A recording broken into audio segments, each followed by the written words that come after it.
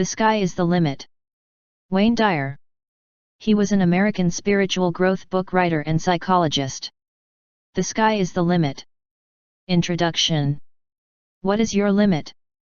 From time to time, you will hear a person, to whom the third, fourth, or fifth drink is offered in a cocktail party, "No thanks, I have reached the limit."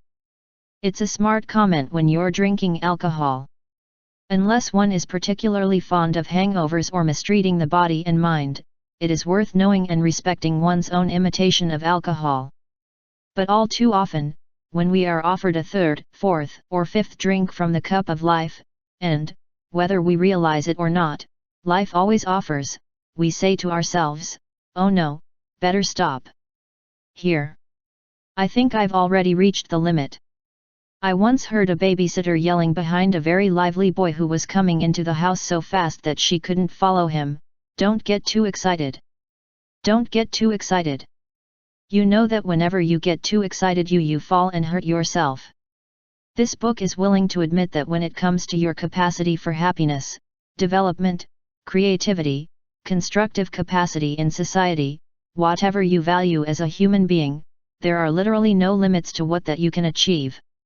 Of course, if you want to do something that no human can do, if you want to jump off a cliff, without a glider, and fly, you're out of luck. But this book is also about how you can achieve all that is possible for a human being, and also what you want to be, versus what others or society as a whole requires you to be.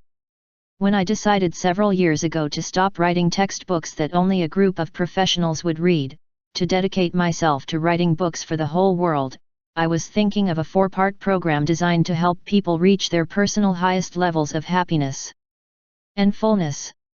I believed then, and I still believe today, that most people go through unnecessary tribulations in life, because they do not know how to handle their emotions and have become convinced of a lot of psychological nonsense, such as that nobody is healthy psychologically, we're really all a bit neurotic, or your personal problems are the result of deeply rooted character traits, formed in the distant past, and it would take years of treatment to eliminate them.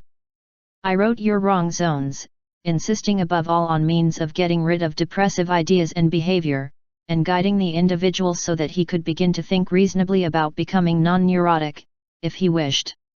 My second book, Avoid Being Used, gradually went on to indicate the means of confronting people who wanted to manipulate or make a victim of you, people who may not have eliminated their own wrong zones, so they may believe that they have to demonstrate your own worth through your ability to put you down. As the fact that you allow yourself to fall into the traps of another is, in its way, a wrong zone as well defined as any of those addressed in Your Wrong Zones, we have to combine the image of the person who has eliminated their zone's erroneous personal looming of the person who avoids being used, to compose the image of the person without erroneous zones, that is, a person she. But, already when I began to write Your Wrong Zones, I had planned to write a definitive book for the individual, indicating how to go much further from the she state, as defined in the first 2 works. There are many more things in life than simply learning to solve your own problems and confront potential manipulators, to manage your own emotions, and to trust yourself. Every individual is inherently capable of reaching dizzying heights of happiness and fulfillment. The main barrier that prevents most of them from reaching them seems to be fear, the fear that this height will give them vertigo and prevent them from rooting more firmly in the ground, despite the fact that it is what actually happens, as they will see in the following pages. In our society there seems to be a general fear of flying too close to the sun, of getting too much and then losing it, to become too happy and then sink. This infects not only individuals but the entire species. When we consider the ability of human beings to live in peace, in harmony, productively with joy even, and then consider the world as it is, the comparison is pathetic. And why has the human species reached this situation? For the sole reason that individuals have remained blind to the infinity of their own capacity, and have wasted time trying to become average individuals, in adapting to what is traditionally expected of them, adjusting to the social structures that perpetuate the misery that is today most of the world in which we live.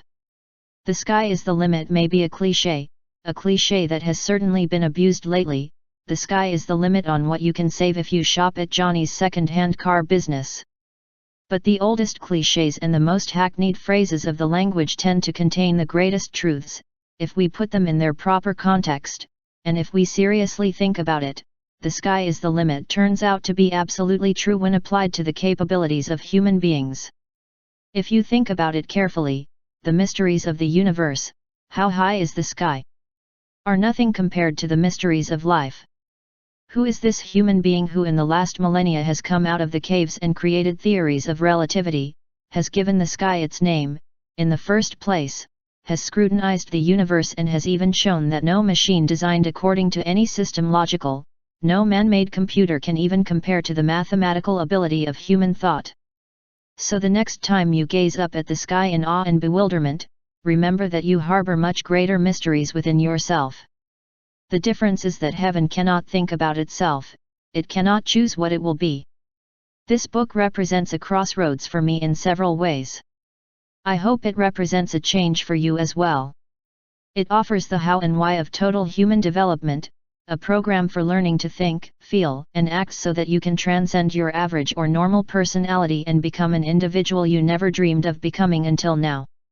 In these pages, I will encourage you to embrace humanistic values and a humanistic lifestyle that will not only turn your life into a delight that you will savor day after day, but will bring to you world the creative and imaginative direction it needs to become a more human and perfect place for all of us who inhabit it and for those who will follow us.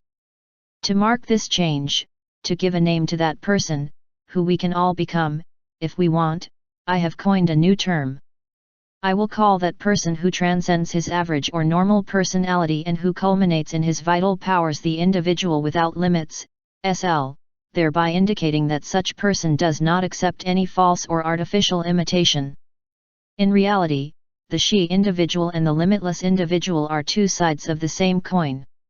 You cannot become a limitless individual without having eliminated your erroneous zones, and if you had eliminated them, if you were an she individual, you are already on the way, or at least on the threshold, of creating a life of fullness. Liberty. In this sense, she and limitless could be used interchangeably. But I usually use she to refer to the bird before taking flight, the individual who has eliminated his wrong areas, but has not yet fully tried his new wings. I usually use no limits to refer to those who already fly through the blue without limit. I hope that you will judge this book attractively original, not only for telling you new things, but in the broader sense of being pregnant with thoughts that will vibrate sensitive chords in you and help you to awaken your own new way of looking at the world and also to itself. But for a book to be truly original, it must be deeply rooted in what the author considers the most vital and fruitful thought of the past. Philosopher friends tell me that it was Aristotle who first thought of defining living things not in terms of what they are at a given moment, but in terms of their powers, or what by nature and in their fullness could become, which is as I think we should all see ourselves, admitting that at any given moment we are truly the best we can be at that moment. You can be perfect. Unfortunately, the idea of investigating humanity's unlimited capacity for greatness has not exactly dominated in contemporary society, and so the roots of this book are deeply embedded in the work of a few exceptional and atypical thinkers, more than in the numerous writings of those included in the general current of what today passes through psychology and philosophy. Among the significant thinkers who influenced my own training, the most important of all is by far the late Dr. Abraham Maslow, who devoted much of his life to the study of what he called self-actualization, that is, the highest levels of being or evolution that are within the reach of humanity. Maslow, in an attempt to create what he called a psychology of being, described the qualities that differentiate self-actualized individuals from others. To build the image of the limitless personality, I have adopted or adapted some of Maslow's self-actualizing qualities, and I have dedicated this book to his memory because of how much I admire his innovative spirit. Maslow wanted to study humanity from a different perspective. He was convinced that the great achievers had to be studied and learned from their example, instead of confining psychology to the study of disease and minimum levels, and ending up looking at human beings only from the point of view of the flaws of his psyche. Maslow believed in the greatness of humanity. I also believe in it. While doing research to compose this book, and in writing to it, I have worked primarily to make the work of Maslow and other related thinkers in the humanities much more accessible and assimilable for all. I am convinced that we can all reach a high level of human development, that we can all become self-actualized, we can become limitless people, if we strive to achieve it. It all depends on what we decide to do. No one is superior to another by nature, and consequently anyone who wants to can make big decisions and be truly a human being. In writing this book I have urged not only how to become a limitless person, but also why. Too often those who do research in the field of psychology fall short in explaining specifically what the individual can do to reach their highest levels of human capacity and wholeness. Speculation and philosophical considerations abound, but there is not enough specific research to determine where we want and how we can get there. I have tried to fill this research gap with this book.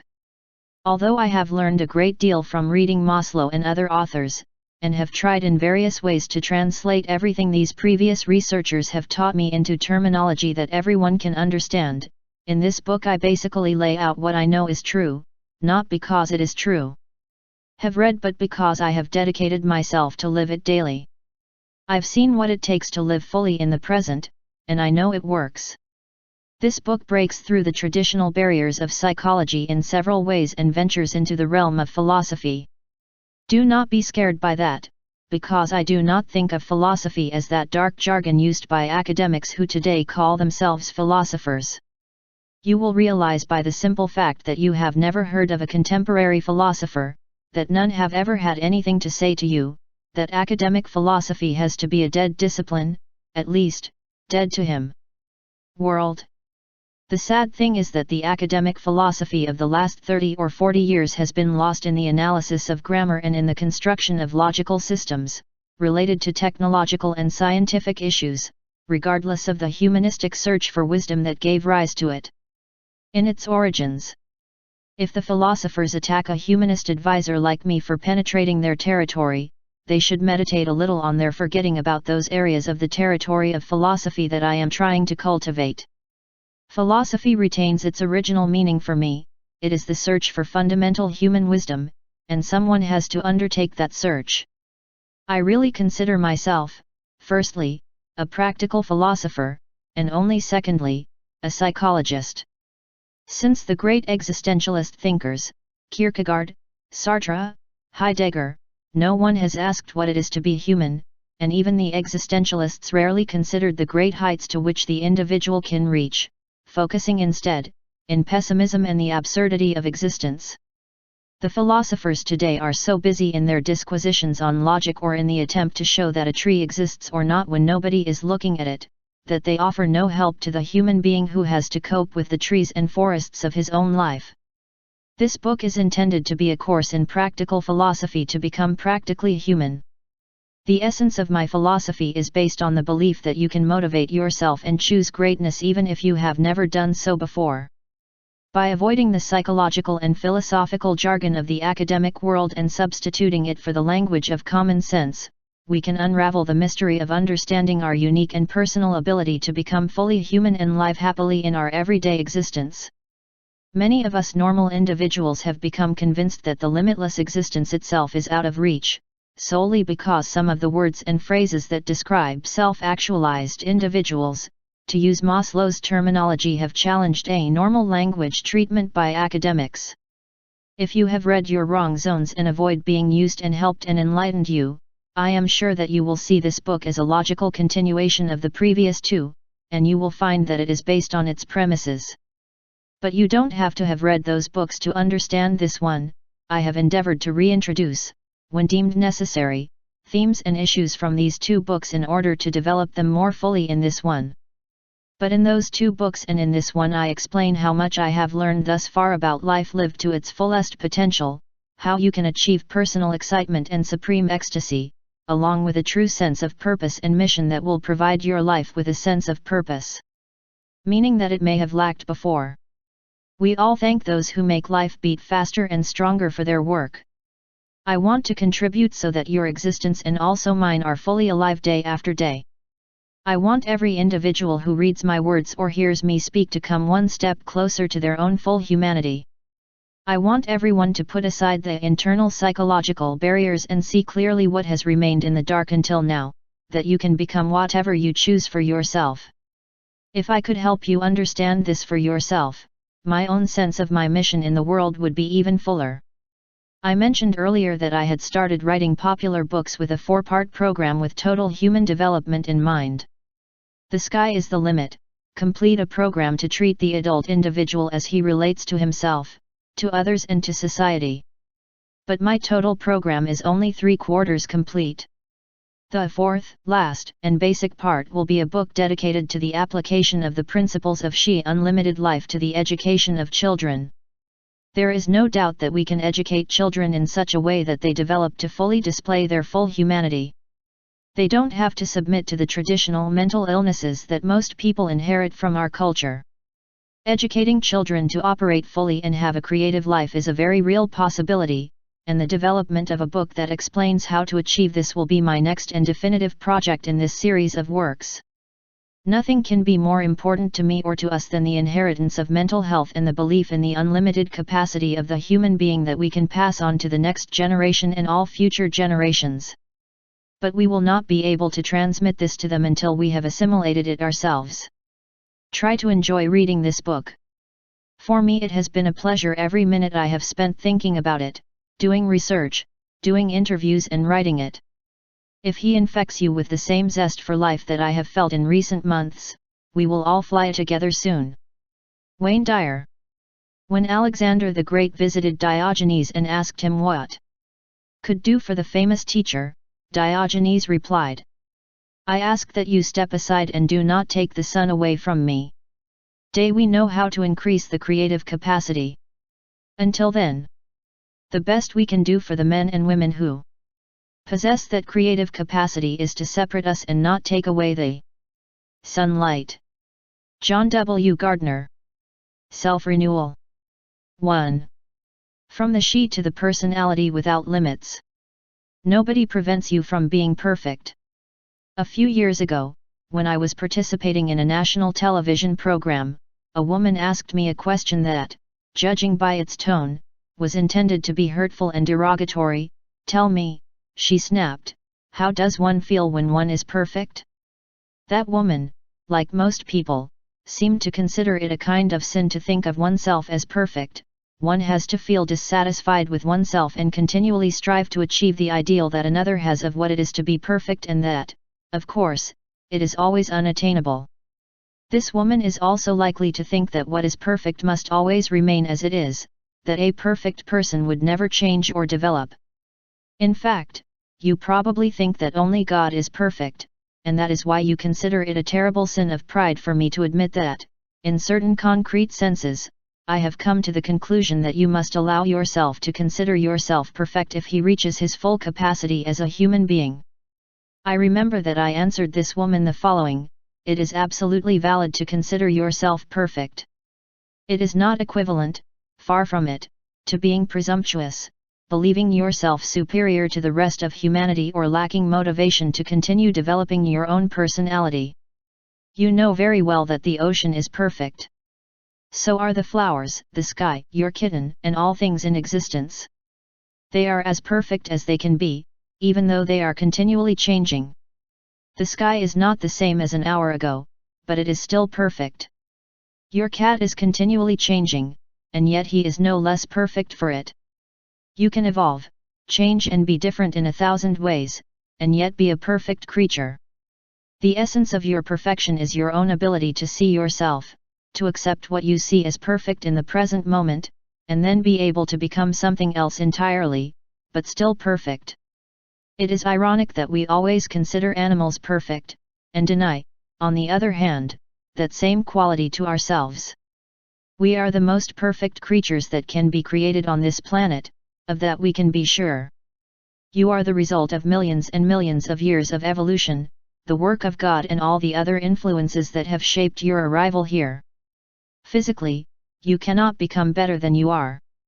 Your body and mind, if you want to differentiate them, are nature's most perfect models to date to ensure the survival and perfection of a living species on Earth.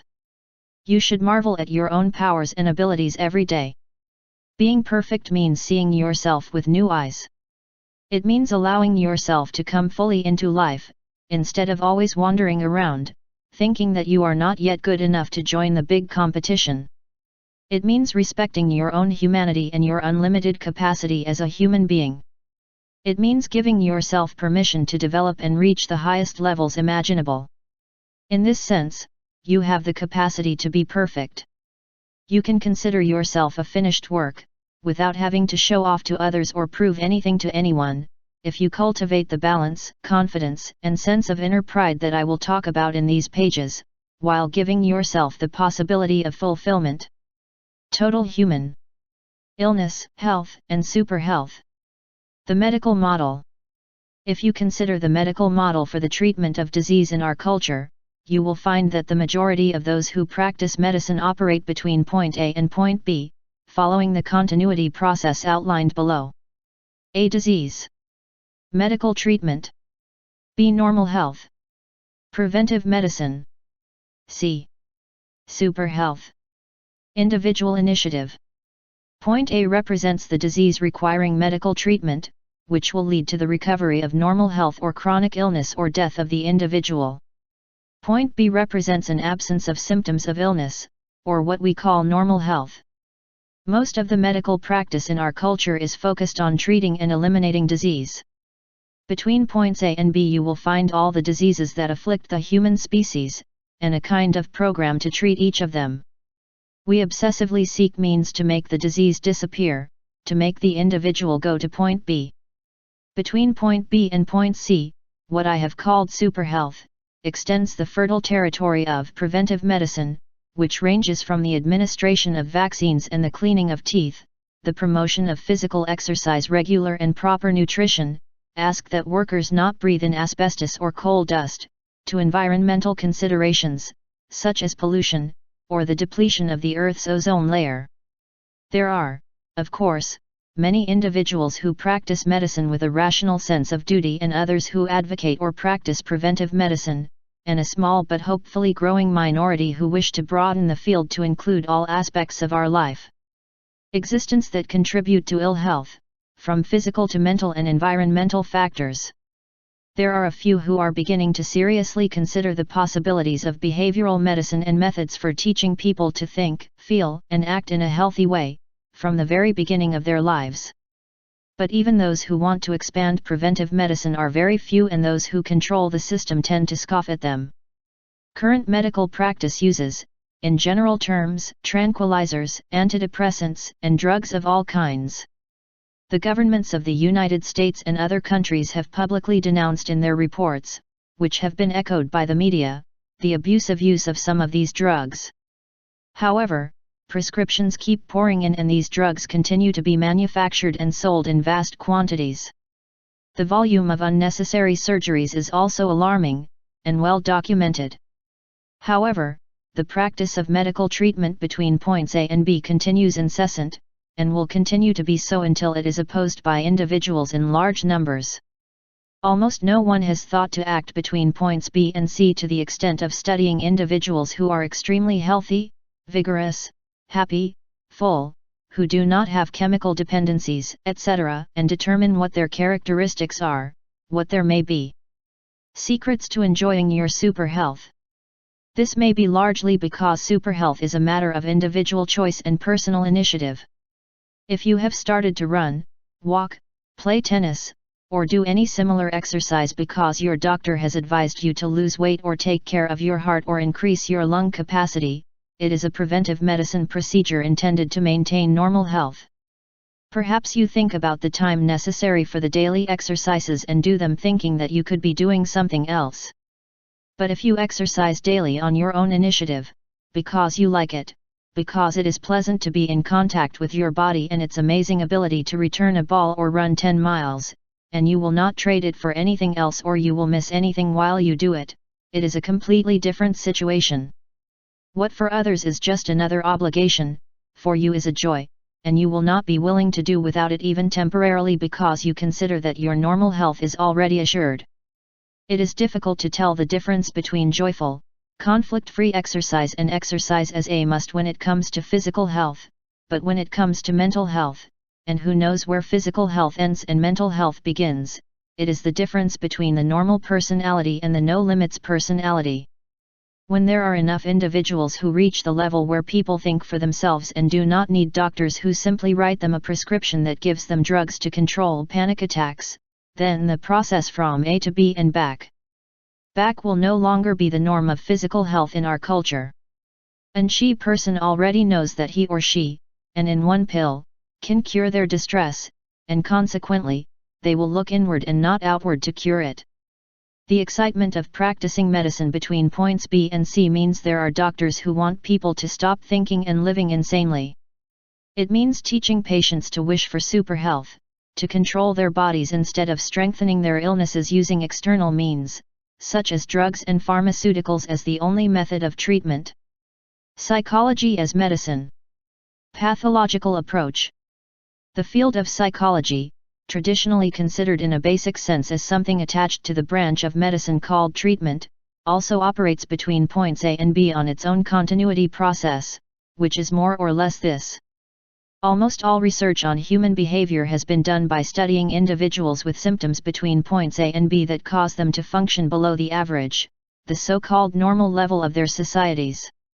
Psychologists, with the notable exception of some rebels like Maslow, have traditionally focused on neurotic symptoms, depression, and the absence of clinical psychological illness as a sign of normalcy. They have written extensively about poor mental health, but very little about achieving mental health. They have written a lot about the need to exert yourself, but almost nothing about ever getting anywhere.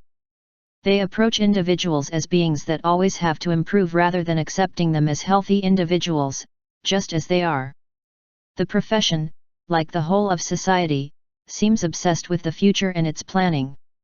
Not the slightest attention is paid to the present or how to enjoy it.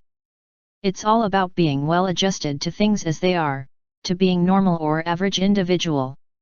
Virtually no attention is paid to the innate capacity of every human being for greatness. Psychology studies those with almost all symptoms, and then creates a theory of why individuals behave as they do, based on the absence of such clinical symptoms, as the ideal target for everything. Psychologists analyze those who manage to continue pulling, do not get entangled in problems and function, even if they do not have the slightest inner peace, and use them as the model that we all have to emulate. There are other dimensions, more exciting and more significant, to the study of human beings. Why not take a look at the happiest, the most successful, the most creative, the most constructive, and the most productive individuals in our midst and see what we can learn from them before making generalizations about what we do? It's possible. Your examples would help provide fertile guidelines that we could all follow. This would be the positive approach to psychology, and yet there seems to be widespread resistance to it. Maslow used greatness analysis in his research on self-actualization, but although he made important insights, his proposals are largely ignored in current psychological practice, in part because there is no reliable statistical data to support your investigations. But the fact is, there can be no hard statistical data that is fundamental to the study of human greatness. In principle, it is impossible to predict where or to explain how genius, imagination, or creativity will emerge in the world. There is no formula for coming up with original theories or for creating original works of art. It would be absurd to try to apply the measuring instruments of science and calculations to the study of human capacity in the first place. We can, of course, generalize about the type of upbringing, education, and environmental environment that favor the appearance of she individuals, what types of influences, attitudes, and options create individuals without limits. But these judgments are profoundly subjective, for they are based on an attempt to understand the inner workings of the great intelligences, and Maslow undertook that task in the only possible and legitimate way, using his best common sense to interpret what he read and I heard and felt and saw, the same approach that I take in this book. In any case, today's social scientists seldom venture outside the fields of study where data can be quantified, where everything can be assigned numbers, and graphs and maps can be drawn. So they continue their statistical research, filling in the blanks on their yes or no questionnaires, receiving their grants, and writing their research projects and placing them in scholarly publications for other researchers to read. If every individual is unique and constantly changes every day, the only thing that can be said about any social research data is that it corresponds to that group of individuals on that particular day, and, taking into account the tendency of human beings to differentiate and change, it is unlikely that the same results can be obtained if the study is repeated. These scientists do not help human beings to change and become happier and more efficient. On the contrary, like many of their colleagues in medicine, they eternally wander between points A and B, not daring to believe that they could actually be at a point C. You don't have to fall into the trap of plotting your life progress solely between normality and worse. If you are psychologically normal, that is, if you face life as well as anyone, why not consider yourself between points B and C and forget whether or not you are sicker today than yesterday?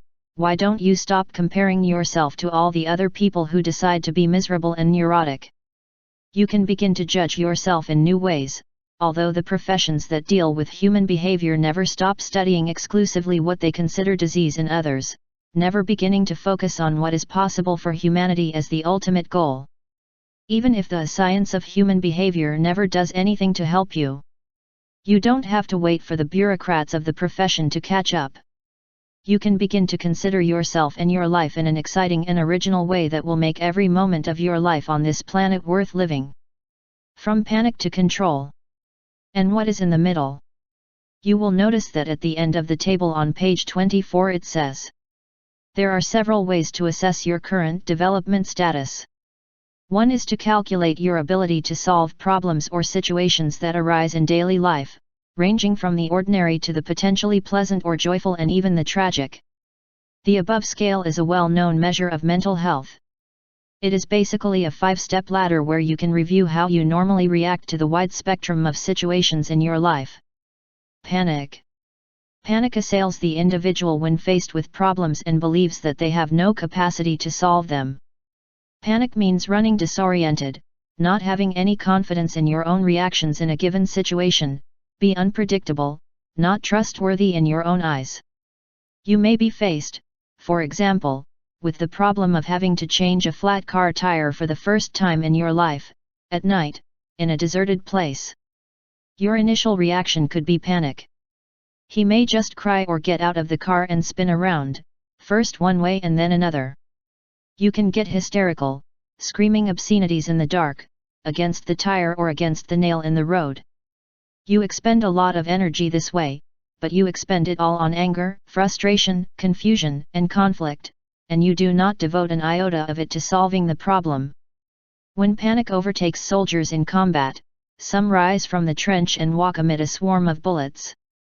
Most individuals who are placed in mental institutions for protective reasons are there because their physical lives are in utter panic and cannot be trusted not to harm themselves or others. Their behavior is uncontrollable and unpredictable. We all have panic at some point in our life, especially when we find ourselves in a strange environment and faced with problems that we have never solved. The key to whether we are totally immobilized is how long we are dominated by panic and how often it occurs. If you stub your toe at night and scream and jump around the house on your feet, take a few minutes. If you even hit the walls, this is close to panic, but not serious. Actually, it is a natural reaction, because you are not immobilized in front of a problem that demands attention. You cannot hit your foot. The only thing you can do is wait for the pain to go away. But, of course, if you continue to scream uncontrollably 3 weeks later, if you accuse your family of deliberately moving the furniture with which you hit, if you continue to harass objects and people long after the pain has disappeared, it is certainly you are a candidate for hospitalization, because your panic has lasted too long and has taken on extreme tones. Some people spend their lives plagued by a sense of panic about their jobs, relationships, financial woes, and many other problems. They wander from one problem to another, never knowing exactly what to do or how to react, with a kind of continuous whirlwind inside them. If you find yourself in this situation, know that you can only scroll in one direction, up. Inertia.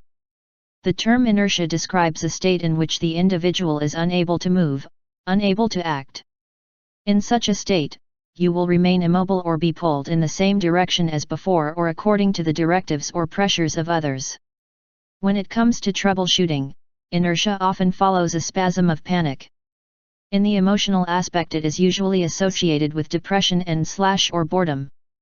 If the depression is chronic and deep, or the boredom is existential, that is, it is not boredom or boredom with this or that situation or activity, but with life in general, it can lead to psychosis and/or suicide.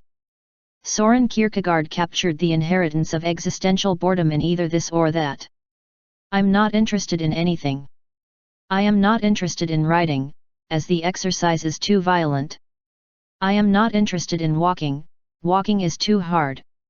I'm not interested in lying down, well, I should lie down, and I'm not interested in doing it, or should I get up again, and I'm not interested.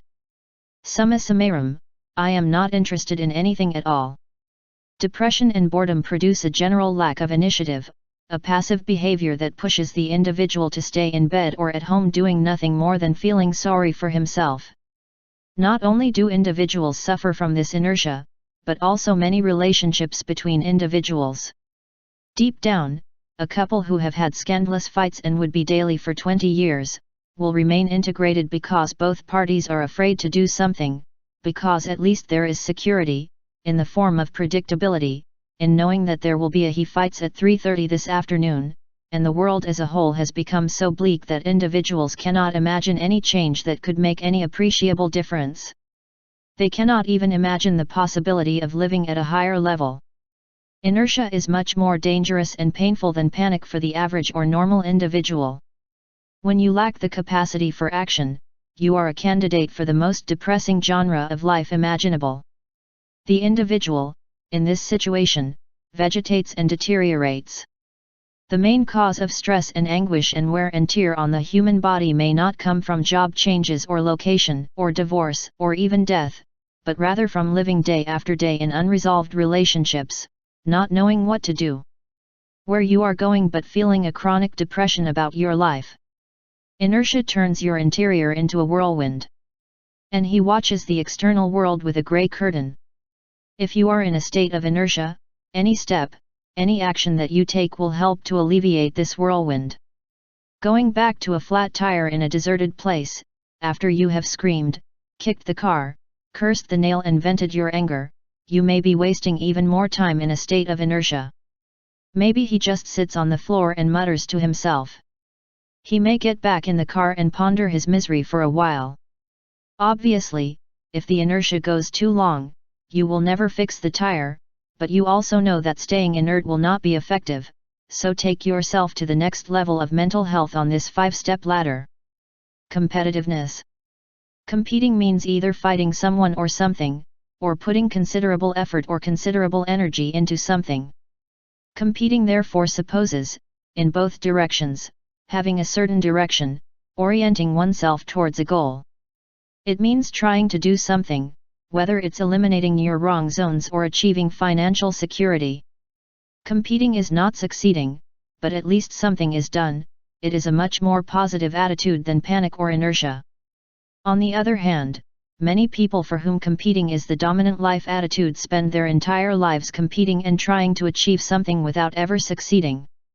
Chronic or compulsive competition involves constant hustle and bustle and continually future-oriented living. And it may very well keep you always swinging from task to task, unable to enjoy the present because you are always considering the next goal, without fully activating a large part of your life. Many adults and young people suffer from this compulsion, this urge disease, to a serious degree. It essentially means running after something that will always elude you. There must be periodic moments in your life when you are here, when you have arrived, when you are able to enjoy the moment. But that is impossible for some. Some of these perennial competitors can't even enjoy a vacation.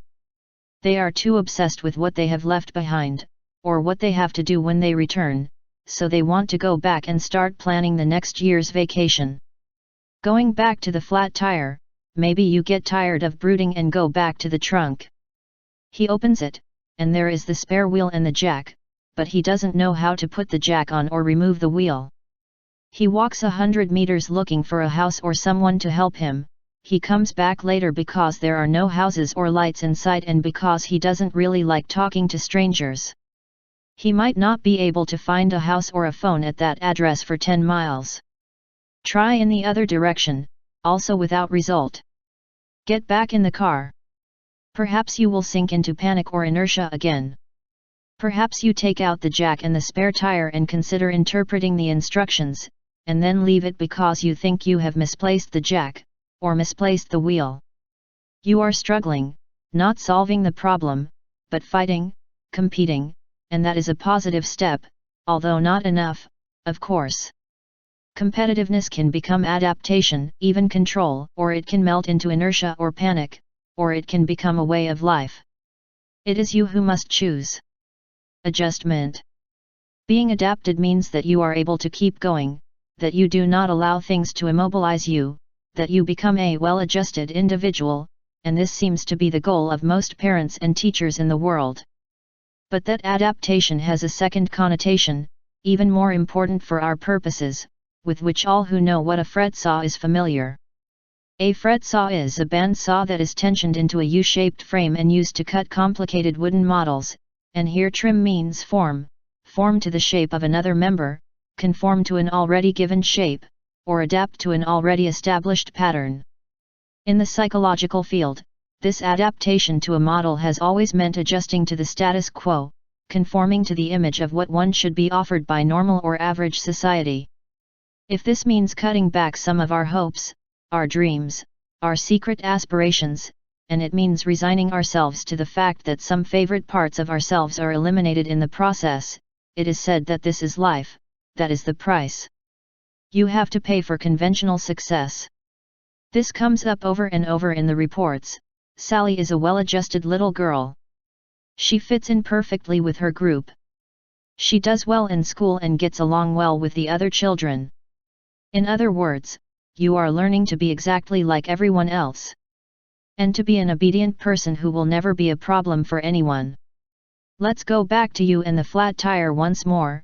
If you face the situation, you may not be able to fix the tire completely, but at least you will not be immobilized, you will not panic about the problem.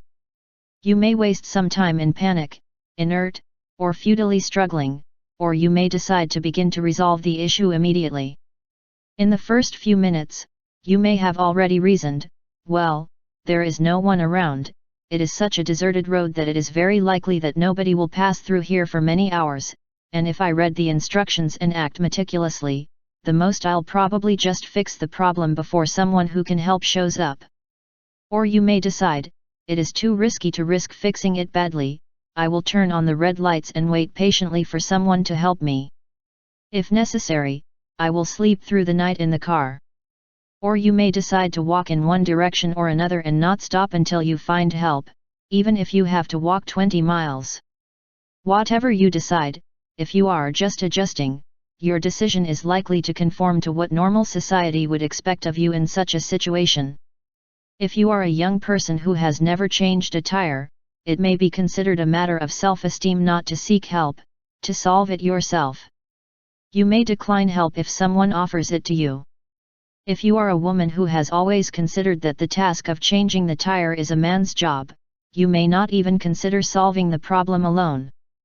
She will seek male help or wait for a man to appear, or perhaps she is afraid that a certain type of man will appear. You may be so skilled that you lack wrong zones in this situation.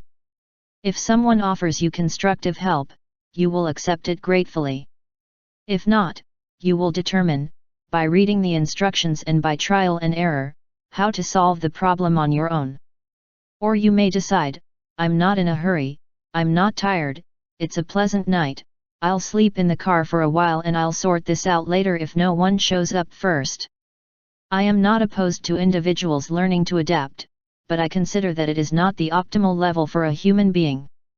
This level is too often considered the highest on the ladder of human capacity, when in fact it is still miles and miles from the maximum height, if there really is maximum height. You have heard many times about learning to adapt. Psychologists in America often talk endlessly about teaching people to cope with their problems, which means avoiding them according to conventional forms of adaptation. Although there is no doubt that it is better to adapt than not to adapt, mere adaptation is a far cry from authentic mastery or control of oneself in life situations, and even further from true fulfillment, which involves change, not adaptation. In the broader psychological sense that includes the entire life of the individual, why should the individual learn only to adapt, to adjust to the problems or diseases of the world? Adapting means just continuing, not allowing things to immobilize you, and becoming a well-adjusted individual, which seems to be the goal that most parents, teachers, political leaders, and other authority figures in our world have set for us. To others.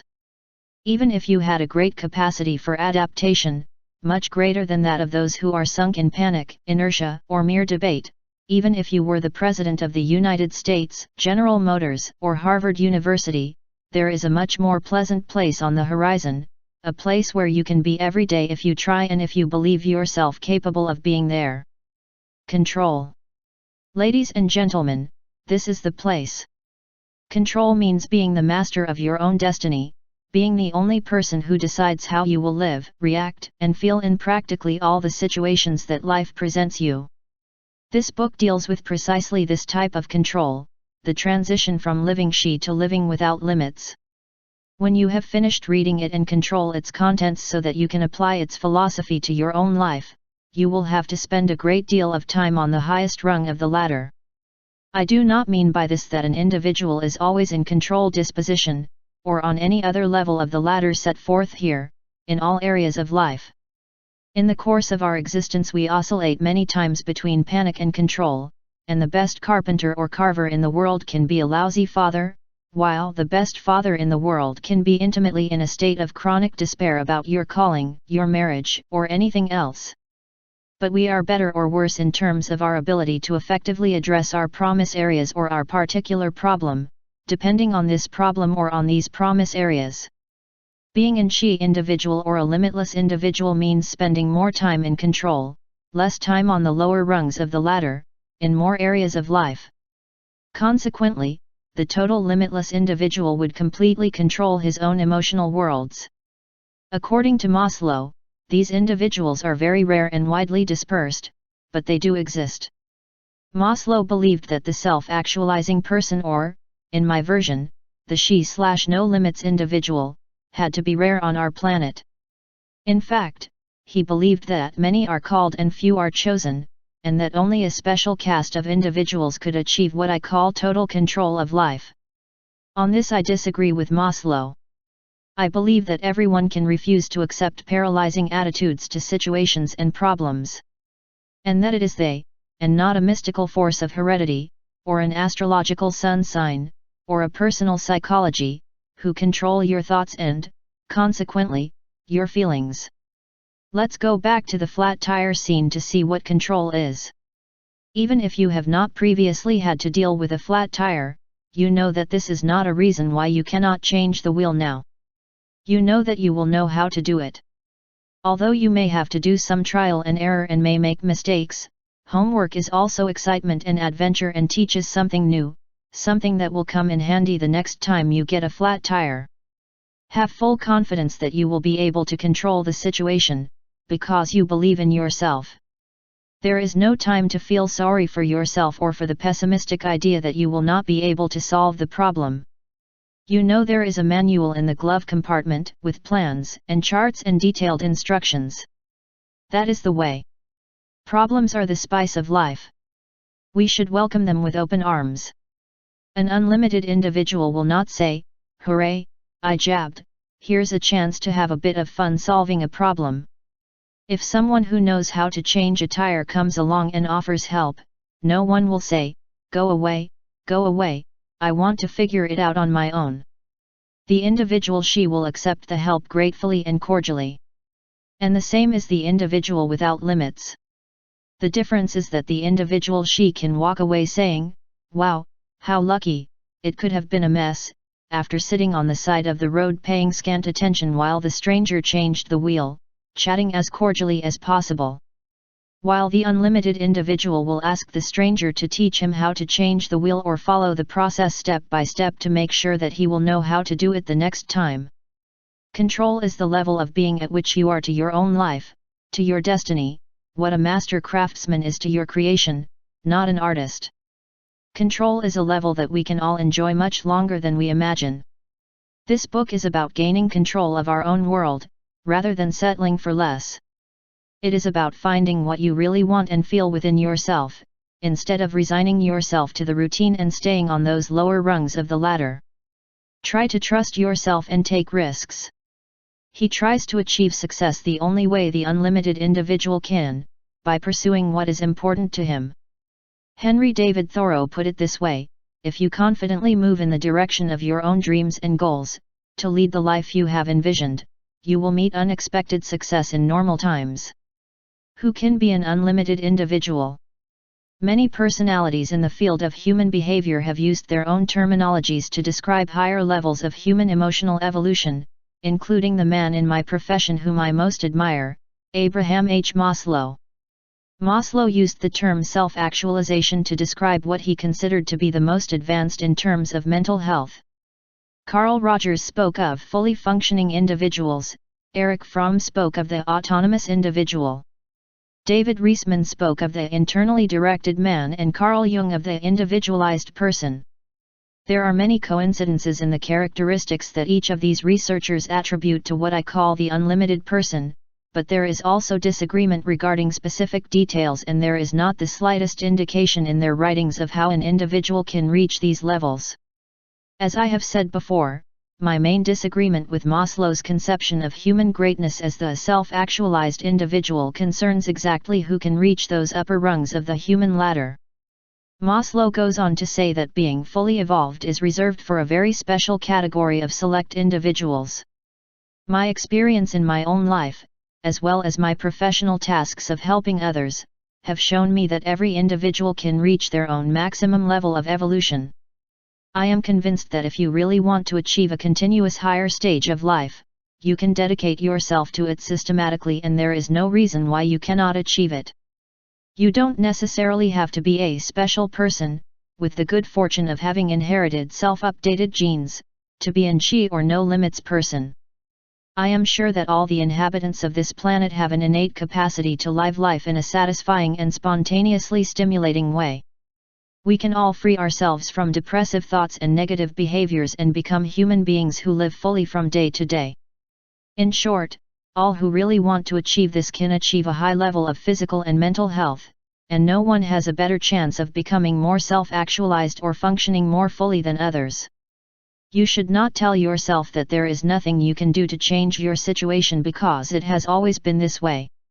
You do not have to tell yourself that you cannot really change or that it is almost impossible for you to reach a higher stage of existence because you are excessively enclosed in your habits.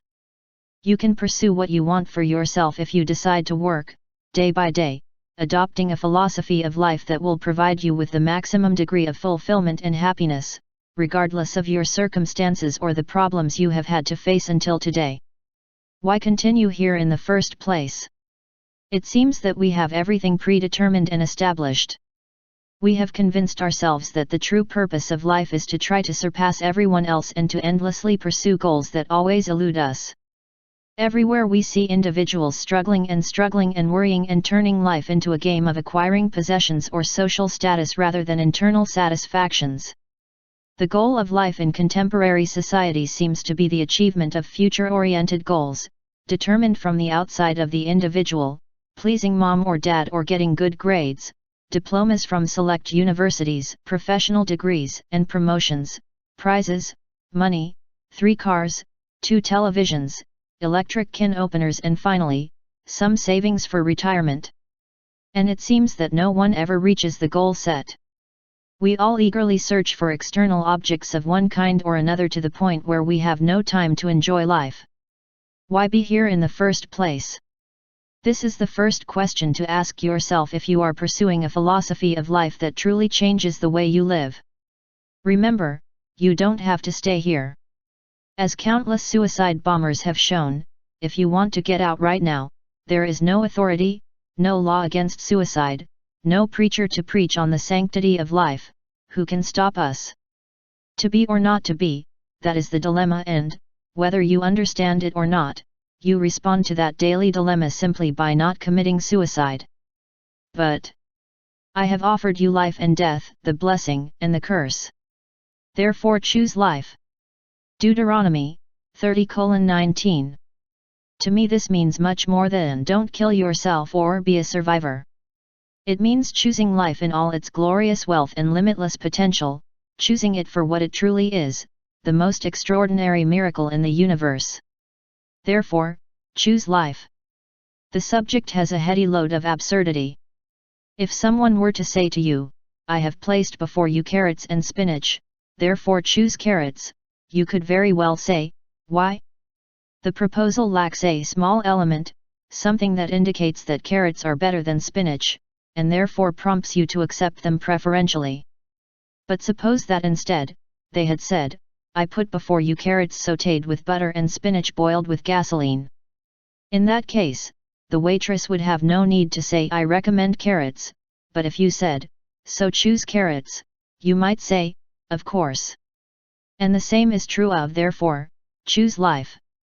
A living being has only to know the difference between life and death, which only adult human beings seem capable of forgetting, in order to know what is better. The really important thing about the biblical passage, in my opinion, is that only adult human beings are offered the choice between life and death. We are the only beings on earth capable of saying to ourselves, some lives are simply not worth living. Mine is one of them, therefore I choose death. But with this added value to adult human consciousness comes an even greater dividend, because it has added a dimension to our ability to appreciate life. Perhaps the deepest meaning of the biblical passage is, only you are able to measure the full difference between life and death, because only you have a vision of the full options of life. The future of all life on earth has been placed in your hands. Therefore, choose life. Relatively few individuals commit physical suicide in a direct, conscious, thoughtful way. These few are the ones who, whether or not they are psychotic, or for whatever reason, I think some have reasons that may be legitimate, have asked, why stay here in the first place? And they have given themselves this answer, there is no solid reason for me anymore. But in the same way that only you can answer, no solid reason, you can also say, all the reasons in the world. And find more reasons to choose life than any other being in the universe, that I know. So if you are slowly committing suicide, or are fully aware that you are not really living, you feel like living dead, you may not be directly choosing death, but you are not really living. Truly choosing life, in other words, you are stranded, like a ship on a reef, between panic and adaptation, and he does not know whether the next time the tide rises it will float or sink. Why stay here in the first place? If you decide to get creative about it, you could list an infinite number of reasons.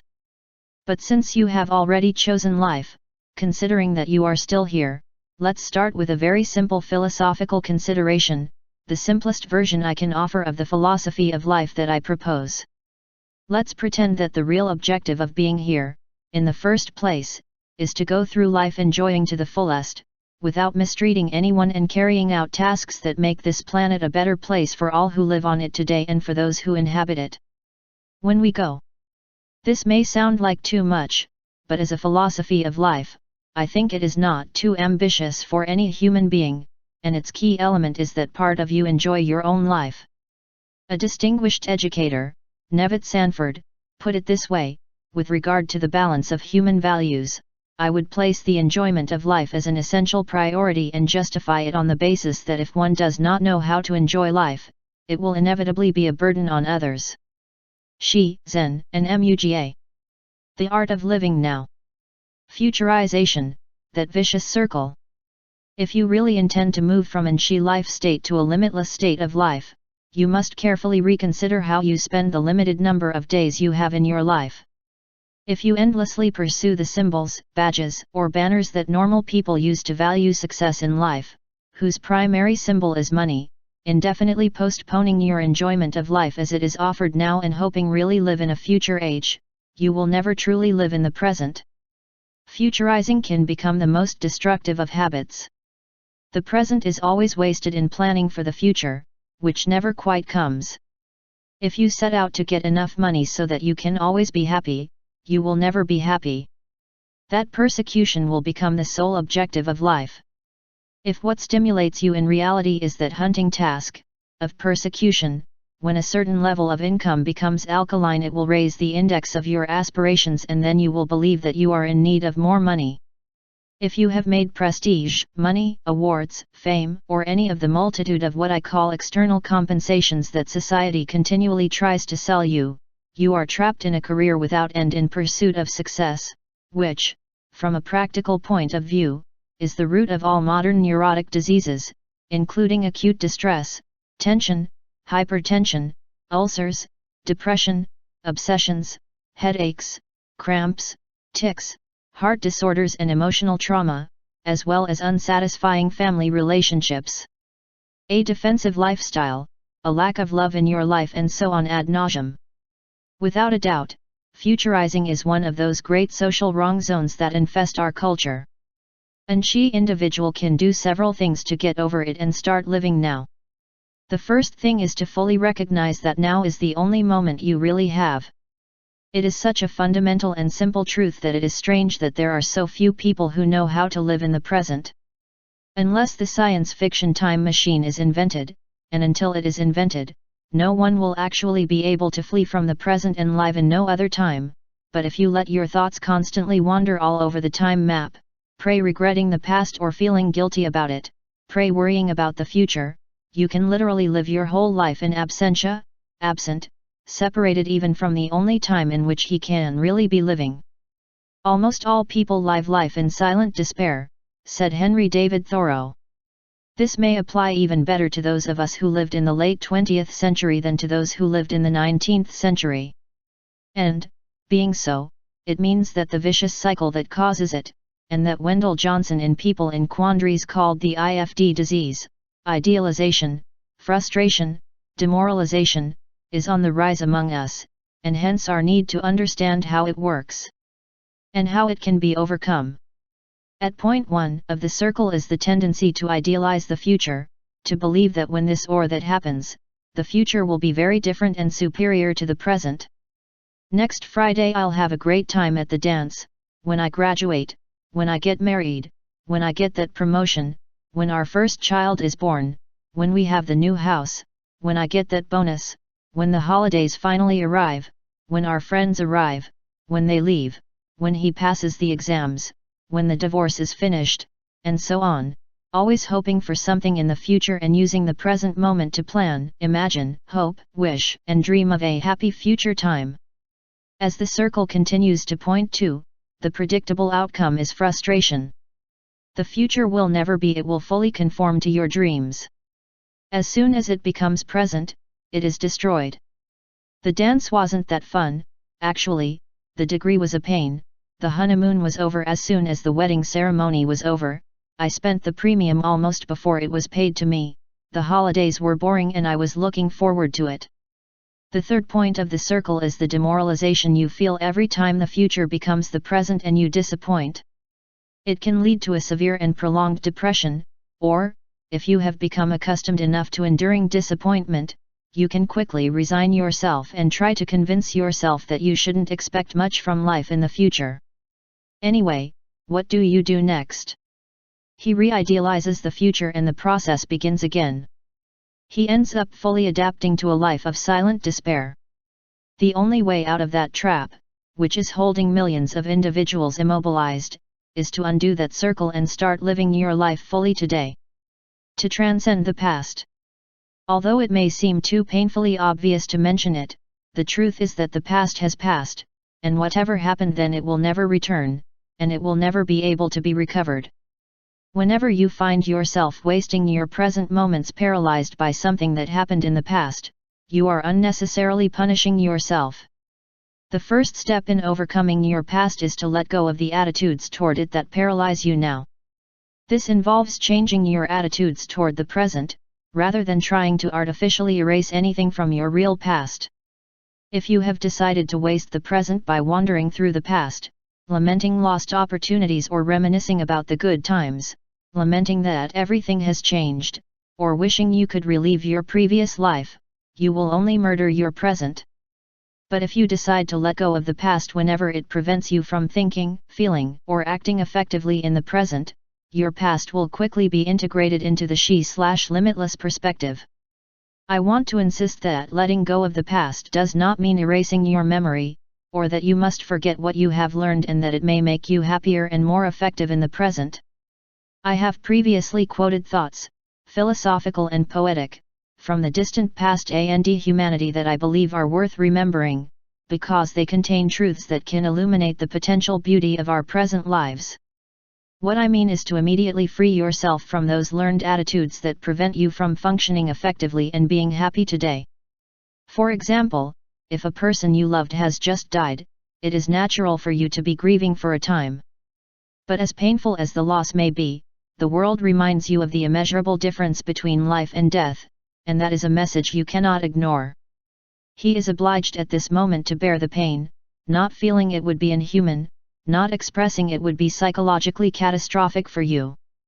But if you were to hold on to that pain indefinitely, if you never allowed it to dissipate and did not go on living in the now, you would be condemning yourself to live eternally in the past, compulsively negative reaction.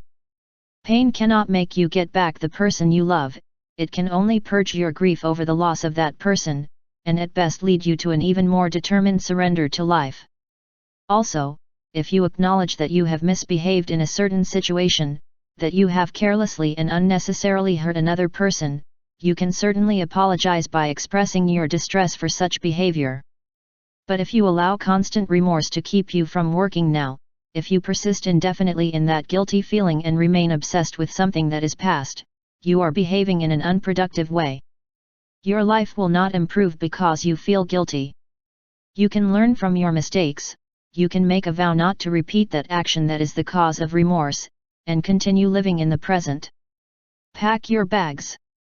Your own life story can be a powerful positive force for you, or it can stand in your way and prevent you from living fully in the present, depending on how you decide to use it now.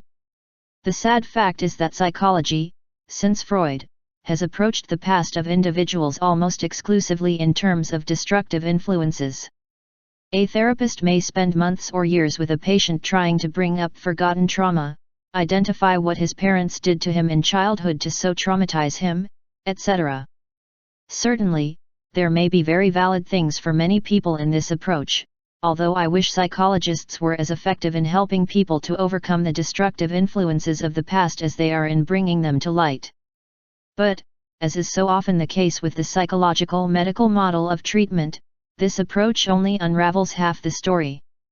Suppose that an individual's father was rigid, domineering, too strict, and that the individual can attribute some of his current wrong zones to that negative influence. It is evident that the individual must eliminate these areas from his consciousness. But does he have to end up hating his father for doing all that to him? Do he have to accuse him for not being perfect? Is that parent to be held accountable for things that only the individual can change?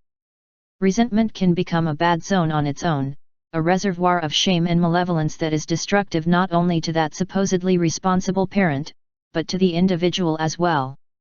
And there is another equally important question that is rarely mentioned: what specific values have you received from your father? Maybe your father often took you fishing, maybe he taught you how to fish, and you still like to do it. Do you remember your father with love and affection when you have fun fishing today? Perhaps parental stiffness encompassed an utterly generous devotion to personal honesty, and perhaps it will instill it in you. Perhaps a childhood friend is in jail today for having fallen victim to the temptation to go outside of the law a bit, but you know that this will never happen to you because, for some reason, such temptations never surface in your mind. Your basic honesty is the pride of your life. I would pay any price to keep it, and that no one dares to question it or attack it, because it will collide with an impregnable fortress. Well, who taught you to build that fortress? If you really want to become a limitless person, looking back to the past must include collecting and appreciating all the wisdom, truthfulness, and beauty, all the sources of inspiration, that the story of your life provided to you. Where will you draw a creative and inspiring philosophy of life, if not from the reserve you have accumulated during your life experiences? To transcend or overcome your past, perhaps you should start by admitting that what's done is done, and dispense with those fixations that have kept you imprisoned in the mirage of yesterday and away from the now. But such a process will undoubtedly culminate when you pack your bags, when you collect from your past everything you really want to take with you. Once you've packed your bags, you only have to take a short bus ride to the present. Shi, Zen, and Muga. Rarely does the art of living fully in the present moment appear in our culture. In fact, we don't even have an ordinary word or constructive phrase for the art of living fully in the present. Existentialist philosophers have used Kierkegaard's concept of immediacy to describe that state in which the individual is in direct contact with his present, a childish state in which nothing hinders his experience of the present moment, nothing, nor regrets for the past nor illusions for the future, media between you and the now in which you live. But too often this immediacy is associated with a childish state in which the individual is unaware of the larger world around him. It is often thought that when one passes from childhood to adulthood, one loses forever this state of innocence, this childlike joy of immediacy, and can never truly regain it. If we believe that we can all live now and decide to look for concrete examples of how to cultivate such art, we have to turn to other cultures that have studied the matter more deeply than we have. The individual who is willing to live now can find an easy bridge to this in Zen. Zen and Shi seek to achieve inner peace by pursuing it in exactly opposite directions. While Zen is based on an intelligence-to-intelligence instruction between teacher and student to achieve satori, awakening, or total awareness of the present moment, Shi addresses the same goal without relying on another teacher than yourself to figure out the way. Zen theoretically leads to absolute peace of mind. Some time ago, Newsweek magazine published an article entitled The Japanese Art of the Moment, which analyzed the system followed by Japanese culture to cultivate that full living in the present moment, the ancient tea ceremony, called chanwoyu. For an instant, there is nothing else in life but the sensation of the bowl and the tea. What the tea drinker actually feels is summed up in the timeless Japanese term mu. In a literal sense, mu means nothing or zero, but much more connotes intense and fixed concentration on the task or immediate pleasure. All distractions are eliminated. In this zero state, thought only focuses on the immediate. What characterizes the Japanese triumph in all the arts is precisely this ability to focus, to make every second, every millimeter, every brush stroke or every line of lines drawn by a pen count. Abraham Maslow said that Japanese culture based on Zen reached a much higher level than Western cultures in the art of living in the present moment. Maslow used the Japanese word muga to describe mindfulness in the present moment, and he defined muga in this way. It is the state in which you do what you are doing with total surrender, without thinking about anything else, without any hesitation, without criticism, doubt, or inhibition of any kind. It is acting in a spontaneous, pure, perfect, and total way, without any type of blockage. This can only be achieved when the self is transcended or forgotten. 1. If you achieve the muga state in any human activity, you will achieve a level of inner peace and personal satisfaction that you may never have experienced. If you are able to learn to focus all your present thoughts on a tennis match, a long career, a sexual experience, a concert, a creative task, or your life's work, you will find that you experience a joy, an ecstasy, coming out of himself, that he had never believed possible.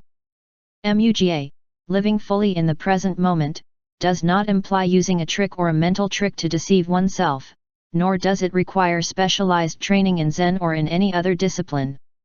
All you have to do is let go of the negative attitudes and behaviors that have kept you from enjoying your present moments for a few of those moments a day. The whole process of incorporation into the present begins with the renunciation of the past and the future in favor of the now, in as many of their life experiences as possible. Live now. Survival, you have to live now. Our lives are very fragile. Like it or not, they can end abruptly at any time without warning. Thousands of individuals die each year in an automobile accident. You may have friends or acquaintances who have died suddenly of heart attacks, or have incurable diseases and have been given 6 months to live. You may have witnessed the bitter irony of death falling on people who seem to have long and promising lives ahead of them.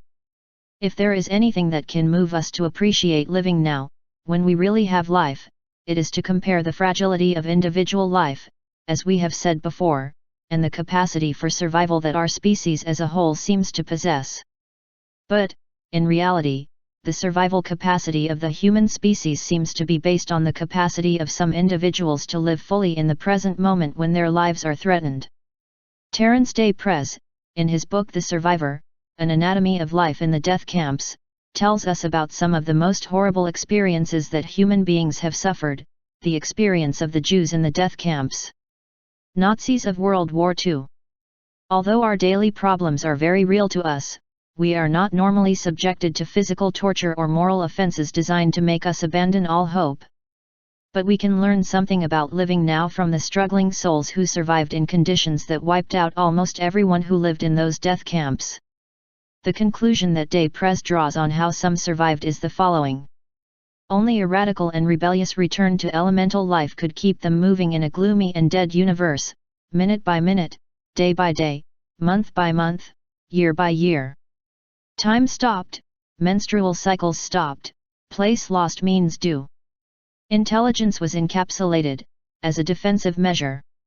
When the need to defend life arises, the natural and spontaneous reaction is to resolve the situation day by day, minute by minute or second by second. The past and the future are fading. The only basis for survival is the present. Day Prez speaks eloquently of those who survived the Holocaust, of the human beings who were locked up like cattle on their way to the slaughterhouse, who suffered years of torture. The survivor managed to be one thanks to the fact that he had vital capacity. Reduced to the condition of a formless protozoan, he struggled and fought at sea. He endured because, abruptly thrown into the biological foundations of life, life seemed worth living.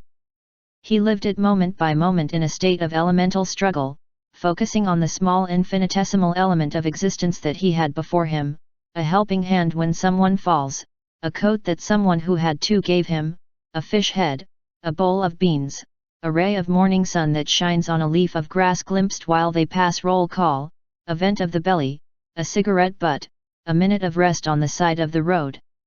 They weren't wonderful consolations, and the survivors weren't some kind of Zen survivors, either. These consolations were millionths of a second of sanity in prolonged insanity. Points of light in a long darkness. It seems that those who did not survive when they still had a chance were the ones unable to take refuge in the total primitivism of the present and, consequently, considered life pleasant and preferred death normal, living now sometimes. If you really want to remember what it is really like to live in the present, fully absorbed by what is going on at this particular moment, look at young children. A young child can follow an insect for 10 minutes, forgetting everything but the insect's fascinating shape, its color, its movements. When he gets tired of chasing the insect, he can move on to play with a partner and then throw rocks at a tree. Whatever you do, you are absolutely in the present. This same fascination with the present is possible for all of us because we all carry within us a child and a survivor. We have all experienced what we call magic moments in our adult lives, moments that in memory are perfect, glorious, ravishing, beatific, states of total delivery to the present. Often magic moments are related to erotic exchange, and there are those who can experience that magic in sporting events, conferences, concerts. Others can achieve these joys by building a new game room, roaming the woods, or talking to stimulating people. Some women have told me that their most intense moments of MUGA experience occurred during childbirth, or when they first held their newborn child. Some painters have told me about the experience of working long hours at a time with the full fascination of being totally immersed in their work. Other people with well-defined creative outlets have explained to me that they can spend 12 hours working on a sewing machine to make a new garment, or writing a poem or book. We have all experienced that feeling of total surrender to what we are doing, in which the sense of day, time, place, and any other quantitative measure of where we are is lost. We transcend time for a bit. A typical reaction to a MUGA experience is to look back and realize how much time has really passed when in reality we had no sense of time passing. The hours passed as if they were minutes. So lost were we in the present that we actually came to transcend time and space. We all know what it is like to return to total surrender to the present. The problem is that, although we have all experienced what it is like to live now a few times, most of us have had that experience very seldom in our adult lives. The step from living she to living without limits supposes a. Cultivating the art of living now to the point of being able to enter the MUGA state whenever we want, and b. Enter it more and more frequently and for longer periods. I want to insist that living now does not mean refusing to plan for the future, even if it means reducing planning to the minimum possible, or eliminating all planning that is actually a MUGA experience, while planning a vacation, a work project or, actually, whatever you set out to do. As long as you don't put your heart into the trade-offs you're going to provide a predetermined or idealized experience, and instead enjoy your planning task, browsing travel agency brochures, finding out about the places you intend to visit, looking for the place that seems most suitable for you, depending on what it is, an experience now, and not a bet for the future by rejecting the present, even planning can become a pleasure of the present moment. But learning to enter the MUGA state at will and thus increase the MUGA experiences in one's life will require a great deal of self-discipline from most people, a basic remodeling of attitudes and ideas. Commitment. The final stage of living in the moment supposes the practical realization of that objective, the commitment to surrender to the task. The French existentialists had a term to express it: engage. It means being engaged in something that has such deep meaning for the individual that the more deeply he allows himself to dedicate himself to it, the more creative he will allow himself to be in its pursuit, the more internal resources he will devote to working at it, the more he will now live. Individual. My personal experience has shown me that my work, counseling, books, lectures, actions in defense of what I believe to be the best in the field of mental health, has been the most constant force, the basic motor of my own personal dynamics, which has pushed me the most to become a limitless person. I will talk later about the importance of meaning and purpose in life without limits. But now I want to emphasize that living now in one's own job, career, vocation, profession, or whatever you want to call the way you spend the essence of your days, is usually, not always is, basic to achieve a unlimited existence level. That is, if you have not found a way to fulfill your vocation, it is very likely that you feel bored, frustrated, depressed. You may have found a way to make up for the lack of content in your 9-to-5 job by finding purpose, content, and commitment in the roles you play in your off hours. In a hobby, which is an activity independent of your vocation that takes you out of your primary task and provides you with enjoyment and satisfaction, like a hobby, a few hours volunteer work, or whatever. Robert Frost, one of the great limitless poets of this century, perfectly expressed the ideal of uniting what one loves to what one works on, despite what their separation may render. My goal in life is to unite my hobby and my vocation. Just as envision the two eyes merge. Only where need and love meet. And work has deadly interests. It really is created for heaven and for the future. 1. However, it is clear that not everyone can be lucky enough to actually get the job they want to do. You may like animals and want to get high by helping a vet, but perhaps no vet within 100 miles needs a helper. You may have to settle for something else, at least temporarily. If you do, can you afford to waste time at your job hating it and futurizing when you get the job you really want to do? Of course not, but, fortunately, the union of vocation and hobby and the achievement of that commitment in your work depends as much on your ability to love what you do as on your ability to do what you love. If you have cultivated enough the art of living now, can find meaning, excitement and fulfillment in any work. Why is one garbage man surly, slapping the bins angrily and leaving garbage on the sidewalk, while another is always friendly, clean, and tells us, "It is fascinating to see what people throw away." The archaeologist who excavates the garbage piles 1,000 years from now, you're going to have a lot of fun trying to figure out what this is all about, or, they're opening a new recycling center for cans and bottles a few blocks away. Trash, trucks, boss, and pay are the same for both, so judge for yourself and determine why one of them is happy and constructive and the other unhappy and destructive. Although committing ourselves to our vocation is essential to the art of living now for almost everyone, and has prompted many to create our great works of art, achieve our greatest scientific discoveries, and become benefactors of humanity, the limitless person is capable to indulge in virtually everything you can do, from fixing shoes to landing on the moon. I said before that the Shi approaches living now from one direction and that Zen approaches it from the opposite. This is partly because the Shi individual does not rely on any teacher to show him the way, but he just creates his own way.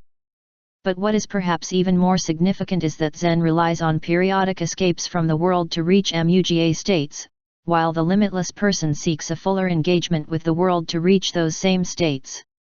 This is not to say that the relief, vigor, and inner peace that Zen meditation provides cannot be externalized to the world. It can and is done, with very healthy results. If the Muga experience, as I have explained it, does not make sense to you, because you have a hard time imagining, or remembering, what it is like to live now, you may want to test whether Zen, yoga, or other Oriental arts of growing Muga can provide you with the ideas and feelings you need to cross the bridge and live without limits. But I believe that Zen is only one of the possible bridges to live now, and that, as a philosophy, it is far from the place we want to reach, back to the world, in all its glory. Commitment. The richness of this concept is such that it ranges from the thought of existentialists to the phenomenon of childbirth.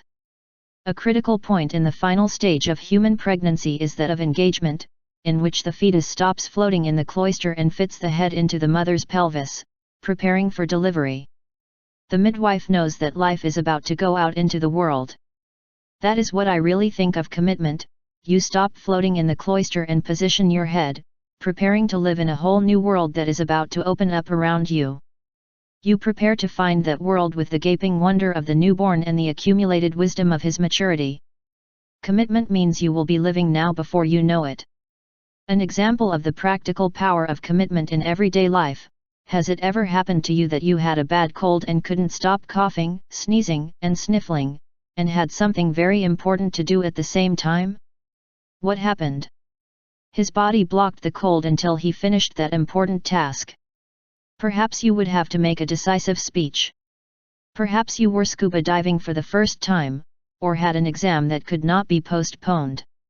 Once the test passed, the cold continued. He had runny nose, cough, sneezed, etc. But while you were fully engaged in your activity, there were no symptoms of a cold. Why? Have you ever noticed how tired you get when you have to do something unpleasant, and that you barely notice fatigue when you are engaged in a challenging project? You can spend days and days getting very little sleep if you are redecorating your home, writing an important book, learning to fly an airplane, or traveling to new and interesting places. And yet you are quickly exhausted when faced with a project that bores you. Why? I think the answer is very simple: when you are creatively devoted to your life, you have no time for sickness or tiredness. In the same way, when you are busy, active, and living your present moments, time seems to pass too quickly. There is, of course, no time for depression or heartbreak. You are carefree even though the background of your life may still be just as real. When I counsel someone with depression, I invariably find that the antidote is some kind of satisfying activity. The final decision is not to tear apart the individual's childhood, to accuse his parents or others of his problems, but to help him find the means to give himself more to life. Busy people rarely have time to inhibit emotional problems. Being too busy can turn into a disease on its own, no doubt, but the bottom line here is that being alive in the present is the most powerful antidote to emotional confusion or depression, and the ability to live in the present. It is, in essence, a skill that you must cultivate in the course of your daily life. If you are, for example, waiting in line for gas, cursing fuel shortages, and increasingly furious at the sheiks of the Middle East, the wiles of the oil companies, and the maneuvers of Washington bureaucracies, you will be chosen the way of wasting this present moment in a useless and negative way. You will continue to wait in line if you choose to, but how you decide to wait is up to you.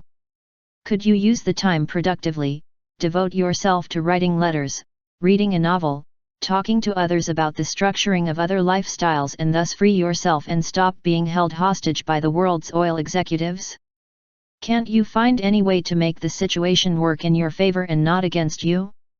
In my personal campaign to cultivate the art of living now, I have discovered that increasing the frequency of my MUGA experiences in recent years depended above all on my becoming more predisposed to abandon the traditional ways in which others believed that I should live my life. I have found that the more freedom I allow myself to experience what is important to me, the more my MUGA periods have been extended. I am much more able to fully focus on sports, when I play sports, what I am doing if I empty my mind of everything else, the office, the book, the client I am going to see in the morning. In order to spend hours enjoying a hectic game of tennis on a warm summer afternoon without worrying about the sweltering temperature, humidity, sweat, fatigue, or any other interference, I need to say to myself, I don't care.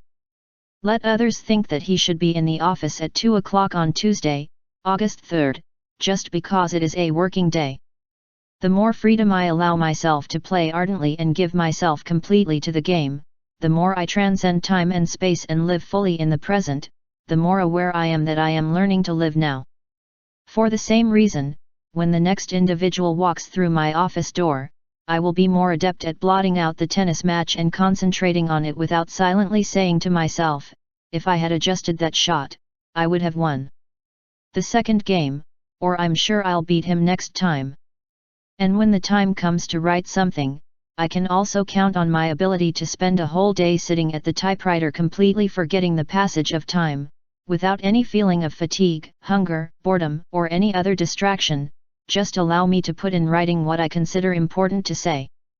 The more I give myself permission to live in the moment and enjoy it without feeling guilty and without judging any other time, the better I feel about the quality of all my work.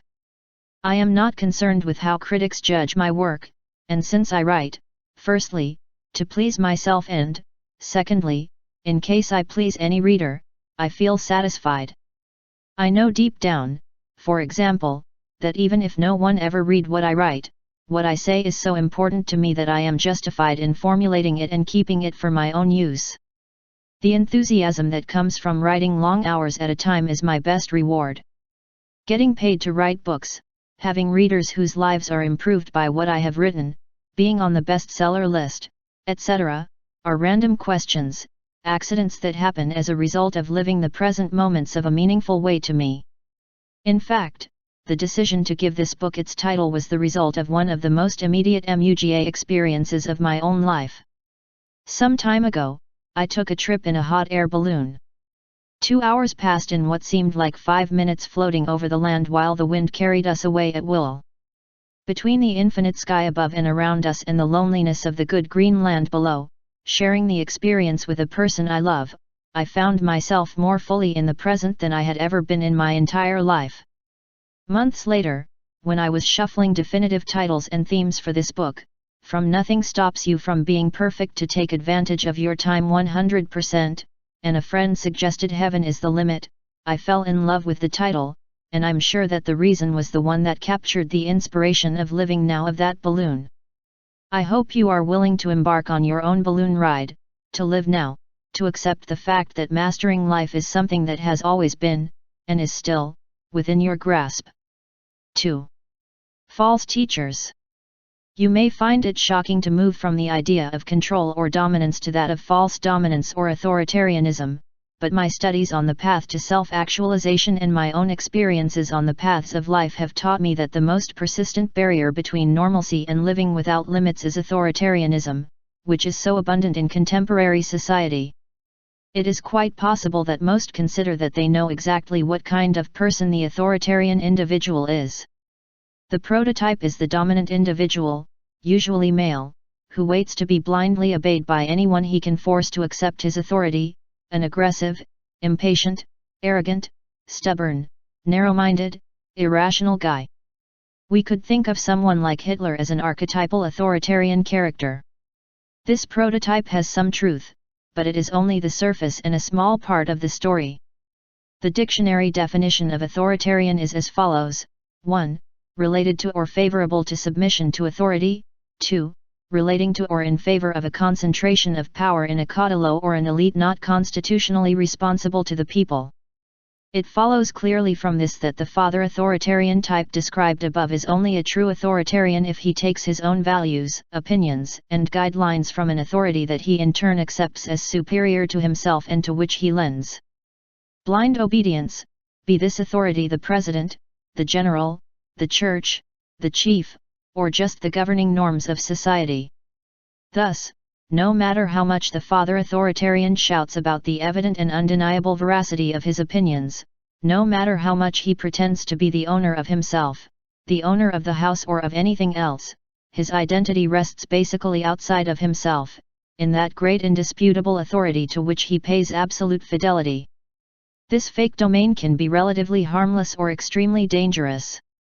In Hitler's Germany, the authoritarian was not Hitler, far from it. The authoritarians were those Germans who blindly followed him and who made authoritarianism possible in the first place. So the parent authoritarian type is the exact opposite of what it sounds like. He is an individual who does not really trust himself, who has a weak personality, and perhaps a hint of paranoia, and who clings to his authoritarian image as a helpless child clings to his mother. And the parent authoritarian or the active authoritarian is obviously only half, or less than half, of the picture. He is nothing without those who blindly follow him, the passive, submissive and, until recently, at least, prototypically feminine counterpart, the ones who accept all his orders and never question what he thinks, the children or the children. Employees or acquaintances whose thoughts you can control. The authoritarian mother, the traditional wife, the one who in most authoritarian societies may even appear to be the property of her husband, may appear in submission the exact opposite of the authoritarian father, and not make her less authoritarian in any sense. To dance a tango you need a partner, and to build an authoritative chain you need several links. It should be clear from what has been said that the authoritarian individual is not necessarily the one with authority. In fact, an individual can be authoritarian precisely because he has no real authority over himself, because he accepts the artificial limits that society sets for him and takes out his frustrations on others. The consideration of authoritarian is normally rejected because the term implies limitation, rigidity, domination of others. But less frequently it is noted that authoritarianism produces the same effects on the original authoritarian and that all who participate in the constraints, rigidity, and dominance are equally authoritarian. I have said before that I consider prevailing authoritarianism the strongest barrier to reaching life without limits in our society. Anyone who is a keen observer of society can see that few individuals think for themselves, but some social scientists have calculated that 75% of the members of our culture, Western civilization, display more authoritarian elements than not authoritarian in their daily life. This should not surprise us, if we consider that parallel statistics generally indicate abysmal states of mental health. I believe that the spectacular increase in cases of chronic depression, nervous breakdowns, family breakdowns, suicides, alcoholism, chemical dependencies, ulcers, hypertension, anxiety, and other illnesses of this type is due, in large part, to internal frustration and the boredom that authoritarianism engenders. As a human being, you were created to think for yourself. His intelligence has to rebel against anguish, his emotions will be governed by the weight of mental chains. If you don't allow yourself the freedom to think with your full and unlimited capacity, you will end up blaming others when things go wrong. By an irony of fate, which makes us more quickly identify our own defects in others, you will blame the authoritarianism of other people, fidelity to various great indisputable authorities, for the problems of the world, and you will not know how to relate to a person who thinks of truth freely if you meet her. In fact, it will be the free and serious thinker that you most quickly condemn as authoritarian, for having the audacity, the pride, or whatever, to support your position in life basically on your own judgment. On what authority do you think that? Just your own? Bah, that means very little. If authoritarianism is as immense a social wrong zone as I believe, we will have no choice but to transcend it in order to shape and cheese society, to even begin to fully develop our maximum capacities as human beings on a large scale.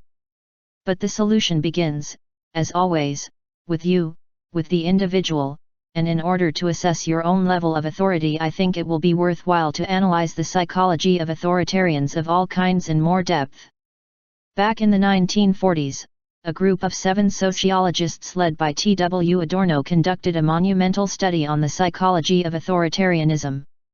The results were published in 1950 in 2 volumes entitled The Authoritarian Personality, nearly 1,000 pages of research, statistical questionnaires and tables, and a wealth of technical findings describing personal characteristics that researchers had found to be related to authoritarianism, which they defined in a very similar way as I have defined them before. Reading this large volume of information is generally limited to university sociology courses, but the content is so important that I think it should be more accessible to all of us, the generality, so I will summarize and interpret it here. The important thing when you read about authoritarianism is that you realize how often you display authoritarian traits, and that you wonder if authoritarianism is actually the predominant element of your character. You may also find it instructive to use the following descriptions of the authoritarian personality as a guide to help you define what in yourself you would like to change, and what you really need to change if you want to become a limitless person. Characteristics of the authoritarian character. Summarizing over 1,000 pages of in-depth research on authoritarian personalities by T.W. Adorno and other authors, and combining their findings with my own observations, I have come to the conclusion that the most significant characteristics of the authoritarian personality are as follows. Intolerance of ambiguity. One of the key traits of authoritarians is that to feel comfortable they need to have things specifically defined. If there is no yes or no answer to every question, no matter how complex the question may be, they show signs of anxiety. Consequently, the authoritarian has little tolerance for individuals who work in intrinsically ambiguous areas, philosophers, artists, social or political thinkers. He insists on knowing exactly where he is going in life and when, and the mysterious, the unknown, and the unknowable are threatening to him. You tend to cling to the safety of habit, and you are often afraid of quitting a job or ending a relationship, not because your best interests dictate it, but because doing so would leave you in a state of insecurity that is too threatening, impossible to bear. As intolerance towards ambiguity supposes an overwhelming need for certainty, whether or not it is false, it leads individuals to superorganize their lives and to demand that others structure their lives in the same way. Authoritarians tend to see themselves as perfectionists, but this is true only in the trivial sense that they need things to be done only one way, and not in the broader sense that they help create a more appropriate environment for everyone to live better. Consequently, authoritarians are easily upset. In fact, they tend to be paralyzed when things are not exactly going their way, which is the way that their authority, whatever that is, says they are to go. One of the favorite phrases of authoritarians is usually, "a place for everything and everything in its place." They cannot adapt to the idea that in this life few things or people are going to stay long where they want them to be. This intolerance of ambiguity manifests itself in the family when the active authoritarian, usually the father, insists that everyone always obey his rules. If the family is playing a game just for fun, the authoritarian usually interrupts to report the slightest violations of the rules according to his own interpretation of the rules, and most of the playtime is devoted to reviewing the rules. Code of standards. In parent-child relationships, parents who cannot bear ambiguity often impose unrealistic expectations on their children, asking, "What are you going to be when you grow up?" When the children are 5 years old, countless conflicts arise about taking care of the house, keeping it clean, and especially your room, because everything that is messy or out of place constitutes an intolerable ambiguity. In reality, the house can only be in one way, and when it is not, it constitutes a source of hostility. Parents with authoritarian tendencies often demand perfection from their children in school, and their children often learn to demand it of themselves. But perfection just means obeying the teachers to the letter and getting A's on all tests without asking difficult or delicate questions, not reading novels under the table when the class is too boring or monotonous, and not asking why there are so many things in school that have to be boring out of necessity in the first place. These same children then learn to make equally irrational demands on themselves, their parents and other family members, and eventually their own children. Those who are especially sensitive to this intolerance of ambiguity are often forced to plan everything, including vacations, budgets to the last penny, and even putting underwear in the closet drawer.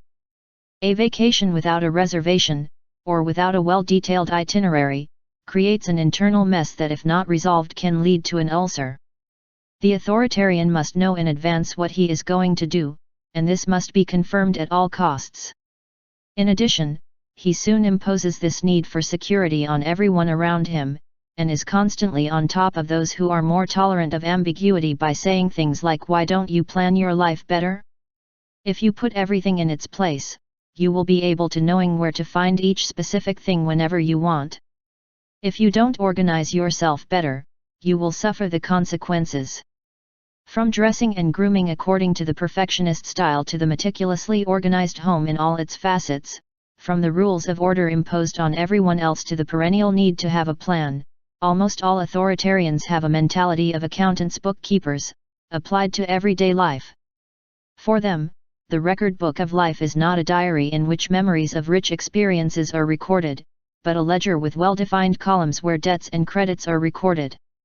The goal of life is to accumulate the annotations in the column of values, in terms of conventional social values, and avoid mistakes that can increase the other column, that of debts.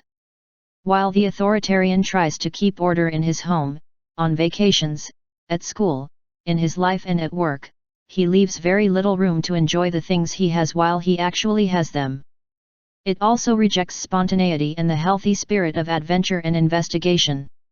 Sexuality is a good example.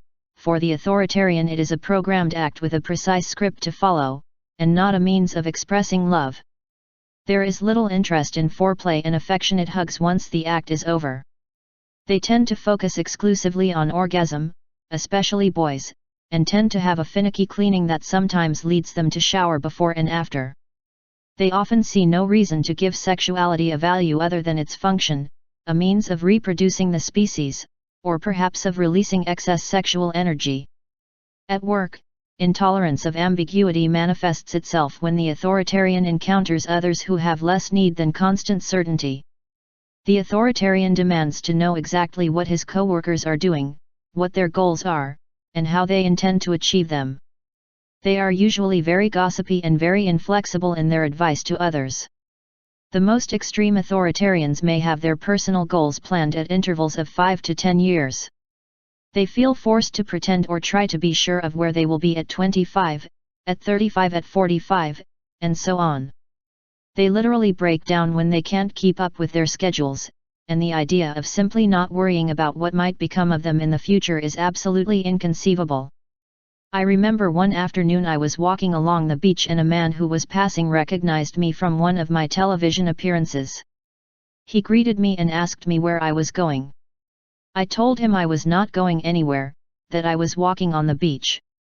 "But how far do you plan to go?" "I wonder." "I don't know," I told him. "I will walk until I no longer feel like walking." "But you will have an idea where it is going, whether it is going to the port or somewhere else," he insisted. "No, I have no idea," I said. That man was perplexed, as if the idea of an aimless walk on the beach made no sense and he was teasing him. How could I take a walk without having a clear idea of the itinerary, how long it would take me to travel it?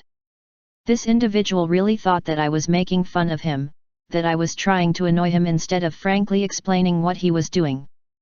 She refused to understand that sometimes just doing something for the simple joy of doing it is much healthier than planning everything down to the last detail and keeping track of every step one goes along the way, and incessantly comparing the results of attempts.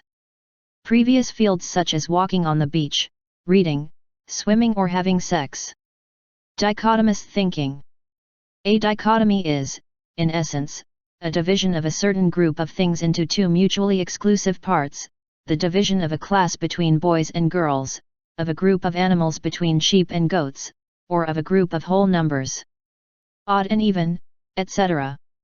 It is evident that the proper use of dichotomies constitutes a basic element of thought and language. Without them we would be totally incapable of reasoning. What is less evident is the fact that the abuse or improper use of dichotomies, which is characteristic of authoritarians, constitutes one of the greatest dangers to true thinking, meaningful communication, and mutual understanding in our culture. What I have called dichotomous thinking is this systematic abuse, the compulsion that forces us to divide everything and everyone into mutually exclusive groups, good/bad, right/wrong, friend/foe, and to leave things at that, without take into account the subtleties, the nuances, and even the obvious errors that this attitude can entail. By this I mean that the authoritarian lets the need to dichotomize at all costs rule his thinking, instead of using dichotomy as an instrument of intelligence that is only suitable for certain specific tasks. Dichotomous thinking can be seen as an offshoot of intolerance of ambiguity. When it comes to people and complex human problems, dichotomous thinking constitutes an urgency of judgment that immediately eliminates the possibilities for the authoritarian to increase his wisdom and knowledge and separates him from all those whom he has placed in opposition. In addition, an example of dichotomous thinking would be, if you believe that homosexuality is a perfectly legitimate lifestyle for freely consenting adults who choose to practice it, it is highly likely that the authoritarian will conclude from it that you intend to promote homosexuality. Homosexuality as a general system of life. You must be for or against. The authoritarian usually reserves the right to explain to you in unambiguous terms what you really think or what you stand for. Nothing you can say will alter your decision to place you in one field or another. Authoritarians tend to be tougher on those closest to them. If someone in the family were to consider the advantages derived from a more liberal legislation regarding abortion, or the relaxation of certain norms related to drugs, for example, it is very likely that the authoritarian would react by saying, either you are in favor of abortion, or you are against him, or if you want marijuana legalized, you must also support the legalization of heroin and all hard drugs. The basic problem is that the authoritarians do not have space in their internal circuit for intermediate positions, to operate in the gray areas in which almost all human activities take place. You will also hear authoritarians say things like these: all Jews are good traders, all blacks have a sense of rhythm, all Asians are smart, all teenagers are quarrelsome, this generation is destroying itself, all the women are Latinas, men are only interested in sex. It is actually absurd to label all people in any grouping and consider that they line up to one side or the other. If you tend to indulge in dichotomous thinking and try to impose it on others, you'd be better off guarding authoritarianism in your own home. Rigid thinking. Authoritarians are not only incapable of tolerating ambiguity and are often dichotomous in their thinking, but they are also extremely rigid in their perception of the world and thus in their perspectives on themselves and others. In this sense, authoritarians maintain very strong resistance to change, and feel threatened by any alteration that occurs in the way they are used to experiencing things. Rigid thinking has several meanings, but, for the authoritarian, it often involves reluctance to consider any idea that clashes with their own preconceptions. If someone approaches the authoritarian, especially the typical male father authoritarian type, the active type, with a point of view that clashes with their own, they will most likely respond shocked, outraged, incredulous and mocking. May yell and try to intimidate. What you will never do is listen, appreciate, and be willing to change your position. It is practically impossible for him to admit that he has been wrong or that he can learn something from someone else. That would be admitting that you have a weak personality and that you do not have true self-confidence. You'll never hear the parent boss guy say, "Well, you might be right about that." He will immediately go on the defensive saying, for example, "I can't believe you really think that way. A smart person like you." Rigidity of thought can lead the authoritarian to resort to personal insult, ridicule, and even physical violence. Rational and constructive discussion is practically impossible with authoritarians, whatever their type. Dialogue is never a pleasant and stimulating possibility to learn something new or to learn to see things differently. It is never a cooperative effort to reach an agreement, which begins with mutual respect for both parties. It is usually as formal and abrupt as bossy sex, in short, a one-sided approach that you, if you are smart, should reject. For the individual she, the most disappointing thing about authoritarians is their inaccessibility. There is practically no means of reaching them, almost never. I know countless families where kids say, "My dad is a great guy, in his way, but I can't talk to him about politics." Or "My mom is a wonderful woman, but I can't talk to her about sexual matters." Being an authoritarian, there are entire areas of thought that become taboo. It is enough for the rational individual to be offended, intimidated, or made fun of once for him to say, "This is over. I don't want to know anything." Thus, the only way to reach the authoritarians is by recognizing their own problems and taking the necessary steps to correct them. Some time ago a completely hysterical young girl came to see me because her father had called her a prostitute. I asked the father to come and discuss the matter with me and his daughter.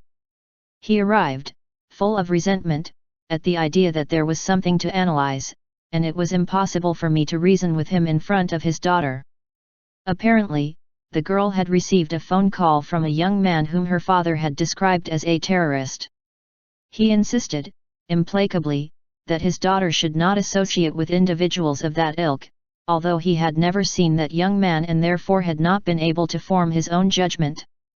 I could not determine then if it was based on rumors about the boy, or if it was only paranoia about the purity of his daughter, or if the outburst was due to some other reason, because he was so stubborn that anyone who dared to put even his attitude questioned was an advocate of youth prostitution, sexual abuse of girls, pornography, venereal diseases, and many other such evils.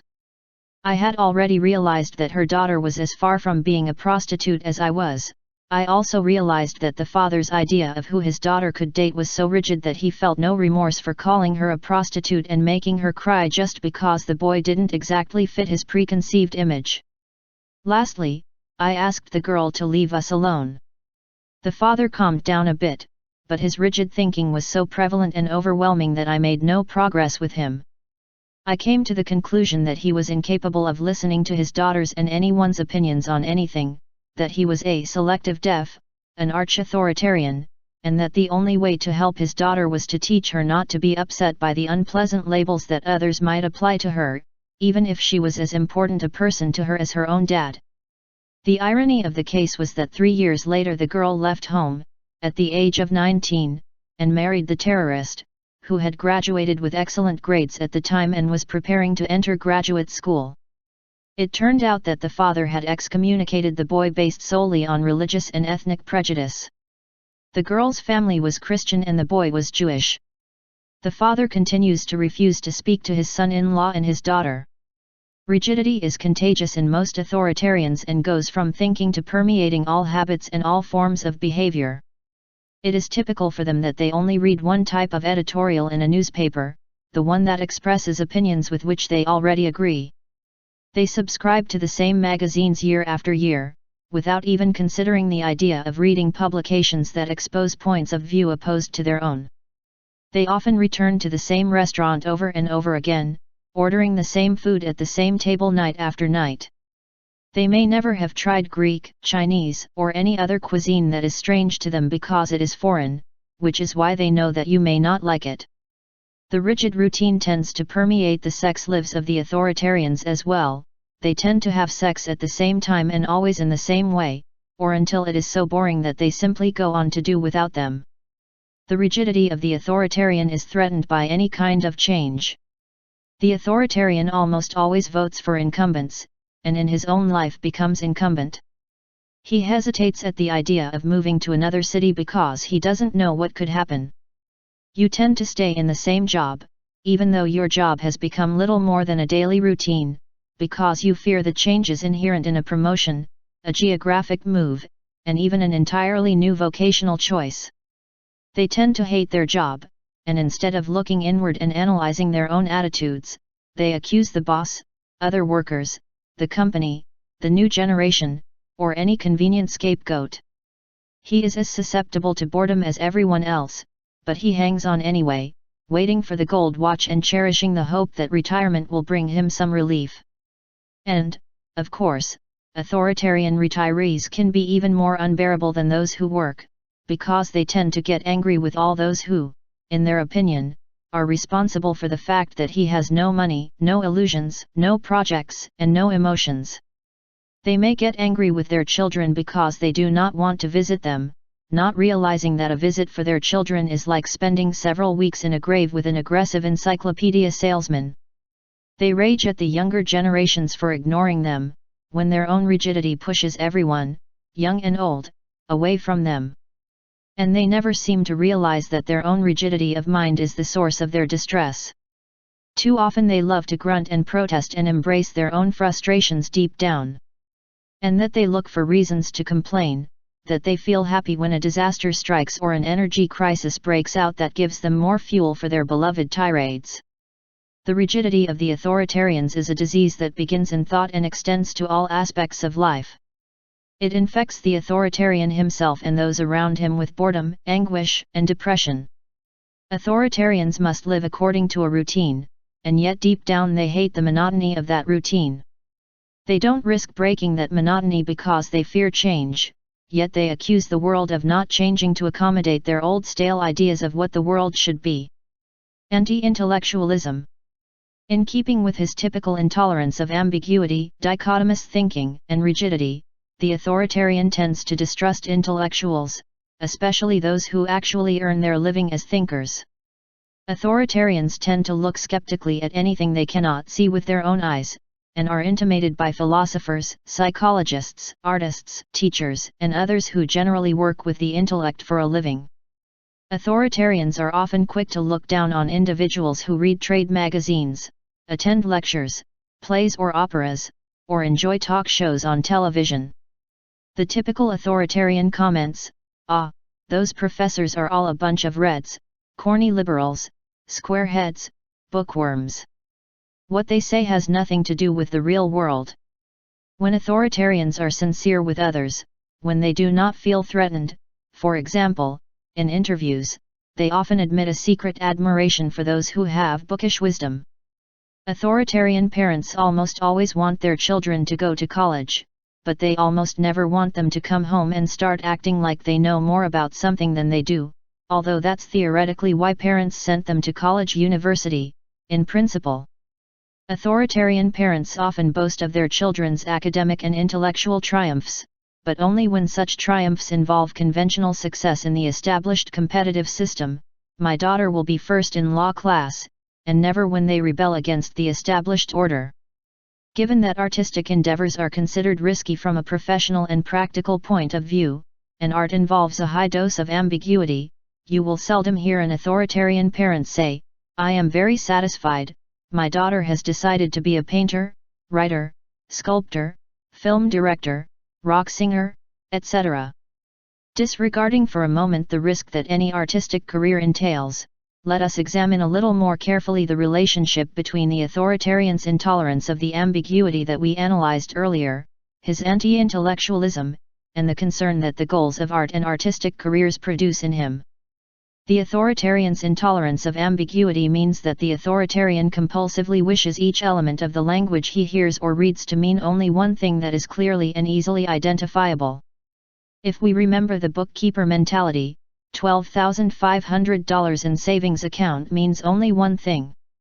But let's think about the beauty of a verse like Shakespeare's, "To be or not to be, that's the dilemma," or Keats's, "Beauty is true, truth is beauty, that's all we know on earth, and everything we need to know." The truth and beauty of this language lies precisely in the fact that these verses mean something different each time they are read. They contain so many universal truths, or so much concentrated wisdom, that they are true in an infinite number of senses.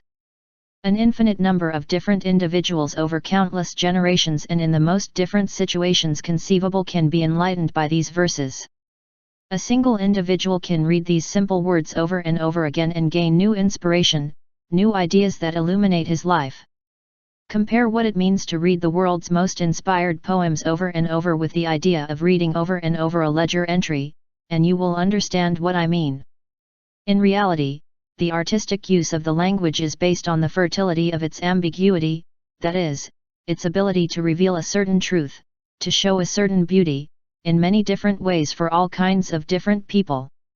We can say the same of a great painting, a great photograph, a symphony, an architectural work, or any other work of art, and also, at least according to many thinkers, of the great works of philosophy and other intellectual disciplines. Philosopher Martin Heidegger, for example, says, "The multiplicity of meanings is the element in which all thought must move to be strict thought. Let us use an image, for a fish, the depth and breadth of the waters in which it lives, the currents and calm backwaters, the hot and cold layers, are the elements of its multiple mobility. If the fish is deprived of the fullness of its element, if it is dragged into the dry sand, it can only struggle, flail, and die. Consequently, we must always try to think, and grasp the thought load of that thinking, in the element of its multiple meanings, because otherwise, everything would be blocked." 1. But if art and thought are based on the fertility of ambiguity, as we have said, and the rigid and mentally dichotomous authoritarian is intolerable of ambiguity in a compulsive way, it is not strange that he does not know what to do with original thought or with art. In sum, since the authoritarian doubts his own judgment, he is often wary of anyone who ventures into the subtle and complex fertility of art and intellectual endeavors. The typical reaction of the authoritarian to anyone with a higher education or a strong intellectual background is to avoid him. There may, no doubt, be very legitimate reasons for eluding certain intellectuals. There are many authoritarians among academics and others who boast of diplomas and degrees. Authoritarians of this genre not only rarely stand out in their field, they are usually devoted followers of some school of thought and blindly follow the great man who has taught them, but they also tend to suffer from one of the most detestable diseases of the world: authoritarianism, intellectual pretentiousness. Pretentious intellectuals are actually so sure of their personal merit that they have to hide behind diplomas and degrees, and pretend that graduates, academics, bookish intellectuals are smarter than those who earn their living from others. Media. This is absurd, of course. The individual who is capable of fixing a radio or fixing an engine or cultivating the land or tending livestock or performing thousands of different tasks can be as intelligent as the one who is dedicated to solving equations of the second degree or reciting the classics. Bookish wisdom comes from cultivating only one type of intelligence, and the best intellectuals, in my opinion, have been those who have learned primarily by doing. Clearly they had to tackle the literature of their respective fields in order to lean on the shoulders of previous generations and advance the art in their field, but limitless individuals, such as Ralph Waldo Emerson, Henry David Thoreau, Albert Einstein, and George Bernard Shaw, surpassed everyone who had preceded them by going out into the world and testing their ideas. They were workers as well as thinkers, and they succeeded as such because they had overcome the dichotomous thinking according to which an individual must be a worker or an intellectual. Whatever your job, you can do it brilliantly if you think about it, but having an academic degree does not show that you are capable of thinking properly, nor does a lack of academic training prevent anyone from thinking smartly. Seen from this perspective, the authoritarian with 3 academic degrees is as anti-intellectual as the authoritarian who never made it past 3rd grade. Anti-introspection. Authoritarians, in addition to being anti-intellectual, are often anti-introspective. They resist looking inward and looking there for the motivations for their behavior. They do not believe that they should ask themselves why they are really doing something, and it is common for them to look down on any type of personal development that leads them to know more about themselves. They tend to view psychotherapy, meditation, yoga, and other ways of getting closer to oneself and dealing with problems not only as a waste of time, but even as a kind of conspiracy aimed at brainwashing the entire country. They are so insecure of themselves that they dare not risk exposing themselves to the influences of the psychiatrist Kinky, the yoga teacher, or any of those other weird guys. What they really fear is changing their mindset, admitting that they haven't always been right about everything, or, more than that undisputed great authority they chose Deep down they know that they submitted once and do not trust not to submit again. Anti-introspection is another of those blind spots of the authoritarian. In this case, it involves the refusal to look in the mirror, psychologically speaking. The authoritarian refuses to look inward because he has to rely very firmly on external support systems that confirm his worth as a human being. In fact, you believe that your merit comes from your achievements and accumulations, and that the only way to increase your merit is to earn and accumulate more. Although he often states that he wants to get away from the world of continuous competition, the competitive race that his life has become, he refuses to believe that the only exit door opens inwards, that the first step to get out is to face the inner turmoil and fear that prevents him from taking the risks that inevitably have to be taken to get out of the routines that he despises so much. He knows that he is not happy doing what he does, that living with relationships based on emotional outbursts and in the absence of affection is unpleasant, but he is unable to take the inner path to change this situation. He continues to place all his hopes on external elements and accuses of all the exterior. He uses anything and anyone as an excuse to justify his feeling of being trapped. As long as the authoritarian does not begin to ask himself and look at what it is in him that keeps him locked in an authoritarian lifestyle, he will have no chance to change. Compliance and submission. It is especially ironic that individuals who display classic authoritarian behavior invariably excel in the fields of submission and conformity. According to Adorno, conformity is one of the main indications of the absence of an internal focus. This means that the authoritarian individual is motivated, practically governed, by opinions and social forces external to himself. The authoritarian is weak when it comes to his own independent set of values, beliefs, and instincts. It is easier and more comfortable for you to conform to imposed rules than to search within yourself for clues to guide your life. It seems logical, therefore, that the authoritarian is submissive in the face of established authority and conventional forms of behavior.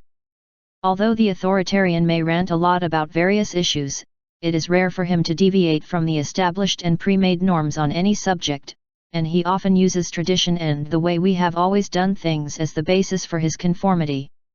Well, he is right. If you intend to create a lifestyle of your own, not only will you take a risk by experiencing what has never been proven so far, the unknown, but you will have the whole of mainstream society against you. Part of the excuse the authoritarian uses to force others to conform to tradition is too often that there are so many authoritarian people that the innovator would find life so unbearable that he will regret trying to alter the system. But when it comes to action, or, as psychologists say, behavior, the authoritarian is usually very submissive to authority and highly suggestible and influenceable, especially through propaganda, against the more autonomous individual who challenges authority and refuses to accept things as they are just because an institution or authority figure decrees that they are to be so. Conformity and submission are manifested, first of all, in the attitude of the authoritarian towards his own parents. The idea of the father as a figure of absolute authority is something sacred to the authoritarian. This is why it is difficult for them to criticize or attack their own parents in any way that may lead to a healthy readjustment of parent-child relationships, and they are equally incapable of receiving this positive influence from their own children.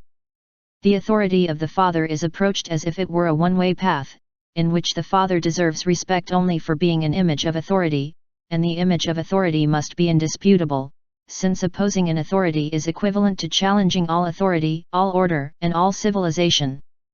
The authoritarian relationship between children and parents never matures into mutual friendship, respect, and tolerance, but always remains a constant struggle between the possible subordinate and the dictator.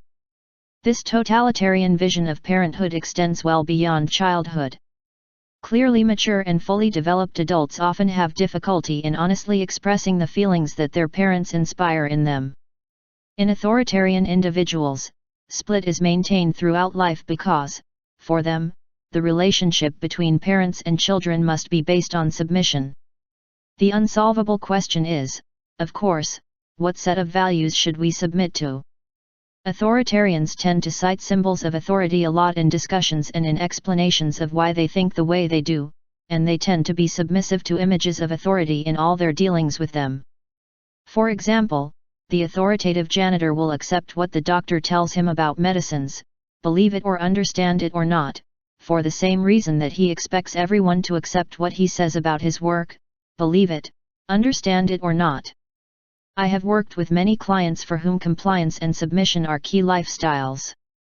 Many women have been taught by their authoritarian parents that their only possible way to behave is to submit to the dictates of the male sector of the population, especially the father and husband.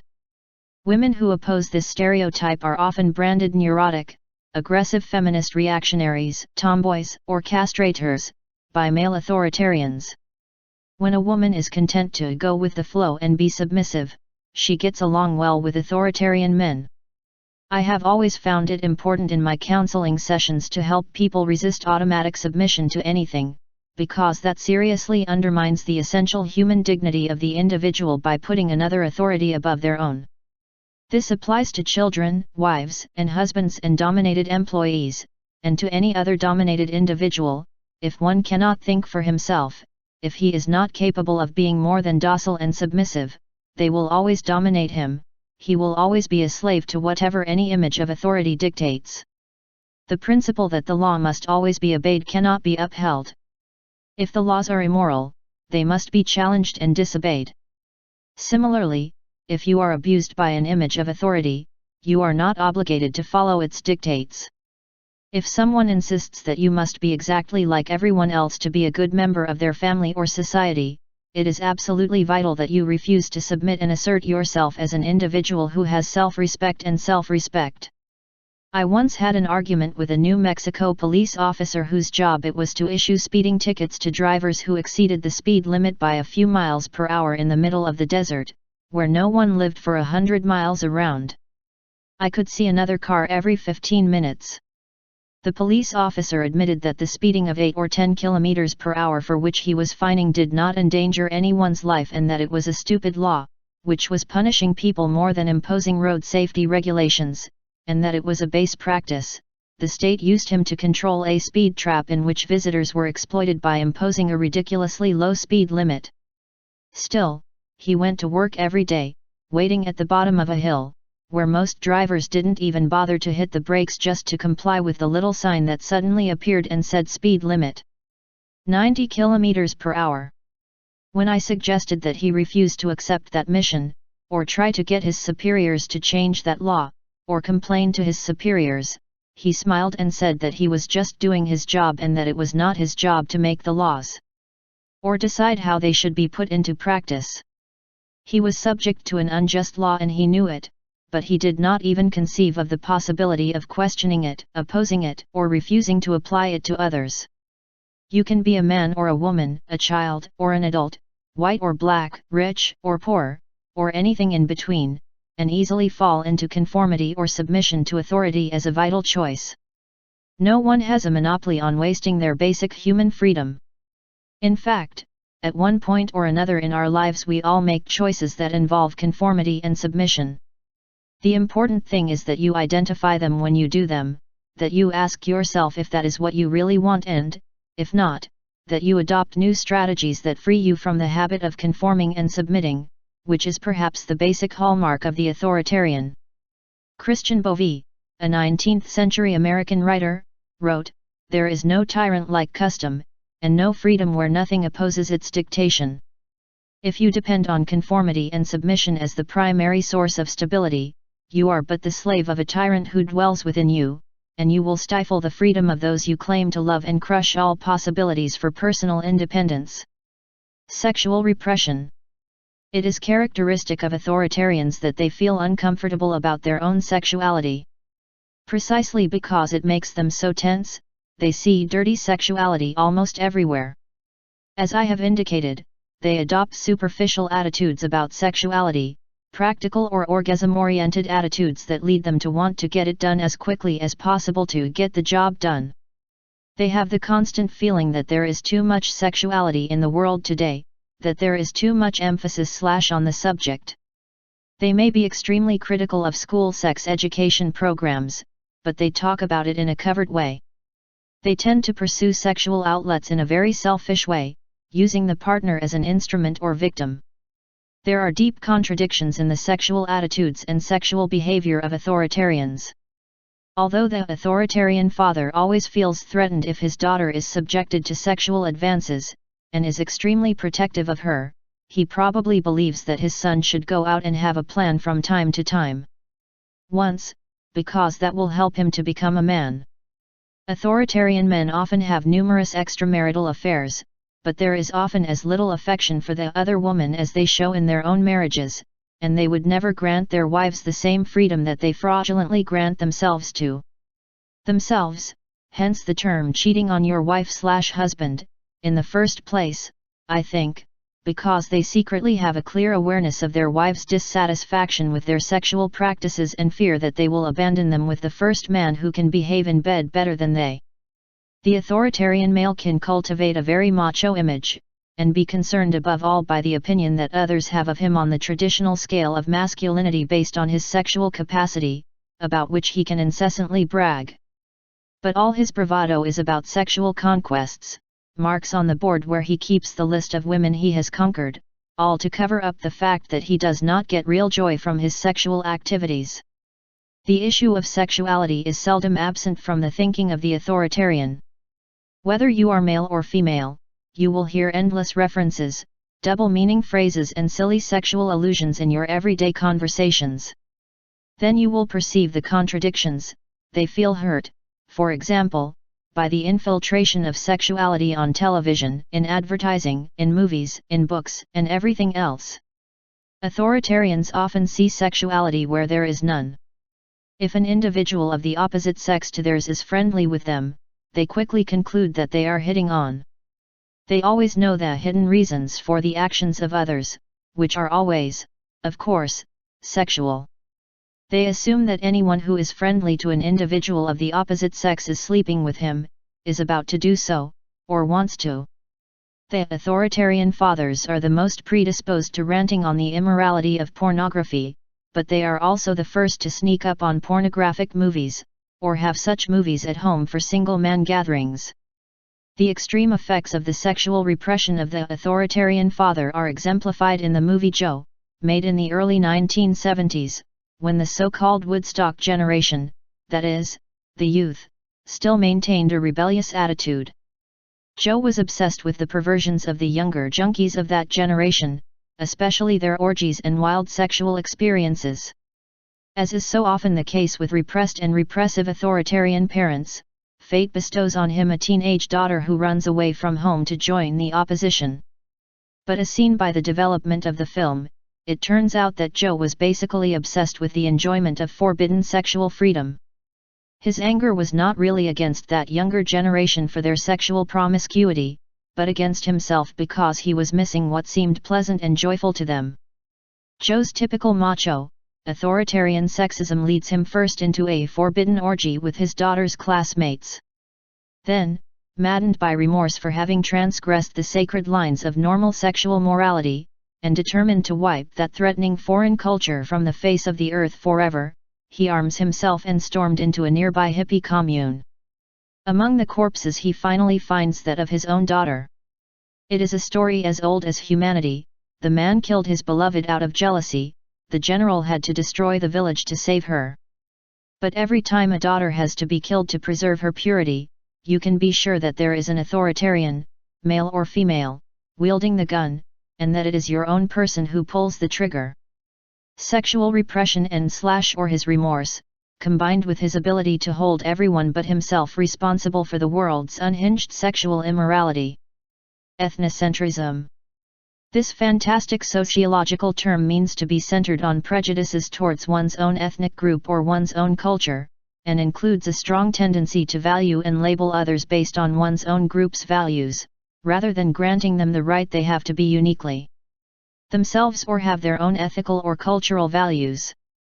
All the investigations carried out on the authoritarian personality point to ethnocentrism as the most common characteristic of those that stand out the most on the authoritarianism scale, and it is also, in several senses, the most dangerous authoritarian trait, because it is the one that most easily leads to violence. Between individuals, between ethnic, cultural or racial groups, or between entire nations.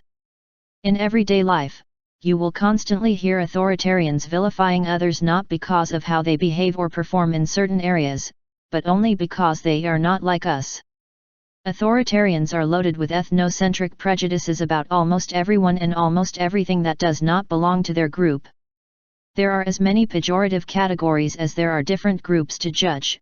The list is endless.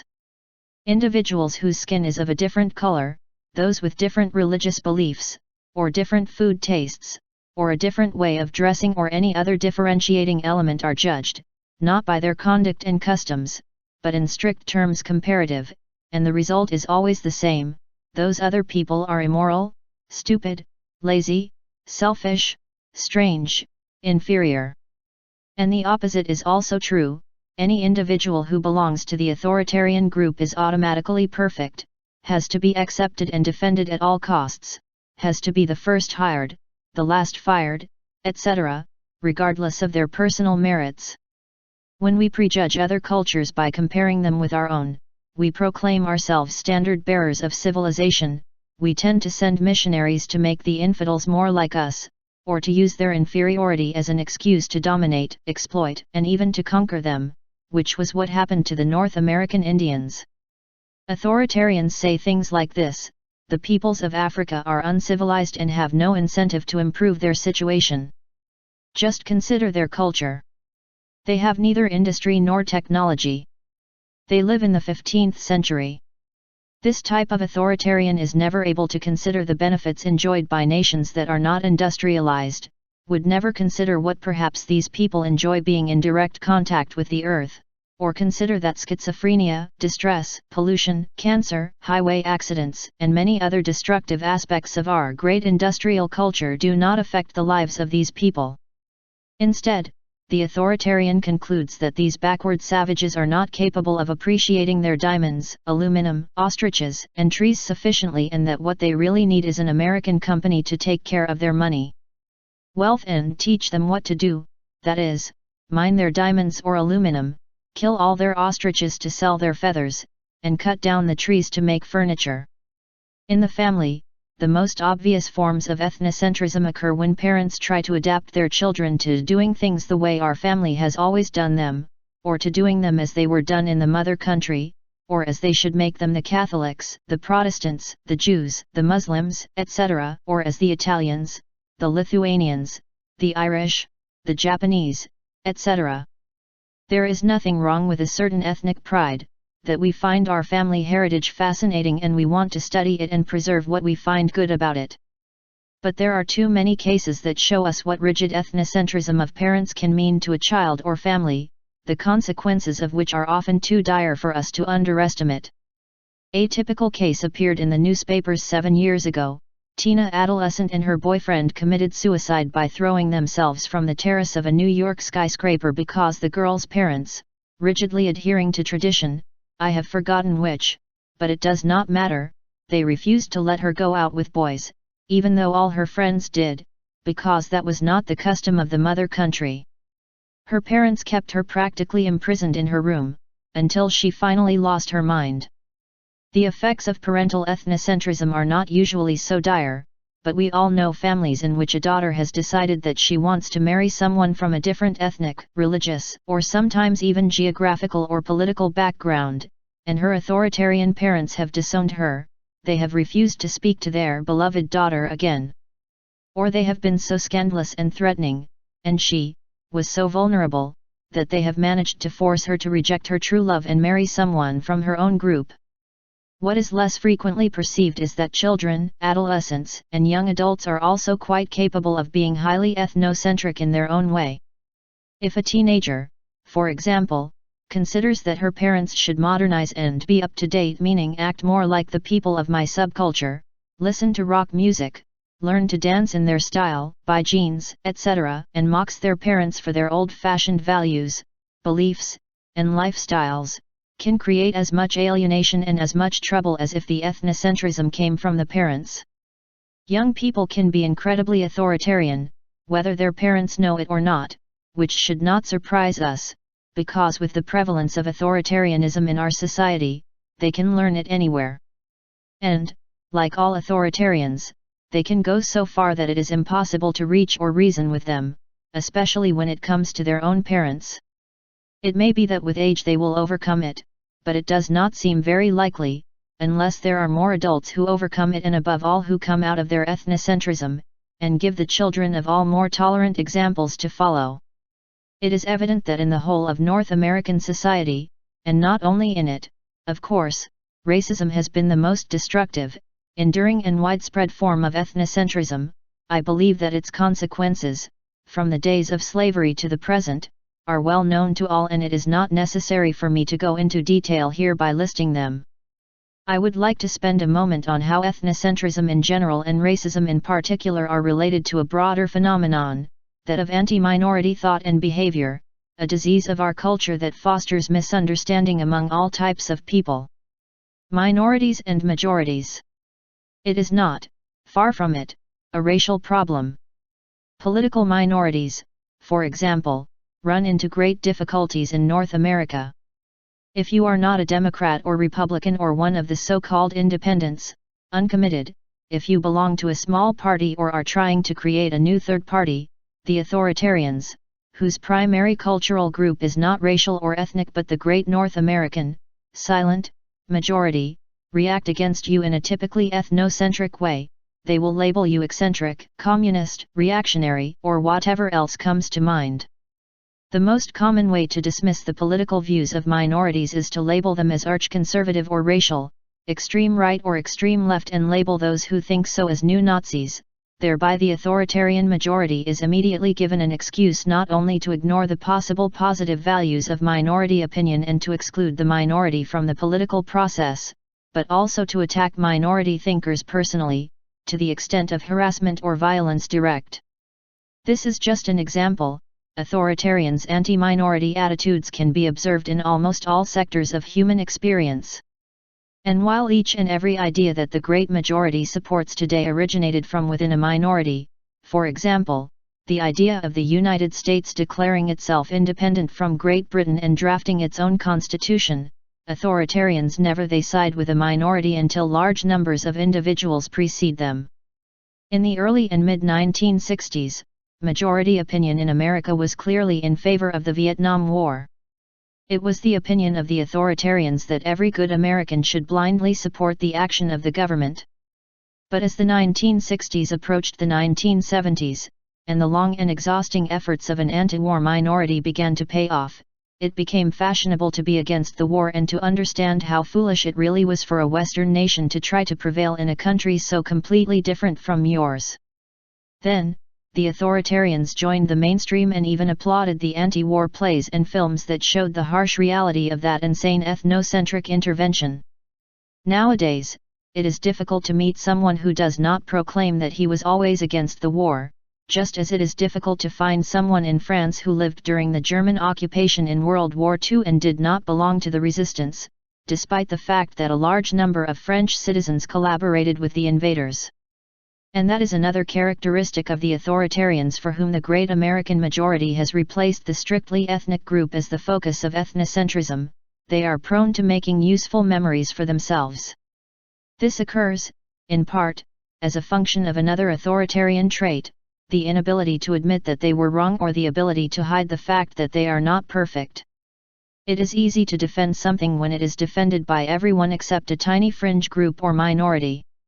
And authoritarians always take the easy route, even when it comes to trivial things. For example, when some young people began to wear long hair in the 1960s, the authoritarians were unanimous in ridiculing them as effeminate. After 10 years, when it became fashionable for men to wear long hair, those same authoritarians began to grow their hair long and pay the hairdresser $15 to achieve that effeminate style, demanding the same perfection as if of their own. Wives involved. The tendency of the authoritarians to always be in everything with the majority is a clear proof of the low esteem in which they have themselves. In practical terms, it is certainly risky to defy established social norms and go in a new direction, and anyone who lacks self-confidence will linger and wait to see which direction the bulk of the herd takes, taking great care to stay in the center, where the vision will not be as wide and where you will be pushed and trampled regularly, but you will be in the safest place possible.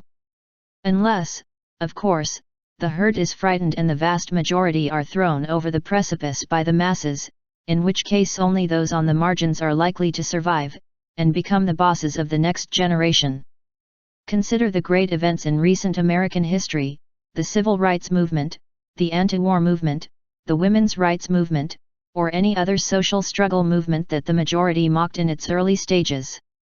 The anti-minority biases of authoritarians, and the ensuing pro-majority compulsions, express the mentality of their followers. They are against abortion, if the majority are; they will not support local political reform unless their neighbors do; they want to know what everyone thinks before they rule on tax reform, nuclear power, the Equal Rights Amendment, or anything else. With what has been said so far about the characteristics authoritarian personalities, we should not be surprised by the fact that ethnocentrism is of the traditional type, in which whites expel all blacks from the sacred core of society, or vice versa, depending on the race in power, whether of the modern type, in which the majority constitutes for many the central ethnic group, with the consequent social rejection of all minority views. It has its roots in the customs of the society with which the ethnocentric person chooses identify. In fact, the Greek root of the word is ethnos, one of whose meanings is group of relatives in a tribal organization or clan, contrary to demos. The word demos is the root of democracy, to which the authoritarians adhere hypocritically. It means the common people, and supposes the strange ideal that every person is created equal and that no one should be judged by superficial ethnocentric criteria. There is no doubt that in a free country you have the constitutional right to refuse to think if you wish. You can adjust and stay safe with the majority, you can even have the satisfaction of attacking those who defend unpopular minority ideas. But the world will only get better thanks to those who are willing to follow the dictates of their own conscience, even when doing so is not popular. At the end of the 20th century, it is time for us to free ourselves from the authoritarian rule of the ethnos, the social tribal rule that says there is a chief with 20 ranks or social classes under him, and establish the demos as the center of the limitless society.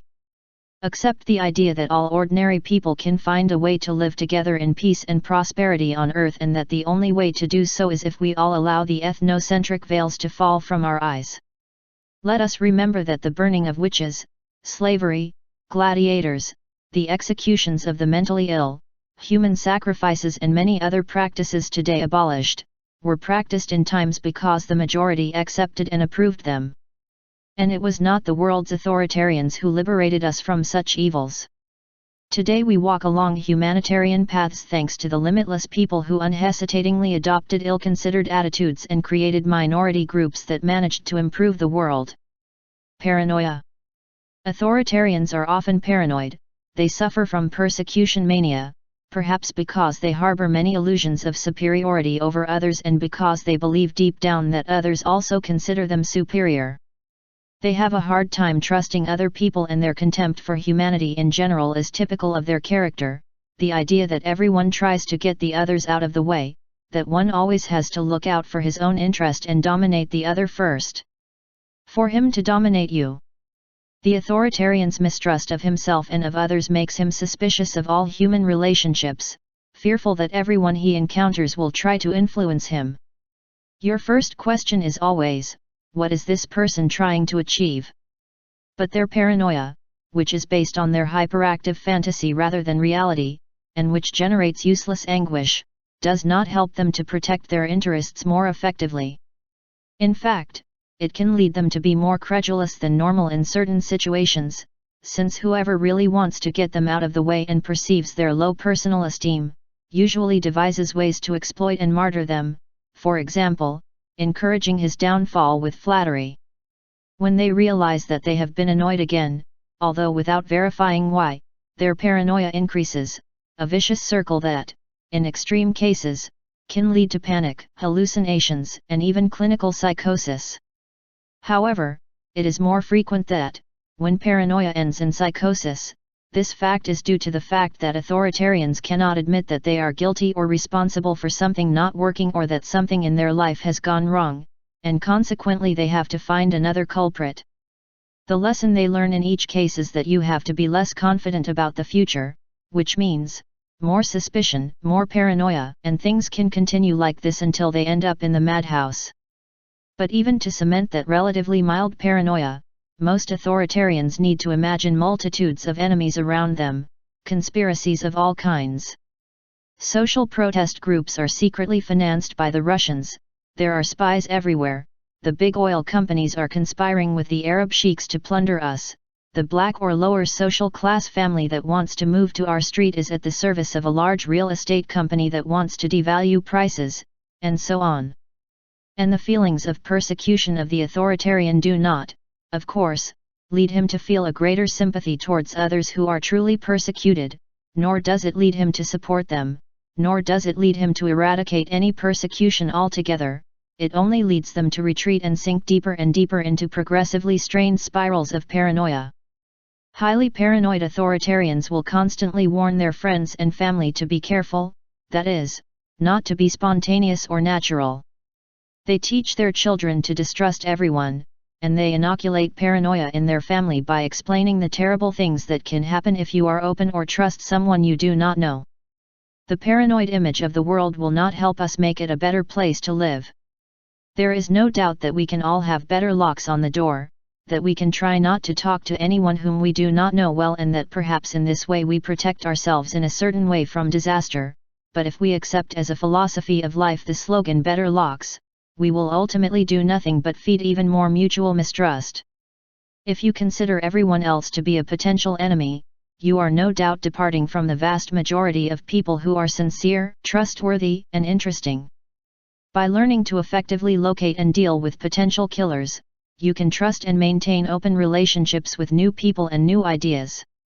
I can say, from my own experience, that when you act with dignity and flatly refuse to be fooled by the few tricksters you come across in your life and deal clearly, bluntly, with these types of people, they tend to disappear and look for more victims. Easy. But the vast majority of people I come across have no interest in plundering or abusing me in any way, and this is certainly true of the vast majority of people you run into as well. Therefore, if you see that you are always suspicious of the motivations of others, if you are convinced that there are pathogens everywhere and that the world is an unpleasant and hostile place, you yourself ensure that your worst predictions are almost always confirmed, and the only thing you will achieve with your paranoia will be more hostile reactions from others, more paranoid feelings of your own, and a lifetime of skepticism and irrational fear. As always, the choice is yours. Anti-weakness. As we have already said in the last section, authoritarians seldom take responsibility for their own mistakes, but, by a strange psychological irony, they will always be among the first to attribute to others the responsibility for what happens to them, regardless of what happens to them. That they care whether or not others are responsible.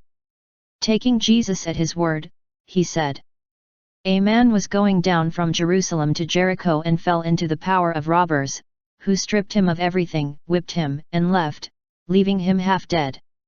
By chance, a priest was going down the same road and, even seeing him, passed by likewise. A Levite, passing by that place, saw him too and continued onward. But a Samaritan who was passing by came to him and, seeing him, felt compassion, approached, bandaged his wounds, and poured oil and wine on them." Luke 10:30-34. According to this parable, the authoritarian is the priest or the Levite, who thinks, "This guy is pretending, if I came near, he would probably throw himself on me to rob me," paranoia, or would he stop to help me if I were the one injured? Or "I'm not a doctor, I can do something wrong and then you can sue me and get a lot of money," or any other of a long series of possible excuses for not stopping. This attitude stems from the philosophy of each to his own, the survival of the fittest, called social Darwinism, which basically says, to those who cannot get ahead alone in this struggling world, we must not protect or pamper them, their failures are nature's method of shedding the weakest links in the evolutionary chain of human beings. Authoritarians tend to oppose all kinds of social assistance, they tend to be outraged against those who live off social assistance, just because they are handicapped or are unable, for any other reason, to work or find work. Even if they are told that we are in a recession, that unemployment has grown, they will not admit that 8, 10, or 12% of the workforce cannot find employment due to circumstances beyond the control of the individual and even from the government. This allows the authoritarian to condemn all the unemployed, to say that they do not want to work and even that those who cannot find work prefer, in reality, to live on social security, instead of contributing in a significant way to social prosperity and power. Feeling like they are doing a positive task is just their compulsive anti-weakness mentality. I repeat, among us there are those who live at the expense of social security, fraudulently, just as there are executives of large companies who are white-collar scoundrels. But 99% of the time, that beaten and pounded individual is partly a victim and deserves a helping hand. Yet the pro-anti-weakness authoritarian insists on attributing inflation, high taxes, gas prices, dirt on the streets, and all the imaginable evils of our society to a social security system that seems omnipresent to him. In our culture, people should not be given something for nothing at the expense of the taxpayer. Those who cannot work, they would have to provide for their families or they would have to find some way to earn a living. These are typical anti-weakness comments of the authoritarian. And the authoritarians, exerting this tendency, can be very opposed to the use of education funds to subsidize programs for the retarded or mentally ill. Authoritarians often view special education, vocational rehabilitation for the severely handicapped, or any type of social assistance as a useless waste that they do not have to pay for. They may object to the use of state funds to help the elderly, even though they may have been exemplary workers all their lives who served the whole of society. Authoritarians do not usually support helping the weak because they equate weakness and evil. The marginalized of society are responsible for their situation, for not having managed to reach the center of the herd, and they are dangerous because they can be desperate. The mere fact of being marginalized could drag them to despair. The anti-weakness tendency also affects the authoritarian's own homes, where the weak son who is not an athlete, who studies too much or writes poems, or who has unmanly interests, is despised by the authoritarian father. The son must stand up and fight, reaffirming his male image. He must prove himself to be a man on the battlefield of life. Contact sports, such as American football or hockey, are valued more than other milder sports, such as tennis, although in the former, injuries that could have serious consequences in the future life of the individual are much more likely, and the bossy parent sucks on begging for blood from the stands. Or, if your 9-year-old son is the victim of a painful injury at a baseball game and starts crying, he'll worry more about her stopping than severity of injury. Of course, the authoritarian expects girls to be strong, in his own special way, but since he tends to cling to the usual sexual stereotypes, almost all the pressures against weakness tend to fall on boys. One of the most damaging aspects of this cult of force is the attitude of authoritarian parents towards their children's sports, since the authoritarian not only uses them to regulate life, but also to impose his own anti-weakness mentality on the young participants. In the old days, before so many regulated sports programs were imposed, children would gather in the schoolyard or on an empty lot, divide the land and start the game. It was assumed that anyone who came could play. Nobody said, "No, you don't, you play very badly. You don't play." If too many boys arrived, the rules were changed and more were included in each team, or rotating shifts were made so that everyone could play. There were many discussions in the game, of course. And then they argued if they were going to be arguing all day or were they going to play, but the children solved these problems on their own and learned interesting things. They learned to establish agreements with each other, without the need for adults to solve their problems for them. When the game ended, they all went home and forgot the matter. The next day, they would come back and start a completely new match, without anyone's supervision, with the greatest equality between the teams and the joy of the game ensured by the usual selection process drawn up by them.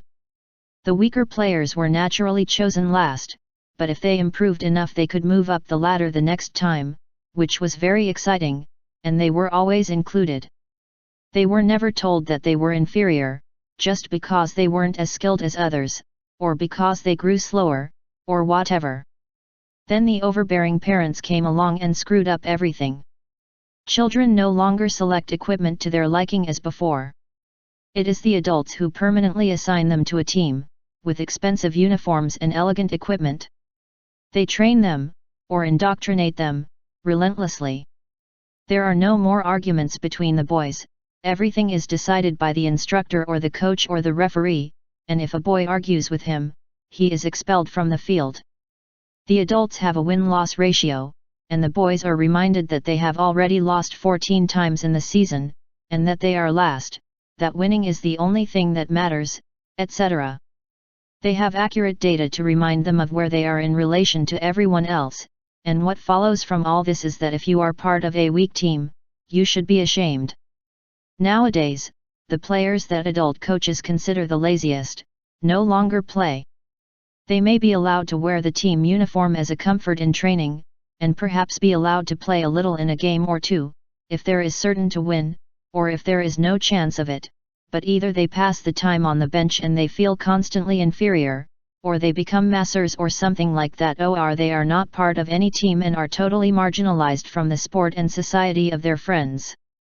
If they dare to stick their nose out in a game, they risk having to endure the spectacle of authoritarian parents, who have given each other all kinds of awards for how much they did to improve their children in sports, showing their true character, yelling at opponents, throwing obscenities, pressuring their little stars to give it their all or do their best so that I can be proud. One person I recently interviewed about this book explained to me, the day I convinced myself I couldn't make a youth league baseball team was one of the saddest days of my childhood. I had no claim to become a great baseball player. I had a slow development and at 10 years old I was not exactly an athlete, but I liked to play, and it was what all my friends did. It was the year in which the youth league began in our town, and, in short, I did not take charge of the matter until all the selectors read the lists and my name did not appear in any. I went home bewildered, leaving behind all the boys who were included and who laughed and clapped each other, knowing that my summer was doomed, that they had managed to get in and I was left out. I spent hours crying. Fortunately, my parents understood what was happening to me, and were outraged that they could marginalize a child from sports activities like this. And my father was a wrestling coach and had played football in college. They told me, look, if the seniors have taken care of everything and this is their way of running things, you better stick with it. Regardless of the matter. I thought they wanted to console me. I did not understand until years later that they were absolutely right. I think it's very interesting to add that this boy was 8 years later a great swimmer, captain of the lacrosse team in high school and goalkeeper of the soccer team. But, he says, after that, I hated baseball for many years. The truth is that before, everything was much more reasonable, when we let the children control their games. They were smart enough to include everyone, not to worry about games lost in the past, to play hard and forget about it after the game was over, and not to judge their teammates just by how well they played. The girl you chose last for the kickball team could tell jokes better than anyone, or be the most skilled at settling an argument. Come on, stop it now. It's not worth arguing about that. She was also the one who gave the most excitement the day she finally managed to throw the ball into the opposite field with a great volley. Children seem to instinctively know that there is no problem in being weak one way or the other, and that if you let someone play, work, and try to improve, they will naturally gain new skills and confidence, for the two go hand in hand. They know, until they are forcibly convinced otherwise, that no one has to be on the bench, that you don't need so much training, so much bombastic uniform, or so much equipment to have a good time. They know all of this, and you can let them prove it to be true by ditching their anti-weakness mindset and putting things right, that is, putting them out of the game, their game and theirs. The best measure of a country's conscience is its treatment of those less fortunate than the majority, those who cannot get on the team without some extra help. If we adopt an authoritarian mentality against absolute weakness, our entire capacity for greatness as a country is thrown out the window. It is certainly much more useful and advisable to help people learn to help themselves than programs designed to foster a perennial dependence on unearned money, if only because in my opinion doing important work, being active member of the culture, it is a basic human need. There is no mentally healthy individual who can be truly happy without being part of the team, and for the same reason, kicking an individual out of the league is a great way to promote mental illness. We can all do something, and while caring for and equipping a severely disabled individual to do what he can do may cost tens of thousands of dollars, it may cost tens of thousands of dollars to support a single mother in educating her children, perhaps by subsidizing kindergartens so that the mother can go to work at the right time. If she gets a job, it is important to be sure that we have not just passed by. The cult of power. The other side of the anti-weakness coin is the typical authoritarian cult of power, regardless of the use made of that power.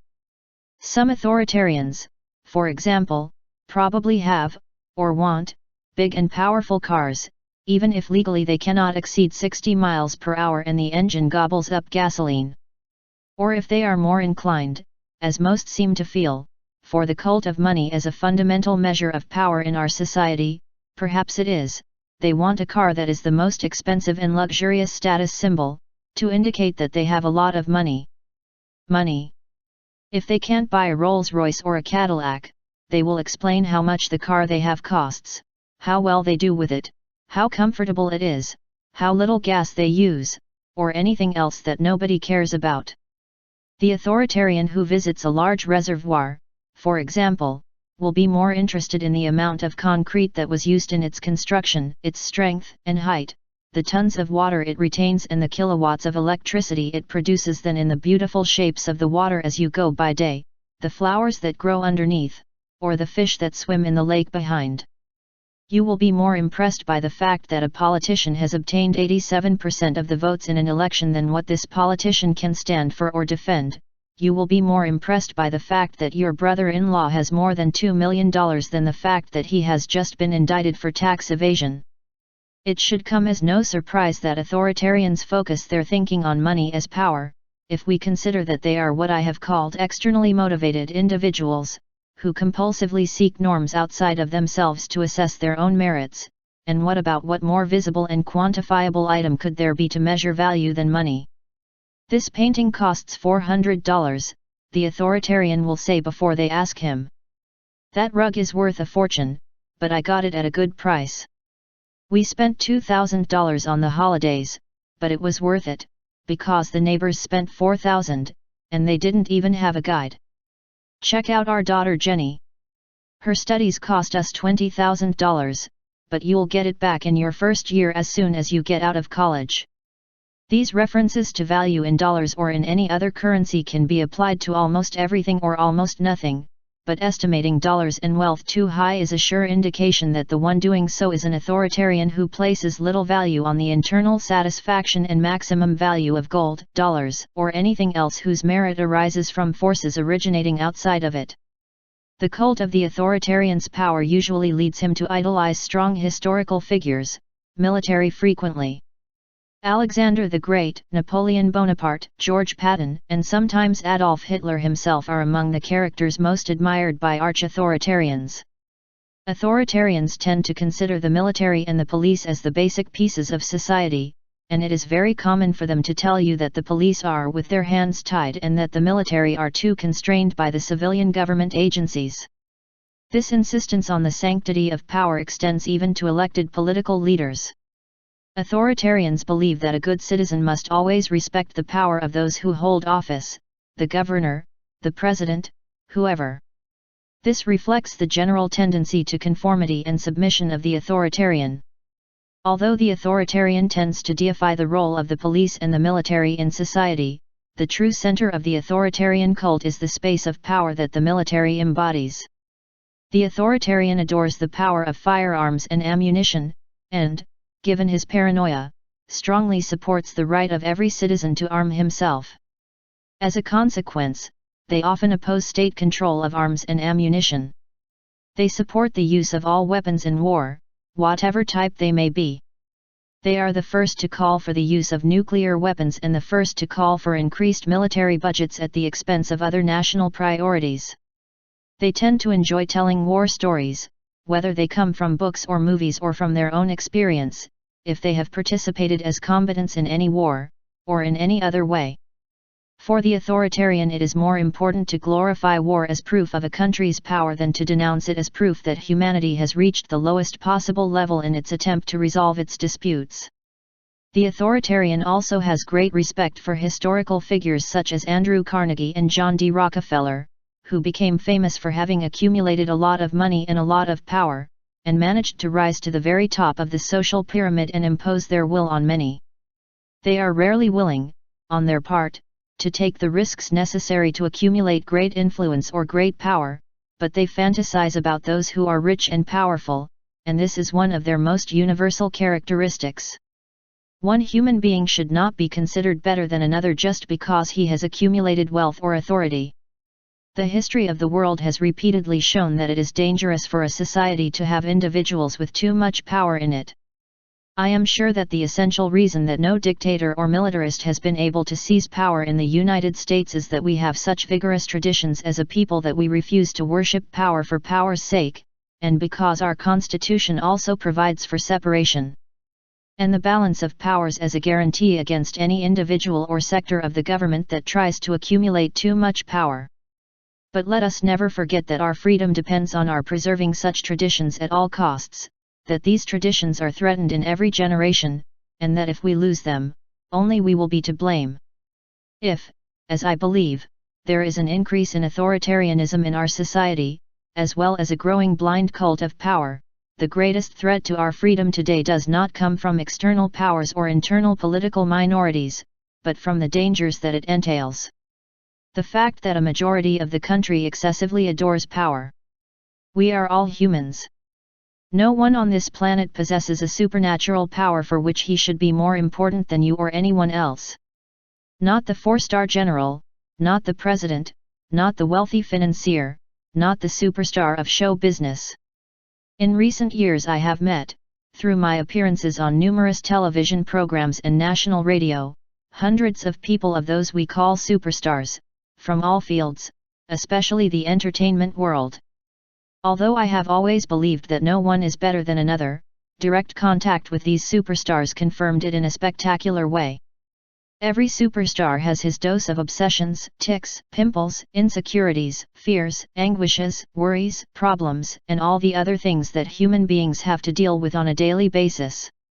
The screens of television or cinema, as well as the wide screens of history and all the media, collaborate to make the superstars seem something supernatural and extraordinary, but, in person, the richest and most powerful are not different from you and me, not in how you look or what you think or what you say or how you react in life.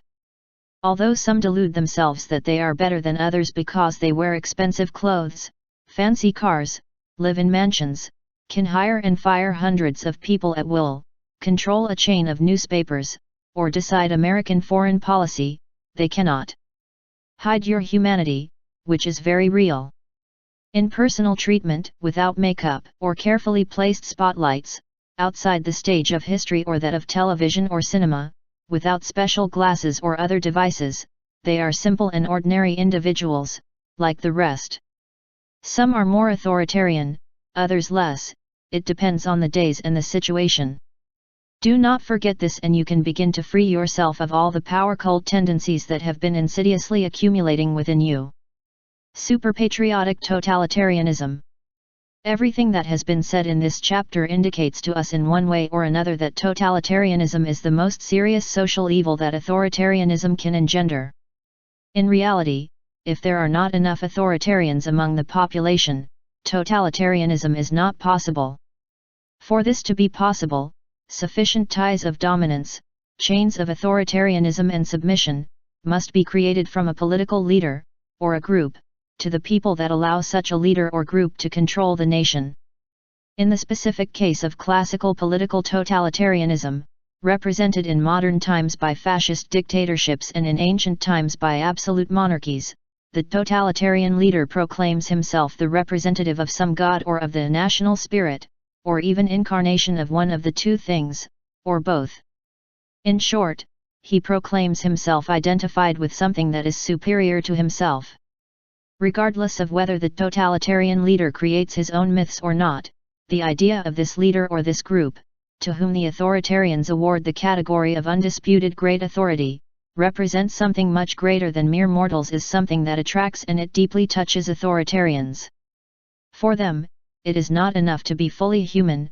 The disorganization that means not having a central authority and a clear place for everyone in the social hierarchy is disturbing, while the idea that, even on a small scale, you are linked to a superhuman or immortal because of your relative proximity to central authority is something that is comforting.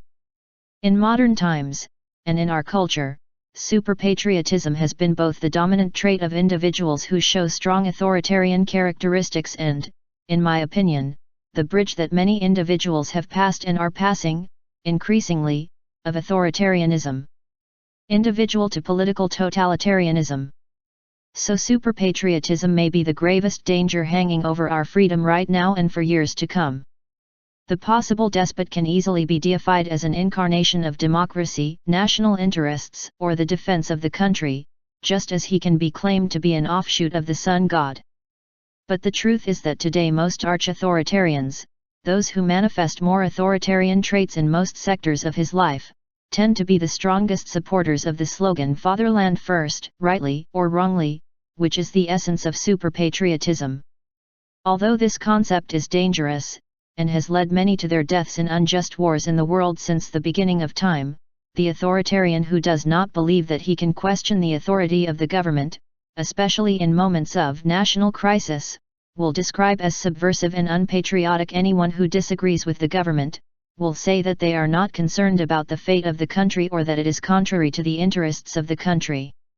People who challenge authority by exercising their constitutional rights in public demonstrations, students marching in Washington to protest war or forced recruitment, women who want equal rights, minorities who do not know how to stay where they are. They are never seen as caring enough for their homeland to participate in its improvement or as making an effort to try.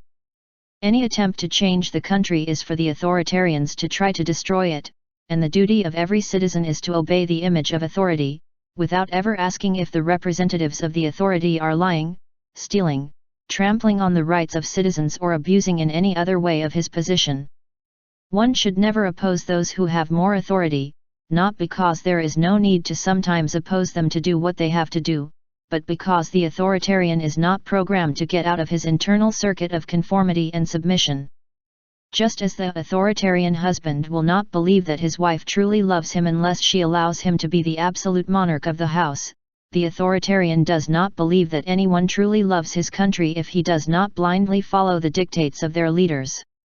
Real love for the country is shown by singing the national anthem as loudly as possible, raising the flag to the maximum, disparaging foreign countries and always being ready to go to war immediately to defend the flag and defend the republic, to defend the homeland of the free and the nation of the brave. But let's think that the national anthem that authoritarians sing loudly ends with a question mark. It does not say, "This starry flag still flies over the homeland of the free and the nation of the brave." In reality, it formulates two philosophical questions pregnant with hope to all future generations of authentic countrymen. Some questions that, as good citizens, we should all ask ourselves: what is freedom? What is value? In Nazi Germany, which is credited with being a citadel of advanced civilization and higher culture, an entire nation became intoxicated with the idea that the Führer was the divine link to becoming a super race. The Germans should have been able to tell themselves, maybe some did we do this for the personal benefit of Adolf Hitler, you know, that guy who used to be a house painter, because we all decided that he was the only individual in the country to whom we wanted to make him powerful and famous. So we have given him all the rights and we will end up making him omnipotent. But they began to shout deliriously that they were doing all that for the fatherland, for its glory and its greatness, for patriotic reasons that the Führer happened to embody. And, therefore, to question the authority of Adolf the painter amounted to treason, and hundreds of thousands of highly civilized people ended up acting in the most abominable and immoral way that history records. And when the Nuremberg trials were held, the same old excuse to justify the crimes was heard repeated over and over again: "I was just following orders." In the United States in the early 1980s there appeared to be few avowed Nazis or fascists, and there seems to be a strong enough democratic legacy that there is little chance of us falling into outright totalitarianism, at least in the foreseeable future.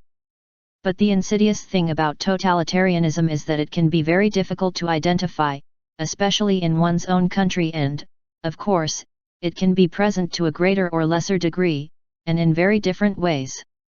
But if its appearance depends, as I believe, on the increase of authoritarianism in individuals, on having more individuals displaying the authoritarian traits that we enumerated before, you must contribute your effort to combat it by eliminating authoritarianism in yourself. The mistake that the majority of the population has to make in order for a totalitarian society to replace a democratic society is to continually see threats of totalitarianism coming from outside, the danger of being imposed by a foreign power or a minority group. Due to a characteristic of authoritarian psychology that should be familiar to us, the arch-authoritarian will be the first to see everywhere, except in himself, signs and attitudes that he qualifies as authoritarian. He will be the first to show a patriotic or ethnocentric paranoia, of any kind, and accuse the Russians, the Cubans, the Chinese, before they became our allies, the Ayatollah, or anyone else who can be appropriately described as the greatest, or the only, threatens our freedom right now. It is easy to explain how this can lead in concrete to the internal growth of totalitarianism. If the external threats are not real, or are exaggerated, which is a direct consequence of paranoia, some people have to start saying so. Authoritarians will then label these individuals as unpatriotic, subversive, etc. If there is sufficient authorization in the social as a whole to discredit or repress criticism, which must mean the rejection or erosion of the individual rights of critics, totalitarianism will have taken a great leap forward. In North America, and this is true in many other countries, this syndrome was clearly manifested in the period when it was closest to direct totalitarianism, when McCarthyism emerged in the 1950s.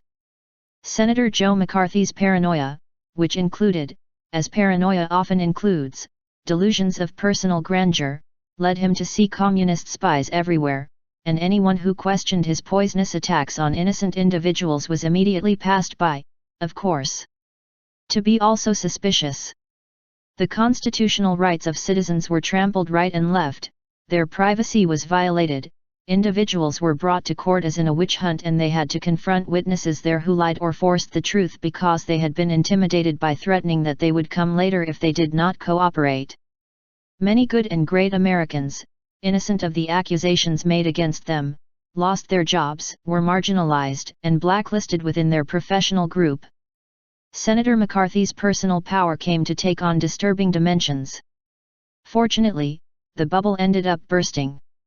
McCarthy's paranoia finally brought him down. He began to make such ridiculous accusations against individuals who were so clearly exempt from suspicion that hardly anyone could stop seeing what was happening anymore. Anyone who challenged Joe McCarthy's personal power was a communist spy.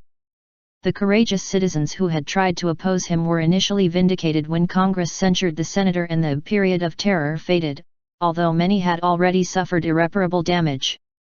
McCarthyism would not have been possible if there had been enough Americans less willing to believe the threat that totalitarianism was going to be imposed on them by half the world, and more willing to identify the symptoms of their own blind submission to the voice of super-patriotism and domination of society. A man who wanted to embody it.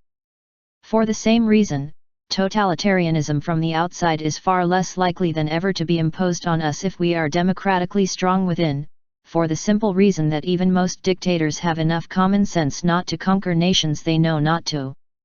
They can govern, and to realize that there will be no more difficult individuals to govern than those who have the strongest respect for democracy and are less authoritarian. For a country that is very authoritarian to begin with, it may be enough to overthrow the government, take the palace, the capital, and convince a sufficient number of representatives of the hierarchical authority to collaborate. But in the nation where there are few internal chains of authoritarianism and submission, the conqueror would face widespread resistance, general strikes, riots, industrial sabotage, incessant attacks on the occupying forces and, in global terms, a conquest that would bring more problems than benefits. If a possible conqueror considered the possibility of taking over the United States, he would find himself with an immense country inhabited by more than 200 million individuals and with an extremely complex economy in which the alteration of one or more sectors, agriculture, industry, mining, transport, communications, energy supply, etc., would throw the whole system out of control, and, what other nation could rule this one if we all refused to let ourselves rule except by ourselves? The obvious answer is none, and if we maintain such an attitude and we all decide to eliminate authoritarianism from our own thinking and behavior and adopt the philosophy that the sky is the limit of a freedom that we can all share, we will do much more for ensuring our national security and our independence from what we can ever do by making bigger and better bombs. If we can set an example to the world of what a democratic country dedicated to life, liberty, and the pursuit of happiness can achieve, if we really show other peoples how this can be achieved, while we learn everything possible of the attempts to achieve the same thing that other nations do, we will do much more for the peace of the world and for the prosperity of the species than we can ever do by sending troops abroad. But to do so we must not fall asleep in inertia assuming, as the authoritarian super-patriot supposes, that the United States of America is, in the situation in which today it is, by definition, the freest nation in the world, which represented the largest freedom that I can to reach a people, and that our only task is to defend this bastion from all those foreigners, communists, etc., to whom we automatically attribute the intention of destroying our social organization. We must bear in mind that, although we want to consider our country already perfect, in the sense that I outlined in the first chapter, a country is like a living being and, by nature, has to change, evolve, grow if it is possible until cultivating the maximum human capacity of all its inhabitants. If we insist on seeing the country as a rock or as any other inanimate object that must remain immutable and immobile unless external forces attack it, we will end up reacting with authoritarian paranoia whenever there is a threat of change, and we will most likely fall into the clutches of totalitarianism. I suppose that when reading this chapter you have ever wondered what dose of authoritarianism there is in your behavior and in your way of thinking. Perhaps you have tried to judge yourself according to the authoritarian guidelines that I have mentioned. If so, you have probably clearly identified some of these characteristics in your own person. You may partially display others, others may appear seldom or not at all, some may arise in certain situations and relationships and not in others, and so on. As you read, you have probably identified portraits or snapshots of people you know and said to yourself, Jane and John are exactly like this, but Mary and Sam are more like this, and so on. If you now believe that your primary task is to eliminate authoritarianism in yourself, and you are willing to go back and review this entire chapter if necessary to see where you are on the authoritarian ladder, you have gotten my message. If you are content to say, yes, those other people are exactly like that, but I'm not exactly like that, you will have missed or rejected my message, and as regards your personal attempt to transform yourself into an individual without limits, it is unlikely that you will even start the process. Archie Bunker, The Authoritarian Model. To what extent are Americans, or, in general, any people, prepared to identify and condemn authoritarianism when it arises in others or in themselves? Fortunately, the answer seems to be, there is a remarkable majority that is in a position to do so, if exposed for the danger that it really is. In this era of mass communication, the democratic quality of our art for the masses or of the products of an artistic nature that reach the majority through the mass media, television, radio, cinema, magazines, and books of the market majority, is a good indication of our situation on the scale of the totalitarian democratic balance. It is likely that you can identify in the programming of the mass media many elements that stimulate totalitarianism in various senses. But there are some bright spots, and these include television shows that attempt to combat authoritarianism, showing authoritarians as they are, often by reflecting ridiculous extremes of authoritarianism in comic situations. The most popular character in American television history to date may be Archie Bunker. The writers of shows like All in the Family and The House of Archie Bunker show us the Americans' constant ability to laugh at a caricature of the arch-author, Archie, creating a comic character that embodies practically all the personality traits authoritarian that we described earlier. Because authoritarianism is such a widespread phenomenon in our culture, and as most Americans can still identify it when reflected in a fictional character, using Archie Bunker to satirize contemporary American authoritarianism was a feature of genius as remarkable as Charlie Chaplin's satire of Hitler. Archie Bunker is the authoritarian personified. He has appeared on many television screens in North America for a decade or more, and people, in unprecedented numbers, tune into the show to laugh in unprecedented numbers, because there are so many who are either exactly like him or live with him. People who show the same attitudes.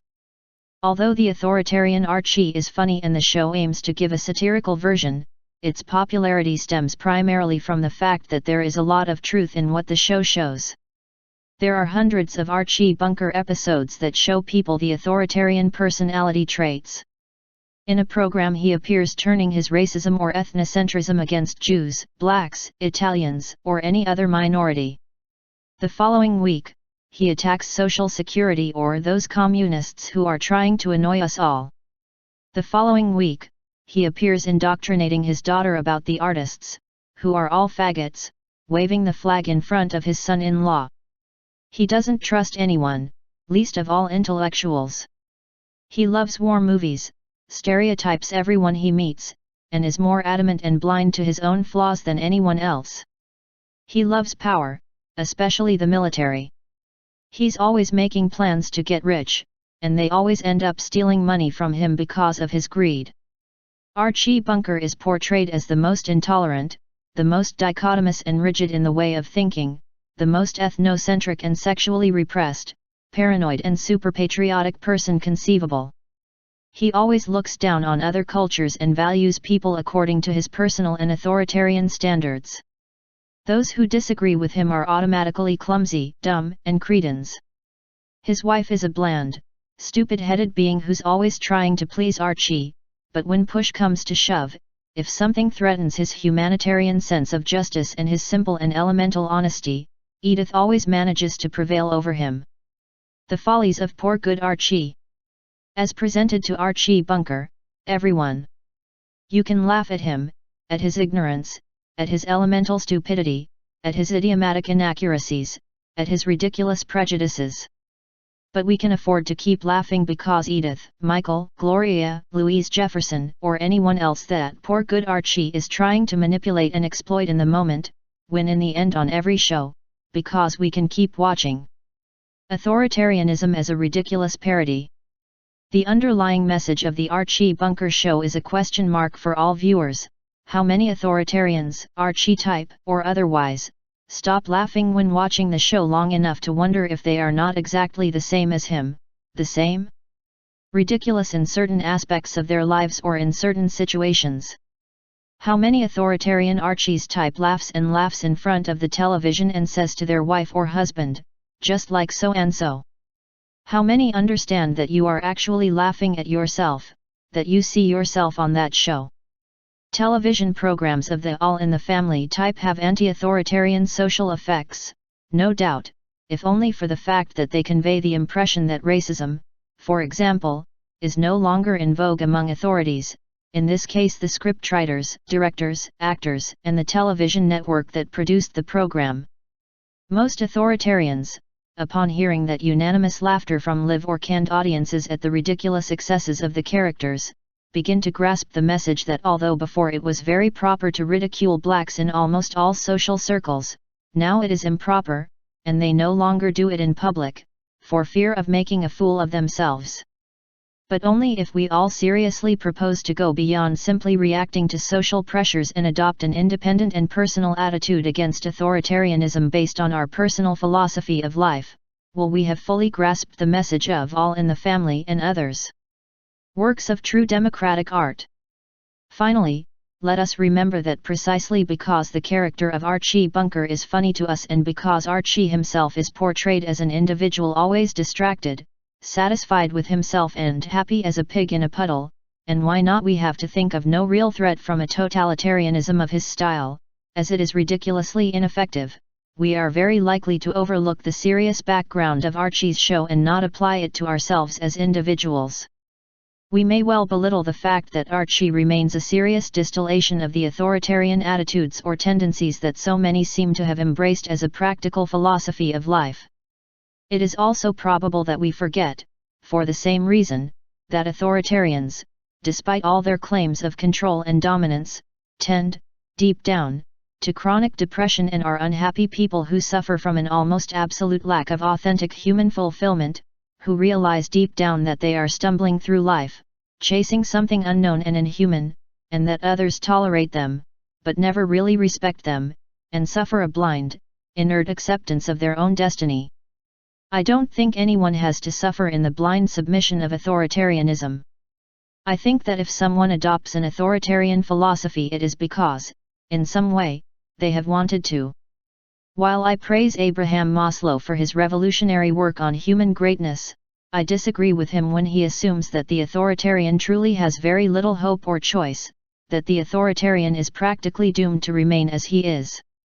In the latest achievements of human nature, Maslow writes, "Those obsessive and authoritarian people have to be this way. They have no choice. They have no other way to achieve security, order, not to feel threatened or anguished, than through order, foresight, control, and domination.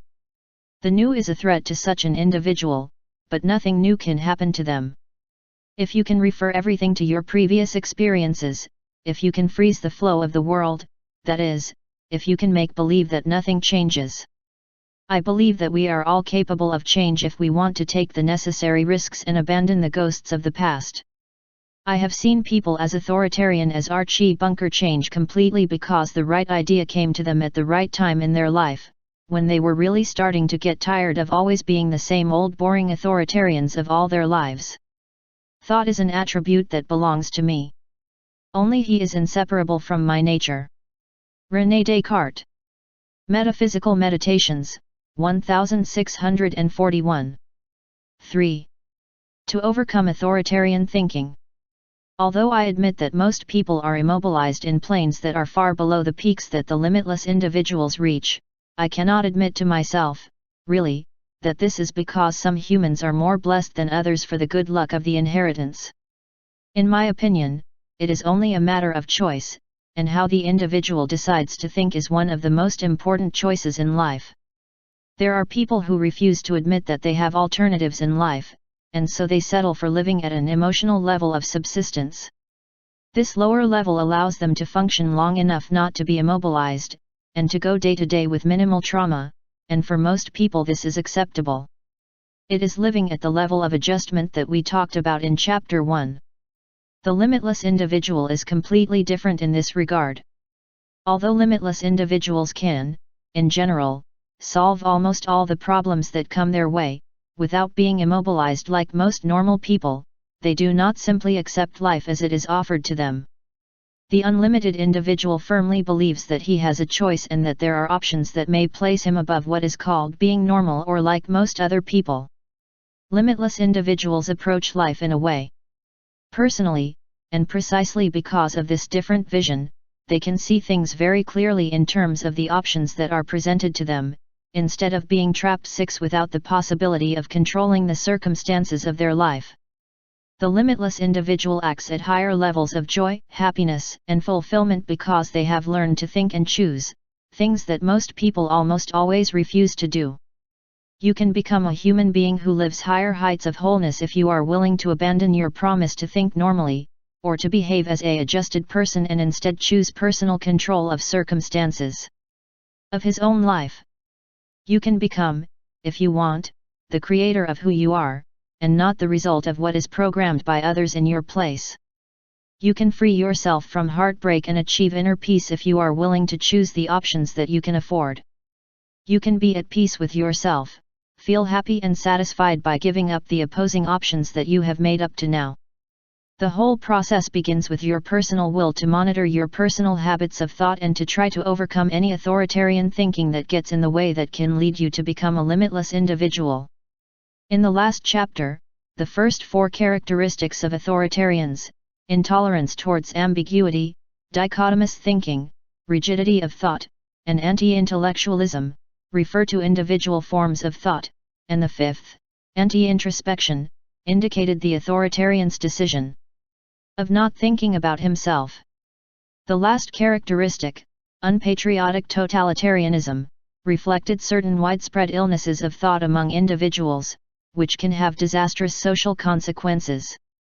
In reality, all the characteristics of authoritarians reflect their refusal to think for themselves, their insistent desire to let higher authorities think for them, and hence their tendency to divide the world between those who are with them and those who are against them. The ability to think for themselves is therefore a staple of life without limits. To avoid the authoritarian anguish, paranoia, or panic that stem from aligning so many human beings fundamentally against you, to get to enjoy your own personal capacity for autonomous thinking to the fullest. Many philosophers have considered thought the very essence of what makes us human. Several centuries ago, René Descartes, who has been considered the founder of modern philosophy, said, "Cogito ergo sum, I think, therefore I am." I consider that this means that thinking constitutes the basic nature of the human being, wondering about things, investigating, trying various possible solutions to problems, and to question, elaborate, or reject those solutions in the consequent process of elaborating a body of thought that guides every human being in life for as long as he or she can live. In other words, every human being, by his very nature, has to think in order to develop a philosophy of life, which is the accumulation of a reserve of personal instructions that is automatically drawn on every time one does something. In this sense, every human being already has a philosophy of life, and the only problem is, basically, to determine if that body of thought, opinion, beliefs, and values by which the individual governs his life develops so that life becomes more and more interesting and that the possibilities it offers are limitless, or if it exerts a paralyzing effect, so that there is no choice but boredom, depression, and hopelessness. The basic premise of this book may be that you are responsible for the thoughts in your head at any given moment. You can think what you decide, and practically all your negative attitudes and actions are derived from the way of thinking you decide to adopt, as well as your positive attitudes of self-fulfillment and your actions of the same gender, as soon as you learn to think like a person. Unlimited. Your thoughts are your personal creation and your responsibility. As soon as you accept your thoughts as the fundamental key to your whole humanity, you will be in a position to change everything that prevents you from controlling your life.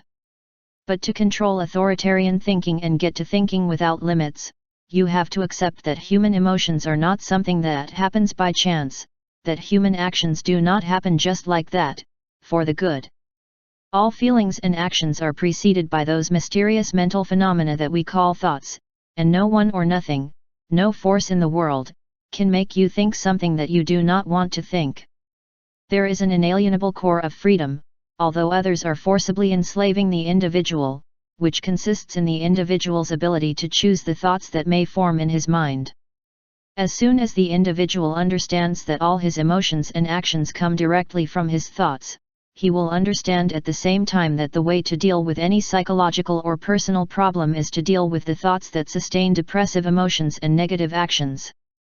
If you really believe that only you can control your own thoughts, and accept that the path to life without limits now involves learning to think in a new and different way and not as you thought before, if you can understand that your attitudes, your way of approaching the world, are only a reflection of your thoughts, and do not forget that you can accept that the path to life without limits now involves learning to think in a new and different way and not as you thought before, if you can understand that your attitudes, your way of approaching the world, are only a reflection of your thoughts, and do not forget that you can choose any attitude you want in practically any circumstance, you will have taken the first step to cross that mental bridge that leads to thought. Limits. Dichotomic thought. If authoritarianism is basically the result of a disease of the thought that results in the decline of the mental process, or that people stop thinking by itself, I would say that dichotomous thinking, that compulsive tendency to divide all things in the world and all people into small well-defined categories, and to defend the rigidity of these differentiations at all costs, is the basic cause of the disease. Consequently, to become a full individual it is essential to overcome this type of thinking. You will recall from Chapter 2 that the first thing the dichotomous thinker does when meeting a person is to categorize them: liberal or conservative, young or old, bad or good, patriot or traitor, religious or atheist, selfish or generous, and so on. Then, he will use labels as advantageous excuses to avoid or condemn people who are different from him. Also, the first thing he will do when he hears about a war in some far corner of the world, is to ask, whose side are we on? Since that we are the American people or anyone else represented by the government, you will know immediately, for example, that we are in favor of the rebels and against the Soviets in Afghanistan. It will then defend our position and possibly support US aid or intervention, direct or covert, for the benefit of our side. He will extract motives and reasons to justify his assumption from the media, the president, or some other source. But you will never bother to go to a library and take a few stories from the country or countries involved, written from as many different perspectives, research what journals of completely different ideologies say about it, accumulate as much objective data as possible.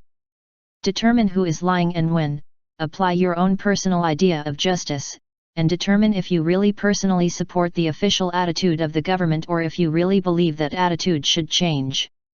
In short, it will ignore all the historical problems caused by trying to resolve an armed conflict through the annihilation or total defeat of the other side, which is what it really asks for, the total victory of our side in what it sees as a dichotomy win/defeat, although it is arguable that anyone has ever actually won a war. No, if you are a dichotomous thinker, you will never say what the S2E individual would say if he did not have time to independently investigate the situation: I don't know enough about the subject to make a judgment. You will be quick to assume the position of our side, and then you will be forced to pretend that you know what you are talking about. Dichotomous thinking allows thinking less because there is already a ready model when situations arise that require independent thinking if a fully human response is to be given.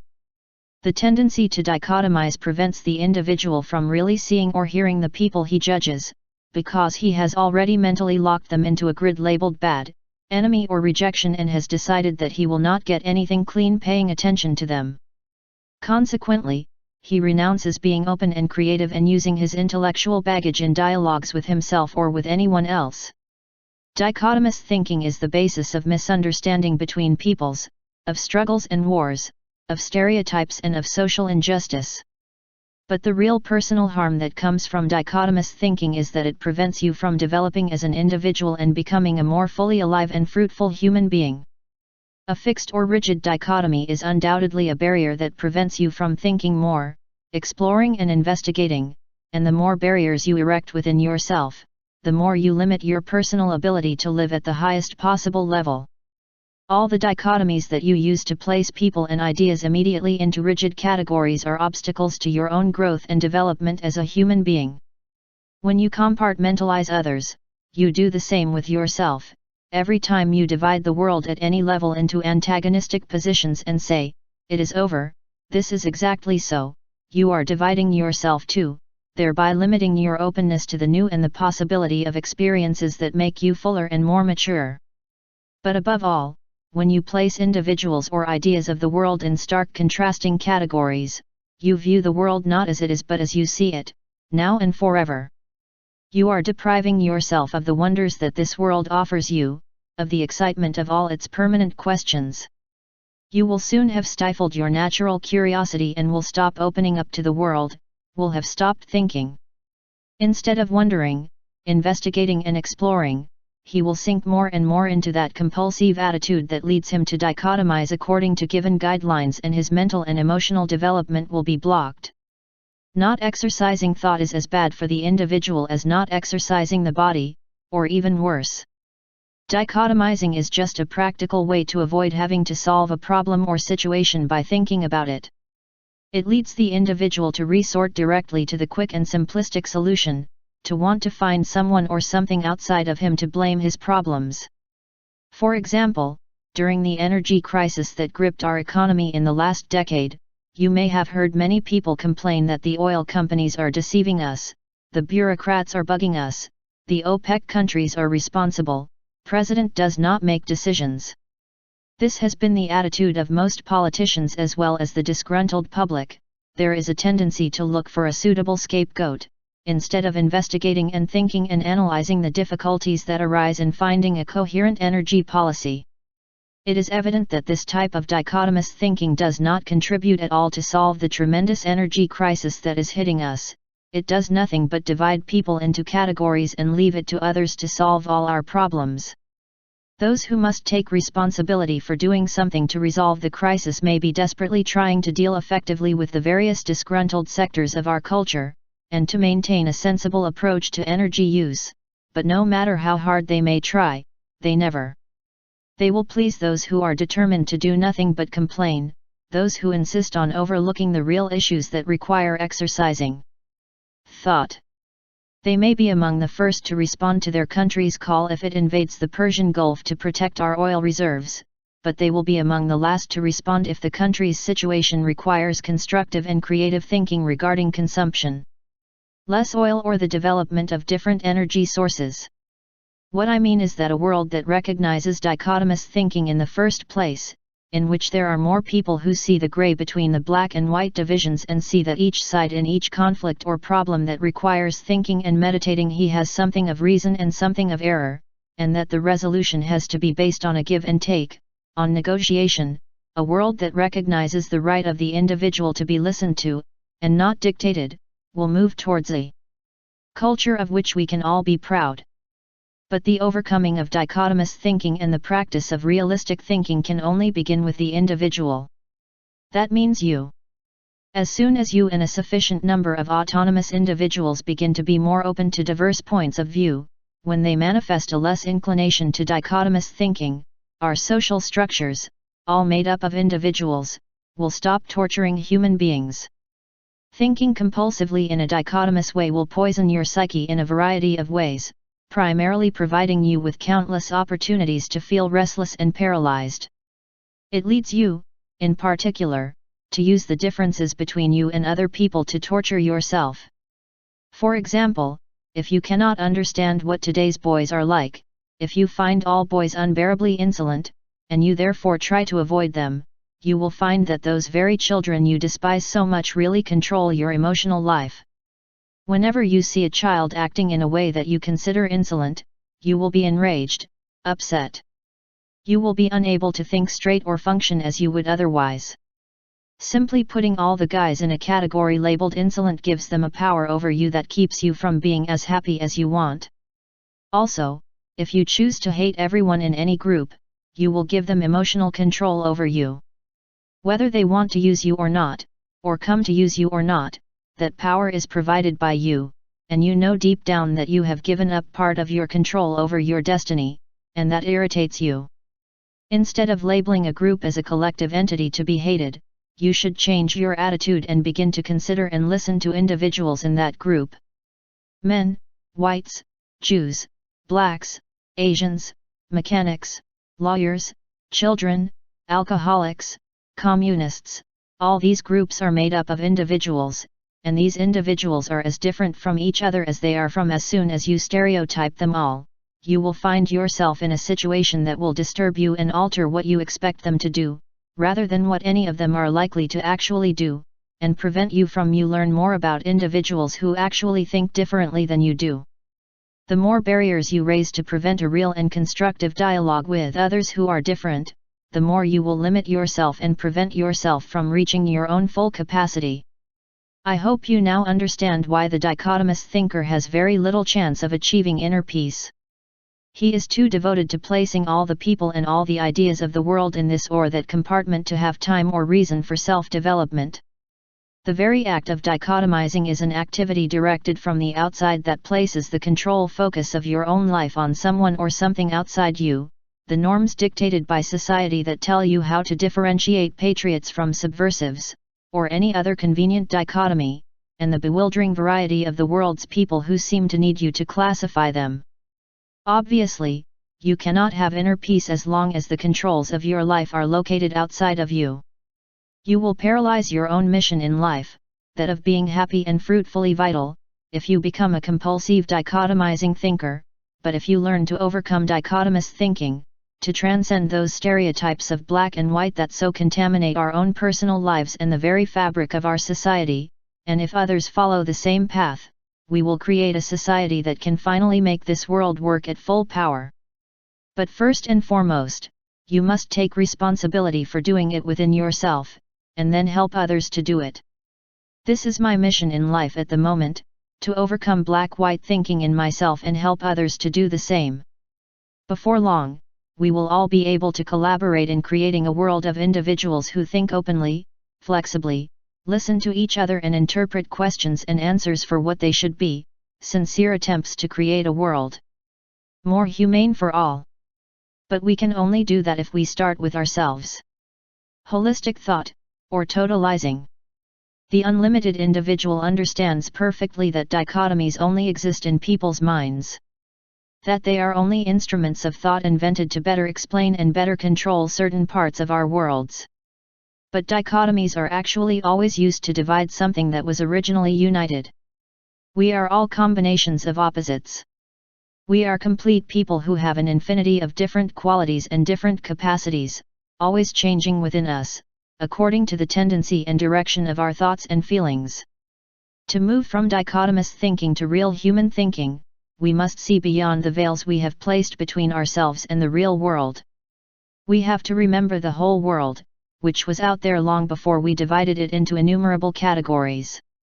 We have to heal the cracks in our mental structures, created in order to classify all things and all people with one label or another. We must return, in short, to holistic thinking. We must remember that before there were sheep or goats, boys or girls, before anyone came up with the idea of odd or even numbers or thought of calling their society civilization, there was life. We must bear in mind that all the humans who lived on this planet before us shared the same sun, looked up at the same sky, fished in the same seas, hunted the same food. Maybe we even want to stop and see for a moment that we and the rest of human beings are the embodiment of human life now, and that we all have something of a fish, something of a monkey, something of a genius, something of a fool. A certain strength, a certain weakness, a certain wealth, a certain poverty, which constitute parts of our existence. We are all at the same time complete individuals, an organic representation of the whole of life and a small portion of life as a whole. The idea of being a member of a culture is not a goal for those who think holistically. In reality, his point of view is exactly the opposite. The important thing for the holistic thinker is to consider himself part of humanity and not of special subgroups, be they nations, ethnic groups, or cultural cliques. They reject identification within artificially crafted limits, and consider that the boundaries to which so many people lend eternal fidelity are, in fact, a cause for concern and struggle. The holistic thinker sees the world in a global way, considers all of humanity, and thinks that there are problems in it that must be addressed and solved. Whether someone is unemployed in India, or starving in Biafra, is a problem for all humanity, not something to be solved by the specific governments concerned. We must all come together and treat each other with dignity, and those who think holistically are strongly opposed to dividing individuals into classes, nations, religions, or any other frontier. Humanistic thinking has to start with the holistic approach, with a complete view of the universe and how you, as an individual human being, fit into the spectrum of all life, past and present, recognizing that we are all together in this thing called life. To think holistically, we must learn to suspend judgment, to put aside, for a moment, all those categories by which we have been conditioned to archive and forget so many people, ideas, things, and possible experiences before considering them. Even, and to see ourselves and see our worlds in their irreducible and primal totality.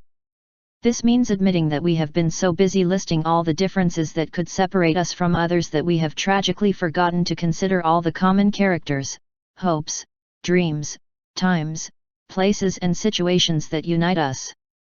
We've been too busy dissecting humanity to imagine how joyous it could be to all act together.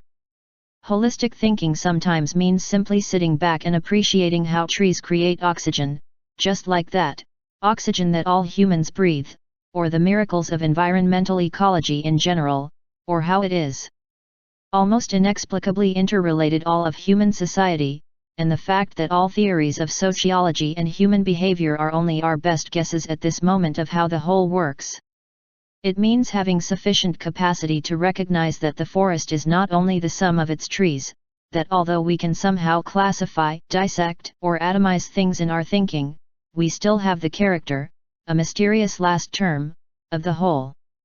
Be it the whole of the universe or the whole of humanity, or well that of each individual. Thinking without limits. What I call unlimited thinking begins with a holistic view of the world, from which a constructive effort of the individual is required. True limitless thought is perhaps the highest art that human beings can be capable of.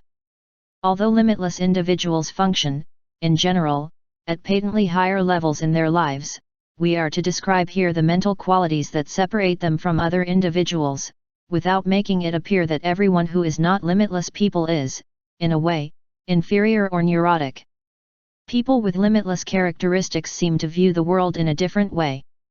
Everything they see in it, they see it as an opportunity, rather than as something to avoid or fear. Every experience seems to them a possibility of fun and development, and they are very interested in the new and the mysterious. For the unlimited individual, the world is a miracle, and therefore lives in awe of the universe. He is easily moved by things that seem routine to normal people. You can spend a whole day walking along a beach, lost in the excitement of the ocean, sand, birds, wines, shells, without ever getting tired of the experience. For the limitless individual, each day is a whole new world, and he can immerse himself in contemplating the beauty of something that he has seen many times before without feeling bored or repetitive. Those who choose limitless thinking are basically satisfied human beings. They feel that they belong to the universe and are happy in all aspects of their life. They feel loved and are capable of giving love without reservation and without anxiety. They are rooted in the present in their relationships, not obsessed with the idea of where their relationships are going or how they have been, nor do they wonder how things are going to turn out. They can fully accept other human beings for who they are, and refuse to judge or condemn others, be they a stranger or a close friend. Their strong feelings of belonging lead them to adopt completely different attitudes from those of most people. Because they feel at peace with the world, they have no interest in changing others. On the contrary, it is easy for them to accept them as different beings, because they have a model for doing so, that is, they have learned to accept themselves as whole and complete beings. Due primarily to this accepting attitude, the limitless individual is not burdened with anguish. You have decided to think in a dignified way, respecting yourself, and no one will ever be able to convince you that you lack that dignity. This all-pervading self-respect enables him to function at the highest level both for himself and in the service of others. Because his self-love is intact, and because the source of that self-love is internal, he and those like him do not experience the paralyzing effects of other people's opinions, both positive and negative. They do not decide how they will think or behave based on what others think. They have already decided for themselves how they will act, and this sense of self-confidence allows them to act completely independently of the opinions of others. Limitless people think from a perspective of mastery rather than adjustment in their lives. That is, they believe that they are the ones who determine their destiny, instead of always adjusting to the circumstances of life. Thus, they are able to think naturally and act spontaneously in most situations, and this is mainly because they are not distressed by the judgments of others. Why are they not distressed by the judgment of others? Because they themselves do not consider themselves judges. They are individuals who say exactly what they think, and who will pursue their goals even if doing so makes those around them uncomfortable. They do not try to irritate others, but they are not concerned with what they may say, for they know that they will receive 1,000 different opinions if 1,000 individuals are to give an opinion. Limitless people often have an idea of their own destiny and a sense of mission regarding their own lives. This sense of mission is embodied in a zeal and a decision that most normal people never understand. They want to get things done in their chosen field, and the areas of work and research are limitless. What must be understood above all about the unlimited people is that they are vitally dedicated to projects and tasks, and that their dedication transcends their own personal worlds. They can be dispassionate about their behavior, and are not affected by other people not understanding their dedication and enthusiasm for what is often their life mission. If others are puzzled by your work, they do not waste energy trying to justify the righteousness of their intention. Instead, they act, because they feel it inside. Limitless individuals, unlike authoritarian people, do not act because they need to value or judge others in a negative way. They rely on internal signs, while authoritarians rely almost exclusively on external signs to determine how they should think and behave. While authoritarians cannot tolerate ambiguity, limitless individuals gladly accept it. The unlimited individual feels more comfortable in situations whose outcome is uncertain, and spends much of his life exploring little-known territory. The idea of meeting someone who belongs to another culture or going to an unfamiliar city or trying a new restaurant with exotic menus is a source of emotions and something that they actively pursue in their lives. The boundless individual, instead of avoiding new experiences, welcomes them. People without limits live their lives at a higher level, mainly because they have learned to think based on the principle of appreciating life instead of criticizing it. For the limitless individual, criticism is largely a waste of time. They are people of action, and they are so devoted to it that they have no time or energy to spare to look over the man and value their own happiness. In reality, they don't even indulge in appraisal, his thing is to experiment. They don't waste time wondering if they are having a good time. They have a good time and let others ask. The boundless individual is not a sick-thinking individual, and has little time or patience for those who want to waste their lives discussing their various ills and states of immobility. They don't think sick, on the contrary, they give themselves so much to life that they treat their bodies in a healthy way. They do not usually abuse their body, and they know how important it is to have a healthy body capable of fighting disease. They respect your physiology and are able to blend a positive attitude with positive organic health as well. The limitless individual can get sick, of course, but his internal mental disposition of not thinking sick and not focusing on the disease or complaining continually about the various pathogenic processes that infect his organism, gives him a healthy and complete perspective of the life. Because they have no interest in clinging to their illnesses and because they strongly believe in their personal ability to heal, they are simply not as disease-oriented as the others. They lead healthy lives, stay fit, and don't complain just for the sake of it. What I want to emphasize is that the individual without limits is not different because he has special physiological characteristics, but because he has decided to behave in life and think in a more stimulating and satisfactory way. Although it may seem to the researcher or casual observer that the unlimited individual is simply stronger and more independent, the truth is that he has decided on his own that he is not going to be weak and that he will not let others manipulate him. In addition, you are fully aware of your own unlimited capacity, and a sensible approach to life, which keeps you at those levels. He knows that he can't get everyone to agree with him in everything he does, so he doesn't make it his life's goal. He knows that worrying about the approval of others, or feeling distressed by rejection, is a waste of time and emotional energy, so he simply refuses to do so. He knows that the past is over and that no one has assured the future, so he tries to live in the present and be grateful for what he has. You know that having to do unpleasant things, like washing dishes or taking out the trash or anything like that, is a necessary condition of life. But you decide what you think, and your thoughts about washing dishes are positive. Having to wash the dishes means having enjoyed the food eaten in them, having to empty the garbage indicates that you have had plenty of food, while in many parts of the world there are people who have neither leftovers nor plates.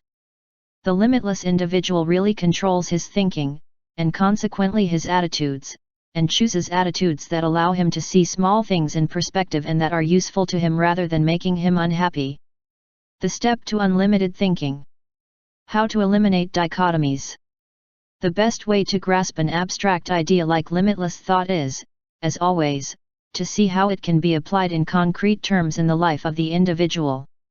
Here are some examples of the most common types of dichotomy that are often misapplied with destructive effects, along with some reflections on the holes in between, and concrete suggestions for you to overcome your authoritarian imposition and think with limitless perspective in the world. Life. As you read, ask yourself the following: how have I tortured myself or another and stunted the growth of my own philosophy of life by dichotomizing according to these criteria? You will find many other examples of dichotomies that could be added to the list, and soon you will get to the bottom of the matter and overcome those dichotomies.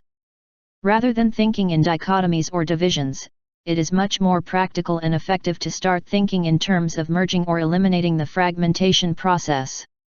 When the individual learns to approach the most common dichotomies in holistic terms of fusion, combination, and grouping, he achieves a dose of personal freedom that he has never experienced before.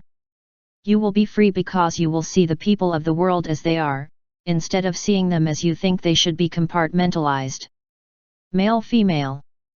There is no doubt in this regard, it is a girl or a boy. In the delivery room or on the birth certificate, there is no reason to say, she is predominantly female, as shown by the character of her sexual organs, but let's remember that she also has hormones conventionally called male. The problem begins as soon as the baby leaves the delivery room. The girl has to be feminine and the boy masculine. The girl is given a pink shawl, the boy is blue, because in young children it is often impossible to see the difference without having to look under the soaker, and few adults are willing to do it just to know how they should react. With a small child they should say, "Wow, what a handsome boy. You will be big and strong like your dad." And with a girl they should say, "Oh, how beautiful she is. What beautiful eyes. They are like her mother's."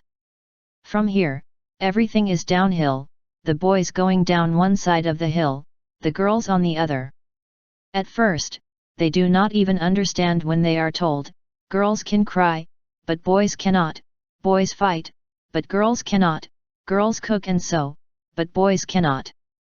But when they have been told enough times that boys are to be masculine and girls feminine and they memorize all the arbitrary lists of what each of these categories means, and what they can and cannot do, they meekly break their heads, to adapt to the stereotypes that have been imposed on them, and they dedicate themselves to imposing them in turn on each other as revenge. You look like a boy in those clothes. You run like a girl, kid. To realize how absurd and arbitrary this dichotomy is, one need only consider how the psychological community has constructed the tests that indicate whether one is predominantly male or female. To do this, a series of questions were formulated to males and females. If the majority of the men say that they prefer the shower to the bathroom, and the majority of the women that they prefer the bath, the shower is considered masculine and the bath feminine. If most men prefer athletics to reading, and most women prefer reading, female reading is considered and male athletics. The psychological community has perpetuated such an absurdity by regulating it in tests that stereotype people, classifying their behavior as masculine/feminine. It is typically considered masculine to be competitive, dominant, aggressive, independent, aspiring to power and command and triumph, and to have an interest in science and mathematics. A team of researchers in Psychology Review described the healthy female with these words: more submissive, less independent, less risky, more easily influenced, less aggressive, less competitive, more easily excitable and vulnerable, more emotional, more vain and preoccupied with her appearance, less objective, and less interested in math and science.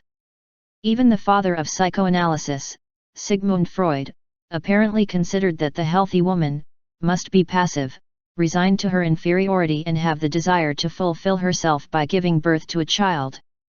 The firm enthronement of this dichotomous practice has led many to believe that male and female activities actually exist, which makes the same sense as believing that there are male stones and female stones. In spite of everything, on that basis, whoever departs from the assigned sexual role is considered a deviant in need of treatment.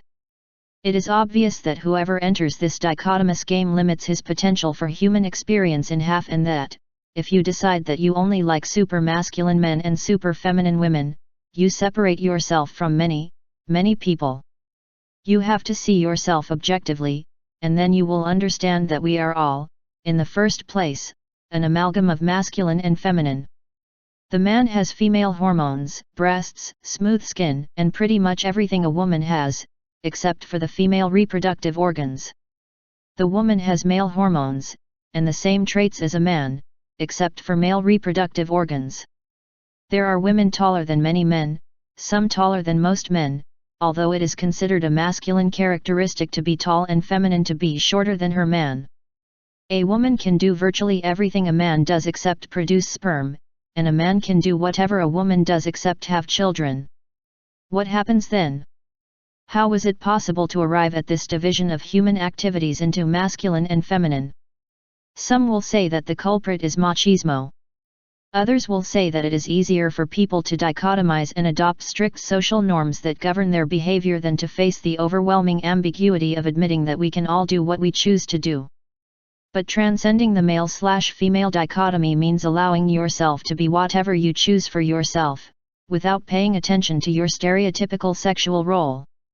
The woman who waits for a man to initiate sexual contact when she wishes to initiate it, or who backs down, just because it is taken for granted that a woman should not do so, chooses to continue living in the dichotomy imposed by a macho culture.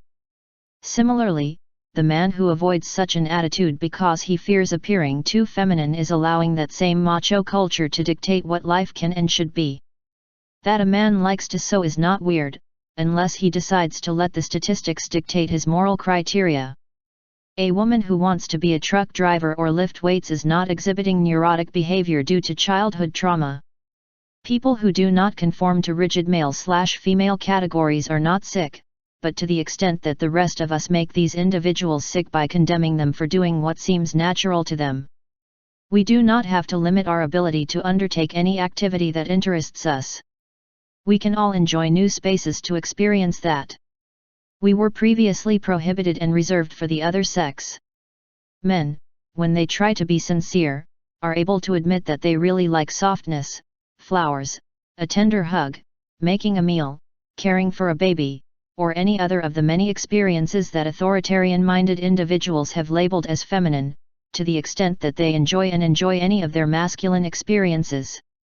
Women can also enjoy their femininity and still like playing ball, chopping wood, hunting, running, hiking, driving a race car or anything else that has been labeled as masculine. Point 1. As soon as the individual begins to see himself first of all in the holistic sense only as a human being and then as a function of the type of human being that he wishes to be, totally disregarding the dictates of the sexual role established by the artificial male/female dichotomy, you can heal that inner split that dominates you and that you have set such strict limits to what you imagine you can enjoy, and you can see yourself as a whole and complete being, the same as when you first left the delivery room. Strong weak. As you may have already gleaned from my treatment of authoritarian anti-weakness, I don't think there is any individual who is simply strong or weak, and if you tend to classify people in those terms, assume that you do so on the basis of a single criterion of strength or weakness that has absolutely nothing to do with reality. What is actually strength, and what is weakness? It is, without a doubt, a philosophical problem. Who was stronger, Martin Luther King or the man who murdered him? Adolf Hitler or Albert Schweitzer? The world weightlifting champion or the woman who lifted the car that was crushing her son, breaking her back doing it? It is quite possible that after you have thought carefully about what you consider true human strength to be at its best and have valued yourself according to your own criteria, you will find that you are very strong in your relationship with your family, but that he becomes a coward when confronted with his boss or his coworkers. You may feel helpless on Monday and a real lion on Tuesday. In reality, you are a mixture of strengths and weaknesses of all kinds, and to achieve limitless thinking, the holistic vision, you have to fuse all these dichotomies and see each individual element of your behavior as a whole in which you can identify streaks of strength and weakness, if you decide to think in those terms. Consider your past. When you have acted from what you now consider to be true strength, you may tremble and feel very weak inside. And other times, when he acted firm and energetic, and felt very strong, perhaps he was behaving like a bully deep down, in a way that indicated that deep down he was afraid and felt weak and insecure. Whenever you see someone behaving in a way that leads you to label them strong or weak, keep in mind that there is always some strength behind weakness and some weakness behind strength. The holistic view of the world will allow you to accept yourself as a human being who was born long before anyone had the idea that you should lower yourself because you considered yourself weak. When one determines his own destiny according to his own and better understanding, he transcends his weakness and controls the course of his life according to his criteria. He becomes the captain of his own ship, rather than a transit passenger sent by others. But this will not happen if you do not accept yourself as human or accept others as humans, as originally and permanently strong and weak at the same time. Maturity/infantilism. You will hear it continuously. You can't be that immature. You are like a child. Will you never stop behaving like a baby? This dichotomy is used almost exclusively to humiliate others, and is almost never used by those with true self-confidence as independent thinking adults. In fact, in our culture it is often used by adolescents to humiliate other adolescents. Let's see what an individual I interviewed for this book says. In our school, in 5th, 6th and 7th grade, the girls who consider themselves more mature, the ones who smeared themselves with makeup and wore padded bras and suddenly forgot to run, they no longer knew how to do it. They were the ones who rated everyone the mature or childish boys. For several years, they seemed to think only of classifying people according to their maturity. The worst insult they could throw at you was immature. And who did they decide to call mature? To the best fighters, the tallest, strongest, most authoritative, and most superficially mature boys. And for the same reason, the boys who adopted the most macho airs, those who were always the first to physically overwhelm others weaker than themselves, those who continually tried to show what men they were, considered that the girls who were the most made up and behaved in a servile manner in front of the male were the most mature. It's easy to get an immature idea of what human maturity really is, especially if you've never really thought carefully about what maturity might mean, at its best. It is necessary to see who is more mature, the child who tries to imitate the behavior of adults, who becomes solemn and repressed and withdraws from the childish games and fantasies enjoyed by his more immature peers, the one who refuses to accept himself as a child, or the child who thinks, "Of course I act immature sometimes. But what can be expected of me, really? I'm only 10 years old." The difference between you and me is that I know I still have to mature a lot, and I don't want to speed it up, I want to enjoy it. There is no point in rushing into this. Besides, it seems that you think that growing up is something that occurs in a moment and ends at that moment. I suspect you think that you have already done it and that you no longer have to think about it. Anyway, that way you will not mature anymore. I hope to continue growing and maturing at 70 years. The first step towards true maturity, in my opinion, the only kind of maturity worth pursuing, is to recognize that there is no one who is ever fully child or fully adult, and that it would actually be very sad for someone to be. The person who acts capricious, stupid, and immature at times is quite capable of reacting seriously and responsibly in the right circumstances. The controlled, organized, correct, and dedicated adult should also be capable of being uninhibited, joking and being like a small child when circumstances allow.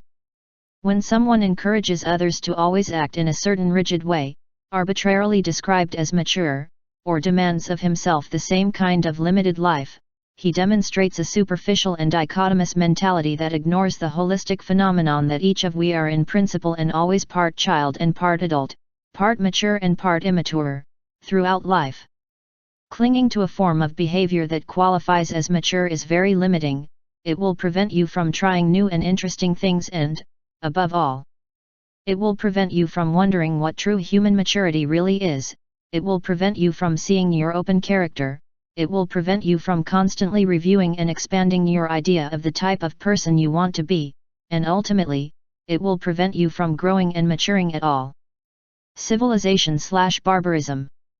Viewing people who are most like us, civilized, and those who are less, uncivilized, is an example of the most destructive ethnocentric dichotomization of gender. All cultures on Earth have their own ideas of what it means to be very civilized, but if that is why we mean to promote a happier, fuller, and more creative life for all, it is evident that no culture has a monopoly on wisdom in this field, and that we have a lot to learn from other cultures, from the past and from the present. The more we open ourselves to the study of other cultures, the more we see that those whom we have always classified as more civilized also had barbaric customs that we would never consider civilized. There is no doubt that the ancient Greeks have bequeathed us democracy, philosophy, a classical art of which the Parthenon or the works of Aeschylus, Sophocles, Euripides, and Aristophanes are examples. They may also have left us mathematics, physics, the Olympics, the Iliad, the Odyssey, and other legacies too splendid to even be appreciated in their full value. But let us bear in mind that their culture was also a slave culture in which only male suffrage existed, a culture in which, in some cities, unwanted or weak children were thrown down a cliff, a culture that executed Socrates because he asked too many questions. How are we really to measure the civilization index of our own culture? Did we ever really think about it?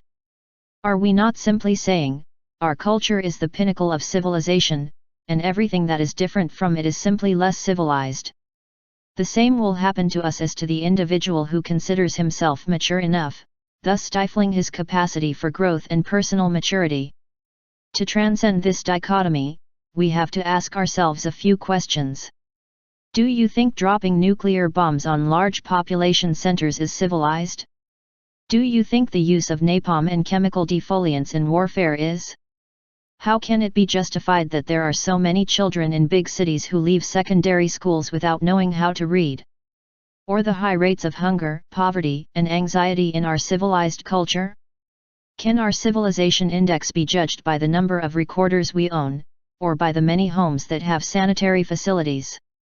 Individuals from less industrialized nations may not wear fashionable pants, they may ride camels rather than Cadillacs, they may have a critical shortage of skyscrapers, color televisions, cars, dryers, nuclear power plants, plastic items, food chains, fast and 3-martini business lunches, but they may also have critical shortages of cancer, depression, Valium, pollution, traffic jams and accidents, rapes and assaults, murders and suicides, power crises, empty days, and sleepless nights. Their survival techniques may be a wonder that those who live in the nations we call developed might take into account. If we look at things objectively, we will see that they are civilized in some ways and barbarous in others, just as our culture should always seem to us. As soon as one allows oneself to ask questions like these about oneself and one's own culture, one can immediately reach the holistic vision of the concept of civilization, which has to encompass the entire field of human experience, past and present, asking oneself what one thinks might be civilization in its highest degree. As soon as you work out some possible answers to these questions that allow you to equitably assess all cultures, including your own, the most objective framework you can conceive of, you will immediately see how barbaric, limited, and ethnocentric they are. Most of our judgments about what is civilized and what is not, and how much better the whole world would become if we stopped calling each other barbarians and uncivilized. Body/mind. You are a complete human being. Your body and mind have worked together long before they were taught to distinguish from each other.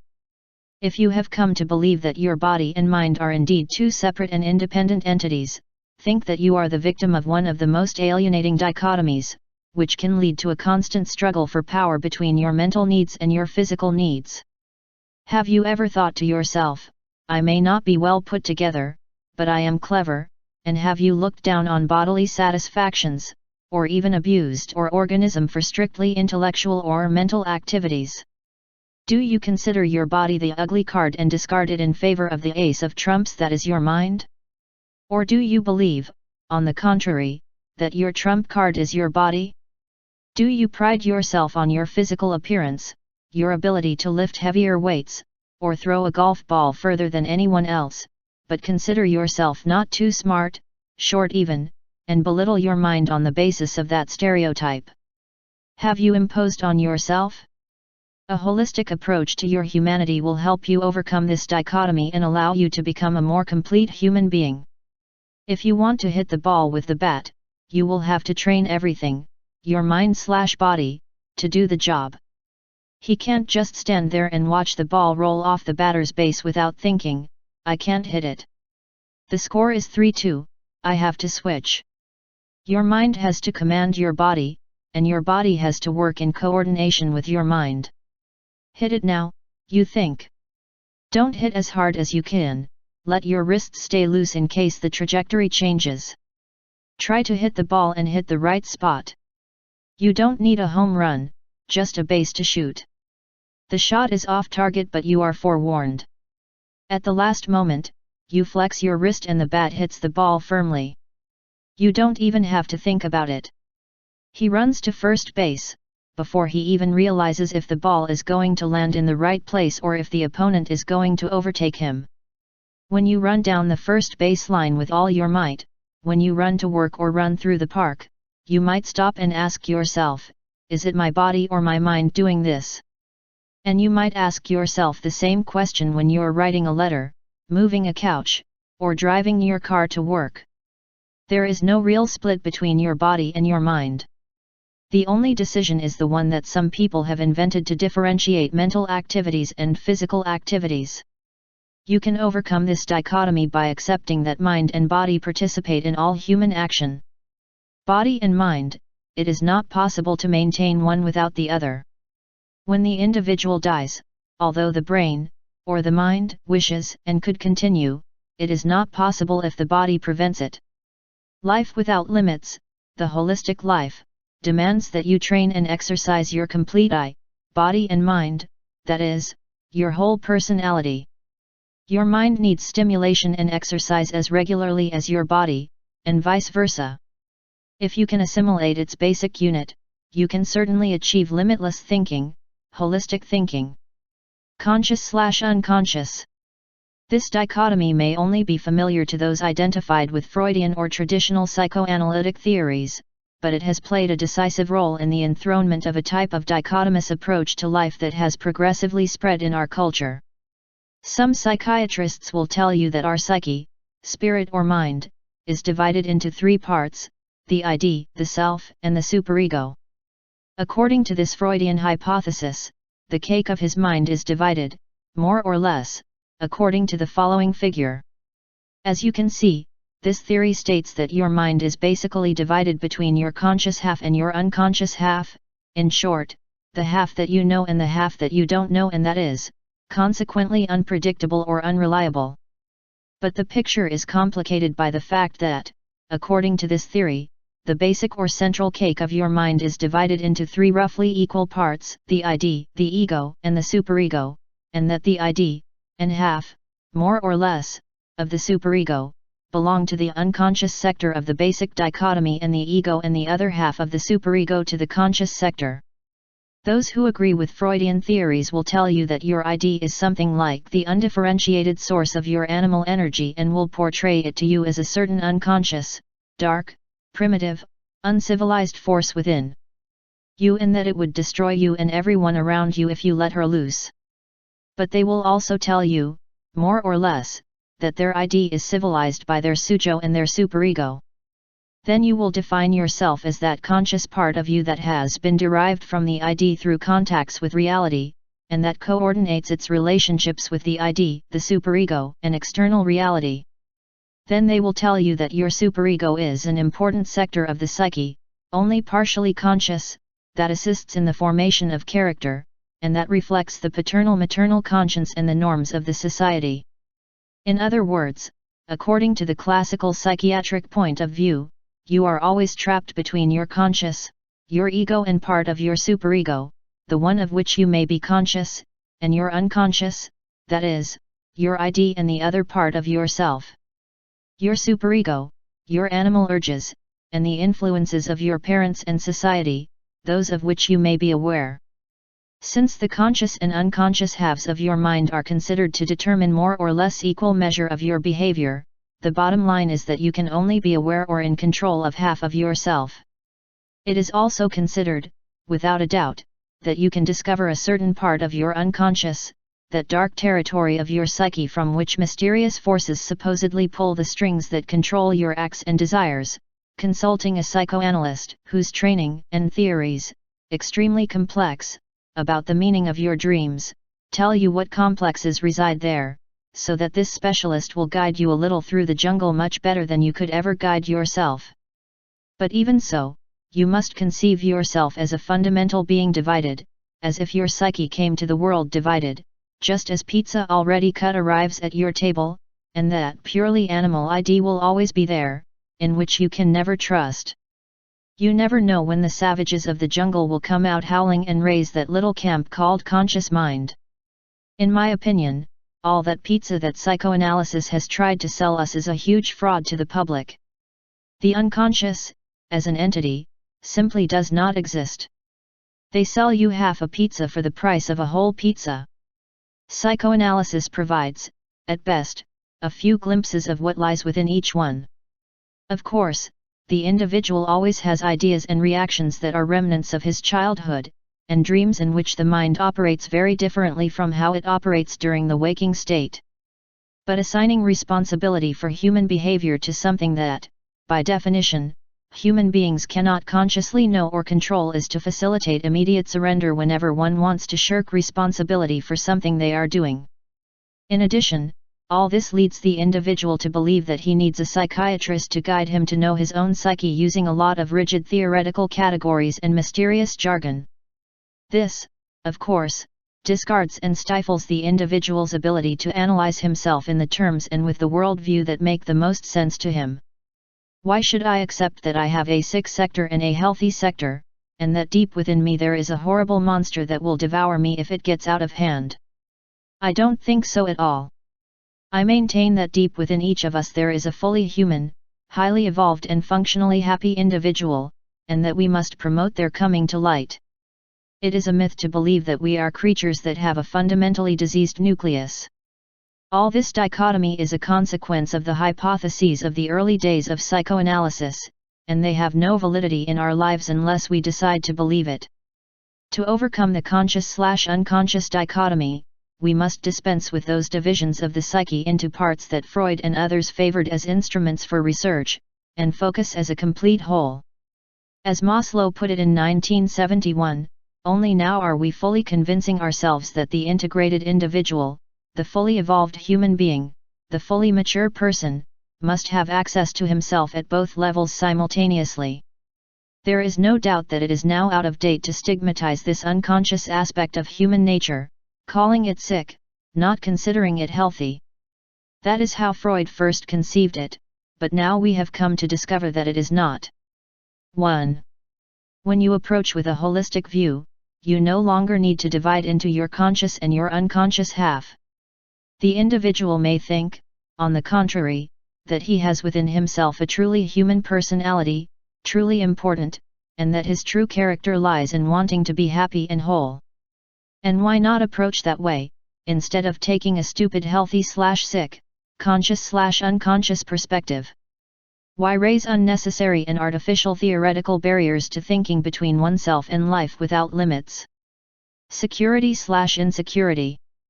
This is one of those folk psychology dichotomies that have come into common use as a practical means of forgetting others, and even oneself.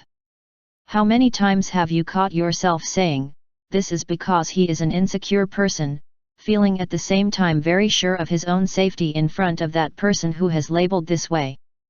To what extent do you really believe that an individual, including yourself, is a safe person or an insecure person?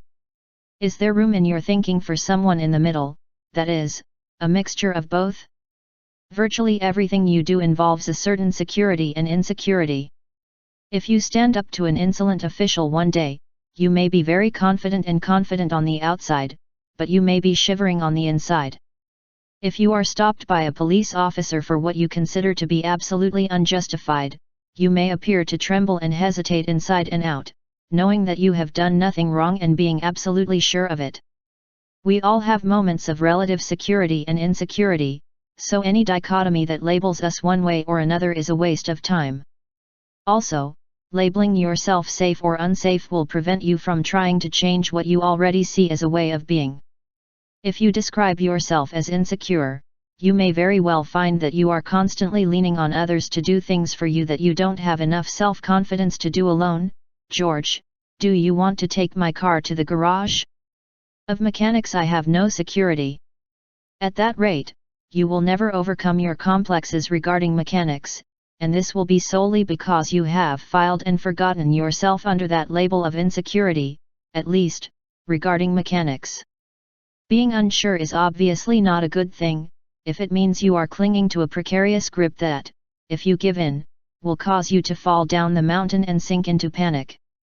But it is also not good to feel too safe, if that means overvaluing your security. Too much insistence on security can lead to inertia, boredom, and depression, just as too little of true security can lead to panic, incessant doubt, or other miseries that accompany insecurity. To transcend this dichotomy, you must admit that you have to risk a certain sense of insecurity if you want to be able to walk a tightrope, water ski, become a writer, start a new business, try a new culinary recipe, or do anything that requires learning. You have to anticipate that life without limits can lead you into situations that most people would classify as precarious, and you must also anticipate that there will be others who will say of you, act that way because you feel insecure. There is no doubt, however, that what matters, in any situation, is how you see yourself, and when you experience these feelings of insecurity you should ask yourself if you feel them because you really feel insecure inside. If you have the feeling that your mind is about to panic, or if you only feel insecure because you have come to see yourself that way in these types of situations, you will be surprised how often that insecurity stereotypes from your own stereotypes and/or those of others regarding you, and how often a little quiet meditation on the situation can release you from panic, if you are able to stop worrying about how insecure you are. Also, you must admit that limitless thinking requires you to decide for yourself what kind of security you want in life, what kind of life, no matter what the conventional risks of insecurity may be, can provide you with more inner peace and more confidence to move on and take new risks to forge your own destiny. The questions to ask yourself in any situation are not am I safe or insecure right now? What can I do to feel more secure? But is my behavior effective at this time to make me happy, whatever the circumstances may be? Labels that can be assigned by others or that I could assign yesterday. If you are happy now, you already have all the security you need. If it isn't, worrying too much about whether you or others are safe or unsafe won't make you one bit happier. Think for a moment of a few areas in your life where you or others have rated you as very unsafe and a few where you would rate yourself as very unsafe. Then think of all the means you can think of so that you are or could become internally safe in those sectors that you have labeled as unsafe. This exercise should not only show you how absurd the safe/unsafe dichotomy can be, it should also show you how to get around it.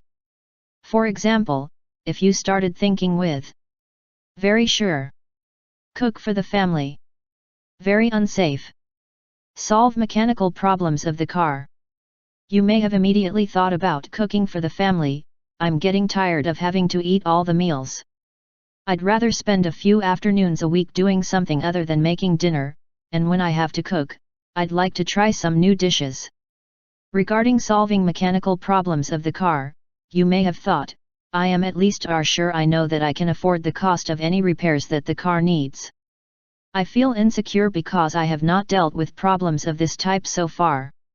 I do not understand much about cars and I am intimidated by people who can talk about the subject with knowledge of the facts. That is why I always ask George to take my car to the workshop. But I can acquire interior security in that sector by the simple procedure of I'll drive the car myself next time and learn more about it from the mechanics themselves. In other words, insecurities are eliminated by acting, not by simply labeling yourself as insecure. If you go back now and consider what you can do about the insecurity, unhappiness, boredom, depression, that you have associated with cooking for the family, you will find that your solutions to the problem of oversecurity have a striking resemblance to what you have devised as cures for your mechanical insecurity, or whatever other insecurity problems you may have. You may have thought this, I could have more fun cooking if I asked George to cook for him a few times a week or bring one of our favorite dishes from the restaurant, so I could get away from my routine a bit, forget about cooking a few times. How many afternoons and have time to think of new dishes and to buy special ingredients? The similarity between these two solutions to opposite problems lies in the fact that, in both cases, you have thought about what you can do about those problems, that you have invented certain practical strategies. This is what I call boundless thinking at its fullest. You have forgotten the dichotomy and have used the question-answer system for problem solving. Creative thought as your own life has now offered it to you. Regardless of your approach to the matter, there is really no such thing as a completely safe or insecure person. Learning to melt this dichotomy and see yourself and others as an unlimited combination of assurances and insecurities that you can work with continuously, will undoubtedly lead you towards the true life without limits. Teacher/student.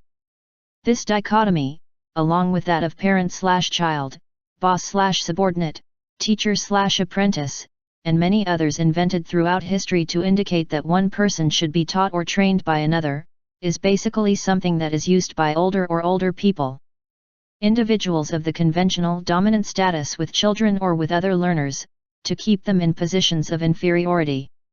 It starts with a very simple truth, for example, that the history teacher has lived much longer than you, or at least has been studying history much longer than you, and consequently can help you learn more about history.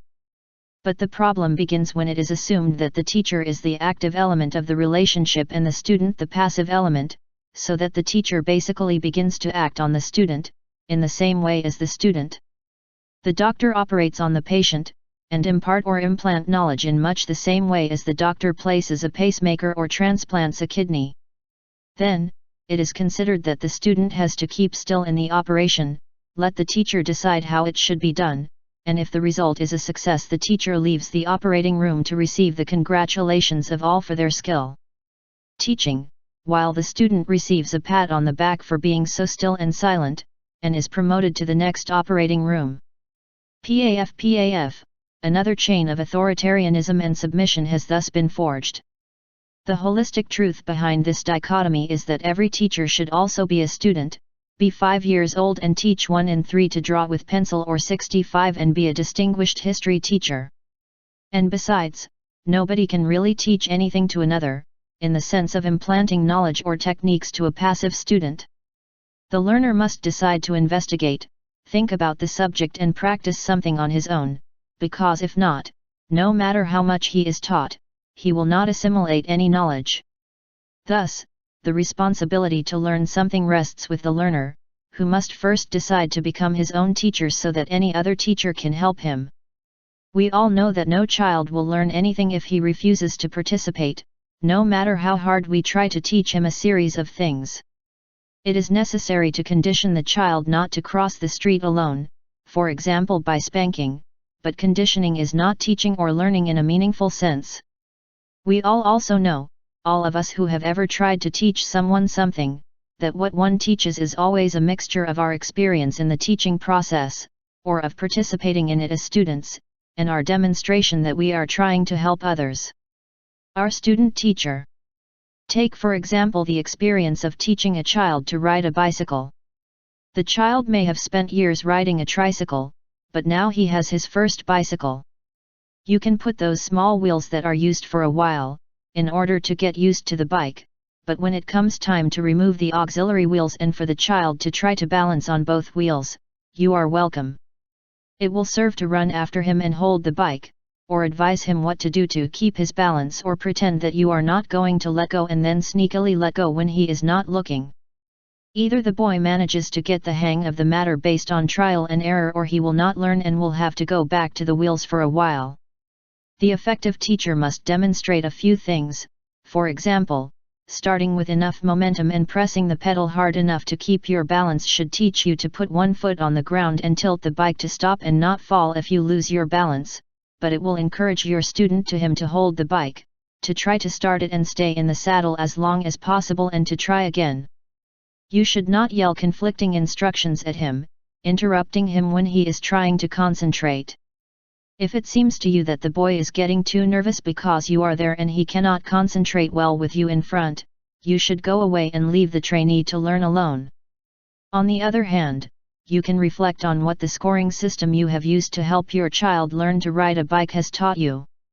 Do not doubt that this reflection will be very useful to you to better help another next time. The more the learner's self-confidence is built during the learning process, the more effective the teaching will be. On the contrary, the less self-confidence instilled in the student, the more teaching will degenerate into mere authoritarian conditioning. Where then is the dichotomy? The whole aim of teaching, of education, should be to help students to become their best teachers, to take full control of your learning.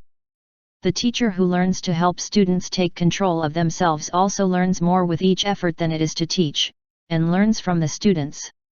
Whenever I taught a course at the university, I learned as much about the subject and how the students' human beings think and behave, as they learned from me, and I was convinced that the professor/teacher dichotomy is actually completely stupid.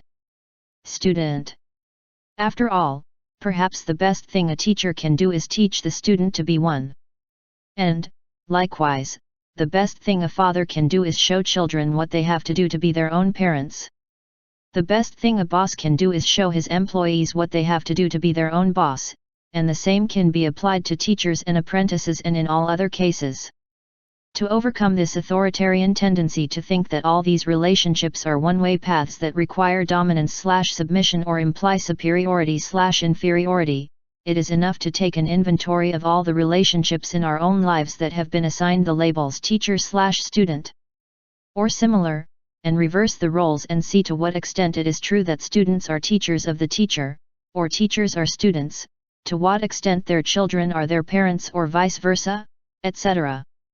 If you do, you will see how your ideas change, how your whole way of thinking changes, how your attitudes soften as the tension that was born from your previous need to play so many artificial roles of dominance or submission disappears. Your behavior in these relationships will adjust itself to accommodate new ideas. Good humor will replace anguish, the spirit of cooperation to rivalry or conflict, and authoritarianism/submission chains will become a network of true limitless relationships.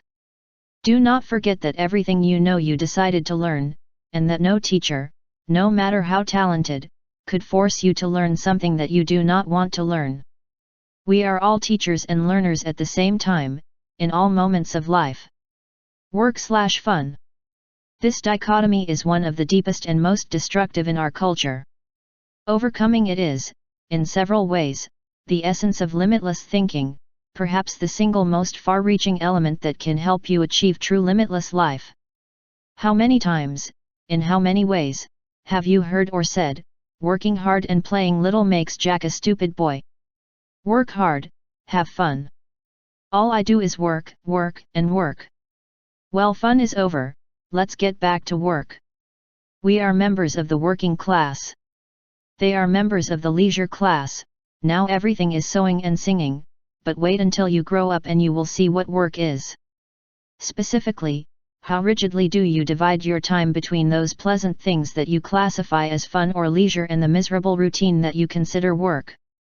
To what extent do you view your primary job, or profession, be you a plumber, homemaker, executive, publicity, or student, as something you have to do because you have to earn a living, or something you want to do? Desperately succeed so you can get rich and retire soon and not have to work anymore? To what extent do you consider yourself a slave to work, be it washing dishes, mowing the lawn, building a bridge, or writing an article for a newspaper?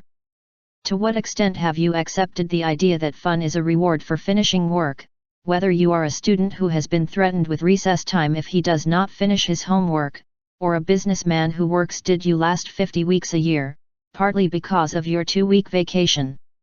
In summary, to what extent do you think that what is work cannot be fun and what is fun cannot be work? Changing your attitude about the work/fun dichotomy involves more than simply labeling what we enjoy as fun and what we hate as work.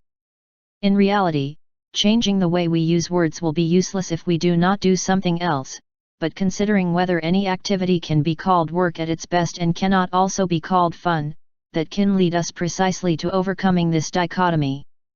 Consider what it might mean to do your job at the best level.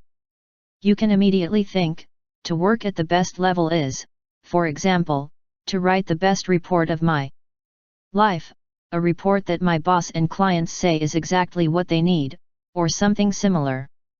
You may also think, that has nothing to do with whether I had a lot of fun or suffered a lot while writing it. Think again. You may have assumed the following, that your work is the product that you produce, the service you provide, or whatever, and not the activity of working. There is no doubt that part of what you mean by my best work may be the best poem I have ever written, or something else. But the meaning of the whole word as you apply it to your life should include your assessment of how well you had a job working, or how much fun your job was as well. It is in this sense that you say, the best job I did in my life, really. Whatever, because I enjoyed doing it, I enjoyed the work, I really liked the people, I had a great time and I enjoyed it. It was all very interesting and very inspiring. If you agree that your work should mean both the activity and the product, then you can see right away that work at your best or highest level should be a combination of work and fun. You can call work if you like any kind of routine or activity that you have resigned yourself to hating, as long as you decide to find some way to enjoy that job or to quit. What is critical is that you do not regard any activity as obnoxious just because you or others have labeled it work, and do not resign yourself to suffer while doing it, because of the label that has been assigned to you. If you have a real interest in life without limits, you have to accept that the only type of work that interests you is work at your best and highest level in every way, and that you first have to be able to do all of them. Your work activities become fun or play. And how did this absurd dichotomy actually originate? How did some people come to accept that there is work and there is fun and that you have to dedicate most of the time to work to be able to enjoy the rest of the time, as long as you can afford it, having fun, that fun is the reward for it hard work? I think that for most things it started already in school, when parents insisted that their children had to start working at home soon, they assigned them numerous tasks or homework and transmitted them at the same time. Idea that it was awful to wash them dishes or mowing the lawn. They might tell the children that if they wanted to live as a family they had to do their share of the work, justifying this policy on the grounds that they were doing nothing but preparing their children for school, or life, as it is. But for most it is very likely that everything started at school, where the teachers called certain periods recess periods and tried to make us know very well that when class started the teacher was the boss again, and that we had no reason some to hope to enjoy, because that was work time, time in which we were conditioned to the idea that work and fun were very, very different. Now, what is the authoritarian advantage of this type of dichotomy, which both students and authoritarian teachers accept and/or promote? I think it is exactly that if fun can be separated from work so that your fun depends on how well you perform according to the judgment of those in charge, then those in charge have another reward that they may or may not give you at will, and they have found one more way to manipulate you. That is, they are the ones who tell you when you have the right to have fun. The key to overcoming this dichotomy is to realize that your ability to combine work and fun in everything you do is something that no one can take away from you unless you reluctantly give it up. Returning to the commitment section of the first chapter, in which I mentioned the union of vocation and fun, another form of the work/play dichotomy, it will not hurt to read Robert Frost again. Although others accept their separation, my goal in life is to unite vocation and fun. What the poet means here is that vocation and fun were originally the same thing, at least in his thought, and that some people have accepted their separation, or have given in to the authoritarian idea that for him mature adult work and play must actually be separate, they must even be mutually exclusive activities. Frost wants to emphasize that those who have lost sight of the fundamental unity of work and play at its highest level, need creative thinking and courageous life choices to now overcome this dichotomy. It does not matter if you remember when there was a unity between work and play in your own personal history or not, although you may remember how much work you had to work to build that cabin or to make that wonderful sand castle, and how you enjoyed yourself and got excited doing them. What matters now is that you move on to making everything you label work and everything you label fun become global work and fun in your personal story from now on. You don't have to alter your fun to turn it into work in the sense that I'm talking about. All you have to do is acknowledge that you are always working when you are actually having fun. For example, if you are totally devoted to a tennis match, are you not working as a total individual?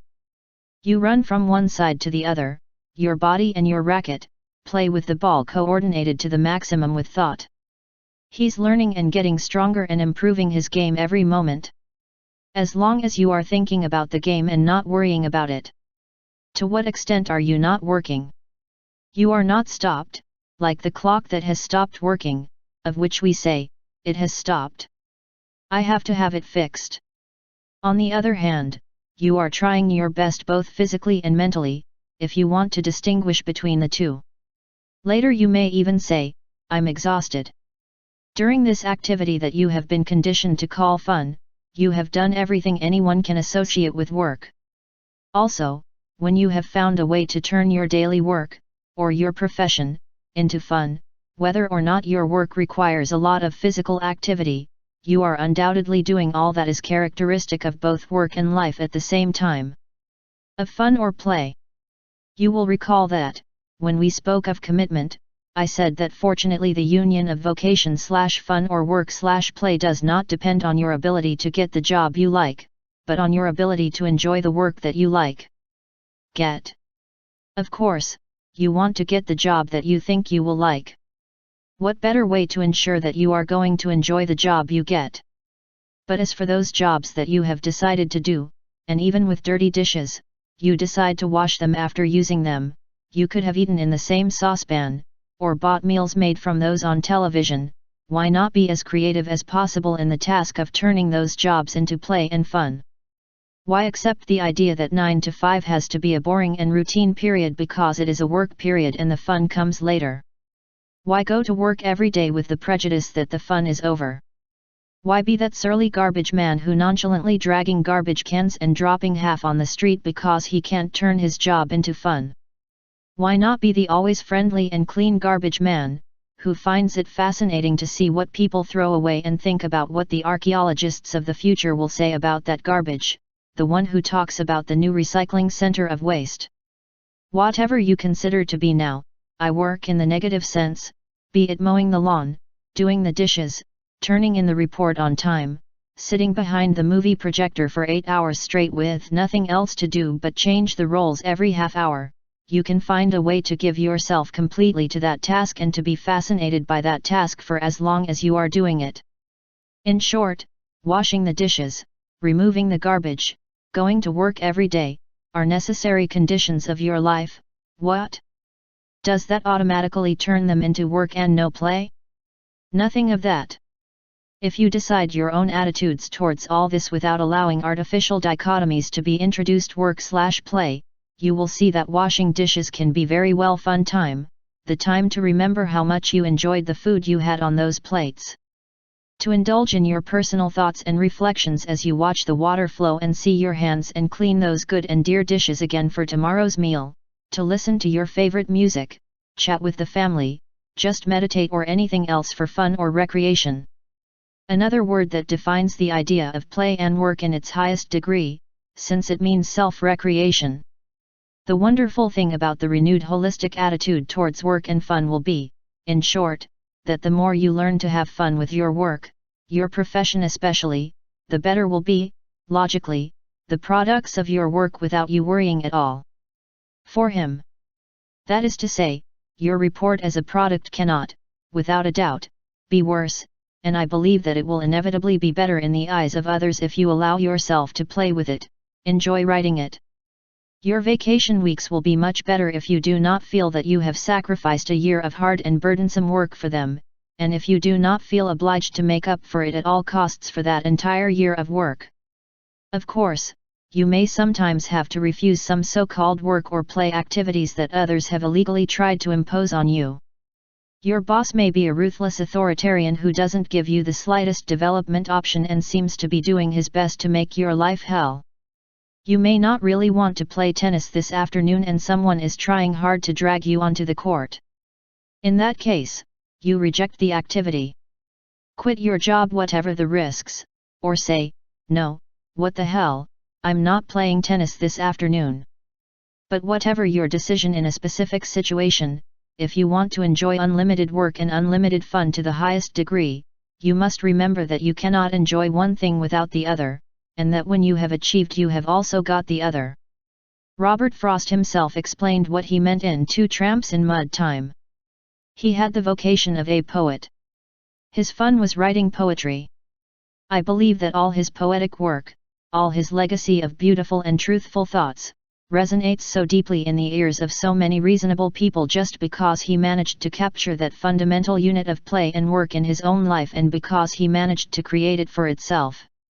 Parodying another poet without limits, work is play, play is work. That is all you learn in the world and all you need to learn. Love-hate.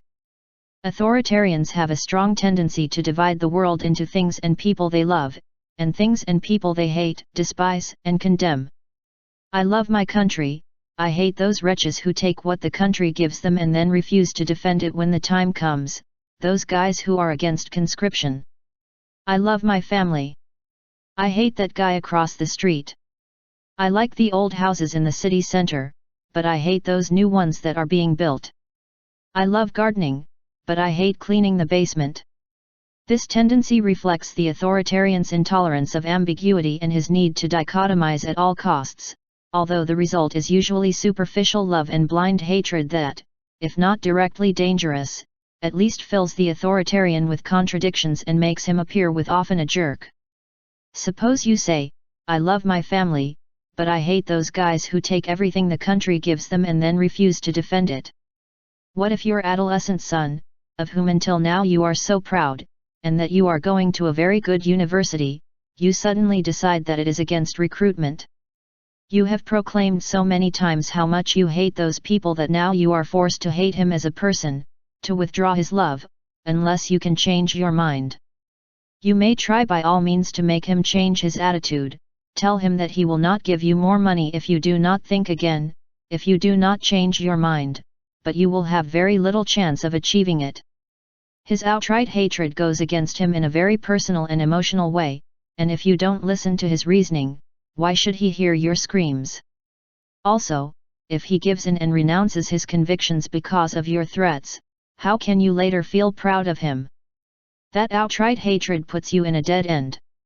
You can no longer say, "Well, I hate all those guys except my own son," because that would be a total lack of coherence.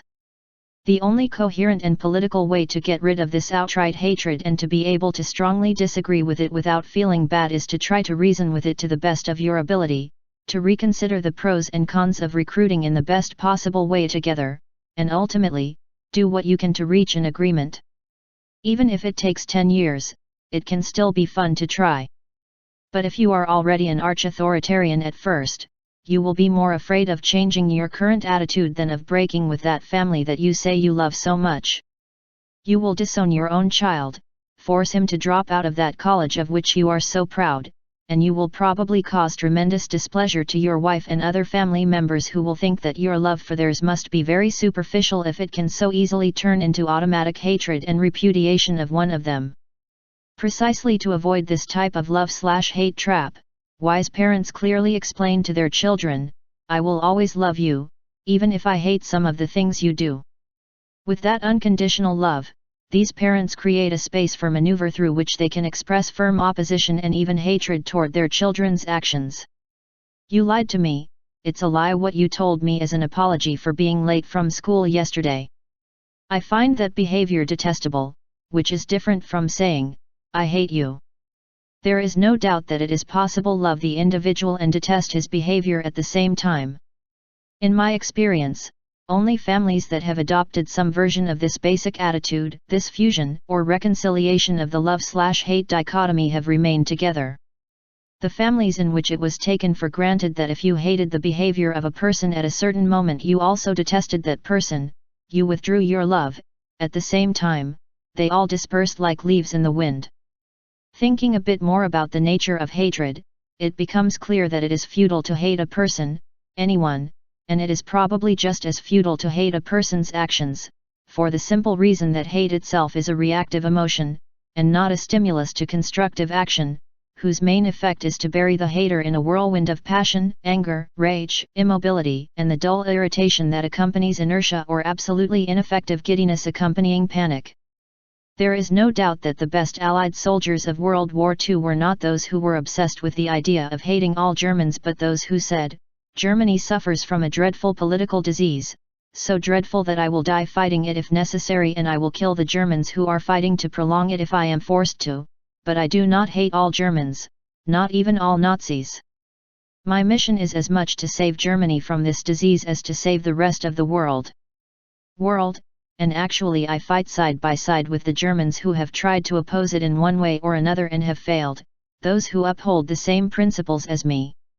Those were the ones who were able to go out and do their homework without their good judgment or effectiveness being impaired in any way by the internal parasitic noises that hatred engenders, those who were too busy fighting the disease or the people who had it. The same principle of loving one's family members unconditionally, as persons, even when one is forced to unconditionally oppose some of their acts at a given moment. It has been extended by many great religious thinkers to the idea of loving all human beings without conditions, as if we were all members of a single family, even if one is forced to oppose to the death what some can do in a moment dies. That is the essence of holistic thinking. The reason is very simple: if you are hopeful, if you have a clear vision of how wonderful life can really be for you, why not hold the same hope for everyone else? How can humanity ever achieve its full capacity for general happiness if people not only give up all hope for others, but at the same time give up any hope of their own, which one does in part every time who abandons all hope for another? How can you help someone, even help yourself, if you group one part of human beings among those you hate and another part among those you love? Can't everyone you say you love sooner or later do something you hate? Can't you also do something that those you esteem and love loathe and hate? Would you want them to hate you for it? In this way, all the inhabitants of the world would soon end up hating each other. Not only would all personal relationships, and consequently our own lives, be poisoned, but dictators and tyrants would have a free hand to manipulate the blind mutual hatreds of individuals, and human freedom would disappear, replaced by the endless conflicts of hatred. In reality, taking the love/hate dichotomy to its extreme maximum by following authoritarian tendencies could very easily lead to the total extermination of the human race. Consider, for example, the words of the Apostle Paul.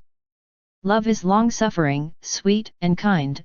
Love is not jealous, it does not act hastily or recklessly, it is not ambitious, it does not seek your interests, it does not get irritated, it does not think badly, indulge itself in the truth, he sustains everything, he believes everything, he expects everything, he supports everything. Only love lasts forever. Love never perishes. Prophecies will fade, tongues will disappear, science will end. Because our knowledge is imperfect, and prophecy is imperfect. But when the perfect comes, the imperfect will disappear. 1. If you are willing to accept yourself as a perfect individual now, as I urged you to do in the first chapter, you will have to allow the perfect, the whole of your own self, to emerge right now, and you will have to forget your paralyzing hatred of others, of anyone, yourself included.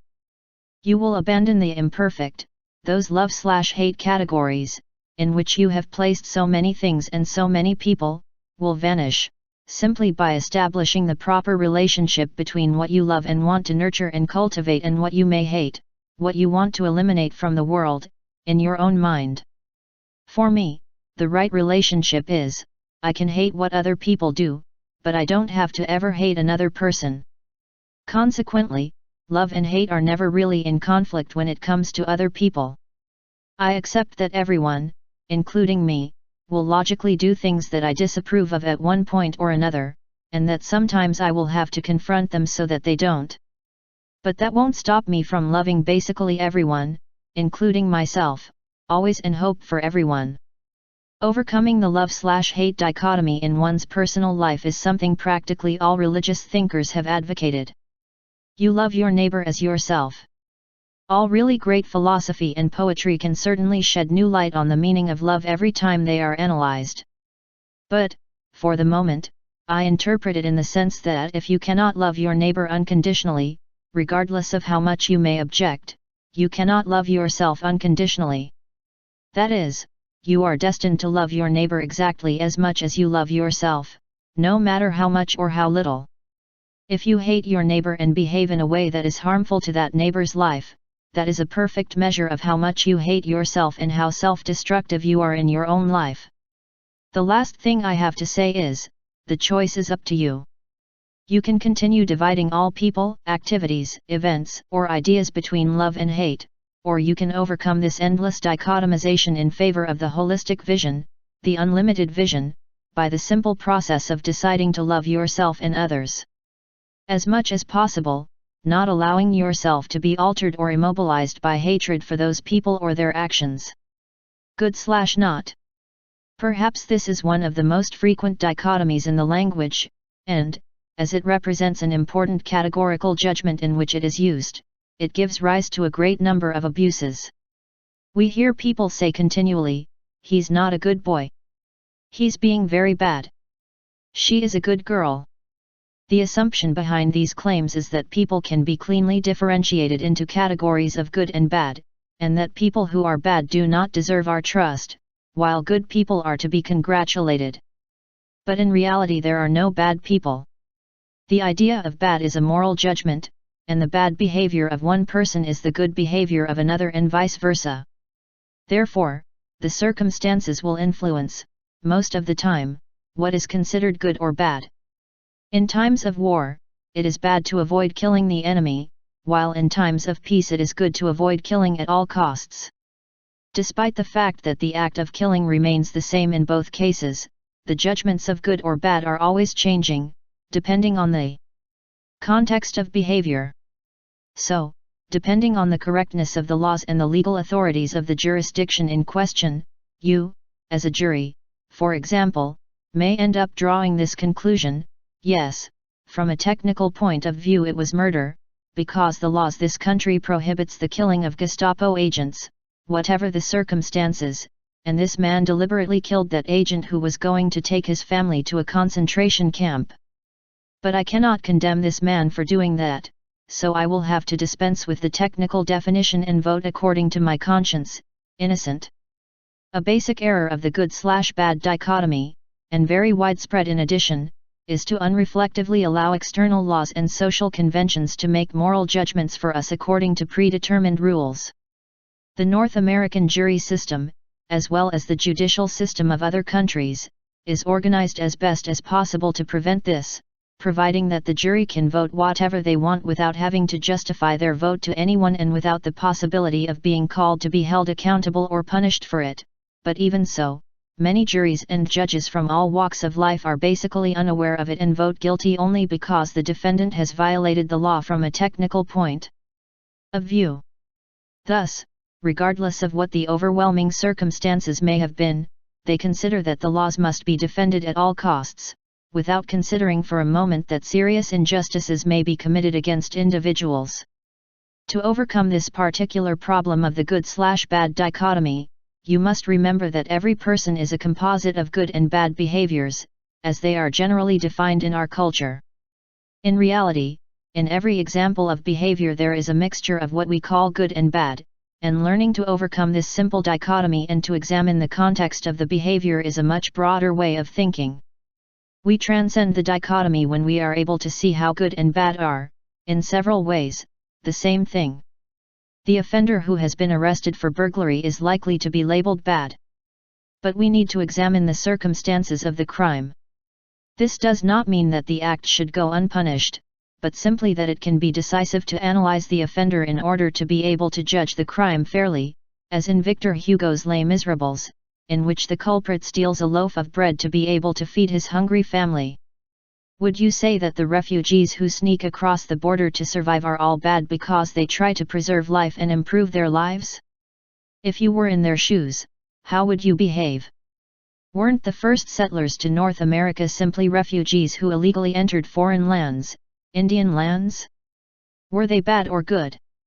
To transcend the dichotomy, you must adopt that kind of broad view that rejects the classification of individuals and stereotypes, and that gives you elements to do something constructive in the task of correcting what needs to be corrected in our culture.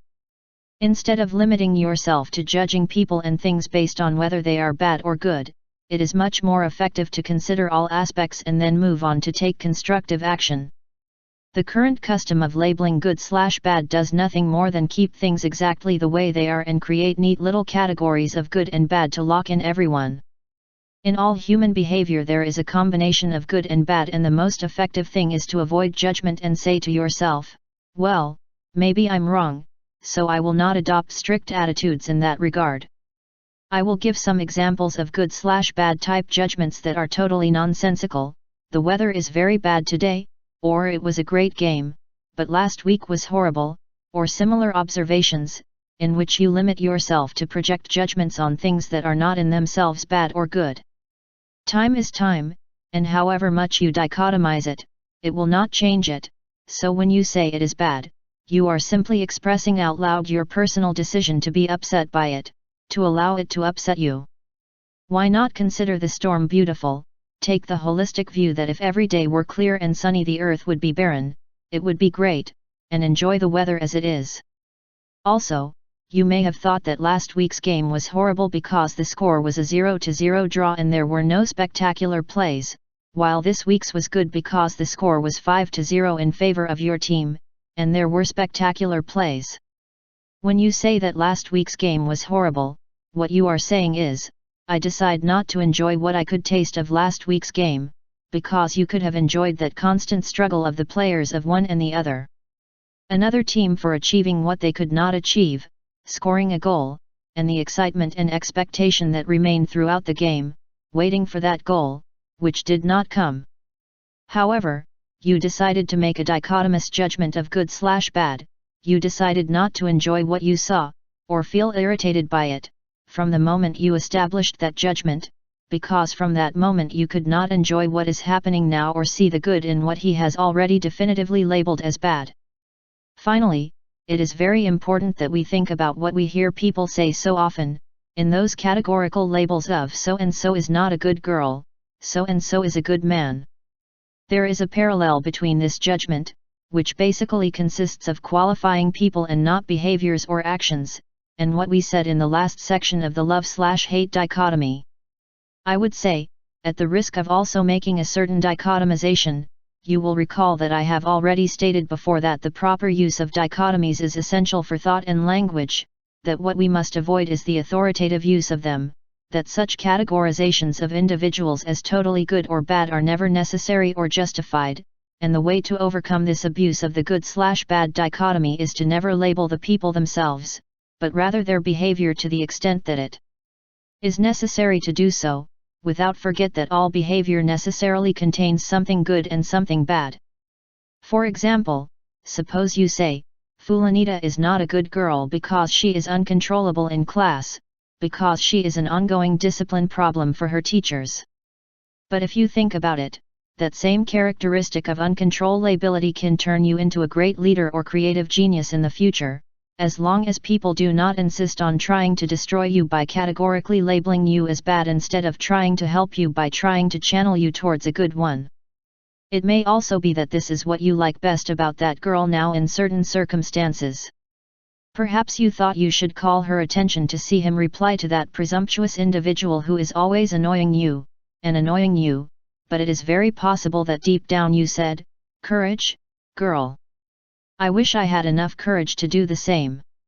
If you carefully examine these categorical judgments of good/bad, correct/incorrect and others, you can overcome the misuse of all of them, rejecting some as completely absurd and others because you have no real need or reason to make them patriotic/unpatriotic. As you may recall from the comments on this super-patriotic trait of authoritarians, this particular dichotomy may very well lead to dire social consequences, national or international in scope. Basic difference between this dichotomy and others such as good/bad, correct/incorrect, is that while the latter have certain legitimate uses, such as when you have to make a moral judgment in practical terms, it is very difficult to see legitimate uses of any kind in the patriotic/unpatriotic dichotomy. The truth is that it is an artificial dichotomy. An individual can passionately love his country and still think that it is unfair to its citizens. An individual could refuse to kill others and still love his homeland, or the exact opposite, go to war and kill the enemy and still be a traitor to the cause of his homeland. In reality, the decision to be a patriot or not is a choice, and no one can be condemned for vehemently disagreeing with the conduct of their country's leaders. Countries, on the other hand, are not immutable. They are made up of leaders and citizens, who can be honest and absolutely immoral at the same time. The idea that the homeland must be defended rightly or wrongly does not fit within the vital framework of the unlimited individual. Only you can answer for yourself the question of what true patriotism and true love of your country mean in your case, and each individual has the inalienable right to decide such a matter for himself. So what patriotic goal would we serve by labeling someone else's attitudes patriotic or unpatriotic? By doing so, we deny or violate their democratic right to have their own opinions. We isolate him from the political process as a whole, we discredit him as a person for thinking how he thinks, and we ensure that others are prejudiced against him, thereby accentuating the dominance of the chain of authoritarianism and submission to which we have signed up. To overcome this dichotomy, the simplest method is simply never to use it, unless you can see some use of it that you consider legitimate in a certain situation, but I would be very surprised if you find it. In this regard, it may help you to ask yourself whether there is any practical use for humanity as a whole this nationalistic attitude with which Americans, but not only they, as is known today, mentally divide the whole world. The idea of patriotism, or love of the native country as a positive value, depends on your first recognition of your country, the specific geographical area in which you live, the political, economic and social system, as a very important entity.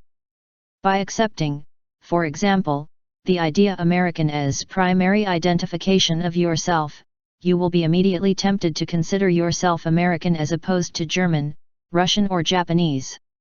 Perhaps there is no danger in it and he understands by such a thing only an opposition that entails an inconsequential difference although of a certain importance. Maybe you have a certain cultural heritage different from that of many Russians, or even you see the United States engaged in a fight with the Soviet Union, for example, to see if our dominant political philosophy can allow us to live better to the Americans than to the Russians theirs.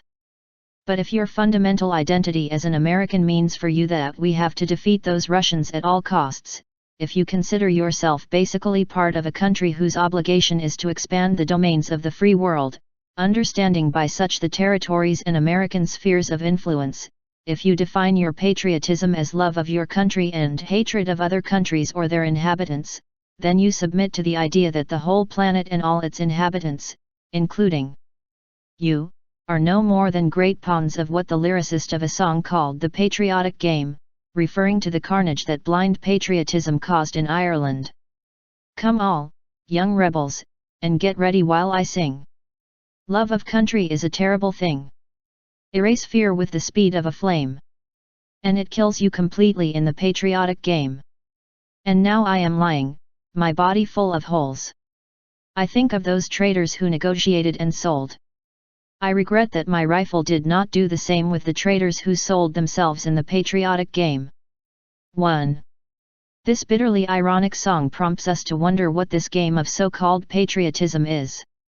Does it not serve to make us forget that before there were nations there were people, there was life, and to make us accept that now we, those of us in the free world, and the people who are there, in the underworld, are really representatives of the dichotomized forces of good and evil, exclusively destined to fight each other until our homelands overtake theirs, or vice versa.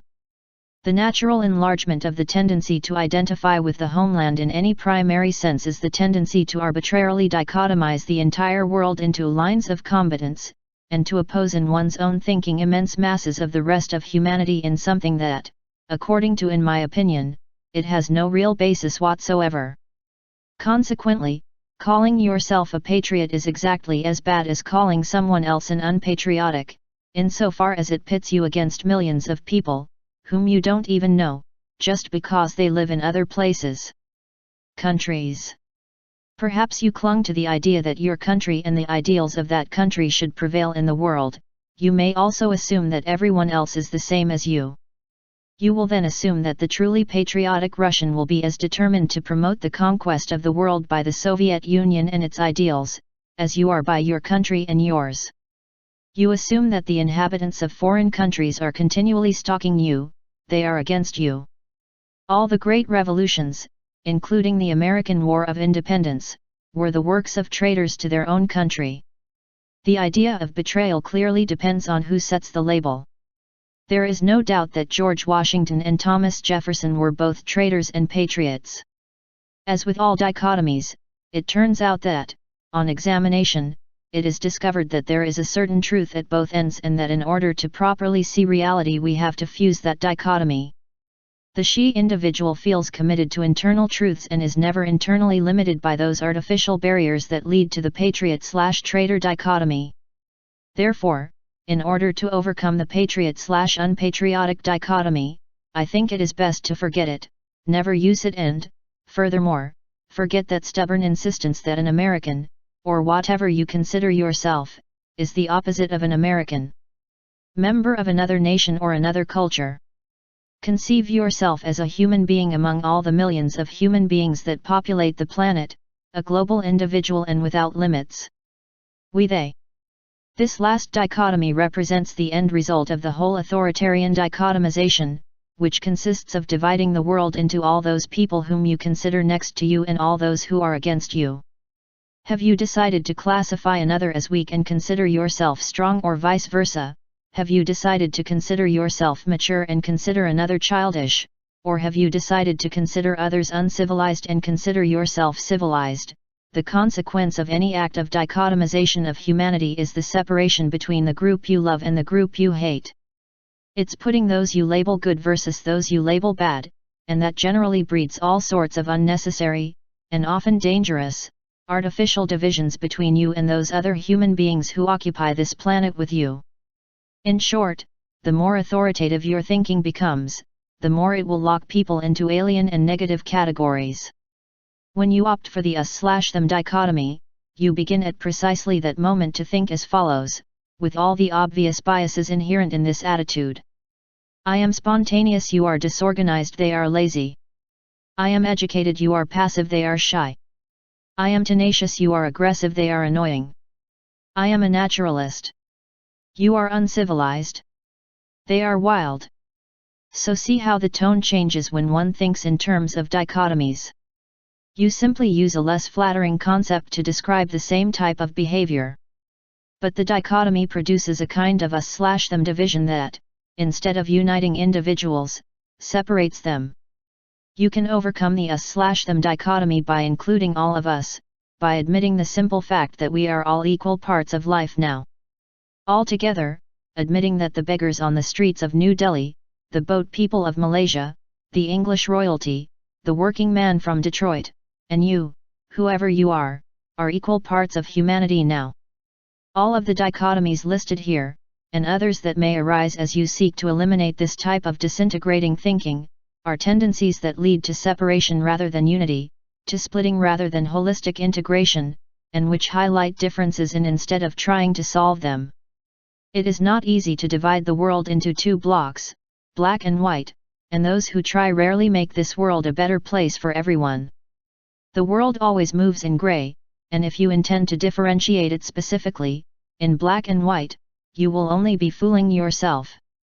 To transcend dichotomous and authoritarian thinking and be able to think holistically and without limits in your own life, you have to understand first and foremost that a rigid dichotomy is nothing more than an artificial human instrument.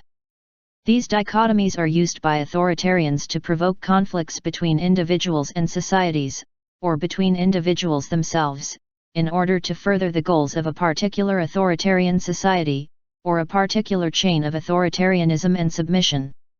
The more dichotomies you can overcome and the more means you can devise to overcome them, the more individual steps you will take along the path of thought and life without limits. 4. First, be a good animal. Let's take a break from learning the great art of boundless thinking and run around a bit, go up a tree, for example, or go for a swim or play with the child. If I have explained well what it is to think she/limitless, it should be easy for you to appreciate the natural joy that is available to you every day just because of your status as an animal among other animals on this planet. Despite the fact that many of us have come to look down on the animal side of our nature. To become as fully human as you can be, you cannot help but consider your own relationship to your body and your basic human biology. Are you at peace with your body? Are you not ashamed of your animal qualities, and do you gladly accept that part of yourself that is closest to nature? Or does your body fill you with shame and guilt, and try to hide that part of your basic humanity? Do you think that there is a fundamental split between your intellectual world, in the broad sense, and its most basic, biological and animal aspect, that prevents you from seeing yourself primarily as a single and unified human being, who accepts and enjoys all the elements that constitute your humanity? The remarkable alienation of the individual from his own animal nature, which has led so many to disparage or abuse the body, or to dispense with at least many physical pleasures, seems to have started with intellectual speculations about what places man above beasts. Some claim that human beings' ability to reason and think sets them apart from other animals. Others consider that spirituality is the only characteristic that allows us to consider ourselves one superior to all other living beings. There are cultured scholarly publications full of references to the human capacity to overcome instincts, citing brain size, the ability to invent, and the ability to use tools or create complex and highly advanced societies as key factors that have allowed us to dominate the earth. These speculations can be valid and interesting in the right context. But they are often used to show that we are vastly better than animals, as if we are so unsure of our worth that we should list all the reasons why we are superior to dogs, frogs, or amoebas. Its main social consequence has been to split individuals in two, from a psychological point of view, to induce them to repress the simple fact that, whatever type we belong to, we are still animals, and we must respect and enjoy that undeniable fact. Let's put it this way: if a horse could write or think as well as you think you can you imagine him writing down all of his own attributes under the heading "Why am I superior to a dog?" The truth is that I think the horse would make a lot more sense than all that. And the very fact that we seem so eager to deny our basic animal nature, and that this refusal causes so much conflict among human beings and so much misery, should lead us to wonder if we are, in a sense, a little more awkward than the rest of the animals. If not, we could perhaps learn more from our dog than what he can learn from us. I have never had a dog as a client in all my years as a counselor, and not because some people would not have brought their dogs to the therapist if they had become neurotic. But I have never seen a dog that found it difficult to accept himself as a dog, plus, like exactly the kind of dog he is. I have never seen a German Shepherd puppy trying to look like a 3-year-old greyhound. I never saw a dog consider himself clumsy at barking or get depressed because the dog next door barked better than him. A dog will never enroll in a dog school to learn to bark or pull its hair for failing to score a 10 on the barking class. And dogs are not, of course, the only non-neurotic animals. I don't know of any cat who was embarrassed for failing to catch a mouse. The cat learns without regretting the lost mouse. Antelopes, bears, ants and whales do not seem to have internal conflicts either. Parakeets and snakes do not seem to have an identity crisis. In reality, humans appear to be the only animals capable of becoming neurotic by opposing the evidence that they are animals in the first place. It seems that it is always who we consider to be the most refined within our culture who are most willing to divorce ourselves from our animal selves, affirming that we should be ashamed of our basic biological nature. We must admit that we have nothing in common with those beasts that we see in zoos or depicted in wildlife. All this, in my opinion, is nonsense. We are all animals, and if we needed proof of this, it would be enough for us to observe that we all perform basic animal acts every day. We hunt, sleep, copulate, smell, fight, groom ourselves, nest, defecate and urinate, run, lick, suck, we look for shady places when it is sunny. We actually do practically everything that all animals do. We do some things, of course, differently than other animals do, but we certainly try by all means to pretend that we are actually above all those lower animal creatures with whom we share this planet.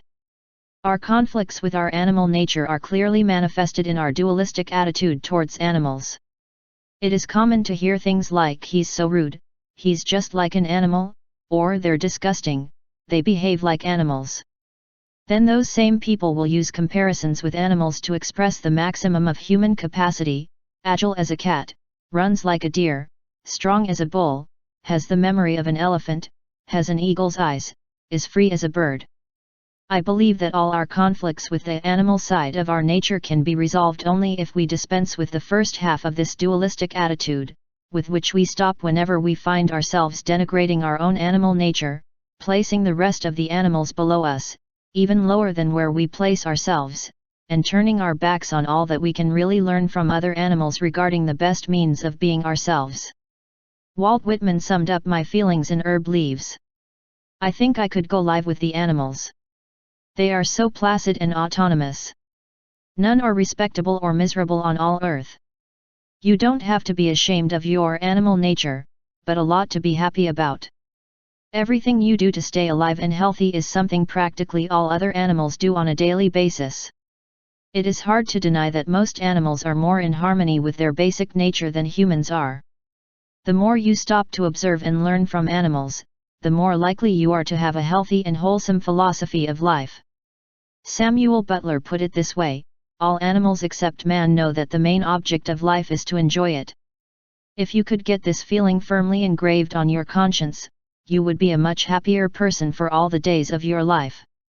If you were to abandon worry, anger, fear, anguish, planning for the future, limitations and repressions, comparisons, and all the other exclusively human neuroses that this society has burdened you with, and take a more rejoicing in the goal of his stay here on earth in the first place, and deciding to learn from animals, his situation would be much better in every way.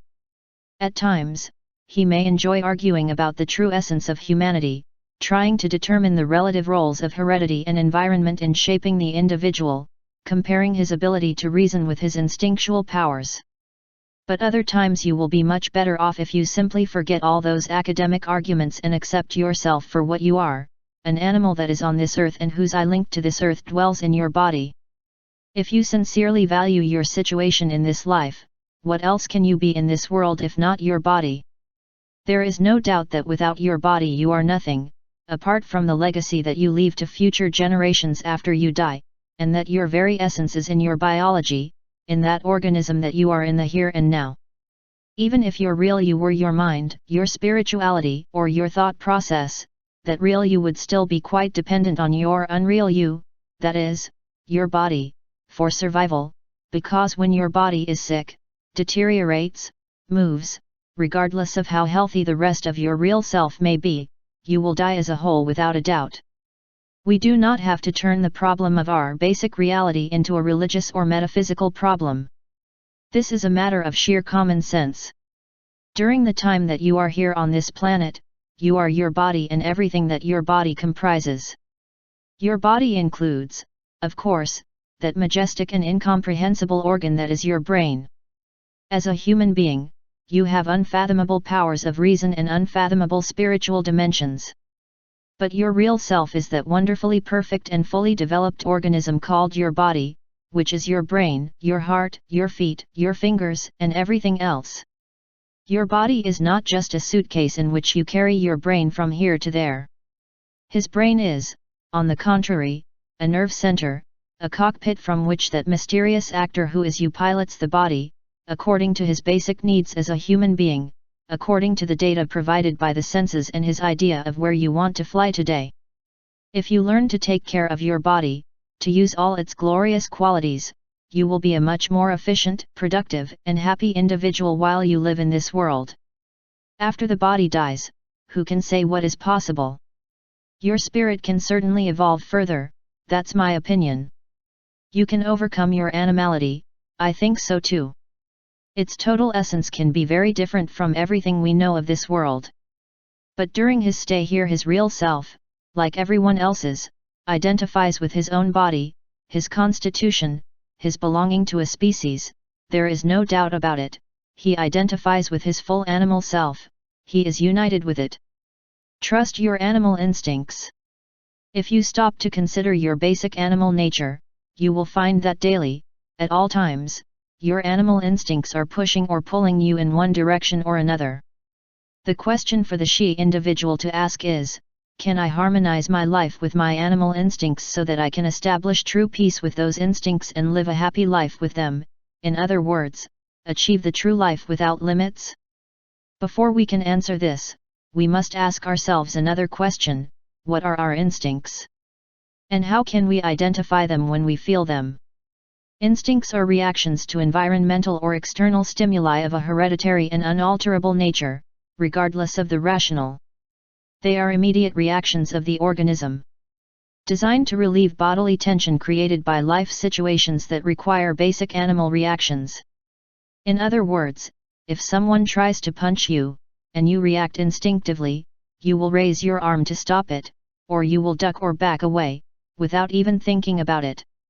If you see someone who is very sexually attractive to you, your body will react immediately. Not all animal instincts are present in humans, of course. We do not have that vigorous innate circuit that allows ducks, without any training, to fly in perfect formation with other congeners, or that allows bees, without studying architecture, to always build perfect panels. But we have very strong biological drives and tendencies that have existed in humans long before their learning through conventional instructional methods, and we can certainly get back in touch with those biological drives and intuitions if we put our minds to it. But we must remember that not only are our instincts weaker than those of other animals, but we are capable of repressing them, which other animals are not capable of doing. We can, if we decide to do so, stay still and hold the punch. Our instincts are also systematically repressed by cultural pressures, learning experiences, and ultimately our own defensive attitude towards them. The remnants of animal instincts that we possess, although they may be very weak at the moment, are not bad, they are not something to be ashamed of. On the contrary, individuals who rely firmly on their instincts to survive, to solve problems and expand their life horizons, those who consider those deep impulses of human beings not as the sick part that we have, as so many specialists in the field of mental health, psychoanalysts above all, they pretend to make us believe, but as the potentially promising and practically limitless parts of our nature, these people face their lives correctly, and even control them.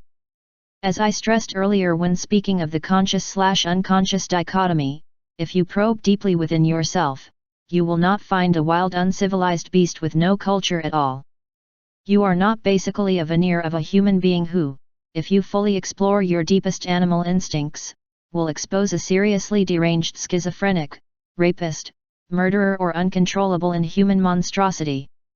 In fact, I think you will discover exactly the opposite. Deep within you is a survivor, an organism capable of functioning effectively in almost any medium and of reaching the highest levels of perfection. Deep within you are natural attitudes, capacities, and potentials that will help you in all operational areas of your life.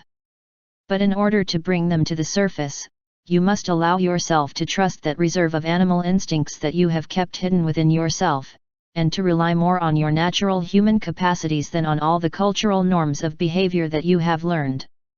I use the word instinct a lot throughout this book to designate all those very special qualities that allow us to act in a basic way for our survival, without having to think beforehand about what we are going to do, including what we call tendencies, impulses, inclinations, or human predispositions.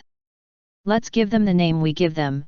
There is no doubt that they are there, that we have them all, and what interests me is to help you to be able to use them more effectively, to maintain a more permanent contact with them. They constitute great resources of human strength, peace, and positive human development. Such is the nature of our instincts that we do not have to do anything, we do not have to learn new techniques, acquire new knowledge, rise to a new position, to reconnect with them. All we have to do is stop blocking them and expel them from our mind, Stop arguing with them, repressing them, and belittling them. Learning to trust your instincts is not something that begins by trying to do concrete things, in the sense of fighting or striving. If you make an effort to reconnect with your instincts, you are actually putting unnecessary pressure on yourself, to force yourself to do things your body already knows how to do: run, play, copulate, breathe, doze in the sun. Also, when you try to force your body to do something your body does not want to do, such as sitting for 10 hours straight or smoking cigarettes, your body will resist. Your body is perfect. It knows how to be a body, it knows how to do all the things that bodies are capable of doing. He knows how to talk, sweat, sleep, ejaculate, be hungry, cry. He is also an excellent learner. You can teach him to swim, drive a car, write a letter, play the guitar, cut a diamond, or climb a mountain. But while you are teaching him a new skill, you need to be allowed to do it according to your own instincts, without being forced or rushed by artificial programs, without being pressured or punished for not doing exactly the way the book says you should. To be made. For example, almost all ski accidents involving broken arms or legs or other serious injury are due to individuals belittling their instincts and attempting to ski down slopes that are too steep where their bodies cannot function well without more practice or training. Newbie fans who jump down these slopes receive all kinds of warning signals. Their instincts tell them, you are going too fast, the track is too narrow and tortuous, your body will not be able to cope on it, it will not know how to avoid the fall, it will not know how to brake, and you will go gaining speed, and if you collide with those trees going so fast you will hurt yourself a lot. In such circumstances the shy individual will just fall in the funniest way possible, not minding snow getting up his sleeves. When his more distant companions stop and ask him what happened to him, he will say, "This track is too much for me, I am not ready to go down it yet, and the only safe way to stop was to force the fall. I think I will take off my skis and I will go down that hill on the right. We will meet below." What the shy individual has done to avoid hurting himself has been to be faithful to his instincts, which in that decisive tenth of a second told him, "Get on the ground." On the other hand, those who repress their instincts are those who say in that crucial split second, "No, I don't want snow to get up my sleeves, it would be embarrassing to fall in front of all those people, and I would also have to walk down by the other hill." This distrust of a tenth of a second in their instincts is what leads skiers to suffer falls at speeds higher than their bodies can support and to break a bone, or, in the best of cases, to go down badly. Way up the hillside, with pride intact but with the body saying, "What stupid I have done, good God! He could have killed me." Trusting your instincts means simply letting them work, allowing the body to do what it knows how to do. It means relaxing, uninhibited, forgetting about pressures and not judging your own body's performance according to the criteria of others. It means truly trusting that the body will come through and perform all its wonderful instinctual miracles without undue effort on your part, without allowing a matter of task assessment to dominate your mental processes.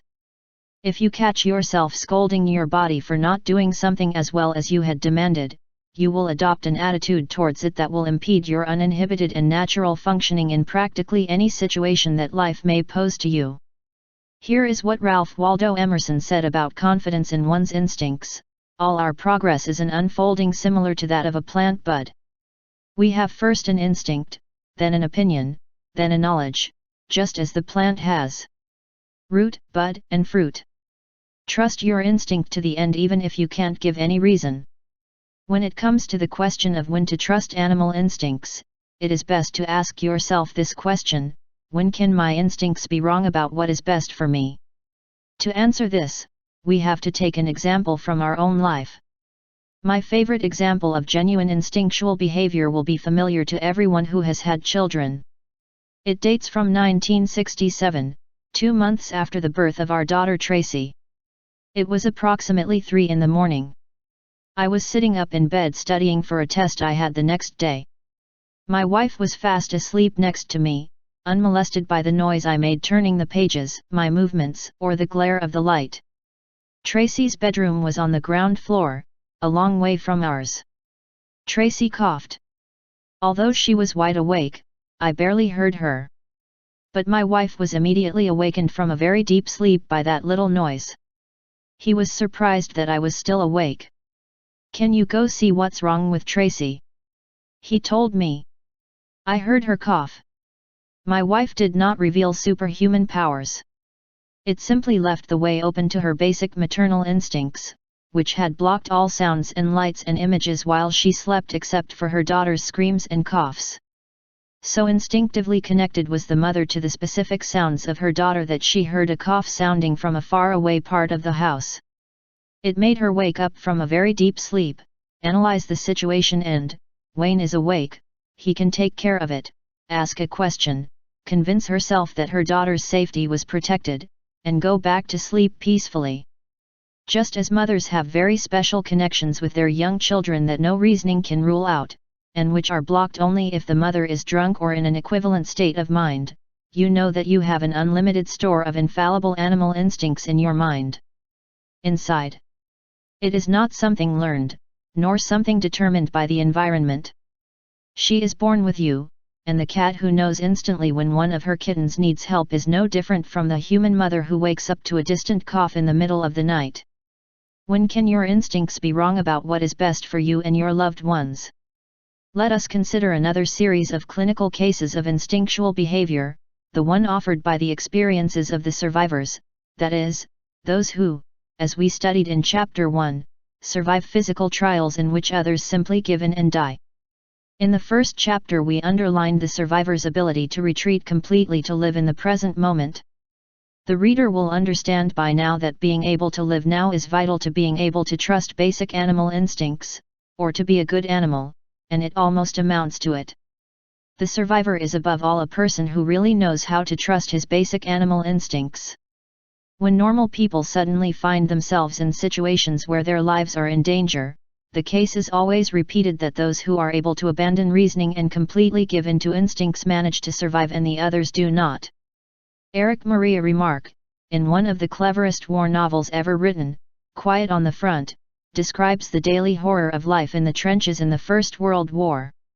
After surviving for years in the most terrible circumstances, the protagonist explains how he begins to fear that his survival instinct may be leaving him.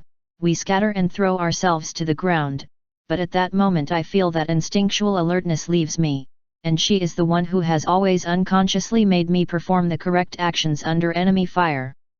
The protagonist explains how those who abandoned their instincts were often injured, and also explains that the best soldiers were those who totally trusted what their bodies told them to do in times of crisis. An example even more applicable to you and me is provided by those who survived the famous plane crash in the Andes. They weren't specially equipped or trained to survive freezing temperatures. They were normal people, exactly the same as you and me, and the lesson of their experience was very simple: those who trusted their instincts survived, while those who let superstitions, inherited from their culture, prevail over their instincts failed to survive. The true message of that story was that the survivors returned to their instinctual bases in order to get out alive. But what was it that caused the headlines in the press? The cannibalism that the survivors had to resort to, that horrible animal behavior they indulged in when their instincts told them, "Those other people are already dead. Their corpses are the only food we have on this mountain. We have to eat it." Did they behave like animals? Of course. But like good animals. Who did those survivors actually harm? They did not harm, of course, the dead comrades, whose bodies they ate. Can we imagine one of those wretched victims coming back from the dead and saying, "Don't eat that body. I've left it, yes, I may not need it anymore, but I want you to starve so it can rot where it is, or to be found and taken to bury it in the cemetery of my town?" The dead, of course, didn't care. In fact, it is very likely that they would have said, "Well, eat it. I don't need it anymore." Deciding not to do that horrible, cannibalistic thing under such circumstances was choosing death. It was allowing what you could imagine was going to be the reaction of people who were then in warm and comfortable houses many thousands of miles away to dictate what you should do in that situation. It meant allowing the usual norms of society, well, "We didn't eat Grandpa when he died last year, to override good animal survival instincts and kill you." Taking examples of instinctual behavior like this, and like other cases that you can no doubt cite from your own experience, you could come to the same conclusion as I have about when your animal instincts can be wrong about what is best for you or for your loved ones. Dear, I believe that the answer is never, when you respect them, cultivate them, and pay attention to them like a good animal. Your instincts can only go wrong, they can only become a threat to you or anyone else, when you crush or frustrate them by repressing, denigrating, and ignoring them. Then, and only then, is it possible that they will turn against you in revenge, and you will be besieged by anguish, fear, and internal contradiction, as a result of the organic tension that they know how to resolve in the most creative and constructive way possible but that you refuses to let them solve as they know. Then and only then will they stagnate, replicate, and become tension, that destructive internal pressure that is an indication of a body-mind dominated by panic and inertia, those dynamic and natural tensions whose increase and decrease, whose interconnection and interrelation constitute life. The solution to this problem is obvious. You must trust your body and let it take care of you, even when you doubt that it is possible for it to do so. You must never forget that what we call the body is the wonder of wonders, and that if you try to deny your perfections and avoid your instincts, all you will do is get sick. Your internal biology will watch over you in virtually any circumstance, with your safety and health intact, if you allow it to function. The basics of becoming a good animal is learning to trust your body and all its wonderful innate instincts, trusting that it can guide you through life with maximum pleasure and minimum pain and suffering. So let's consider how far we have strayed from our basic animal instincts about pain. For example, pain is a warning, and all animals, except man, will do their best to avoid it.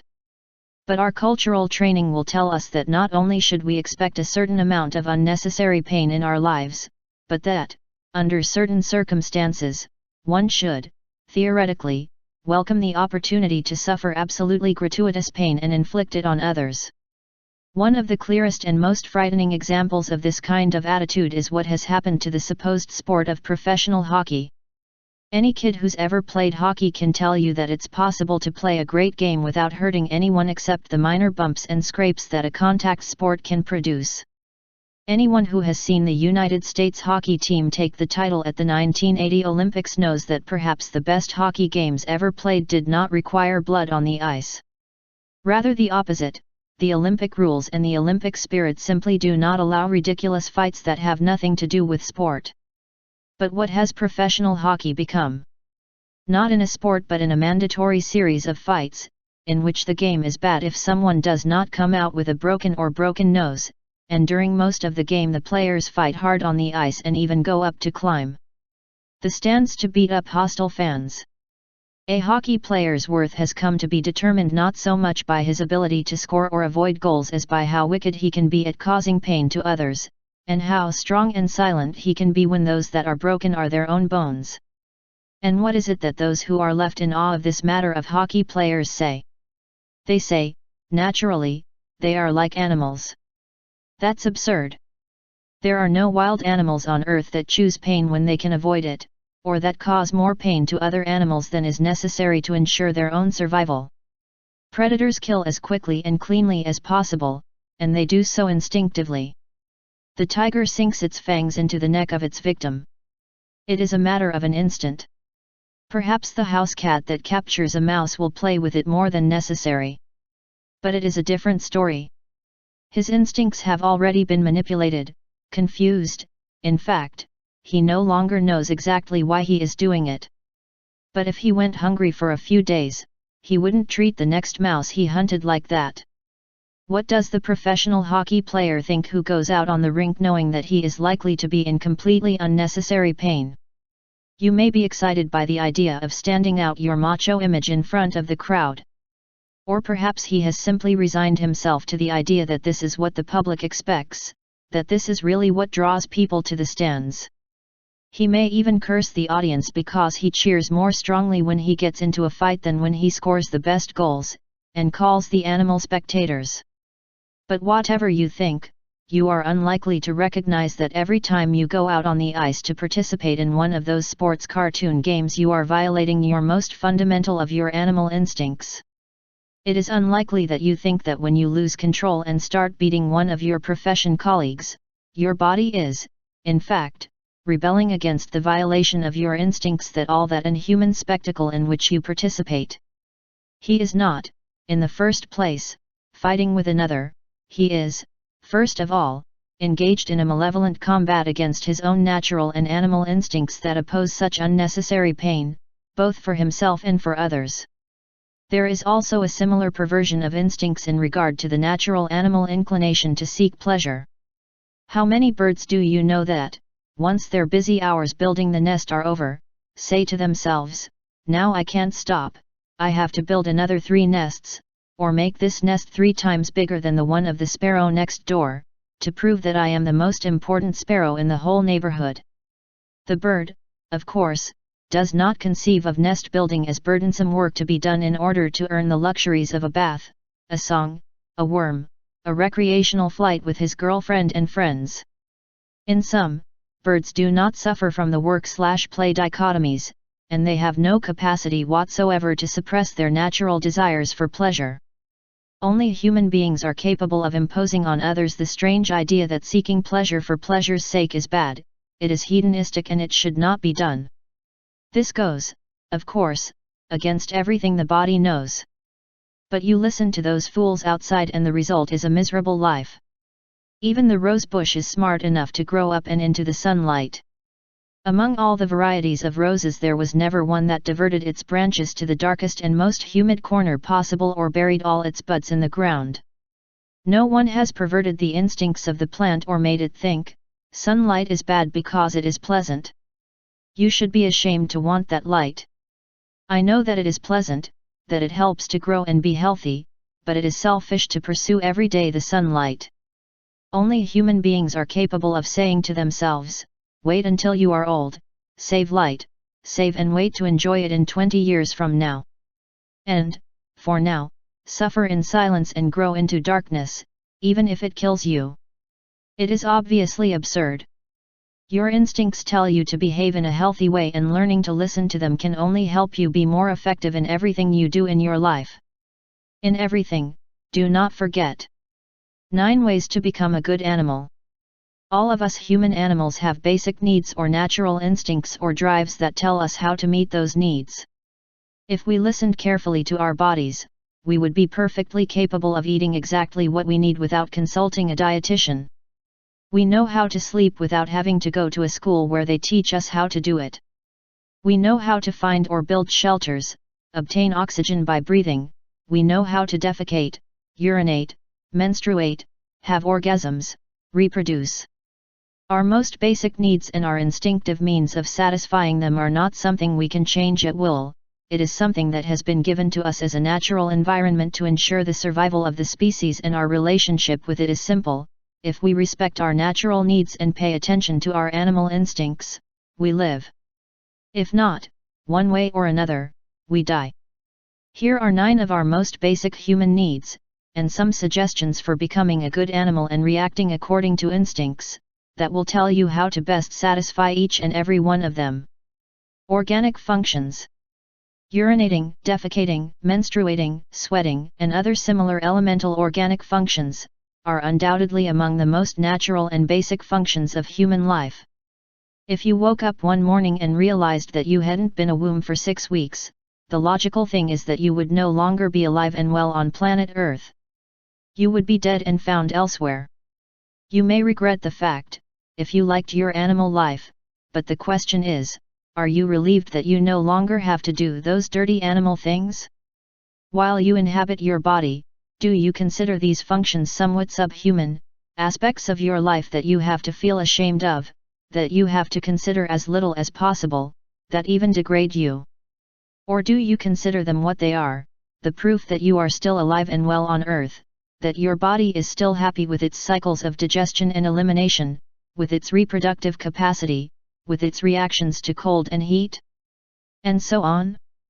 As absurd as it may seem when you think about it, most of us have been conditioned to consider the defecation, for example, not as a wonderful process by which our body, having broken down food into what can be used to nourish us and what cannot be used for that purpose, returns the unusable part to the biosphere, such a thing clean like the most, but as a way to create garbage, a proof of how dirty we are. Some people find it so flushed to have a bowel movement and they consider it and see it as such a dirty aspect of their humanity that their anguish conditions the body, creating nervous colitis, alternative attacks of constipation and diarrhea, or other elimination difficulties, and they have to resorting to laxatives or other medications to try to restore the natural cycles that your shame has destroyed. This undoubtedly amounts to panic in the digestive tract. Also, many women have come to consider menstruation a curse and to consider themselves impure during this time. They may withdraw from others unnecessarily, act defensive, retreat into a corner in shame, waiting for it to end, and thus increase the intensity of their discomfort or otherwise make their periods much more unpleasant than they are. What to be? Many people become so paranoid about perspiration and body odors that they constantly worry about it. They avoid activities that can make them sweat, and they always put on chemicals that prevent them from perspiring naturally or make them smell like spice bowls or pine trees. Of course, these habits are massively promoted by the advertising industry, which is capable of instilling any imaginable type of shame and guilt about our animal aspects in order to sell a product that frees us from these qualities. As natural has become such a hot-selling word today, the trick now is to convince people that you need at least 100 chemicals to look natural, to have a natural personality, etc. And the pathetic thing is that the system works. People accept that it is enough to have a disinfectant with a special scent to make the water in the toilet turn blue, a very powerful extractor in the bathroom that activates automatically whenever you flush the toilet, 3 spray bottles to cool the environment, just in case. Perhaps deodorant insoles in shoes, mints to freshen the breath in the mouth, a deodorant spray for the vagina, etc. For every animal disease advertisers have created to destroy it with a product. You will no doubt recognize that all of our judgments against how your body works work against you. Full acceptance of your perfect body and everything you need and want to do is essential to be operational and effective in what you do. Being ashamed of its fundamental organic functions inhibits it in all its functions. Guilt seizes you and prevents you from being happy. To free yourself from conflict over your organizational functions, you must first recognize the extent to which your disgust is the result of learned appraisals. There is nothing natural in this attitude of contempt for the organism. Why people have been taught to view basic organ functions in a negative way, and why those very organ functions necessary for survival have often been negatively altered, is something that should not concern us at this time. What we have to remember is that you do not have to accept the attitude that anyone else, or society in general, wants to make you adopt with respect to those functions. If he did, he would be deciding to accept second-hand obsessions. Instead of accepting what others tell you that your organic functions are unnatural, try to learn from other animals. They accept their entire organism and accept everything they must do to survive as normal beings. Perhaps the cat does not know that her vagina is the cleanest part of her body, that her secretions, her body chemistry and nature keep her sterile at a level that would put hospital operating rooms to shame, but it certainly never occurred to her that she was dirty. Nature maintains the human vagina in the same state of sterilization, and yet many human females go so far as to think that their vaginas are dirty. This, in turn, can lead to sexual problems. These women may consider the act of sex despicable because it involves showing off such disgusting parts of ourselves. To make these parts less vile, they can dedicate themselves to saturating them with artificial chemicals, some of which can destroy the natural chemical balance and leave an open path to infection. Learn from the cat that you never have to worry about any part of its body or its functions, and try the following exercises. 1. Be mentally alert to immediately identify all your rejecting attitudes toward your basic bodily functions and converting them into accepting attitudes. Refuse to view anything your body does on its own as negative, and don't communicate those kinds of judgments to others. You don't have to go into ecstasy thinking about nature's perfections every time you poop, but that would still be a hell of a lot better than thinking you're doing something disgusting. 2.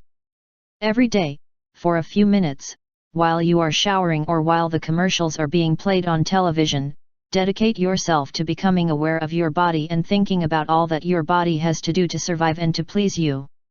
How many times have you humiliated yourself with critical judgments regarding your body and its basic functions? How much time have you spent learning to love your body, and how much does your body make? Have you ever thought about doing practical exercises to be more in tune with your body, for example through yoga or meditation? When you have come to know more about your body and how it works, when you more fully appreciate all that your body does so miraculously for you, feelings of aversion to this remarkable organism will not detract from you. 3. Remember that any negative attitude towards your natural organic functions is an attack on your basic animal instincts. Every time you find yourself saying, "Ugh, I'm drenched in sweat," stop. Don't immediately rush to get a towel, shower, or deodorant. Take 3 seconds to think about the following: some people would tell me that sweat is disgusting, but what is really happening? The pores of the body will be opening to emit water that cools the skin as it evaporates. It is the natural system of skin cooling, and so far I haven't had to go to a refrigeration technician to repair it. It always works as intended. You may still feel like cooling off after this. It is natural. You want to clean up, take a shower, but you won't run into the shower thinking, "I have to get rid of this awful sweat before anyone sees or feels how bad I smell." 4. You can also use the same technique of standing and thinking for 3 seconds whenever you sit on the toilet, change a compress, every time you have to blow your nose, cough, sneeze, vomit, change the sheets after a wet dream, or when you have to do anything else that belongs to the section on organic functions. To be a good animal, you must always keep in mind that individuals can do horrible things to themselves or at any rate to others, but that their elemental organic functions are never among those horrible things.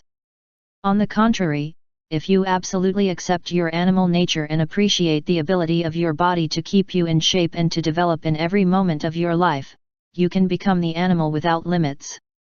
Food. How do their feeding habits compare to those of wild animals, which rely solely on their instincts to determine what to eat and when? Most likely, their eating habits are much lower than those of the medium tuna. When tuna are swimming in the ocean, how do you decide what to eat and when? The answer is very simple: you don't decide at all, at least you don't decide in advance. What the tuna does is simply realize that it is hungry, then it looks at what is in the kitchen, in this case the ocean, it eats what it wants at that moment and then it continues doing its usual task, which may be, for example, swimming north because summer is coming. Do tunas ever get excessively fattening? Does your mother have to say to a tuna fish, "Oh dear, how skinny you are, I'm so worried"? Do tuna ever have vitamin deficiencies because they forget to eat their daily dose of one or another food? Apparently, one way or another, one tuna maintains a perfect type throughout its life without having to follow an expensive diet, stick to an exercise program or other similar practices that promise to extend life. You just need to follow your basic animal instincts about what to eat and when, where to swim, and how fast to swim. Food intake is strictly regulated by your instincts, which tell you what your body needs or wants at the moment. When it comes to food, our body knows as well as the body of a tuna can know the specific things it has to eat to maintain its weight at the correct level and to maintain the correct nutritional balance. He does not like being overcharged at all, and he indicates this in various ways. If you overeat, your body will react by accumulating annoying gas, or with indigestion, with cramps, with choking when you go up the stairs, or by accumulating fat and putting on weight.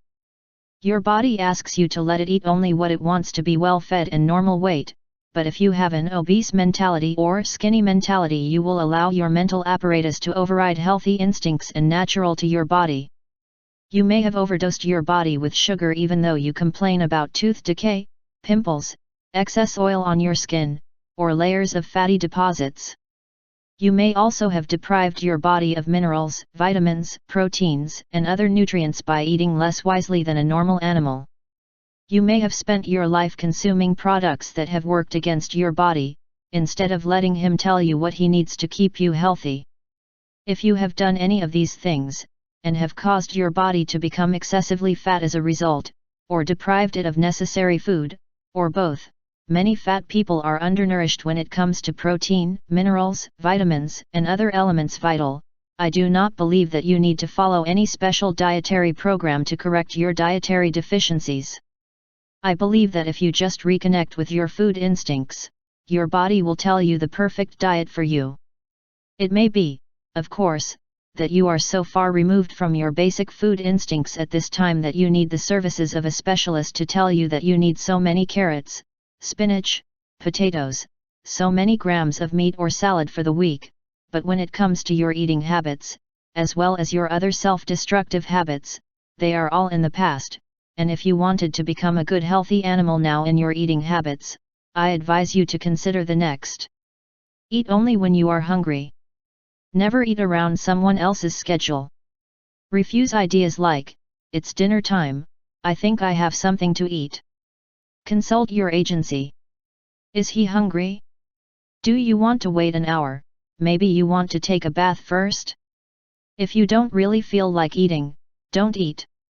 Listen to your body. It will never let you starve. Think about it, have you ever seen a fat animal in nature? Eat only until you are full, and no more, whatever the circumstances. Instead of filling your plate with food, try serving less food than you think you will eat.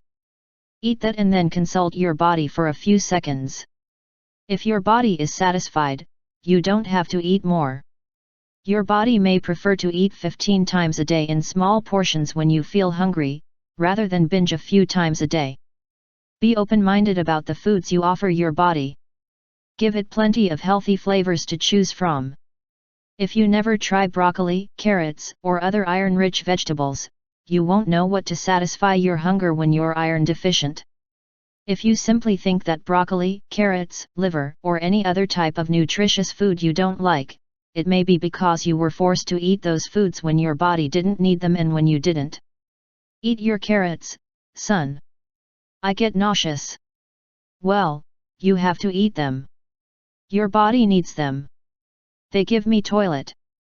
These are the situations that give children nightmares about carrots and other things that are good for you. It should not shock us, then, that they then take refuge in junk food. Those carrots will taste completely different from the ones that made you nauseous 20 years ago. They may taste great to you or they may not taste at all, but they won't hurt you and your fear of carrots will be released at last. When your body needs the special qualities they have, it will ask you, why don't you make a plate of carrots according to that recipe for dinner? Treat your children as yourself. Do not force them to eat when they do not want to, and do not make them swallow anything that have tried and rejected. Just offer a variety of healthy foods for them to choose from. Stop making food fuss and let your kids eat what their bodies tell them to. Forget the desserts, the refined sugar rewards for eating those horrible carrots. Stop filling the house with junk food and you will soon see how your children seek and order healthy foods and eat regularly. If you reinforce pernicious, non-instinctive eating habits, don't be surprised later if your children don't want to eat healthy foods. If they are constantly tempted with food that is healthier and more palatable than junk food, they will stop consuming it. The drink. Try to remember the hottest day of your childhood, that day when your throat felt dry and you had to run another half-kilometer in the scorching sun to drink. Maybe it was an old manual water pump from a nearby farm. His body was already tasting the water from the well before reaching there. He could hardly wait as he pushed the pump with all his might and smelled the gurgling of water beginning to come out. The joy you experienced in drinking that water, in savoring all the nuances of the particular water from that well, or fountain, or stream, is probably what you would call the best experience of your life when it comes to drinking. It was a reaction to your body's need, and as you reacted you immediately satisfied your body and immediately devoted yourself to savoring the water. Perhaps you will never forget the taste of that water you drank that day. Compare this to how your body reacted the first time you drank alcohol. Most likely, he reacted violently. You may have been nauseated, you may have been dizzy, you may have vomited. But he went ahead despite this, consuming substances that were poisonous to his body because others said that it was an adult or elegant behavior, which is not very well known for what reason he placed him above those animals that are incapable to enjoy a drink. I don't mean that you have to be a teetotaler. There is even medical evidence that a drink every now and then can benefit us. What I'm telling you is don't drink alcohol out of sheer social formality. Do not automatically drink what others drink when they are drinking it. Listen to your body. The next time you drink something, ask yourself this: does my body really want it? Will you receive it like water from a well on a sweltering day? Does my body crave the vitamins in this drink? Why am I drinking this now? Wouldn't my body prefer anything else? Drink only when your body is thirsty, and only until your natural thirst is satisfied. Be broad-minded about what you offer yourself to drink. If you are used to drinking 3 cups of coffee, 2 sodas, a whiskey, and 3 beers a day, try drinking one different thing at least a day: papaya juice, a milkshake, cider, anything that represents a change from your current routine and that may appeal to your body. If your body wants any of those other drinks you've tried, give it to it.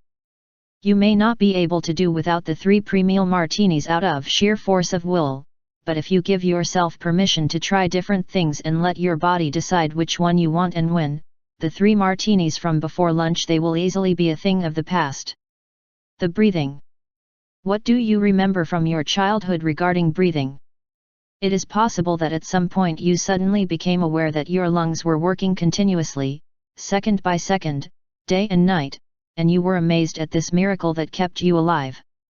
You may remember a clear spring day when you were on your way to school and the air was so clear and fragrant that it was wonderful just to breathe it in. You may remember other times when you ran until you were out of breath and then stopped and was impressed by the steady rhythm of your lungs quickly restoring oxygen balance to your body. Compare those simple animal joys to the tremendous reaction of your body when you first put tobacco into it. He coughed, his eyes watered, he got dizzy. He might even vomit. Did you force yourself to ignore those warnings and force your body to accept tobacco? Are you addicted to it now? If it is, I don't need to explain what it means to your health and that of those around you, how important it is that you leave it. But I want to underline the internal conflict that you have created between yourself and your body. Your body no longer trusts you and, in a way, is continually fighting you. Animals are too smart to do such a thing. Bring a cigarette to the cat's nose. He'll flinch and grimace, close his eyes, shake his head, and shoot across the room, looking back at you resentfully as if you were the Marquis de Sade. No animal will voluntarily inhale tobacco smoke or any other toxic smoke. Actually, the only animals that smoke that I know of are dogs, who are forced to do so, to provide experimental data on the dangers of smoking to humans. Not only do we crush our own animal instincts if we abuse them, but we also abuse other animals, which seems to me to be a hideous practice and one that no one would have ever thought of if human beings had not violated our own animal instincts. I do not intend to present a short course on smoking cessation here. There are many methods to achieve this, and if you need one, choose it. But whether you smoke or not, here are a couple of suggestions for getting back in touch with your breathing instincts. Stop for a moment and savor your air once or twice a day. As you know, can you smell the pine trees or the flowers or the fresh-cut grass? Do your lungs want to take a deep soothing breath, take a breath of vital air? Or do you smell the fumes from car exhausts or from a nearby factory? Are your lungs saying, I want as little of this as possible, and automatically lowering your aspirations? Just by doing this, you will learn once again to appreciate and respect all that your lungs continually do for you. If you are about to light your first cigarette or your 10,000th cigarette, remember the cat. Don't forget that your animal shrinks, grimaces, leaps, and storms across the room. Ask yourself when he will let you come back. Whether you exercise regularly or not, try to do a little every day, try to do something that forces you to breathe vigorously. Then sit back and watch your lungs fully automatically regulate the intake of needed oxygen. Yoga, meditation, and other disciplines of Eastern origin provide wonderful ways to regain contact with the breath. If you want a deep contact with her, try these systems. We will now summarize the most important of what has been said in this section. If you know that something you eat, drink or inhale is harmful, cut it out. Simply refuse to introduce alcohol, drugs, tobacco, sugars, and other questionable substances into your body today, this hour, this minute, or this second. As long as your body continues to reject you, maybe always reject it. If you accept the instinctive habit of letting your body stay healthy, you will soon give up those bad habits, lose those extra pounds, eliminate those 3 martinis, those cigarettes. Never forget that being healthy is natural and instinctive. Only when you ignore your body's warnings and give in to cultural pressures do you undermine the good, healthy instincts of your animal self. The dream. You know how to sleep. Your body knows exactly the rest you want, and how to move to the land of dreams, completely abandoning the cares of the world, while your mind repairs and refreshes itself with maximum efficiency. Even so, you can sleep too much because you don't know how to fill all your waking hours, or because you have been dominated by clumsy routines, boredom, or inertia. There is no doubt that most people waste much more time than necessary sleeping or trying to sleep. That rigid rule that establishes 8 to 10 hours of sleep as normal, depending on the countries, is a clumsy habit that your body does not like much. And the body reacts to excess sleep with mental dullness, back pain, stiffness, and even dizziness. If you insist on going to bed at 11 o'clock every night and getting up at 8 o'clock, except on weekends, when you can probably sleep until noon, you are forcing your body into an artificial routine that, no doubt, it will hinder your sleep. Insomnia only becomes a problem when you don't trust your body. If you go to bed before your body wants to sleep, you will be lying there mulling over all your problems, or trying to sleep. Your body will not cooperate in the task.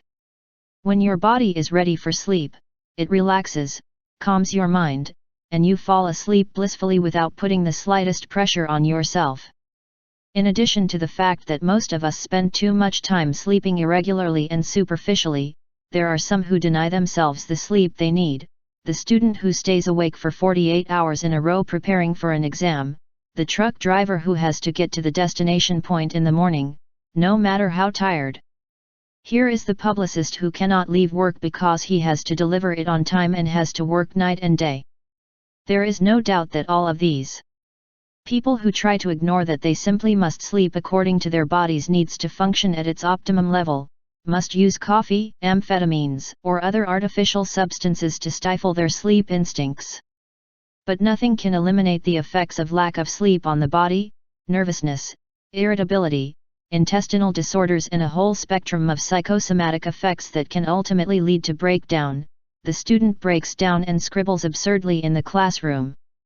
Exam: the trucker falls asleep and drives off the road, the executive contracts ulcers and nervous colitis, and even reaches a nervous breakdown. In fact, psychological research has shown that animals can be driven insane by simply not letting them sleep, by continually disrupting their sleep patterns by causing insomnia. You may have already noticed that insomnia, which is the prolonged and abnormal inability to get enough and good sleep, has 2 faces. One is our tendency to spend too much time trying to sleep, which is the result of inertia throughout our lives. It is proven that people who are very busy, very spirited, and very dedicated to life do not tend to overdo it in their sleep as people whose life is boring and tedious do. Sleeping excessively is insomnia in the sense that his sleep is inadequate, because it forces his body to be in bed more hours a day than he wishes to lie down. Your body may prefer to run in the park, but it has to be there tied to the bed. For this reason, he rebels and prevents sleep. So you need about twice as long to get a real break. The other side of the insomnia coin appears when the anguish produced by certain life situations reaches a critical level, always on the verge of panic, and we deny ourselves the necessary sleep time. We take drugs, we force the body. If we can sleep, we wake up at 4 o'clock with a cold sweat of anguish, we interrupt the patterns of sleeping and dreaming, and in the end we fell apart. If you listen to your animal instincts, they will guide you impeccably, allowing you to avoid these two types of insomnia and leading you to the best sleep patterns in any situation and at any time. In order to re-establish contact with those instincts and be a good animal when it comes to sleeping habits, you must trust your internal biological clock. He knows perfectly well that he has in his brain a watch as precise and perfect as the best Swiss watch, and with a lifetime guarantee. It works like this: you know you have to get up at a certain time to go to an appointment or take the train. When you go to sleep, your body is aware of how important it is that you wake up on time, and sets the alarm clock to wake you up at the right time. And for sure, 5 minutes before the alarm goes off, you wake up. This is not a coincidence. It always happens. And yet you still set the external mechanical alarm every night. Why? Because you are afraid that you will not give your body enough time to sleep and that, because of it, it will not wake up alone. The next step is that you forget your internal clock and rely on the external alarm clock to govern your rigid sleeping habits. Soon you will have to say to yourself, I feel like I should have gone to bed 2 hours ago. I will have to set the alarm clock to make sure I don't miss the train. When you catch yourself setting the alarm again, stop. Check your internal alarm clock. If he knows that you have to get up at 6 o'clock, he will tell you exactly when to go to bed so that you can sleep soundly and wake up fresh at exactly 6 o'clock. You will not feel sleepy a moment before or a moment after is necessary. If you can appreciate the incredible precision of your internal clock, you will go to bed when he tells you, and you will sleep like a log. And stop too when you find yourself trying to sleep. Are you pondering and considering how tired you will be tomorrow if you don't go to sleep immediately? Are you wondering how hard it is for you to fall asleep? Relax for a second. If you stop trying so hard to sleep, your insomnia will go away. If you can't sleep, get up. Read a book, put on your favorite record, wash the dishes. Trust your body enough to believe that even if it takes another 2 hours to go to sleep, it will work perfectly tomorrow, but also leave open the possibility that your body will want to sleep within a quarter of an hour. The next time you feel tired, stop. Being tired has nothing in common with having a natural desire to sleep. Being tired means having exhausted physical strength and/or patience, or being absolutely jaded and bored. Have you ever noticed how tired you get when you have to do something unpleasant? Tiredness is basically born from boredom, impatience, and anguish, rather than from physical exhaustion. If you are mentally tired, insomnia is probably both a cause and a symptom. You may have to restructure your life to cure it, following the guidelines I propose throughout this book. But when it comes to learning to sleep based on basic animal instincts, it is important that you learn to distinguish when you are tired, fatigued with worry, usually about things to do tomorrow or next year, and when you are sleepy, when your internal clock tells you to get some sleep or sleep through the night. Remember, when you are tired but not sleepy, the solution is not to go to bed and try to escape your worries by trying to sleep. Is your insomnia born because you think you have delayed what you considered an unpleasant task? Tackle such a task and get it done. Tiredness will disappear and you will be able to pay the bills, wash the dishes, write those letters, or whatever is keeping you from sleeping. If you are both willing to stop writing a letter halfway through, and take a nap if you feel like it, if your internal biological clock alerts you, you are on the right track and you will be able to reintegrate sleep into your nature like a good animal. The healing. Your body possesses a natural ability to heal that no one in the medical field can claim to understand. If you break a bone, the bone heals itself. The only thing that the doctor does is to place all the pieces well so that the healing takes its normal course. If you cut yourself, the body bleeds, the blood clots and a scab forms under which the wound will disappear. Observe a sick or injured animal. Notice how you rest, drink water and try to exercise little. Somehow he knows how to heal himself. But you must not be as clever as those inferior beings. When you know you are sick or injured, you may push yourself beyond tolerable limits. You may refuse to rest or eat properly, or you may simply not give your body the time it takes to recover from a serious illness or major injury. You may even have convinced yourself that he is sick. Perhaps you have become a hypochondriac, focusing on your imaginary illness, worrying so much about your physical health that you have become ill from it.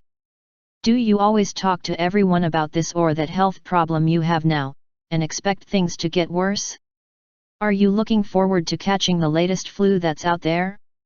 Do you constantly worry about your physical health because deep down you know that you have been abusing your body for a long time and wonder how long you can last?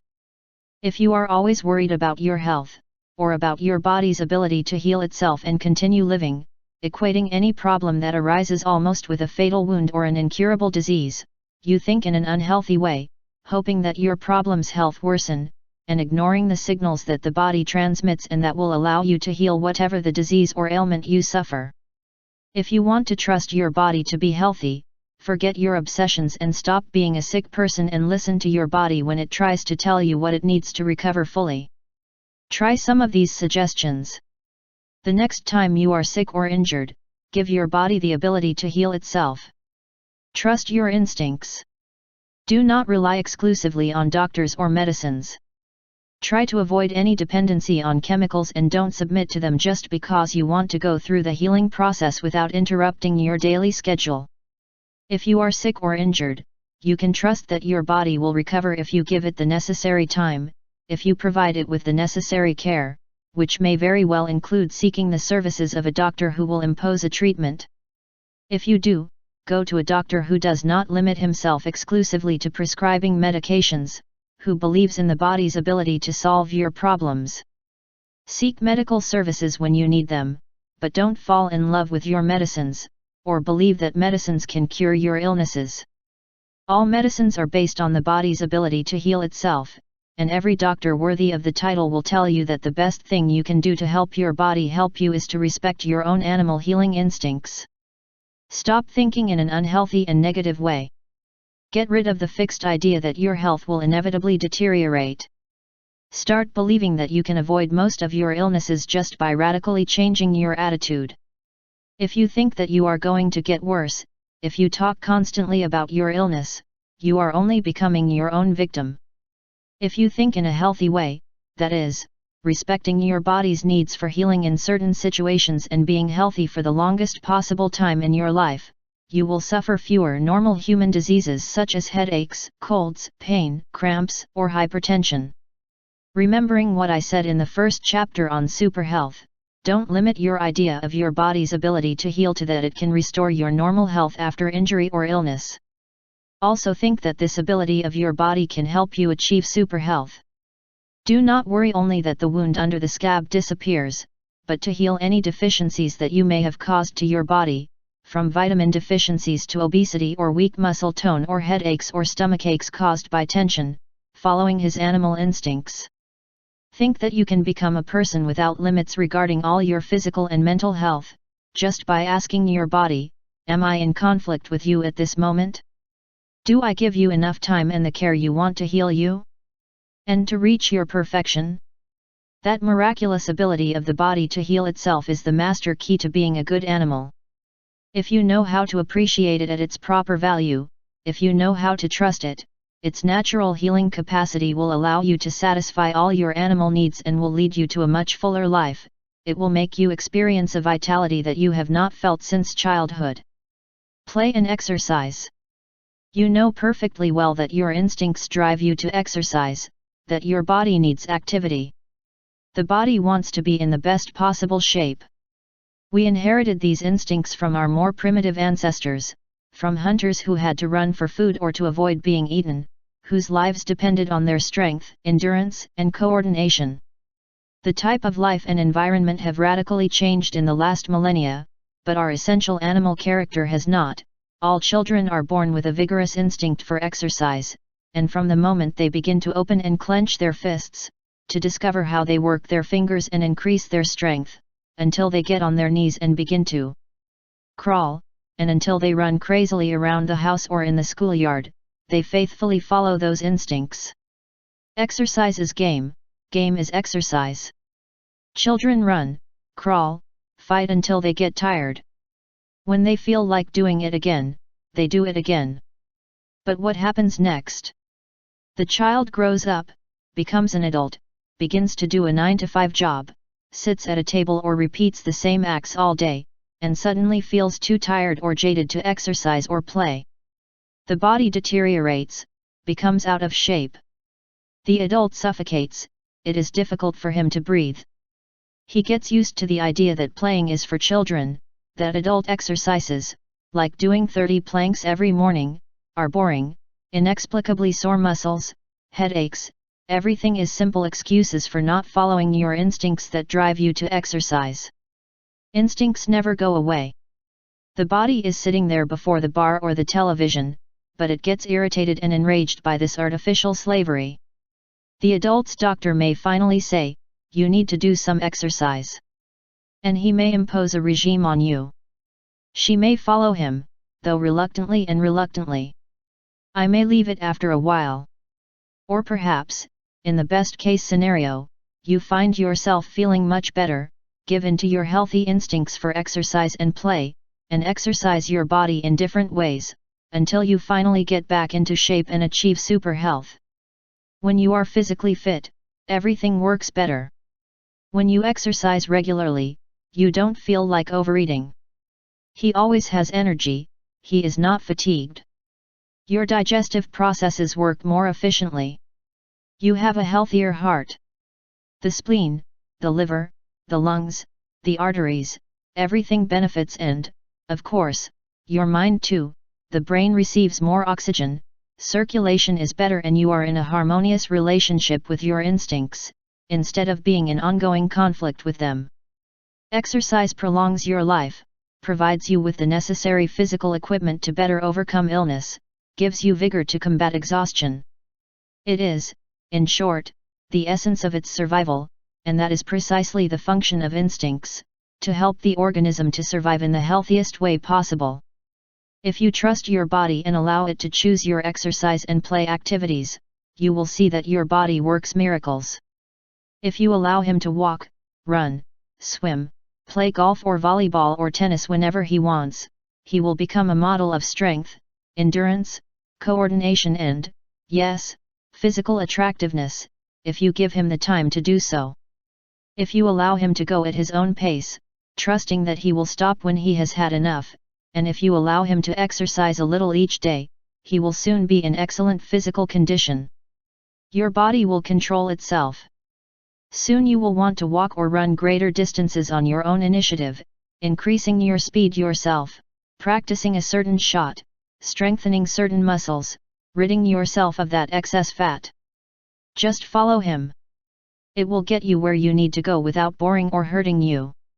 On the other hand, if you start a predetermined exercise regimen with your usual performance-oriented attitude, and set limits, and decide in advance how many planks you have to do or how many miles to run, forcing yourself to improve day by day, as you in a short time you will be tired and fed up with this regimen.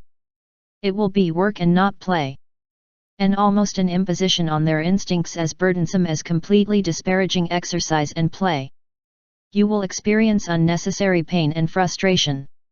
You are likely to exceed the capacity of your body and injure yourself, which of course will keep you out of any type of exercise for a while and perhaps give you an excuse to say, "It is not worth exercising, it hurts me." If you want to reconnect with your body's natural instinctual tendencies and achieve good physical health, try the following: set aside part of the day to exercise, but do not decide in advance what to do, unless you have decided exercising with another person. Try not to exercise too much so you don't tire of it before you reach the right level of fitness. Run just until you judge it enough, and then run some more when you catch your breath. If you decide to do the same thing every day for 2 weeks, without trying to beat your previous marks, without any temporary pressure, you will be on the right track. When running, for example, remember that no one is chasing you. Perhaps your primitive ancestors had to run to avoid being eaten, but not you. You run only for pleasure, as if it were a game. You don't have to run in a straight line and at a constant speed. Imagine that you are on a wide open road, watching children play chase. They run in a straight line, they make a turn, they run the other way. Then they sit down and rest. You can run like that too if you want. Or imagine that you are walking through the countryside, advancing at a fast trot, like an Indian, running down a path you do not know very well, through a section of the city or an area of forest that you have never seen, taking a turn when you see something that you want to examine closely, stopping when you want to rest and gaze at a certain piece of architecture or an old oak tree. You can also run like that if you want. View your exercise as an adventure and as a game, not as a strenuous task that you have to do to satisfy the wishes of an outside authority. Remember that running is not boring. We can't say that going for a walk or a little swim is boring. What happens is that one uses boredom as an excuse not to run, because it is painful and annoying to overcome so many years of inactivity. Admit that all of your negative attitudes toward exercise and play stem from your need to defend your normal adult life from inactivity, and admit how abnormal that life is from your body's point of view. Admit the truth that being physically fit is enjoyable and enjoyable, that you will have more vigor and strength, more energy, and fewer illnesses if you allow yourself to become physically fit. Trust your body, go with it instead of against it, and give yourself enough time to get over the aches, pains, and fatigue you suffer from living a lifetime of ignoring your instincts. When you exercise, try to let your mind wander through your body. Watch your legs move, step, step. Join the majesty of his breath, his heartbeat. Feel satisfied with your body, attached to it, and soon you will be so amazed at having such a fantastic organism that you will not have time to torture yourself with everyday worries or to get bored. You already know that you have the power to think however you want. The rejuvenating goal of exercise and play is achieved, in part, by allowing thought to abandon the cares of the world for a while and refocus on the basic elements of human existence. If you are unable to stop worrying about other things when you exercise or play, you are still a slave to the beliefs and norms of society, still letting someone other than yourself control your center of thought. But if you let your own animal instincts be in control, you will soon enjoy superhealth and life without limits. The sexuality. Think of the people around you. Think of the millions of individuals living on this planet today. None of us would be here if nature hadn't made sex so enjoyable.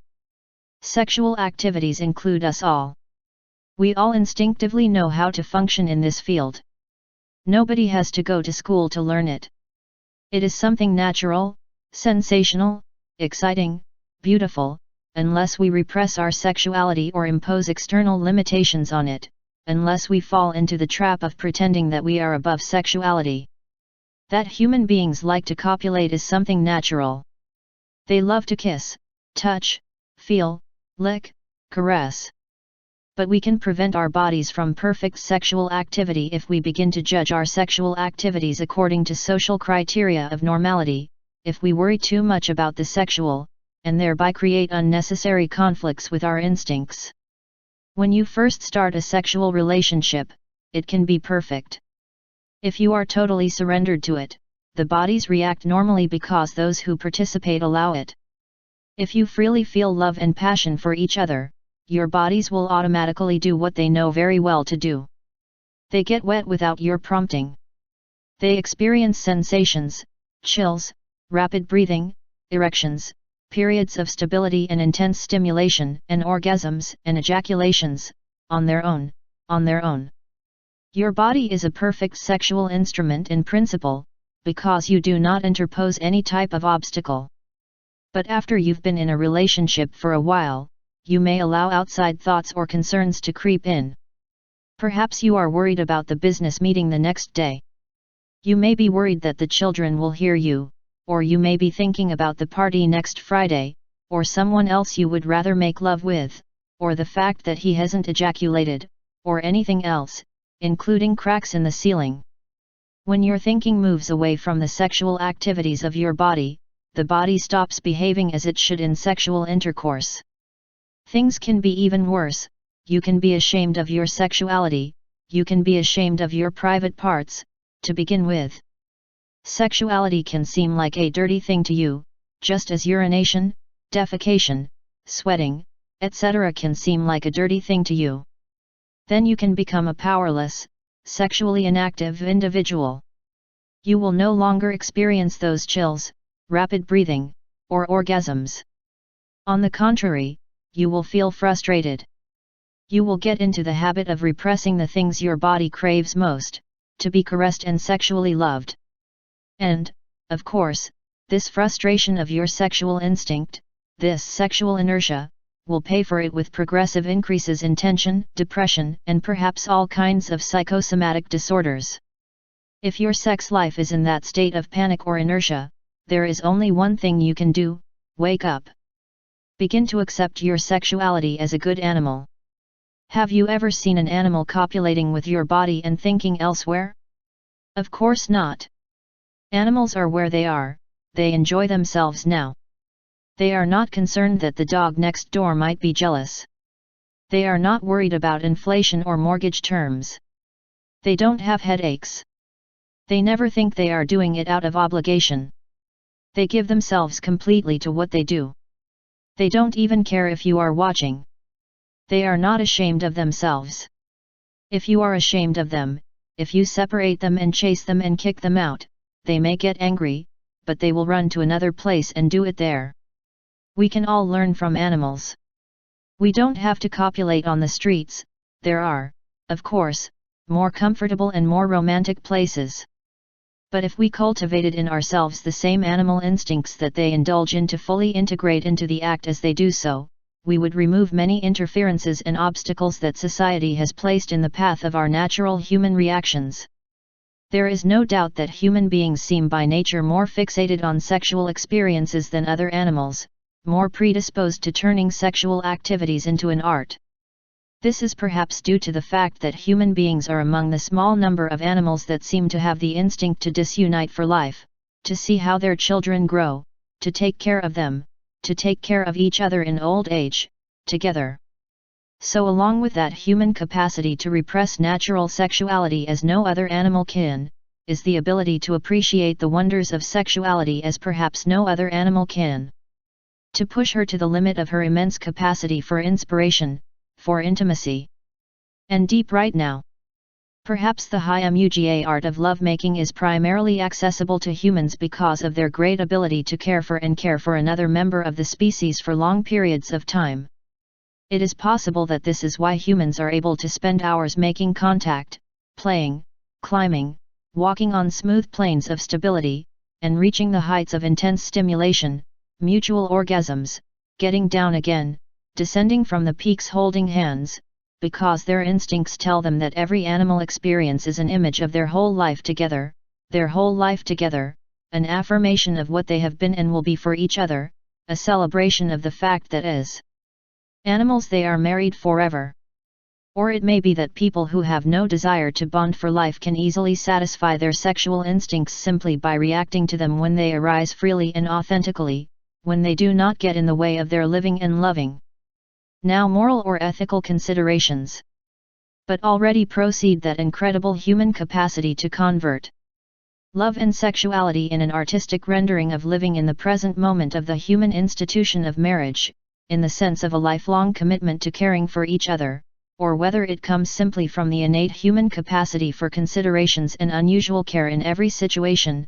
Every human being who seeks love without limits can achieve it through their own basic animal instincts. But, whether you want to return to the original erotic relationship with your 40-year-old partner, or if you are 20 years old and still testing the waters, whether you are upper class, lower class, or middle class, you can achieve peace mentally in the sexual arena and cultivate your sexual experiences to the best of your ability as a human being by keeping the following in mind. Free yourself of your rigid ideas of when, where, or how erotic relationships are to take place. Stop trying to plan them. Accept that any place, any time, or situation is perfect if you are drawn in, and agree that it is a good time and it is a good place. If you ritualize your sexual relations, limiting them only to when the children are asleep, only at night or in a certain room, you limit their free and spontaneous impulses. Do it in the car, in the kitchen, wherever you want. If you need absolute intimacy, let your instincts not prime your body until your body knows you have the intimacy you desire. Do not consider anything you feel and want to do bad as long as your instincts tell you that you are not hurting anyone by doing so. When you catch yourself talking to yourself or talking to another of your sexual prowess or exploits, stop. If you constantly talk and brag about your sexual activities, you will exert pressure on yourself, forcing yourself to be faithful to that imaginary sexual status, or that sexual image that you are trying to project towards others, instead of satisfying your internal sexual instincts according to your best personal idea. The kind of animal it is. If you carry some kind of mental inventory of the men or women you have conquered, immediately get rid of it. Rather, look at your past love life as a series of movies you've been in. Keep the movies you like in your memory, paddle them and taste them. Learn from them. The ones you don't like, forget them at once. There is only one inventory of your sex life in this world, and it is, in my opinion, your own inventory of whether, when and how much you have enjoyed your animal sexuality. Review your personal taboos regarding sexuality. Do you hesitate when it comes to petting other human beings? Stroking is an instinct that is not to be ashamed of. You dare not show sexual affection for your husband. When the children are in front, are you afraid that they will see you kiss, caress or hug you? How else could they learn? What other taboos do you have? A taboo is an attitude that you have adopted that indicates that certain areas of your possible experience have been forbidden to you just because others, a group of more important individuals, the high priests, sorcerers, etc., have decided that that area is sacred, which is impregnated with a certain supernatural and evil power from which they can only liberate you if you wish to enjoy its forbidden fruits. If you allow advertisers, psychiatrists, or anyone else to dictate sexual taboos to you, you will forget that there is nothing in your personal and private sexual world that is not acceptable or wrong. Everything that looks good, everything that you both enjoy, is perfect. If you do start a sexual relationship, make sure you stop thinking and trying. Just go do it. If your thinking is focused on pure sexual love for the other person at that moment, you can reach very high peaks in your sexual experience. Set your body free. Let him do what he knows how to do. Roam, travel, explore. You may be surprised to see these needs grouped together with the other 8 that I have listed. It may be obvious why the other fundamental biological needs correspond to instinctual behavior, but you are wondering whether there really is a basic human need to roam, travel, and explore. Going on vacation, for example, is certainly nice, but isn't it more of a luxury than a necessity? Do our senses really tell us to do that? Think again. Consider the entire history of the evolution of life on this planet. It's a long, unbroken story of living things on the move, venturing into new media, exploring them, adapting to them, abandoning them again. The bear goes up the mountain to see what he can see, the seed travels 500 kilometers before falling into the ground and taking root. Columbus set sail for the New World, despite the fact that many thought it would fall off the cliff when it reached the edge of the earth. Rarely has there been, if ever, a culture of living beings that has limited itself to drawing a circle around its habitat and has said, "This is it, we are not interested in what may be outside of that circle. We're going to stay here forever." And Homo sapiens is endowed with more natural curiosity and more desires and cravings to wander and travel than any other species. You know perfectly well that human beings love to travel, we like to roam the earth, explore our environment, our planet, and even the other planets of the universe. We are instinctive explorers. Exploring is natural and exciting.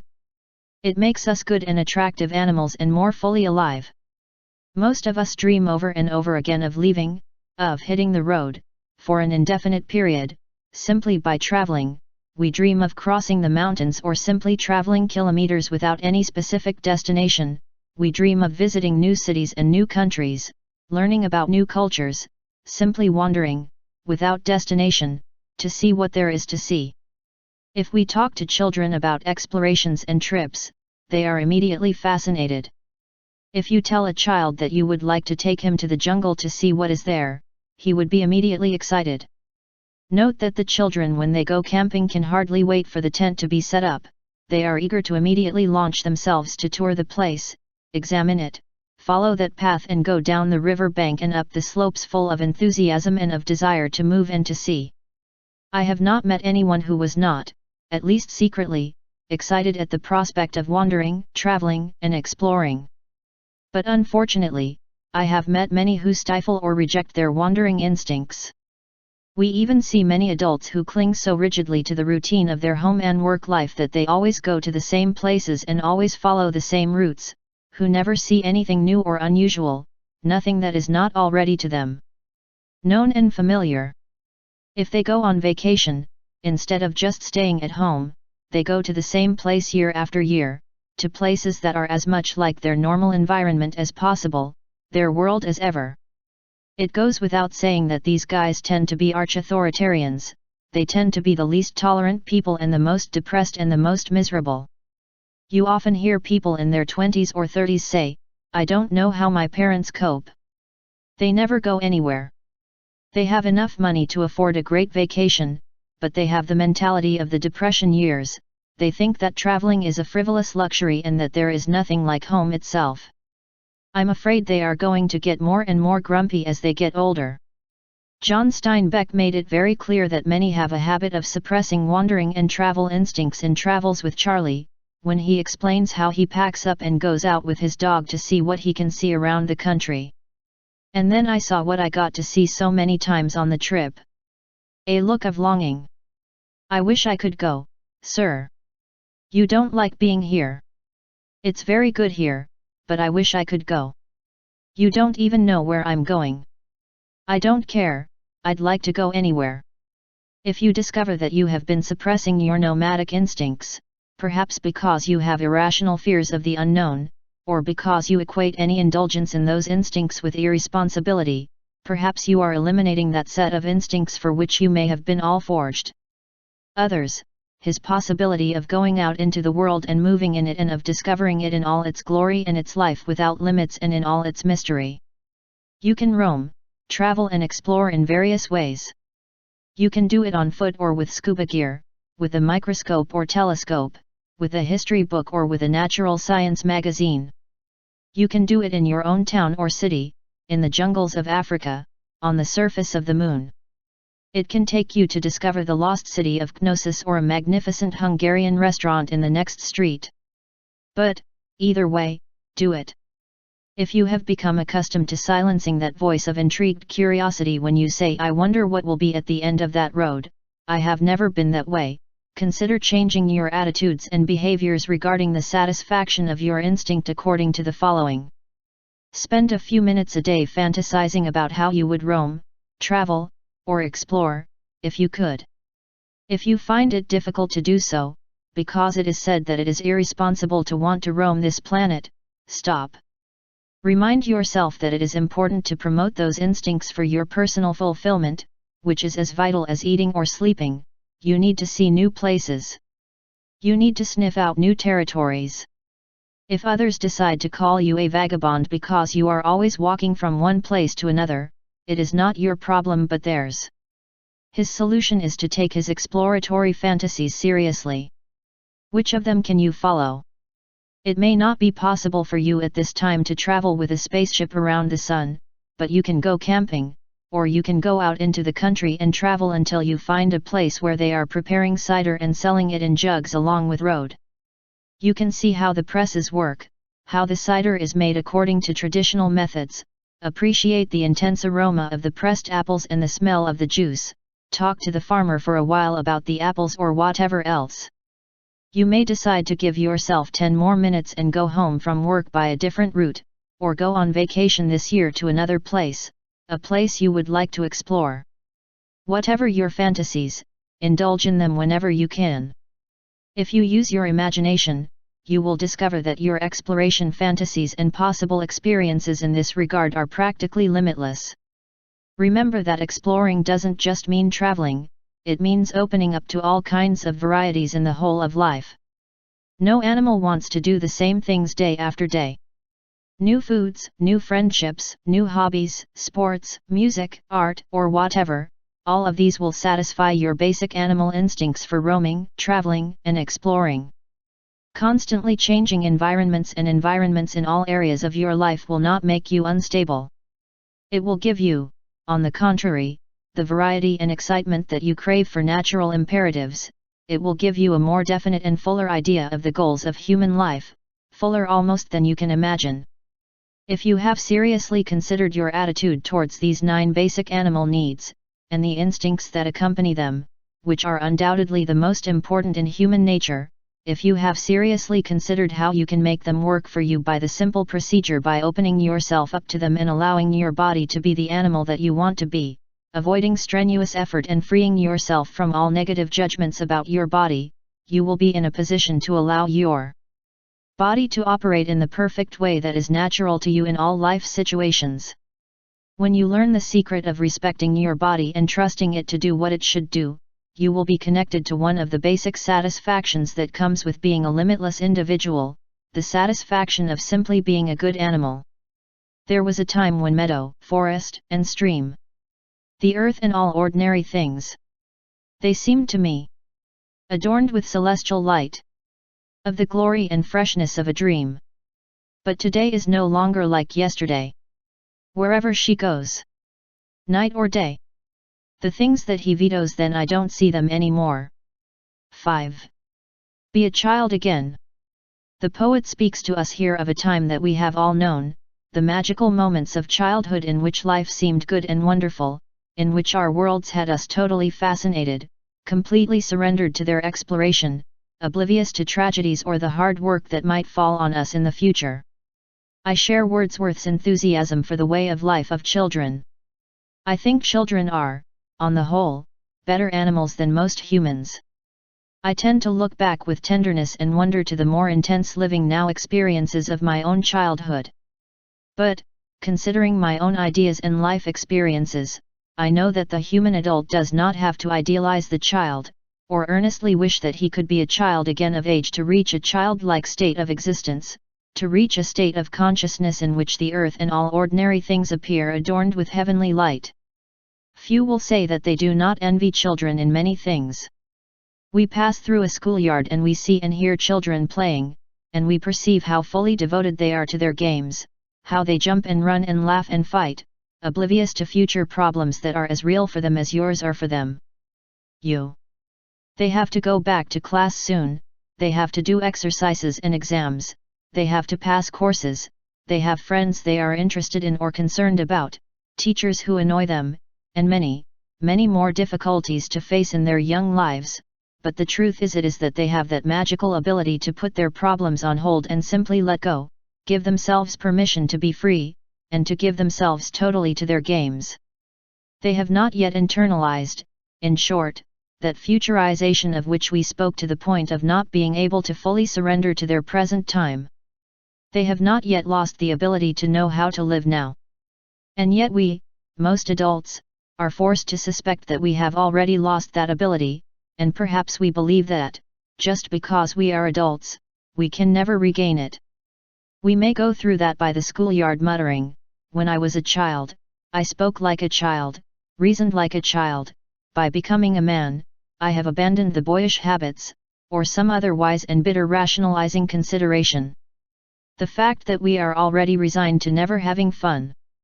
We are envious of children and we may even hate them because of that envy, but what do we do about it? I have been watching children go to restaurants with their parents for many years. Parents seem to mostly agree that restaurants are places where children should not be children, but rather behave like adults. The most common thing is that children have been strongly warned before entering the restaurant that they should not be silly. And that's as if we told a dog not to be a dog when we took him out to the park. It never works, of course. Consequently, parents cannot enjoy food, because they believe that they must be continually monitoring all aspects of their children's behavior. Put your napkin back on. Stop moving your hands. Don't laugh so loud. Don't bother those gentlemen. Eat the spinach or you won't have dessert. Cut a piece or two of meat, put down the knife and switch the fork to the other hand.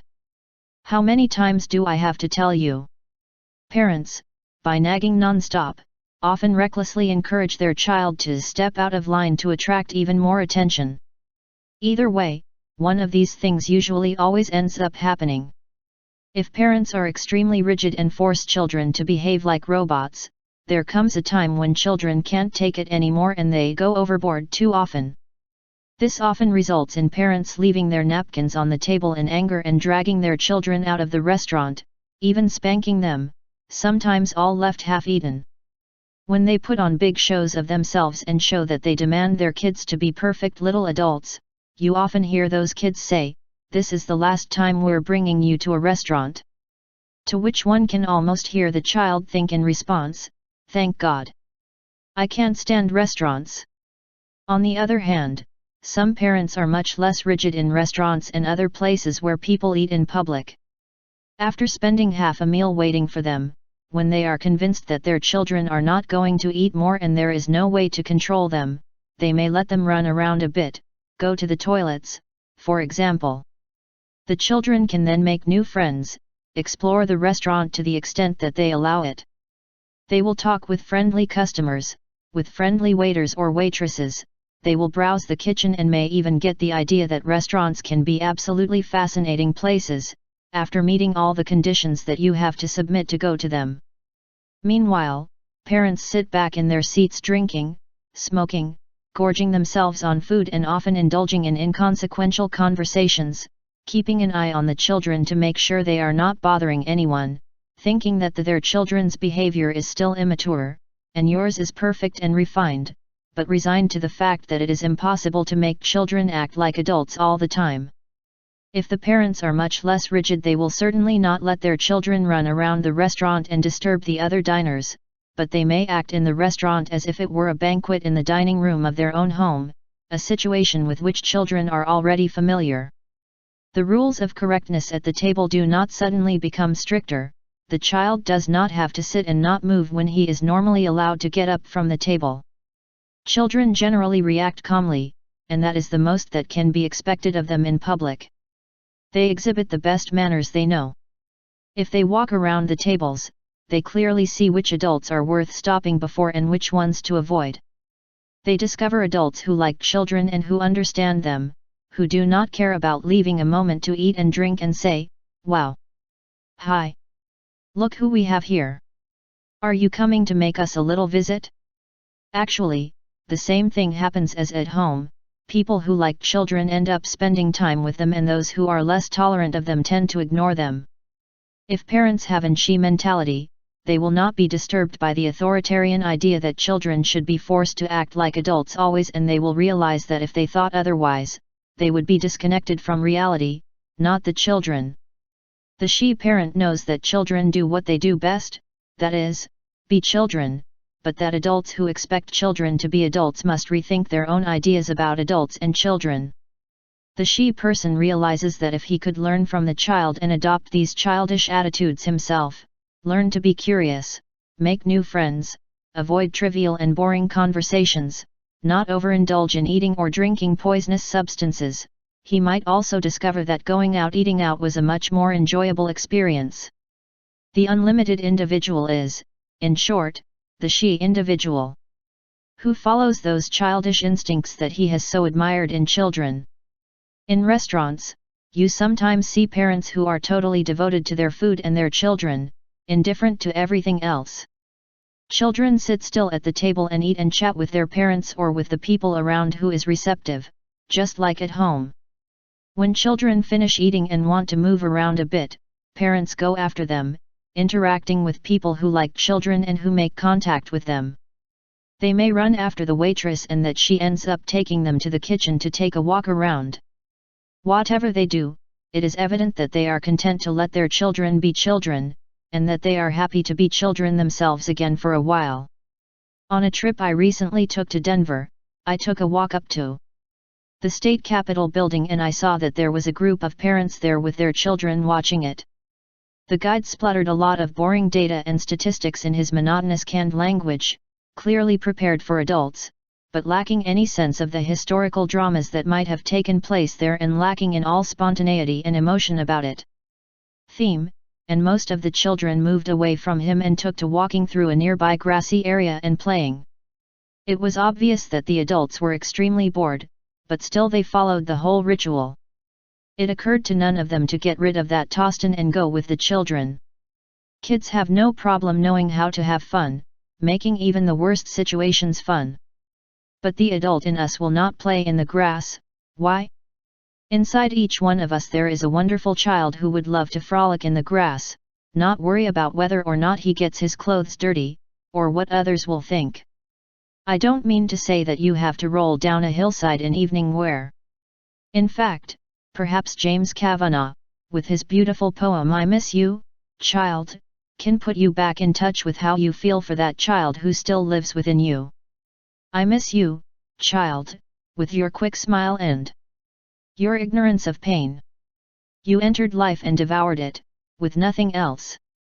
What cloudy goals per company. Your heart was pounding when you hunted frogs. And you caught one so big it couldn't fit in one hand. You wandered with your friends through silent forests where suddenly a sneaky porcupine scared you. The matches were a mystery that lit fires and it devoured leaves with a ferocious hunger. There was no time for meanings, a candy provided them. On the tip of a stick. A razor in the bobillo gave you peace of mind when friends were gone. A flower in the woods covered by an old man. Wrinkled trunk. A dog that danced and licked your fingers and nibbled on your pants. An unexpected football game. A glass of cider, the song of a cricket. When did you lose sight and hearing, when did they stop? Your taste buds from trembling? When did this clumsiness begin, this growing fear, this quarrel with life, demanding meaning and content? The maddened quest is the prize of leisure. The pain that prohibits you from being a child. If you find that you miss that child within you, perhaps you can begin to make contact with him by acknowledging that he is not really far away. In reality, the only thing that inhibits you is your own resistance to recognizing and accepting that child. Appreciate how much fun it is to hang out with people who are capable of being like children. They are usually the happiest people, the ones who work the best, the ones who have not forgotten that it is possible to be happy and responsible at the same time, who know a little more than most people to let the child inside them come out, that they fear what others think, people who can sometimes fully immerse themselves in the fantastic, just as they did when they were children. These people know that real life is not always working and never playing or having fun, but rather knowing how to mature by continuously combining seriousness and play in the greatest quantity. They are people who retain a kind of innocence and children's curiosity about the fact of being alive and that they know, therefore, to be good adults while still appreciating and cultivating the children within them. These are the people who I believe can best serve as models for others, or adults whom I would call limitless people. Do you like children? Let the children come to me. For theirs is the kingdom of heaven. Matthew 19:14. A man who hates children and puppies. It can't be bad at all. W.C. Fields. What do you think of children? Any child, yours, that of others or, above all, the child that we always carry inside. Do you like to be where there are children?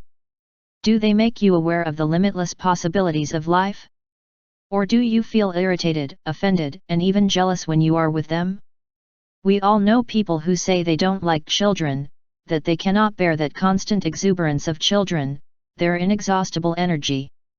We all know the old man who sits all day by the window waiting only to hunt down the neighbor's children in his backyard or in his garden so that he can scold and throw them out, the young couple whose house one does not dare to bring children because of how meticulously decorated and tidy it is, people so strict about things in their house that the children would have to be continually scolded and controlled to prevent them from breaking anything of value.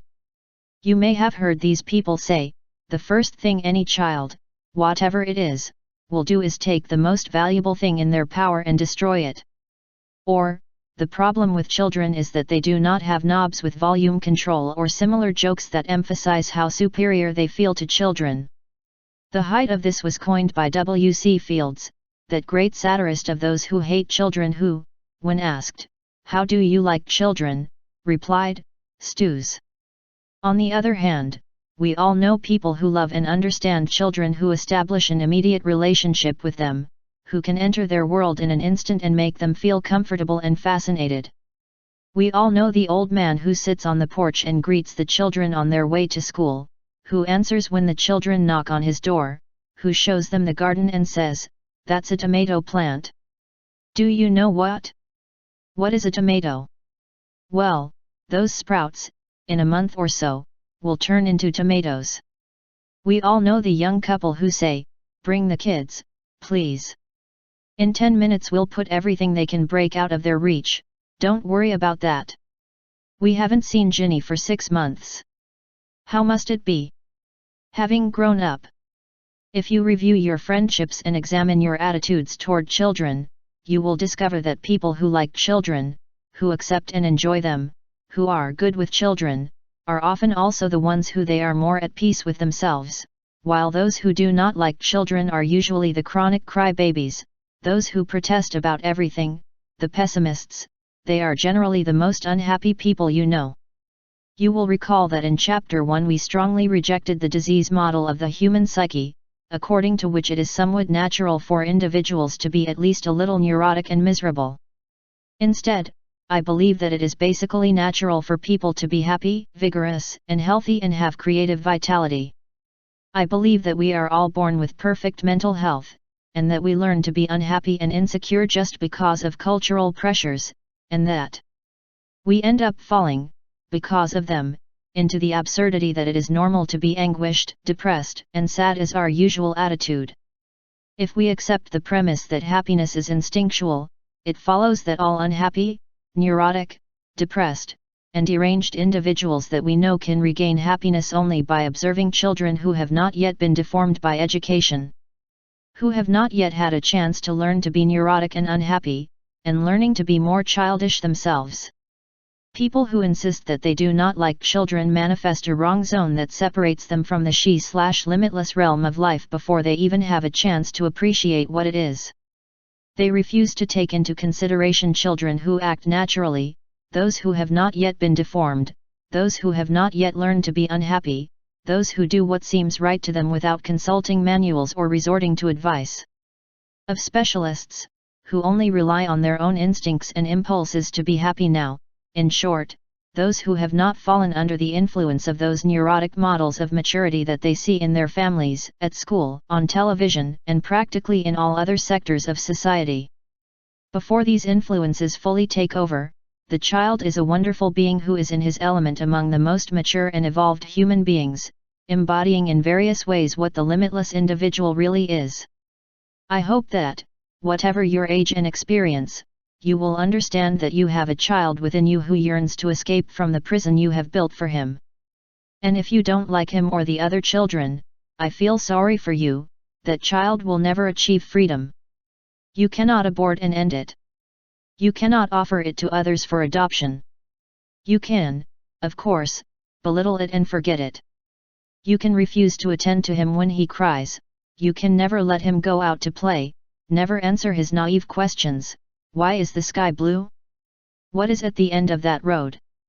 But if he does, he will be, and will secretly feel, as guilty of neglecting that child as the father who leaves his 2-year-old son home alone and goes to a bar, forever. If you don't like children or, more specifically, you don't like them, and even if you don't like everything they do, chances are you don't like healthy and happy adults either. They are threatening to you because you are not that way. It is easier for you to accept people when you know they have a problem, when there are obvious woes or weaknesses that you can whisper about. It is easier for you to accept it when you can exploit your frailties and enjoy feeling superior to them, than it is to accept fully functioning people from whom you feel threatened because it is difficult for you to find fields in which you can consider them inferior to you. It is natural, then, that the usual system of those who look down on children is to feel superior to childish people by calling them irresponsible, immature, or even too happy. The infantile qualities that ensure the health of adults are mocked by envy, the envy of those who have to resort to maturity considerations to feel safe themselves. The silly antics, spontaneity, the ability to laugh and have fun, and other similar childish qualities of limitless adults are something that all adults would like to have, but few know how to achieve. As a result, it is easier to ridicule and mock than to learn from children and child adults. Starting from here, it is easy to see how they perpetuate themselves without the society of destructive cycles of contempt for children and everything childish. If the childish attitude is continually mocked, it may be easier to always behave like a grown-up. The father who continually lectures his children with phrases such as, "Why don't you behave accordingly to your age? When are you going to be an adult? Stop being so childish," is instilling in them that the young person should abandon the child within him. When these adult attitudes have been imposed, there is a clear path for the authoritarian attitudes and behaviors described in Chapter 2, and the child is completely controlled, rejected, immobilized, rationalized and, in short, becomes something unnatural. The individual belittles his innate desire to remain young and spontaneous. He begins to demand artificial maturity from his younger brothers and sisters and from his playmates and schoolmates, and so the cycle continues. People have spent their lives telling me things like this: "You will never grow up, Wayne, you will always be a boy. Wayne, you are crazy, why don't you act like a person your age? How can you be so stupid with your education and your experience? I can't believe you go play ball with the kids when we have so many important things to do." As long as I keep hearing normal people tell me I'm too childish, I know I'm doing things right. The truth is that I enjoy myself as a child whenever I can. I like to have children around, children of any kind, always. If they put me in a room full of adults, I always end up looking for a child or an animal that may be there. I like to joke around, play games, be a little crazy, explore, do all those typical little kid things. I do not stop to analyze it. I can't even say why I like to be that way, I can only say it's instinctive, but I know, of course, that it makes me so much happier in this world. It is very simple. Young children seem so sincere and so little repressed, so free from the need to impress others, so capable of playing freely without bragging or trying to show that they are superior, that they are as pleasant and comforting as water fresh from the well on a hot day. I also know that all my clients, readers, or acquaintances whom I have helped to be more childish feel better and know a fuller life for that reason, and that the whole process begins when one comes to the conclusion that one really wants to that child inside him. The childhood and the puerile. In the previous section, I mentioned that the common way to belittle childish adults and children is to label them childish. Being childish and being childish are completely different things, despite the fact that these two words are sometimes used interchangeably. Being childish means for me to be a child and act like a child, which is perfectly valid, or to be an adult and act like a child in a way that indicates that their growth and development have been paralyzed years ago, and that the individual has stopped. It has stalled since then, which, of course, is not healthy in any case. What I mean is that childish and childish adults are polar opposites, not synonymous, that in the two quotes at the beginning of this section, W.C. Fields satirized a childish attitude toward children, and especially toward the child who we carry within, and Jesus showed a truly mature and childlike attitude towards children. Being childish essentially means being innocent of all those strange and authoritarian ideas of what maturity should be, of what others have tried to impose on us, be trusting in the sense of not falling into an authoritarian paranoia that leads to distrust of others without any solid reason. And be naive or direct, and without subtleties in our relationships with others and in our vision of the world. The essence of this is that we do not have to stop being adults to be more childish. We do not have to become childish, much less irresponsible, to become children again in the sense that I am referring to. The fully integrated person is capable of being an adult and a child at the same time. To do this, you have to learn to voluntarily return in a positive way. The important thing here is the voluntary nature of the matter, since those who return to their childhood without knowing why they do so, without controlling their adult life, risk being locked up in an asylum. When done voluntarily, the positive return to a childlike state is not as difficult as it may seem. All it takes is loosening up a bit, being silly a bit, laughing, telling jokes, cultivating your personal sense of humor about yourself, being a bit crazy, knowing how to play.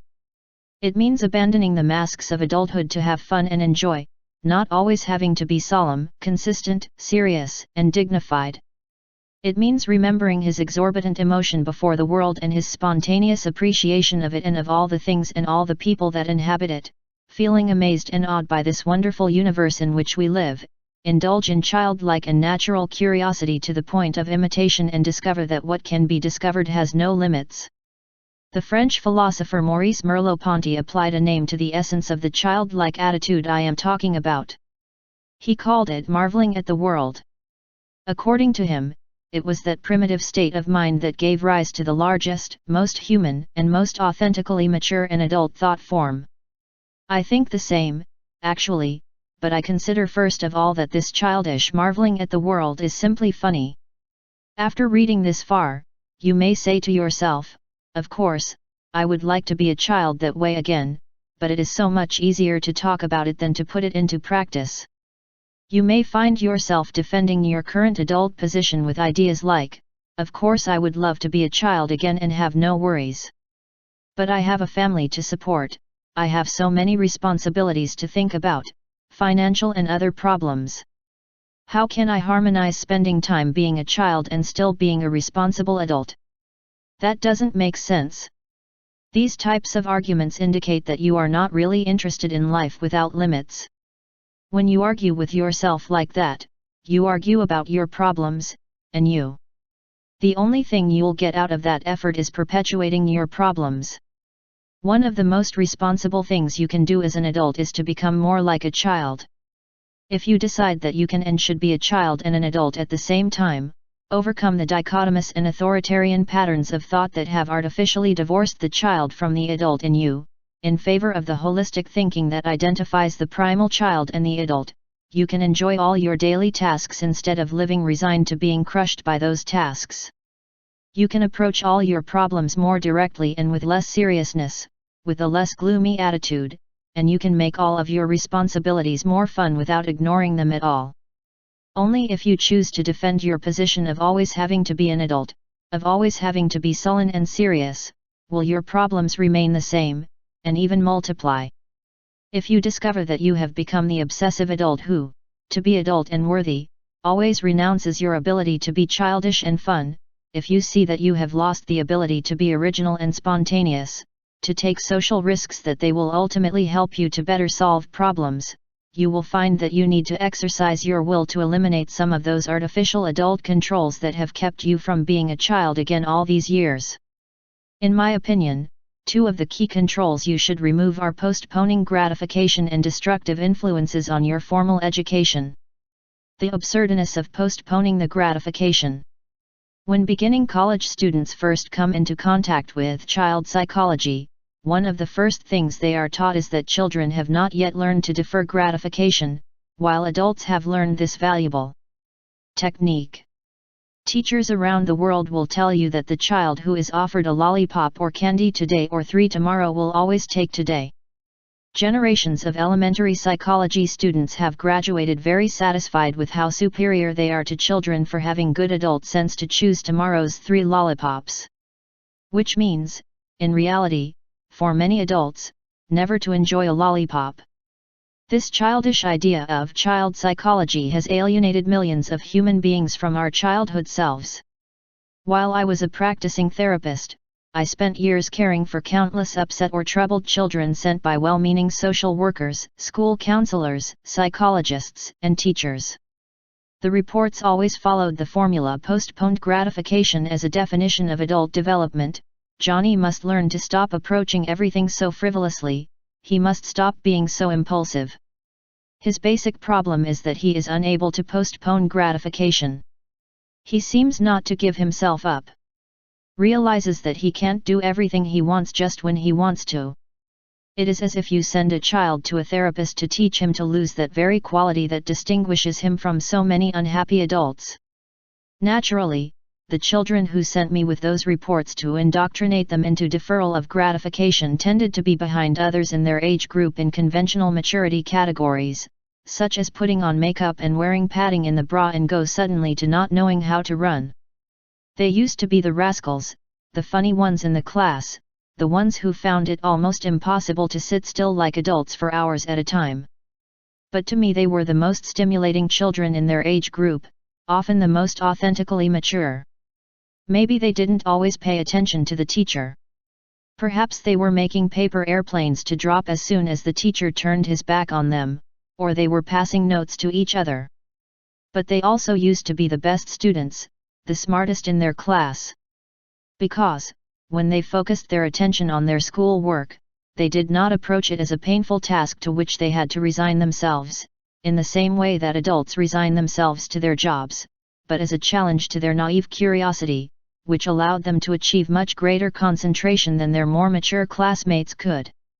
They used to be the ones who drove all the other children crazy, because sitting on the school stairs and surrounded by absolute chaos, they were capable of doing in a quarter of an hour before class the same homework that the others had taken 2 hours of hard work at home. They were the ones who took tests and filled out questionnaires, answering all the questions well, and then began to drum with the pencil on the table or to make paper airplanes while the others continued working in anguish, which is why they were described as exhibitionists, which was another way of saying immature. I always treated with the greatest respect the Johnnies or Juanitos who came to my office, referred by rigid adults who wanted me to collaborate in the elimination of their vital sparks.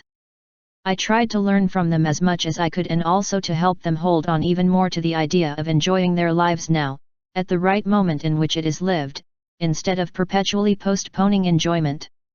I sometimes told them that postponing gratification was nonsense, a huge smoke screen raised by adults who planned their entire lives in advance to discover later that they didn't know how to enjoy anything when each and every one of them finally materialized. Of their plans, I was trying to get away, from vicious circles of planning and extreme idealization, fueled by the adult syndromes of compulsive futurization.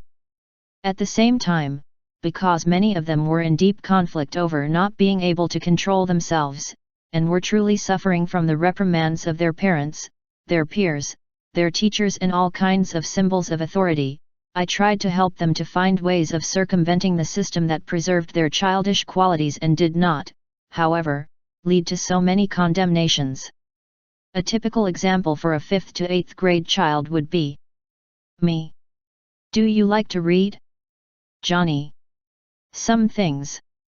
Adventure novels, tales from the frontier. There are a few authors that I really like. Me.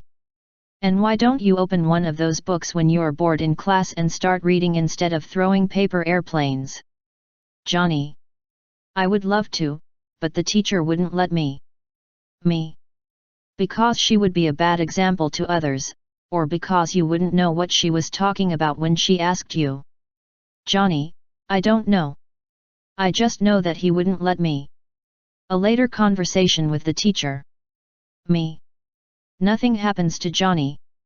His only problem is that he gets very bored. Instead of trying to get him to put off gratification, why not let him do something rewarding? If the class doesn't interest him, let him read a novel he likes. Teacher. I cannot do this. It would be a horrible example. Everyone else would read too, and they wouldn't listen to me. I wouldn't be able to teach them anything. It would be turning Johnny into a special case, a privileged being. Me. But he sent me Johnny because he's already a special case. Your report says that you constantly interrupt class, make jokes and jokes, yell at questions before you have time to ask someone else. Do you think that if you were reading calmly, you would interrupt the class more than you interrupt it? Teacher. Maybe his table is at the front of the class, because I have to keep an eye on him, and the whole class would notice. Me, well, put it in the background. Make a deal with him, he can read as soon as he gets bored. You won't bother him and he won't bother you. Teacher. But when I ask you something you won't know what. I've been explaining to him. You will learn nothing. Me. I understand Johnny got 9s and 10s on the last notes. He only failed in application and conduct. Teacher. Yes, he is a very good student when he wants to, but he has not learned to behave well. Me. Actually, one of your problems is that you know all the answers before you ask the questions, and you don't have the patience to wait for the other students. That is why he does the answering aloud without being asked. Teacher, that's it, yes. He is a terrible exhibitionist. Me. I do not agree. Put him at the back of the class and let him read whenever he wants and don't ask him when he sees what he's reading. Or, if you do, you must be willing to repeat the question when you look up and say, "What?" And, if I were you, I wouldn't worry about the other boys. If everyone can get the best grades, 9s and 10s, and be secretly reading novels at the same time for about half the school day, better for them. Teacher. But what if Johnny's grades get worse? His parents. Me. Include that in your deal with him to let him read in class. Tell him that he will only be able to do this if his grades are still good. Do the experiment. I'm sure Johnny won't have a problem. Knowing that you can do whatever you want during class time will undoubtedly be a positive stimulus in your school education. And reading novels won't hurt your vocabulary or your qualities or anything else. I will discuss the matter with their parents. I will tell them that I think they should give it a try, at least for the next trimester. What interests them above all is that Johnny behaves better and also gets good grades. I am sure you will totally agree that it is worth trying. When techniques like this are tried, they tend to be very positive, but the key is for authority symbols to admit that Johnny's problem is not that he can't put off gratification, his problem is that he knows too well, instinctively, that someone is trying to instill in him some kind of futuristic thinking that he has to oppose. If parents, teachers, and social workers were willing to try the experience, 9 out of 10 children would read more books at school than they would at home, would get better grades, would disrupt the order in class much less, and on top of that, everything, they would be much happier and feel more secure in their life. Although there is no doubt that many bad students are also persecuted for not postponing gratification, the reasoning remains the same. If they were allowed to experience school in a way that interested them now, in the present moment, their grades and demeanor would also noticeably improve in most cases. Let's take a closer look at where Johnny's deferral problems come from. Basic in this regard is the fact that many adults consider children incomplete human beings, who have not yet become real human beings, adults. They are something like apprentices of people for them. This absurd way of reasoning leads children to consider themselves incomplete, not fully integrated in real life, not fully in this world. This idea can become permanent.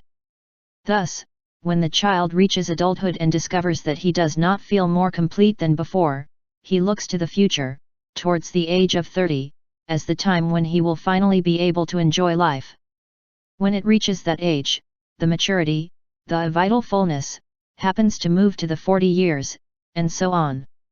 Finally, one sees people of mature age wondering what has become of their lives, why they have never achieved that magical sense of wholeness as individuals. It is again the story of fighting but never reaching the goal, and the only solution is to admit that we are always full and complete human beings. Regardless of the age or the supposed stages of maturity, always consider that we have arrived, and consider our present moment a moment that must be lived and enjoyed fully. Only by releasing your inner child can you overcome the gratification postponement game. Virginia Woolf wrote the following: "Can there be anything more charming than a child who has not yet begun to cultivate his intelligence? It is a pleasure to look at them, they do not presume, they understand the meaning of art and life instinctively, they enjoy life and they make other people enjoy it as well. The adult in you when you exclude the child's ability to enjoy the present is your enemy. Remember, those children you admire so much for their ability to enjoy life are not strange creatures to you. There is one of those children inside. The question is whether you will let him out or if you will feel so threatened as to try to change the real children around you so that they become more like you, so that they too postpone gratification, so that they feel so incomplete. How you might feel. Actually, becoming a limitless person means exactly that. Free yourself from those limits that you have imposed and that are implicit in the fact of postponing the gratification. Living fully now means living without limits, while postponing enjoyment is a serious limitation to its maximum human fullness. It is ironic that many of the teachers who send children to me to teach them to postpone gratification teach Robert Frost's poems at the same time. Oh yes, give us pleasure today in flowers. And give us not to think so far. Like the uncertain harvest, drop us here. Simply here, in the spring of the year. To overcome the deficiencies of education. Your formal or academic education was not designed precisely to help you become a no-limits person. In fact, unless you were very lucky, you will have been carefully trained to be the exact opposite, an authoritarian. Education should have focused above all on genuine intellectual training, on enhancing your ability to formulate problems that fascinated you and to find or deduce the best solutions. But the methods you were subjected to were generally the least effective means of helping someone learn something. They forced you to memorize lists of data so that you could release them later in the exams, even if you did not understand what those data could mean for your life or for the lives of others. The result was that, as soon as the exams were over, you forgot those facts and began to learn the next ones, which were equally meaningless. Do you think you could pass an algebra test today? Or a world history test? His upbringing did not follow the paths of his innate, childlike curiosity. If he had done so, if they had put him in contact with the history of his country or with the frog's circulatory system and then let him ask his own questions about it, for example, he would naturally remember everything he learned until today. But the sad truth is that most of our academic education was devoted to teaching ourselves to please teachers and principals. Very few times, perhaps none, have they prompted him to think for himself, to write in an original and creative way, to draw freely, to approach problems from his own personal perspective. They imposed a program on him, taught him that above all he had to adapt to the rules of that program, otherwise they would expel him as an incorrigible troublemaker. They taught him that submission was more rewarding in the long run than originality, that pleasing the teacher was the surest means of success in school and in life. They scolded him for thinking on his own, for being different, or for defying authority. They taught him to adapt to the system, rather than to create a system of his own or to ask why the system could not change just a little to better meet the needs of individuals. They were carefully forcing him to be a good boy. They deprived him of his natural ability and spontaneous marveling at the world with concerns about possible failure to enter college, and other wrong zone behaviors. You learned that getting good grades was more important than really understanding a pedagogical principle. Your quest for approval by passing exams, earning certain grades, gaining acceptance from teachers and others outside of you, may have become the driving forces of your student life. But since the emptiness of all this made the child within you vigorously oppose formal education, how did you know deep down that many of your teachers were phonies, that they didn't really like you, and that they didn't really like you? They did not accept him as he was, that they did not give themselves completely to his work. Sitting in a classroom and being treated exactly like anyone else seemed a degrading experience. As a child, did you know that once you had mastered division by more than one number, it was a waste of time to sit there and wait for the teacher to decide to go on to explain something else to the whole class? He realized that some things were easier for him than others, and that expecting everyone to have the same ability to master a subject just because they received the same lessons was ridiculous. In some issues you were ahead of your classmates and in others you were behind, but they always treated you as one of the class, one of those apprentices of person, to whom teachers viewed them all as equal rather than individuals with their own special desires, abilities, and instincts. You knew that the artificial competition that the educational system had imposed on you and your classmates was nothing more than an immense indignity that the teachers wielded to keep you at bay. You all knew how bad it felt when the notes were displayed or read aloud, and some were failing in a subject just because they weren't as predisposed toward that subject at the time as others, or were not as interested. You may have wondered why, despite the fact that the failed student could learn the failed subject for a few months, since not everyone learns at the same speed, the failure had to stay with him forever. He resented the stark comparisons and the relentless competitive spirit of his academic education. You knew perfectly well that both you and all your friends were individuals, and that any reasonable person or system would treat you as such, instead of treating everyone as soldiers destined to line up in uniform authoritarian ranks, allowing no one the least individualism. But you were probably still subjected to all this because the system seemed to be the only way. Consequently, it is very possible that you were taught to hate education and studies, and that you have become an authoritarian anti-intellectual. The child in you knew a lot more than that, and still does. Overcoming the damaging influences of your formal upbringing means rekindling your natural childhood curiosity in the world and following it wherever it leads. It means accepting that you no longer have to compete with others to get better grades, that you have complete freedom to discover more about what your childhood curiosity wants to know, be it the history of the Russian Revolution or the American War of Independence, or learn to fix the car, without having someone, especially the authoritarian adult in you, peeking over your shoulder and regulating your personal training and learning activities. If you want to go beyond your formal education and become a limitless individual, try to remember those rare and magnificent teachers with a deep vocation that you had in school and who really cared about you and wanted to improve your life, who devoted themselves to satisfying your curiosity. Childish and natural that you felt.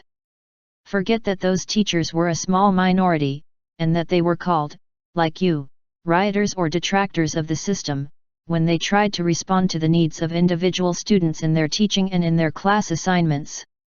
Remember only how those special teachers helped you, and remember also that now you have complete freedom to follow their ideals and models of what education can be if you want.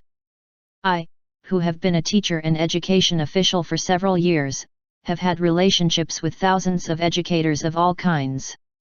The professors capable of reaching nearly all their students and stimulating their natural intellectual curiosity, the most professional in the line of duty, and the most popular with students were, without exception, those with the fewest authoritarian traits.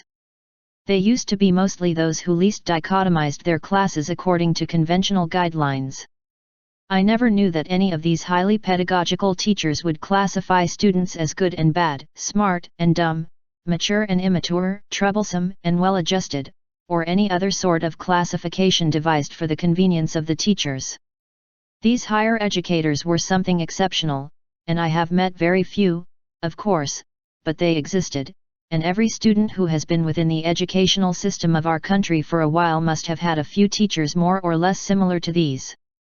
They were the ones who never favored one group of students over another.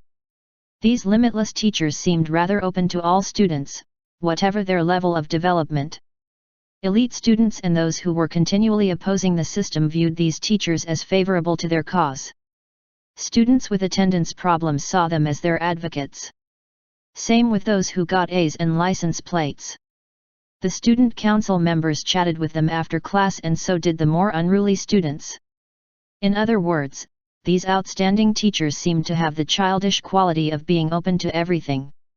Consequently, all students, regardless of their hobbies, ideas, or tendencies, followed these teachers and considered them special friends. The childish gift of being open to different points of view, of being tolerant of the differences of others, adults or children, and refusing to classify people, meant, of course, that these exceptional teachers had overcome dichotomous thinking and authoritarian and basically approached the world in an open and holistic way. You may have gone through a normal educational system without much trouble, but even if you were very successful, I bet you never really believed in it, because you used to feel bored and scared by the possibility of being a troublemaker who was never listened to and subjected to and repressed daily by a system that rewarded conformity and punished individualism. Even then, outside of your school experience, you must have acquired some idea of the joy it means to learn and think for yourself, probably because of one of the few limitless teachers who touched you. You must have learned from them, if you think about it carefully, that becoming a limitless person involves overcoming much of your formal education and sincerely focusing on what really matters to you in life. It means accepting that schools are not simply organized to teach children to be as fully human as they can be. It means recognizing that in the ideal school system there should be no grades, no minimum standards, and no deception. How could you cheat if you learned for yourself instead of learning to compete with others? How could you cheat if your goal was to become as cultured and healthy as possible? No one who could help you learn, nothing you could do to become a more cultured person, could make you a liar. Grades, exams, minimum levels, and other external measures of success would not make sense in a humanistically oriented system in which individuals are interested in learning to be happy, spontaneous and original and to develop their life fully. Coursework in an ideal school would be designed to teach students to think for themselves, not to fear failure, to become capable of doing anything, rather than rigidly specializing in doing one or the other, not to sink into neurosis, in short, to be a happy human being. The ideal schools would consider the integral education of the child as a primary mission. Teachers would push children to become all that they could become, rather than forcing them to be repressed, conformist, or grown up in character. Schools do not have to be permissive places with completely liberal attitudes or environments, but must become places of interest and work, with teachers who understand that teaching individuals to esteem themselves, to consider their natural curiosity positive and to control their own lives, it should deserve at least the same attention as geometry, grammar, or any other subject that tradition places exclusively in the intellectual or academic sector of education. But, you may say to yourself, there is no ideal school like the one you are talking about anywhere in the world, and there probably never will be. Those teachers without limits. I remember some who were like that, but that was a long time ago. Whether. Hi. That ideal school I'm talking about is in your own head. You are now fully human. He has come into this world as a whole person, whoever he is and whatever age he is. Whether you are still in some kind of school or not, you can begin to overcome the destructive effects of your formal education today, admitting that it will not do you any good to sit now and regret what the system did to you as a child. What you can do now is stop letting those old negative experiences overwhelm you, overcome the cumulative effects starting today and remember those few unlimited teachers and remembering the kind of education they fostered. Do not forget that there is still a child inside you who survived those terrible pressures, those abusive tactics and the artificial repressions that system imposed on him.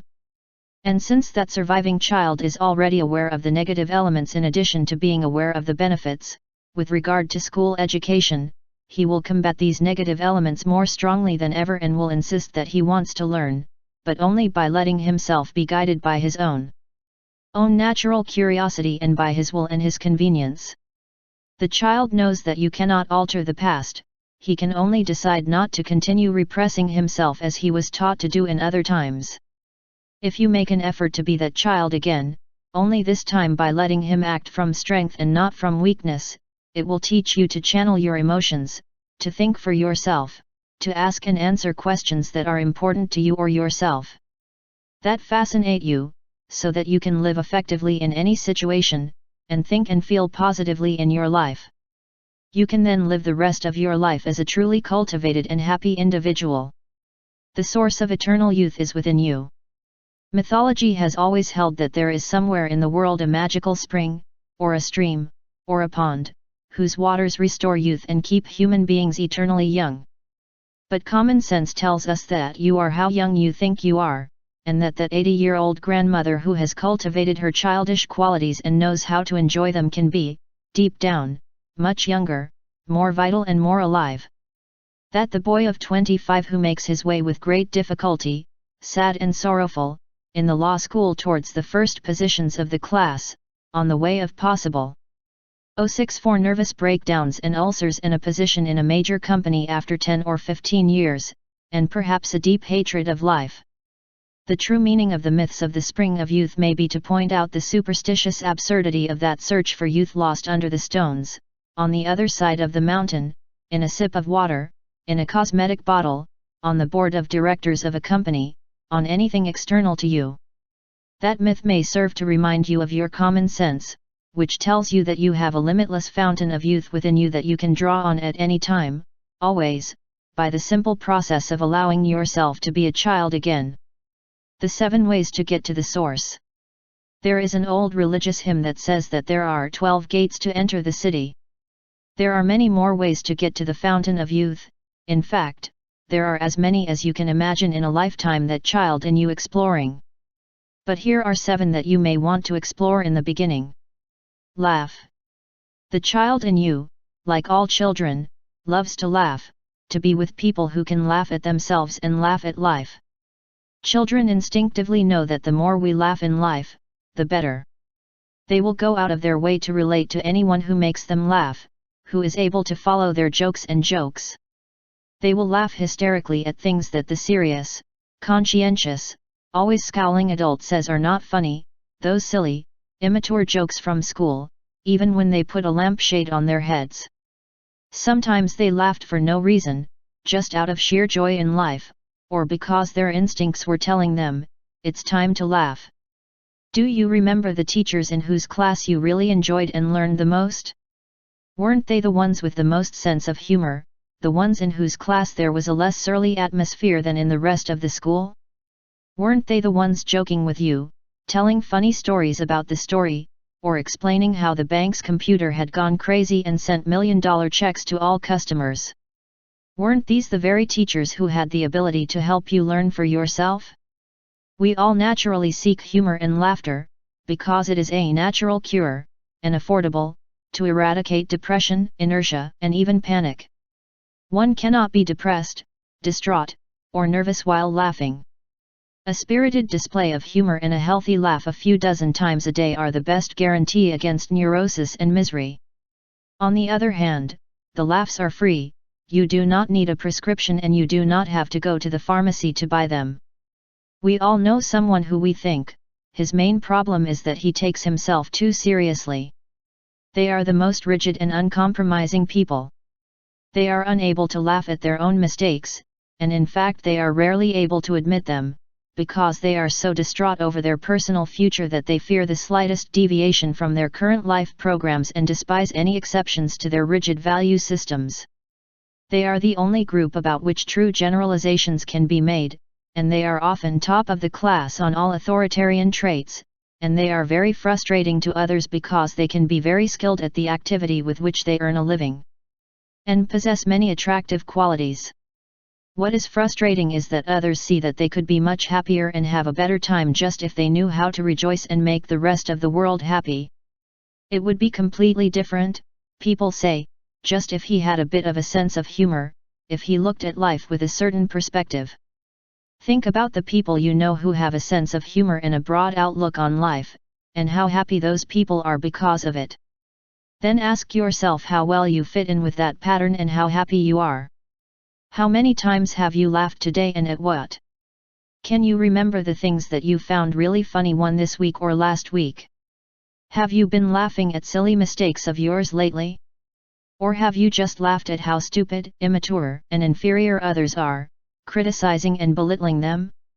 Is your life a sad routine or is it filled with all the laughter and all the joy you could wish for? About how many people have you made laugh lately? If you discover that you have a shortage of laughter in your life and that you would like to regain your childish sense of humor, you could try the following strategies. Make someone else laugh today, and tomorrow, every day. You will discover that this is not trying to be funny, that it is just another way of trying. It involves just relaxing for a second and seeing what you find funny about what you are talking about or thinking about, or allowing yourself to remember something that you have found funny lately or share it with others. If you have always been serious, give up that sober attitude once and see that you feel much better in life. Allow yourself to laugh once an hour for a whole day, alone or in company, and you will soon discover that being a creator of joy, of true humor, is a primary way to life without limits. Find a child or group of children, the smaller the better, that you can hang out with at least twice a week, with the purpose of doing nothing more than enjoying their company. Forget controlling their behavior, correcting them, educating them according to the criteria of adult behavior, and indoctrinating them. Limit yourself to being with them for at least half an hour a few times a week.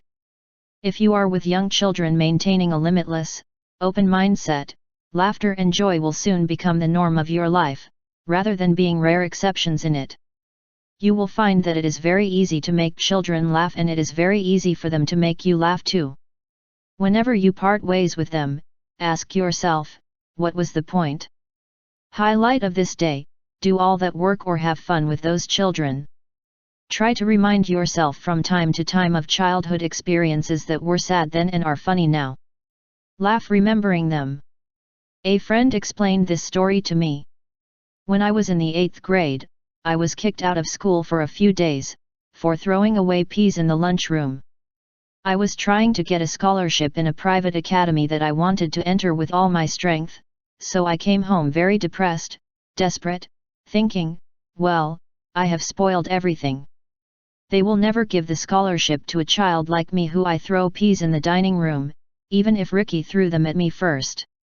It will be a terrible upset for Mom and Dad. I had the feeling that my life was no longer meaningful. He had messed everything up and there was no solution. It was the end. And then, a strange little inner voice said to me, "Who are you trying to make fun of? You are only 13 years old, and you think that being expelled for a few days from school is the end of the world. And also for throwing peas in the dining room. Rest assured that 10 years from now you will be laughing out loud at it. It's just ridiculous." And in that same moment, I started to laugh. I stopped complaining and laughed out loud, because I would have covered the whole school in peas if I could have. Anyway, 5 years later, I was entering the prestigious Yale University, and one magnificent spring night I was having a quiet dinner when suddenly peas and potatoes and hamburgers began to fly through the air and someone shouted, "Food fight," and in 5 minutes there were more vegetables in the air in that dining room than I could have thrown in 100 years of elementary school. Now let me ask you, did you laugh then? The same behavior that had caused my temporary expulsion from school could not cause my expulsion from Yale. It was simply accepted that once a year, usually in spring, everyone would engage in a fight of this kind. It was an accepted ritual. Students could cover the university in peas if they wanted, although they had to clean it up afterwards, then they had to mop the floor and so on, because nobody wanted to walk through a pea swamp to go to breakfast. Yes, I laughed, and threw my vegetables as the best, and I laughed once more at that ridiculous system of the public school, from which I had been temporarily expelled for throwing peas in the dining room. Then I spent an hour cleaning all that up, but I was very happy. You don't have to drop peas to remember the saddest or most embarrassing moments of your childhood and laugh at them now, just as you don't have to flip down a hillside in an evening dress to practice what I describe as a child. Again. If you want to send your suit to the dry cleaner or clean the peas off the ground, go ahead, jump down the hillside and throw the peas, but call that or any other way the forgotten child in you.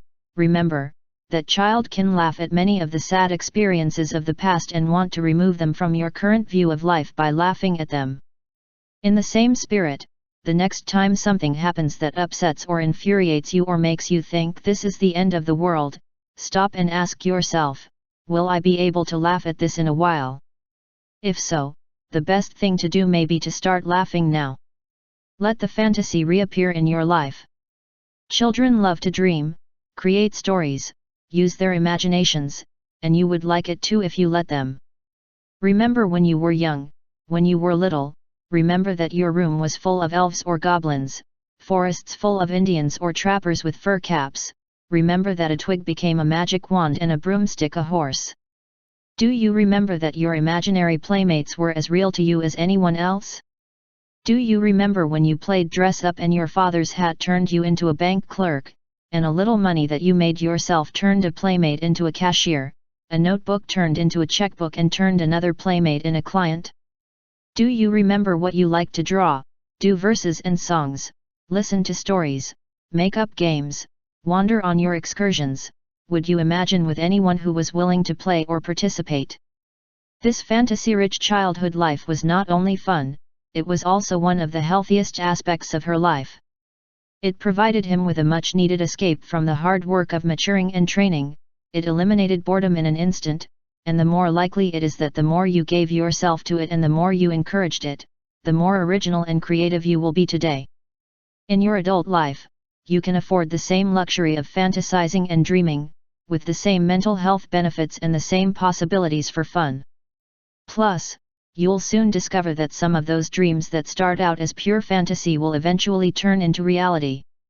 Life's best realities begin as childish fantasies. Great vacation trips start with fantasies. Before you can actually build your dream home, you catch a glimpse of it in your dreams. Getting a new job, moving to a new location, starting a new love relationship, everything that is valuable to you as an individual begins with a fantasy first. The more you allow yourself to daydream and fantasize, the more capable you will be of changing your life in a positive sense. You must remember, of course, that you are to enjoy your daydreams as you do them, and only as such, in themselves, without futurizing. Doing so would destroy your fantasies, limiting them to things you plan to achieve or do someday, and worrying then whether or not your dreams will ever come true. But when you avoid this trap, you may discover that allowing your inner child to escape from time to time into his own fantasy world will soften and eliminate his rigid and negative attitudes, relieve many psychic pressures on you, and open up new realms of possibility. Personal. To get back in touch with your fantasy life, you could try the following. When you find children with whom you can have fun and play, encourage them and encourage yourself to fantasize as much as possible, to be as creative and absurd as possible. If you play something, try to get as far away from reality as possible. Don't impose grown-up norms or rules, give way to experimentation, exploration, and imagination. Forget the idea of imposing a set of rules. When children discover that these rules are necessary, let them apply them, stand aside and admire them as they work out their solutions. You will find that even when setting rules, children are surprisingly spontaneous and original. Whatever the children's fantasies, they may be in a spaceship on their way to the moon, fleeing from the Wicked Witch of the West, let them guide you. If they say this button is the sap chipper that kicks away meteorites so they can land on the moon, don't interrupt by asking what a sap chiller is and how it kills meteorites. Do like them, accept your own fantastic images of what those objects might be. They may explain their ideas to you, or they may just press the button. It may be that the Zoppo fricador is not working and there are serious problems with meteorites. In addition to moving the meteors away with the Zoppo fricador so that they do not reach the spaceship, you should perhaps go to movies or children's plays from time to time, watch a puppet show or a circus or attend a reading of children's stories at a nearby library. A whole generation of outcast youth of the Vietnam War era helped maintain mental health and renew faith in life by going to see the Walt Disney World War II era classic in this field, which it could only have been titled as it was titled, Fantasy. Neighborhood cinemas could show the film every year in the late 60s and early 70s and fill the premises for weeks in a row with kids from the university and high schools who perhaps the day before had demonstrated in front of an office recruiting and could end up in jail the next day for opposing him. You could hear those crying children, as they were called. They've replayed Fantasia. I've seen it 4 times, but I'll see it again. Do you want to come? Fantasy and other films of the same genre helped young adults keep their child selves alive, and thanks to it they are healthier today. In his case, it could be Peter Pan, The Wizard of Oz, a rodeo, a fair, any of those great shows that have provided more pleasures to children of all ages over the years. When you find out again that you can see one of those classics, move on and go. And take as many children with you as you can. When you pass a place where children are playing again, stop. Imagine that you are a child again. Ask yourself what you could do then that you can't do now about your body. Enter the place where the children play. Does your body want to swing? That can be done by anyone at any age.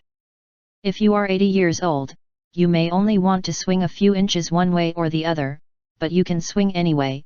You can be as child as you were when your mother first put you on a swing and pushed you just a little.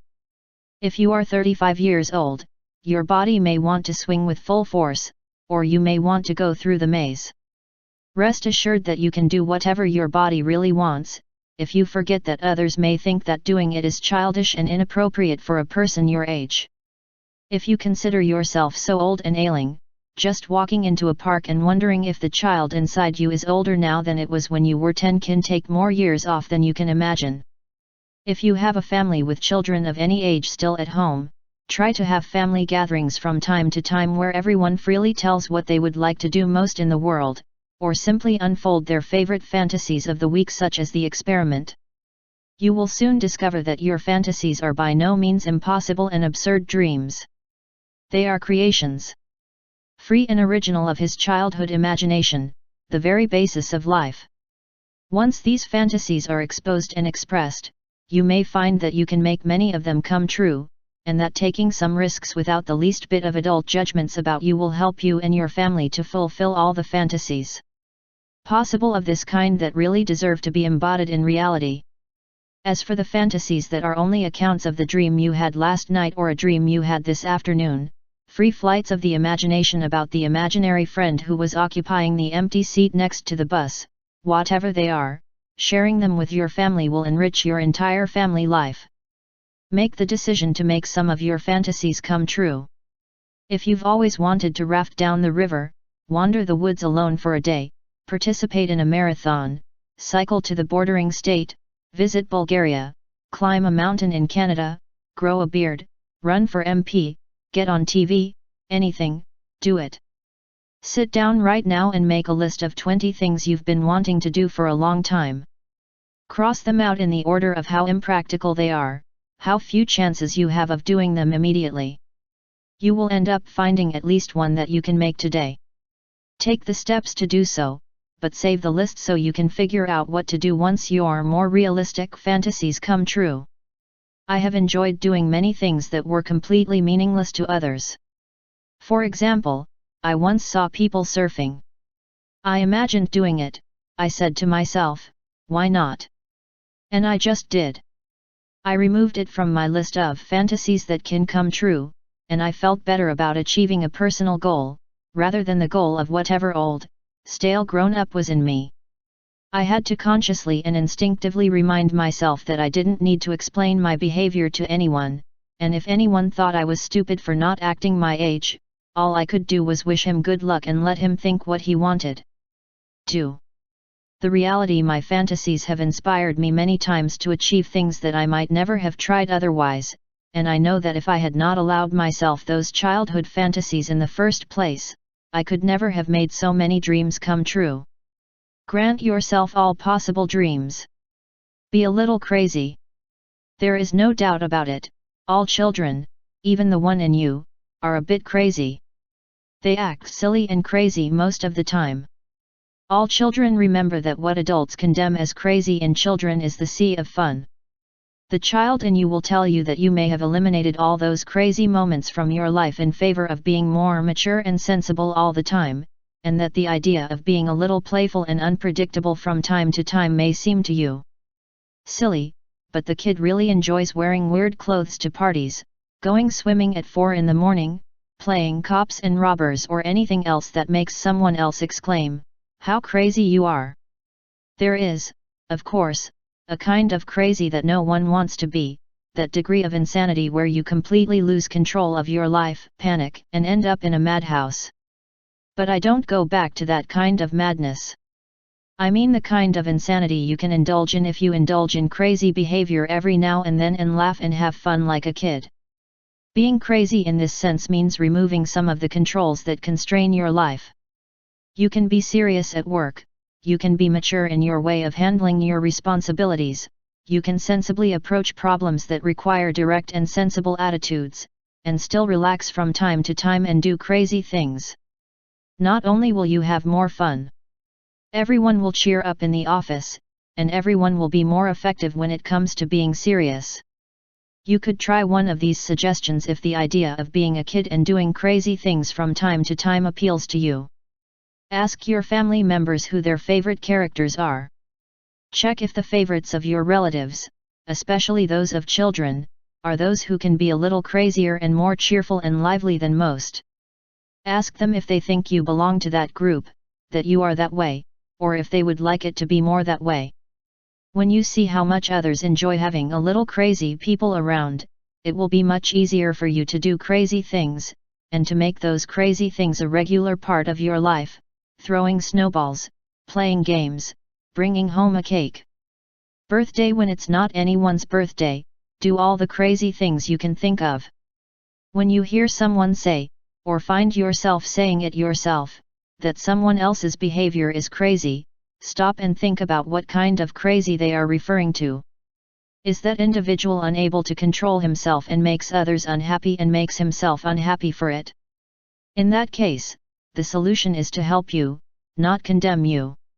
Or is he just an individual open to the kind of childish joy I'm talking about, and is he happier for precisely that? In that case, forget about condemning him and try to emulate him. You have as much right to your freedom as he to his, and if you stopped judging, you would be more inclined to have fun and be more cheerful. When you worry that others are having fun and doing crazy things, you are really worrying about something within yourself. If it were just that you don't approve of other people's behavior, you would just ignore them, but by deciding to worry about them, you are fighting something that reminds you of what you would really like to do. And instead of admitting it and changing, you limit yourself to resorting to that maneuver, to judging them and not allowing yourself to be tempted to be happy too.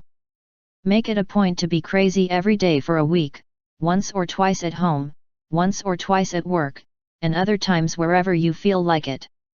Be confident in yourself and think that you will have good enough sense not to play practical jokes or do anything that might hurt or upset another, and watch how others react. If someone condemns you because what you do seems childish, there he is. Worse for him. But you will find that 90% of the time people reacted with more enthusiasm than you imagined, and that the reservations were mostly in their own mind. Be spontaneous. Notice that children are willing to try anything immediately. Your inner child wants to be impulsive and adventurous and not always have to plan ahead. Spontaneity is, in many ways, the key to all childish behavior. That ability to suddenly stop on the road when something interesting is seen, and have the same interest and feel the same excitement for new things that you stumble upon that you had when you were much younger, leads directly to childlike immediacy and wonder to the world. It is also one of the things most easily drowned out in themselves and in their children by important and desensitized individuals, constantly reminding children to be careful and always to be prepared, yelling at them, "Come back here." When they wander off a little-known path, instead of following the planned walk of adults, and through other adult tactics used to instill fear of the unknown in children and eliminate their natural curiosity about life. Some children never lose that quality of personal freedom. No matter how hard one tries, it is impossible to nullify his spontaneous and original impulses. If they want to explore a new path, they will run away from you one way or another, mentally, physically, or both, as soon as they can run faster than you. Those kids can be spontaneous collectors of anything and everything. They can come home with snails, caterpillars, lizards, flowers, old wrenches, nails, coins, anything that catches their eye. If you repress this kind of instinctive and impetuous gathering that gives these children so much joy, you may end up teaching them to pretend to believe that having a clean and tidy house is better than having all that garbage lying around in a pile, but the childish curiosity and the spontaneous impulse that leads them to collect rare things will always remain alive within them. And if they ever become happy archaeologists or museum keepers, or art collectors or botanists or antique dealers, or scrap dealers, they will have had to outgrow that adult who once tried to impose on them. No. I don't want that at home. The spontaneity of the child within you is such that it can entertain you with anything at any time. You can take rocks, pieces of chalk or an old ball and fascinate you with any of those things for hours. You may have learned to repress those urges that lead you to stray from the path and read the plaque underneath that 200-year-old oak tree, but the urge and the desire are still alive within you. If you lead a totally planned life, with all your goals formulated, and if you know where you are going and where you have to go every minute, if you are obsessed with organization, cleanliness, and order in everything you do, stop. He has forgotten to be a child. To reactivate your childlike spontaneity, you could try the following.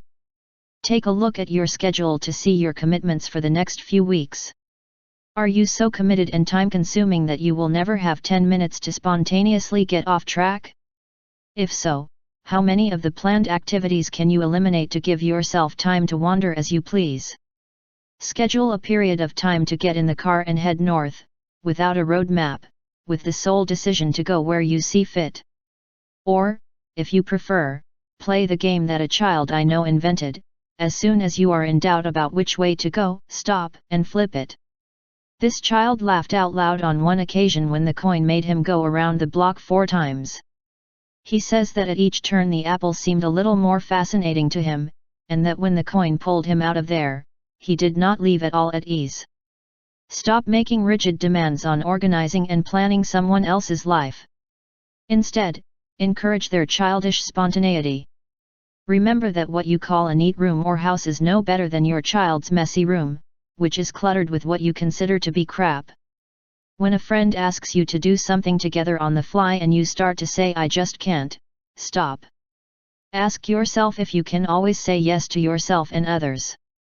As much as it may hurt to tell yourself, "Well, I'm not mowing the garden today as planned," forget about your plans on a Saturday morning.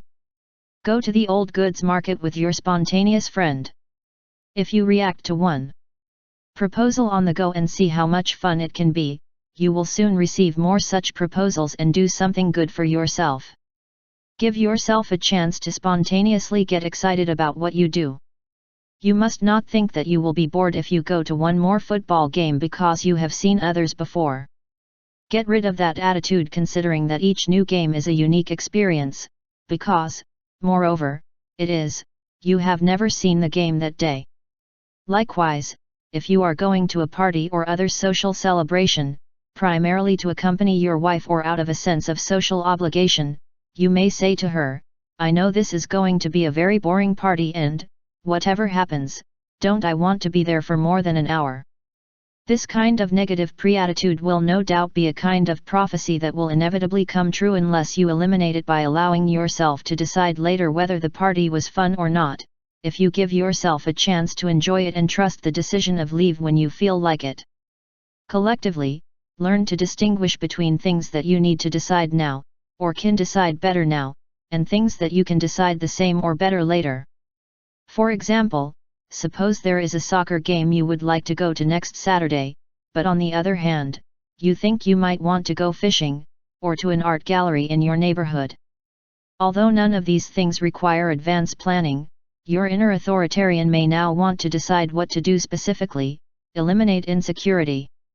The child in you, on the other hand, will say, "I don't have to decide now. I'll see what I feel like on Saturday morning, maybe something better will come up sooner, too." Listen whenever you can to the child, both in serious things and in those that are not. If it takes a lot of effort for you to make a decision, change jobs, say, get married, or whatever, it may only be because the child in you knows that you don't really have to decide now, that you are trying to artificially speed it up, ignoring the fact that you will have more information and or clearer feelings later, when you have to make the decision, if there is a fixed deadline, and that a spontaneous decision made later will be better than a forced decision now. You can waste a lot of time and suffer a lot unnecessarily, and even make others suffer, by trying to predict your feelings, by trying to know in advance what you are going to feel in the future, a future about which at this moment you do not have enough data. Don't decide now if you don't have to. Allow for your childish spontaneity. Don't be afraid to make mistakes. As a child, he was not intimidated by making mistakes. You were willing to try anything, and if you didn't do very well at first, you were like the kitten who failed to catch his first 50 mice.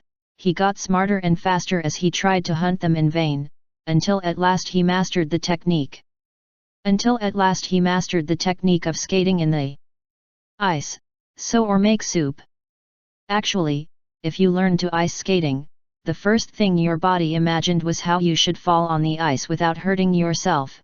You learned to relax and curl your legs or roll or slide so that you would not break your leg, head or leg, so that he could get up laughing always, ready to try his luck again. Failure was not something to be ashamed of or avoided. In fact, you welcomed it cheerfully because you instinctively knew that to learn something you have to be willing to fail at first. So, as a child you were a born researcher, you accepted that nobody knows how to throw a ball, swim where there is a lot of depth, ride a bike or anything else until you try, until mistakes are made and they are corrected in successive attempts. If children were made in such a way that they were afraid to try new things for fear of failure, they would never come out of the crib. Likewise, adults who fear failure simply vegetate. For those who never try anything new, fear of failure turns into fear of success. Children stop trying to do things only when they learn the neurotic idea that they are somehow inferior and fail at something, or that they have to compare their performance with that of individuals who have already been through trial and error. Even controlling what the beginner tackles for the first time. Why do so few adults who did not learn to swim as children manage to learn when they grow up? Because they think it's humiliating to be classified as beginners at anything, to show in public the awkwardness of the early stages of learning. Now, if the adult lets that child inside him free, he can learn to swim with the same ease or more than a child, because his body has the advantage of perfect adult coordination. It is just that anguish in the execution, that feeling that he is there to look his best in front of others, instead of catching the sensation of the water and learning how to advance in it, what it does to him and even to others. Adults. They go to beginners' classes, much clumsier than most kids, and wasting much more time than necessary learning to swim. Ask yourself if, as you got older, you learned to avoid more and more things that could lead to failures. If you learned to look for good grades in all fields and always, if you learned to value yourself as a bad person if you were down the middle of the class in something. Have you accepted that you shouldn't do anything unless you already know how to do it well, thereby weakening your innate childish impulses to try anything that excites your fantasy? If so, if you are still afraid of making mistakes, you can overcome that fear by admitting that you are avoiding the only thing that can teach you, namely failure. If you would like to regain child acceptance of your own mistakes, you could try the following. Make a list of activities that you have avoided because it could play a bad role in learning. Have you ever given up bowling, golf, singing, playing guitar, painting, doing crossword puzzles, anything, for fear that your friends, who are really good at such activities, will look down on you? Don't be afraid and go ahead and give it a try. If one of your friends belittles you for your rookie efforts, if the one who sings well or knows how to play the guitar says, "Oh, how scary," and discourages you by asserting your own superiority, it is clear that you really must not be a great friend of yours. Reject the opinion of anyone who worries about whether you fail or not. If you do, what you fear, that is, the negative opinion of others and their disparaging judgments, will become inconsequential, and you will only deal with the teachers who truly want to help you learn. Remember that you can fail at anything in this world without being a failure as a person. Don't confuse what you do, or how well you do it, with your worth as a human being. Your merit as a person comes from within, from the very fact that you are as much a person as anyone else, and you have what I call value in itself, which is as much a part of you as your heart or brain can be. Your value in itself does not come from your score in any activity. At the same time, don't be afraid to admit to others that you made a mistake when they did. If you've misbalanced your account or misjudged someone, don't try to cover it up, deny it, or rationalize it, a typical authoritarian reaction. Just say, "I screwed up," and then rectify. You will find that childish people who are willing to admit their mistakes are often highly respected. Stop placing so much value on being successful in everything you or your children try. Allow the child in you, and allow your children to completely fail at certain things. Suppose, for example, that you try to fix the car without success, or suppose that your son fails French in high school. You may not want to waste any more time with the car, and your child may have failed French because he was not interested in the way they were told, but if you are an inveterate perfectionist, you will never take the car to the mechanic or let the mechanic decide. Your child who does not feel like repeating French in the next year, you may prefer to choose another subject. You will continue to fight your own spontaneous impulses, and those of your child, to consider that matter a pain and to forget about it for now. If you don't succeed at first, try again is a good motto only if you are still interested in what you tried the first time. If you have tried it and are not interested in it, be it opera, poker, car repair, or French, what is the point of insisting on achieving it? The irony of the matter is, of course, that if you push yourself to succeed at whatever you try, you will end up falling into the same old trap of trying only what you know you can succeed at. But, in short, who knows, if you stop trying to fix the car saying, "I insist on this because I cannot bear failure," and that is by no means a good reason, perhaps in the future you want to try to fix the car again with the same understanding. If you fail again, you will take it to the mechanic again. What does it matter, actually? But if you continue to insist on something that no longer gives you pleasure, just because you started it, and you feel a compulsive need to succeed in whatever you do, you will end up trying fewer and fewer things than would satisfy the child in your life. Inside. Accept the world as it is. When the child comes into the world, it does not occur to him that the world can or should be different from what it is. He just opens his eyes in wonder and fascinated by what is out there and makes his way into that world to the best of his ability. As the child develops, he learns little and little to control certain things. He learns to drink from a glass, mow the lawn, make certain friends or influence certain people, and that's probably where the problem starts. The young adult who adopts an authoritarian rigidity about the way things should be is likely to become infuriated with the world for the fact that it does not adapt to his expectations or demands, leading to the angry youth syndrome, in which individuals are frustrated by their inability to control what, in reality, no human being can control. Consider, for example, people's attitudes towards time, a clear example of a natural phenomenon that we cannot control. Children accept that time is as it is in its mysterious changes, and that no matter how much we ponder, we cannot change time in any particular sense. Children accept snowstorms as natural winter phenomena and actually welcome them, enjoy them, while adults keep saying to themselves, "What a disgusting weather." And they become restless and irritated because their plans are hindered. If you find yourself thinking, "Sure, kids don't have to earn a living, they can enjoy a snowfall because they don't miss a day of work," that means you're ignoring the obvious fact that, as irritated as it gets, the storm of snow is not going to reverse its course and return the snow to the sky again because you want it to. Your anger is not going to solve the problem of missing your work day, the only thing it will do is spoil your day. Your inner child would like to just get out of you and enjoy the snow, but the adult may insist on thinking neurotically about it and keep you indoors by cursing the heavens. There is no doubt that, when it comes to your immediate personal world, you can do everything you can to change the things you don't like. You can help fight racism in your town, in your city, in your state, in his country. You can do more to stop the global arms race, to feed the hungry, to care for the orphans or the sick, to save that beautiful old corner building, or whatever else interests you. The trick is to do it without getting mad at the world because doing it causes problems for you. Think, furthermore, that this anger will only upset you and make you unhappy. There is an old saying that says, "Lord, give me strength to change what can be changed, patience to accept what cannot be changed, and wisdom to distinguish between one thing and another." That child within you knows how to accept what cannot be changed, without considering that the world is fundamentally bad for it. He knows not to let himself be immobilized trying to do what no one can do and then sink into inertia or panic because it cannot be done.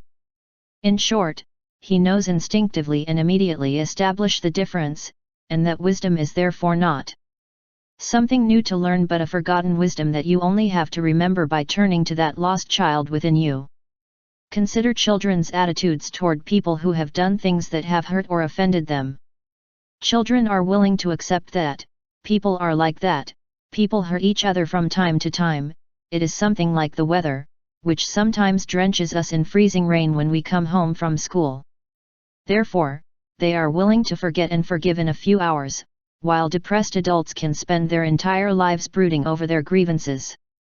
That child inside you knows without thinking that holding on to those grievances is painful and negative, and that is why you automatically forget and forgive, unless that spiteful adult in you wins the game, in which case, you will continue to hate forever. As painful as it may be for you. That acceptance of the child in you can help you in all your human experiences. He will take things as they are, treat them according to what seems most reasonable at the time. When he was a child, he limited himself, in principle, to accepting all things and all people for what they were, without reproaching the clouds for the snowfall, his mother for preventing him from falling into the river, for the inflation not letting him buy a car this year. New TV. Being able to return to that wonderfully naive state of acceptance would certainly help you remove many causes of misery from your life. If you wanted to recover some of that childlike capacity to accept the world as it is, and focus only on that basis what might be able to help change for the better, accepting inevitable failures on the fly, perhaps the following would suit you. Make a list of things that tend to irritate you, or that you have found yourself complaining about lately. Start with a few, the ones that come to mind at first. Maybe the oven broke yesterday, or a tree in your garden is dying and you have to cut it down, or gas prices have risen again, or your 3-year-old just threw the soup noodles in the dining room and always he is doing similar things, or maybe you love skiing very much and there has been almost no snow this year, and you are furious about it. Whatever it is, write it down and put the list aside. Then try to add 1 or 2 things that will bother you a lot in the next few days. Be on the lookout, and whenever you are surprised, protesting, make the subject a candidate for listing. You may want to post the list next to the television and review your own reactions to the evening news. You may want to ask others what they hear you complain about most often. Do it as you do it. As soon as you have 20 or 30 themes, go over the list and indicate in each case if you could do something to change the current situation if you wanted. You cannot avoid since the oven has been damaged, or that the tree dying or gas prices are going up. You could occupy your 3-year-old with less destructive things. You can't make it snow, and, on the other hand, think if you can do something to change the situation now. You have to get the oven fixed and you have to cut down that tree. Maybe you can plant another one. Regarding the price of gasoline, nobody can do more than support long-term solutions to the energy crisis, but you can decide to save gas, use your car more efficiently and or buy another that uses less fuel, walk or use public transport whenever you can, etc. You can do everything you can with your child 3 years until he grows up and gets older, and, as for the snow, forget it, find another means of fun this winter. Now examine the list. How many topics do you have to discard with the forget it thing? Forget them no matter how many they are. The next time you find yourself fretting about these things or the like, stop and eliminate your worries by laughing at them. That's the way it is in this world. As for the things that you could change in some way, choose those that concern you enough to spend some time and to think about them a little, and act accordingly when you have the opportunity and encouragement, if you have them. As for the others, add them to the forgetfulness column, at least for now. As for those on which you can and want to do something, either by altering the original situation or by modifying the current situation, fixing it, try to do it by all means, but do not think of getting angry because the oven breaks down or the tree dies, etc. Things are the way they are and this is the world. In fact, if you examine your list and wonder why you should feel depressed or immobilized, you will find that the answer is none. This does not mean that you should never feel spontaneously angry or frustrated about certain things. If not, you would be a robot. But the question is this: how long are you going to be in that state, and how often do you place yourself unnecessarily in it just because you can't accept the world as it is? Forget social status and external patterns of success when you are judging your world and how much you want to accept from it and how much you want to change about it. Allow yourself to enjoy things more for what they are rather than worrying about whether or not they conform to imposed cultural norms. Try to suspend all negative judgments about yourself, for at least a short period, every day, relying on your acceptance of the world as it is, with you in it. To eliminate all those ideas of what others are saying. That has to be. If you carefully review any rejection of yourself and your own personal world, you will discover that almost everything comes from outside cultural sources. Ask yourself how many of those feelings of guilt and mismatch you had at age 2. What you want to change in yourself for your own inner gratification will turn out to be all you want to put back on the childish path you need to be. When it comes to judgments about other people, approach them exactly like children. Children are unaware of biases because they fully accept anyone until, or unless, people are persistently unpleasant to them. They do not have negative expectations of anyone and, while they are not old enough to be influenced by stereotypes or prejudices and gossip from more mature people, they simply accept everyone as they are, without worrying about a white or a black, of an individual. Cultured or uneducated, a Democrat or a Republican, a rich man or a poor man, someone powerful or a helpless being, etc. What worries them is only how funny, how interesting, and likable and understanding the person can be in the moment. They don't fret that blacks should be white or that women shouldn't act like men, or any of those ridiculous grown-up obsessions. Trust your childhood impulses, whoever crosses your path, and you will see them grow into a much more satisfied and happy person. Don't be suspicious. The next time you have a chance to do so, watch closely for children making contact for the first time.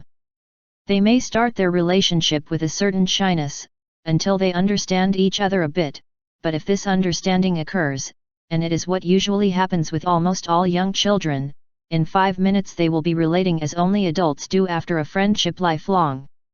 They trust each other completely in principle, and if one of them turns out to be a bit aggressive, the other usually limits himself to even accepting that this boy is simply like that, and quickly learns to forget or oppose it until the aggressive child notices, or to approach it in any other way that allows everyone to have as much fun as possible now.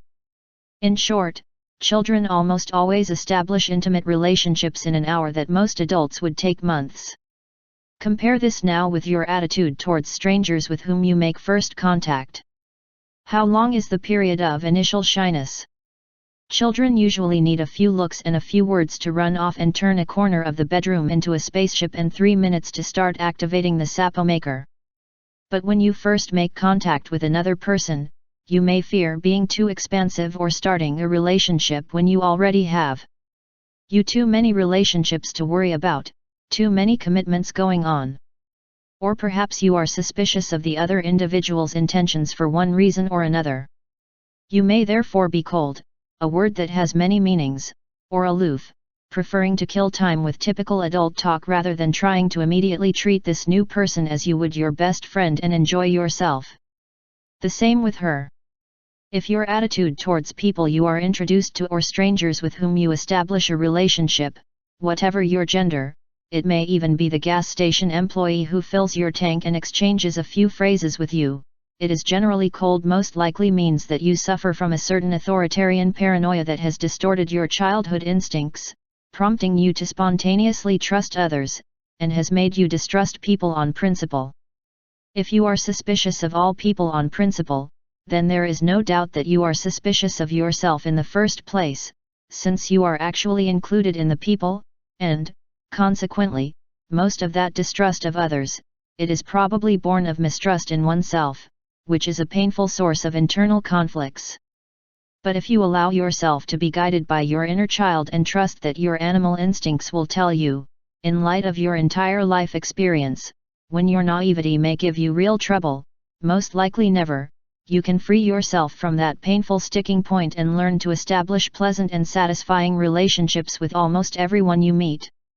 I speak first of meeting new people, referring to being less suspicious, because comparing your reactions to meeting new individuals with those of children, or the child in you, is one of the fastest means, and you are confident that you can determine how much of your childish wit or innate confidence you retain and how much you have swept away from authoritarian paranoia. On the other hand, your attitude towards old friends or old acquaintances, your family or professional relationships are equally important and, in fact, your distrust in this case would indicate, even more firmly, that you should ask yourself if you basically distrust yourself. Or if you have not largely marginalized, belittled, and repressed the child within you. You may suddenly think, sure, I'd love to be as trusting as a child again. I don't like to mistrust others. But that attitude he's talking about is what leads childish people to lose their savings. Life at the hands of a scammer, to pay for repairs to their cars that were not needed or that have not even been done, and 1,000 other similar things. If you think so, I will tell you that you are not right.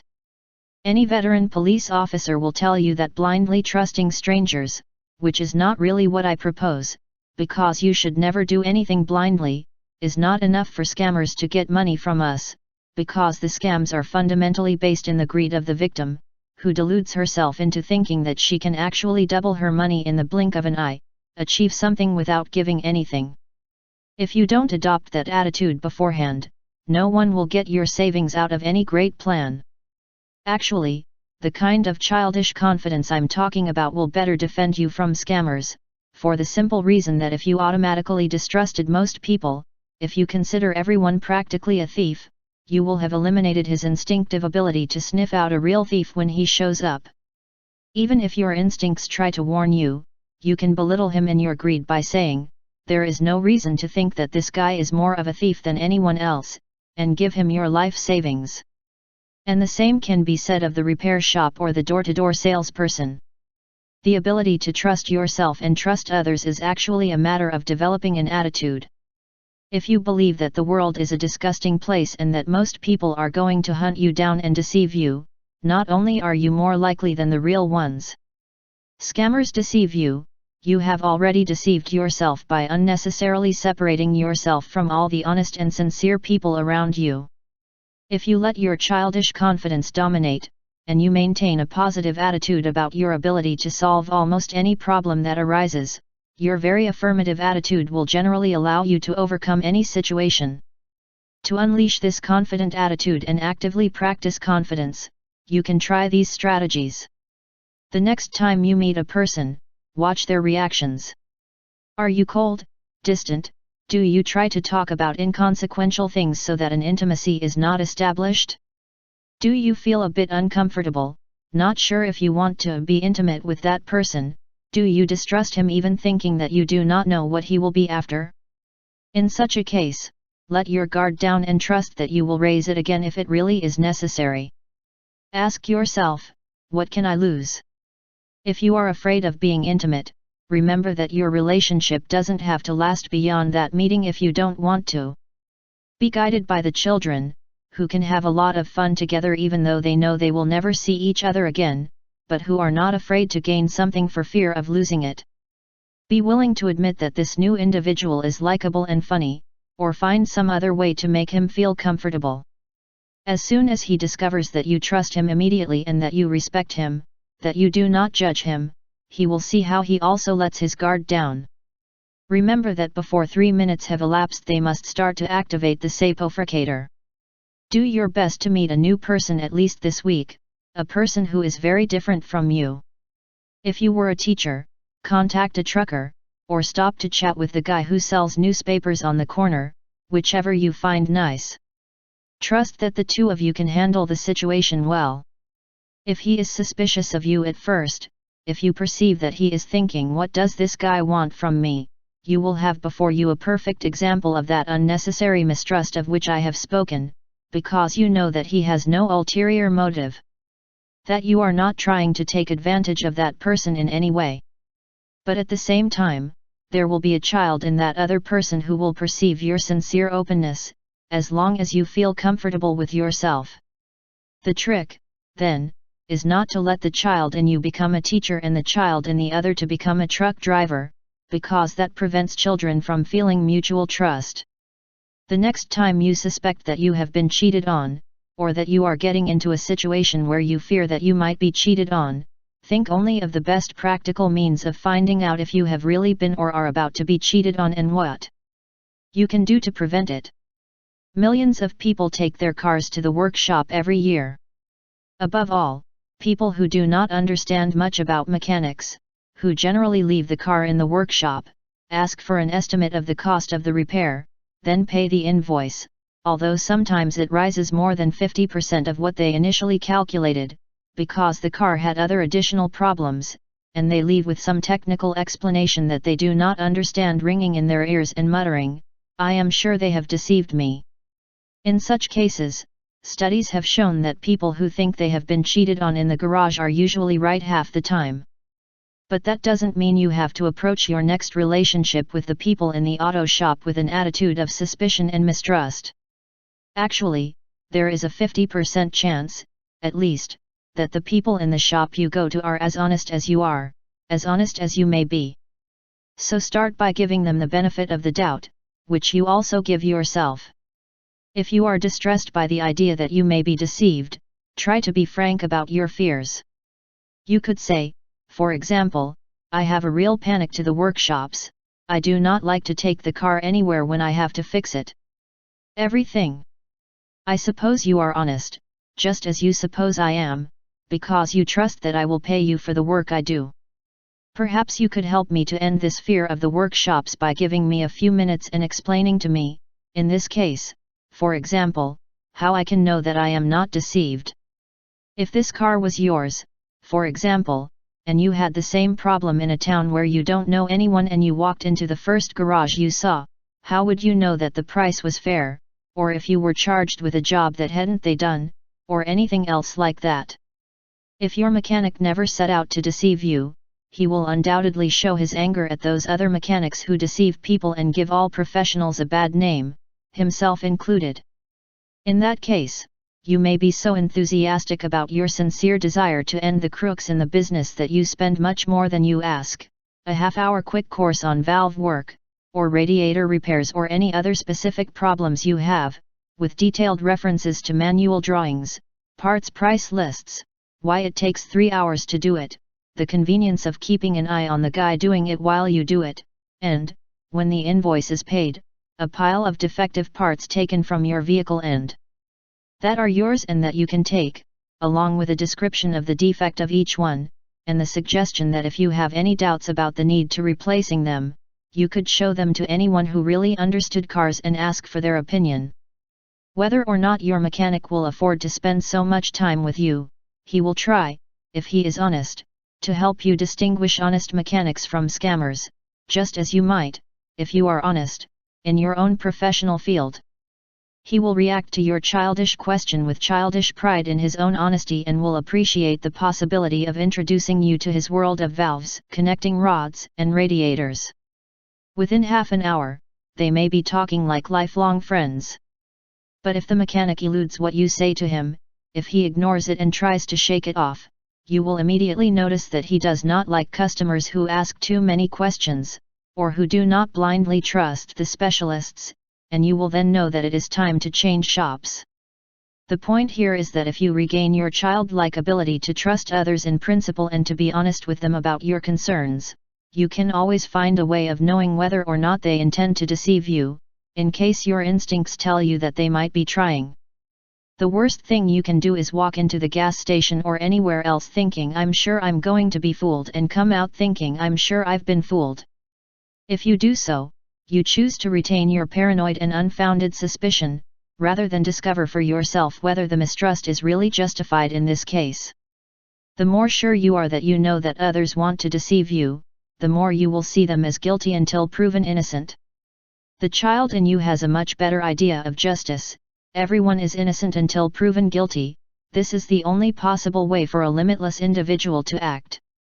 I think the 7 paths to the spring that we have talked about are among the most obvious and easily accessible means to start the undertaking of reuniting with that lost child within, but I want to emphasize that there are innumerable means to recover that joyful youth.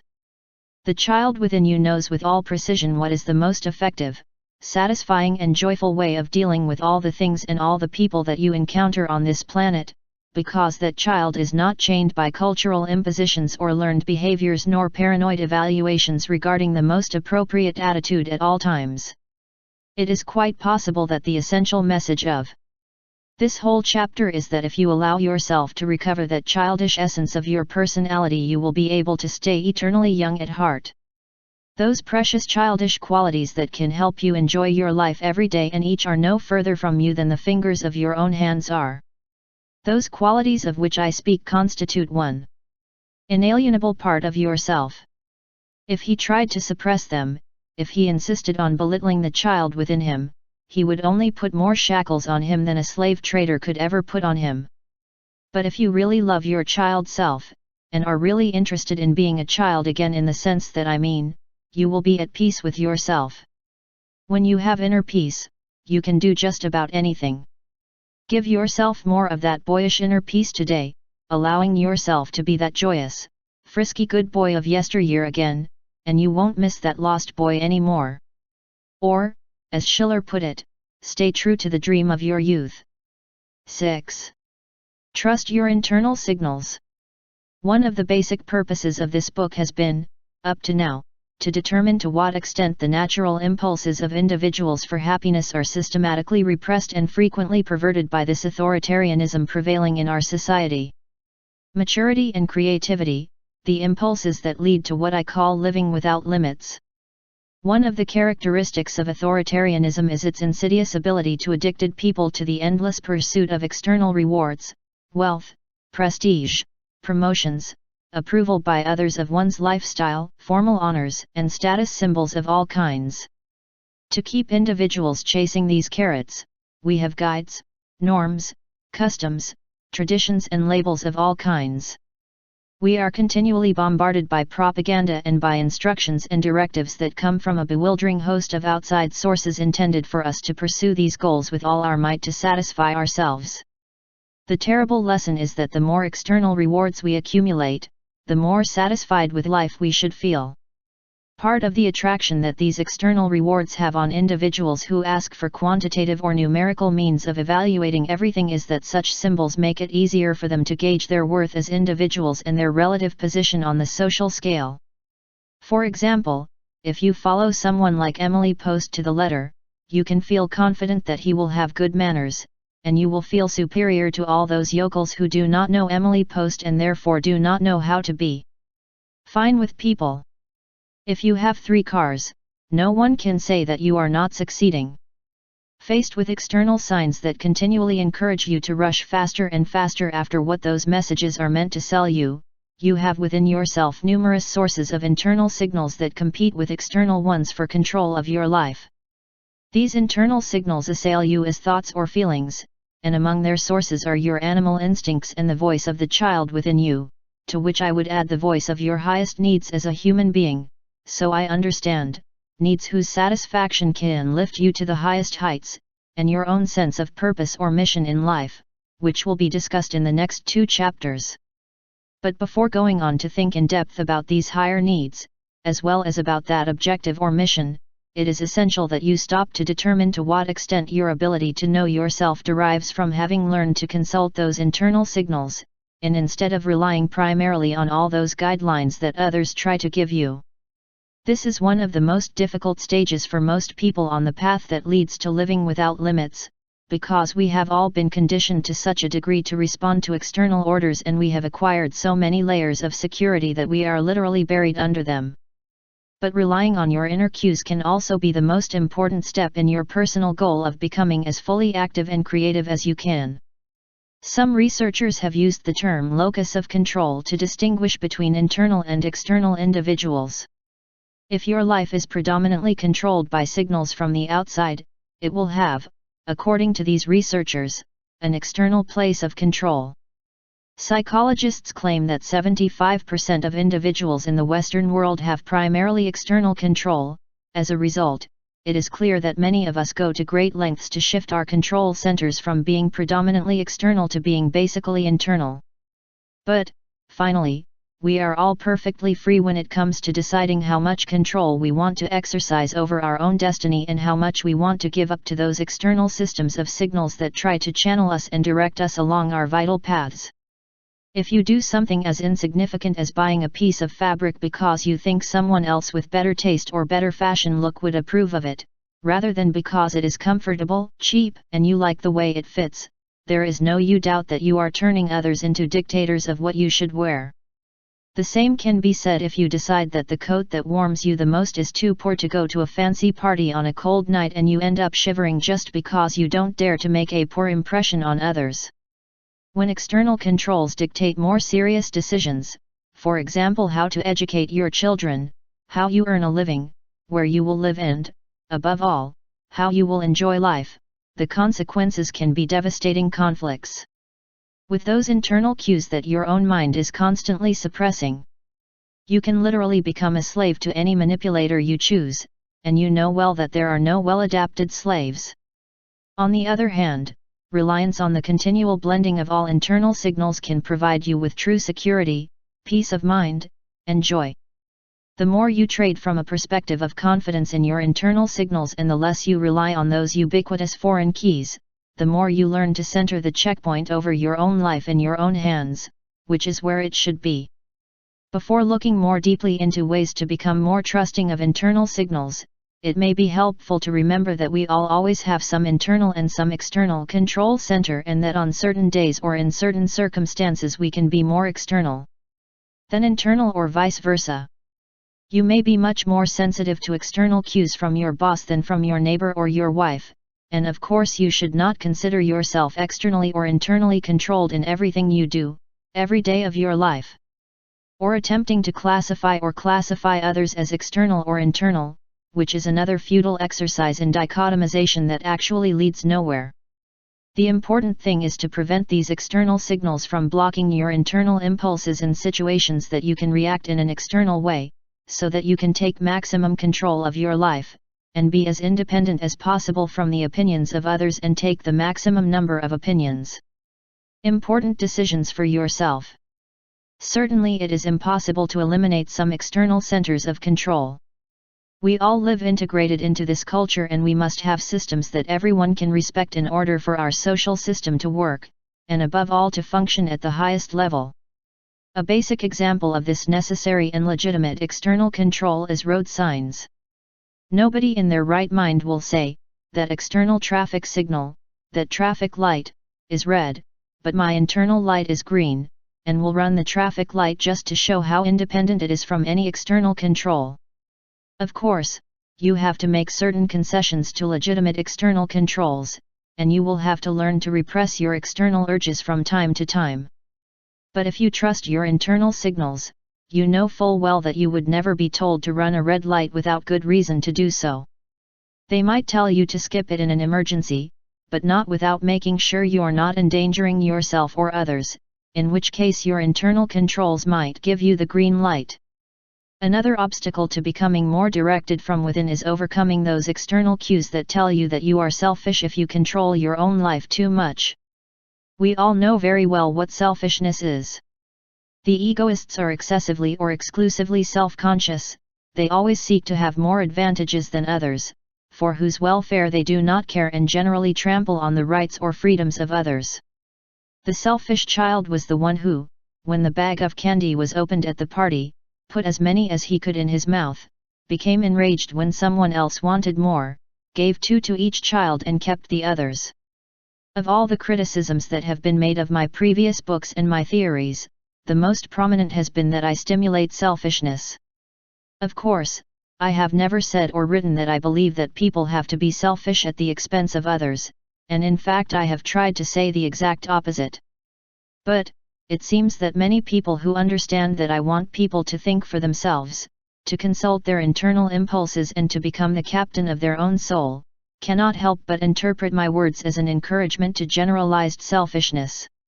Let me take my own advice from the previous chapter and suppose that you, the reader, and I, the author, are approaching that open world that I have called living without limits, with the sincere and childish desire to understand each other.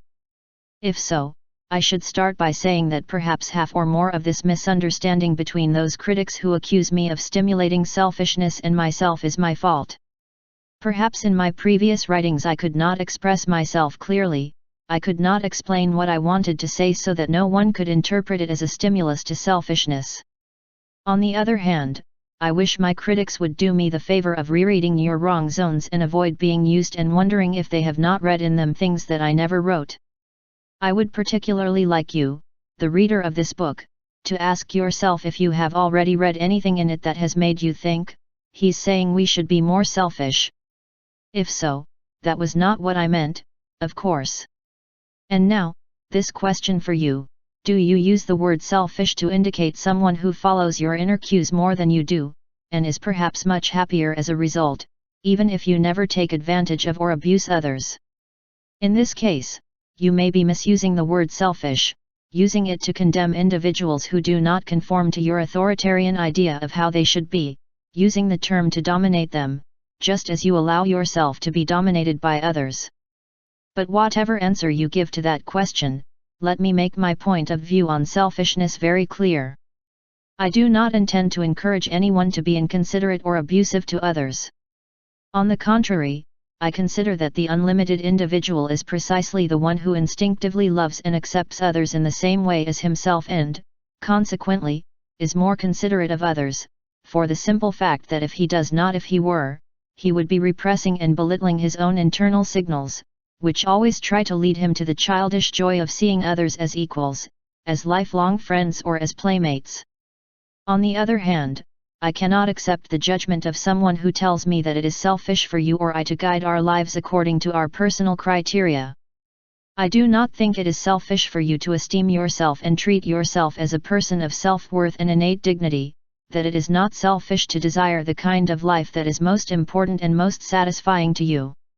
To free yourself from the mistake of allowing others to make you feel bad by calling you selfish when your internal signals, in this case your conscience, tell you that your behavior is perfectly valid, you just have to remember that, if you know that your own conscience is safe, that you have not harmed another person in any way, the one who qualifies your behavior as selfish must be trying, for some reason, to make you adapt to a series of external and authoritarian values, must want to lower you on the social scale. What I mean to say is that relying on internal signals is something that has nothing to do with selfishness itself, but with the freedom to choose. If someone accuses you of being selfish, you have a choice: accept what they tell you and alter their behavior to suit your wishes without giving any further thought, or stop to review your behavior according to your own conscience and alter it if you reach the conclusion that the other person is actually right. I leave it up to you to decide which attitude arises from an inner source and makes the most sense.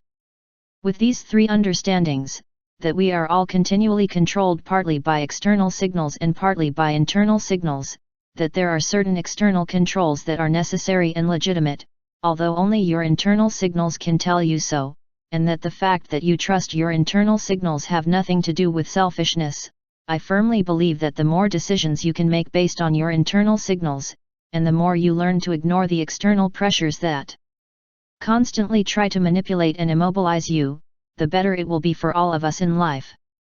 The whole culture will benefit from the existence of strong individuals and directed by their internal signals, be they leaders or normal citizens. A citizenry that thinks for itself, a country in which people know themselves and trust themselves individually, would be practically immune to any manipulation by unscrupulous leaders. In families in which individuals know each other well and trust themselves, where there is mutual trust and knowledge and internal signals are followed, what unites and integrates is reciprocal respect and not hierarchies of authority.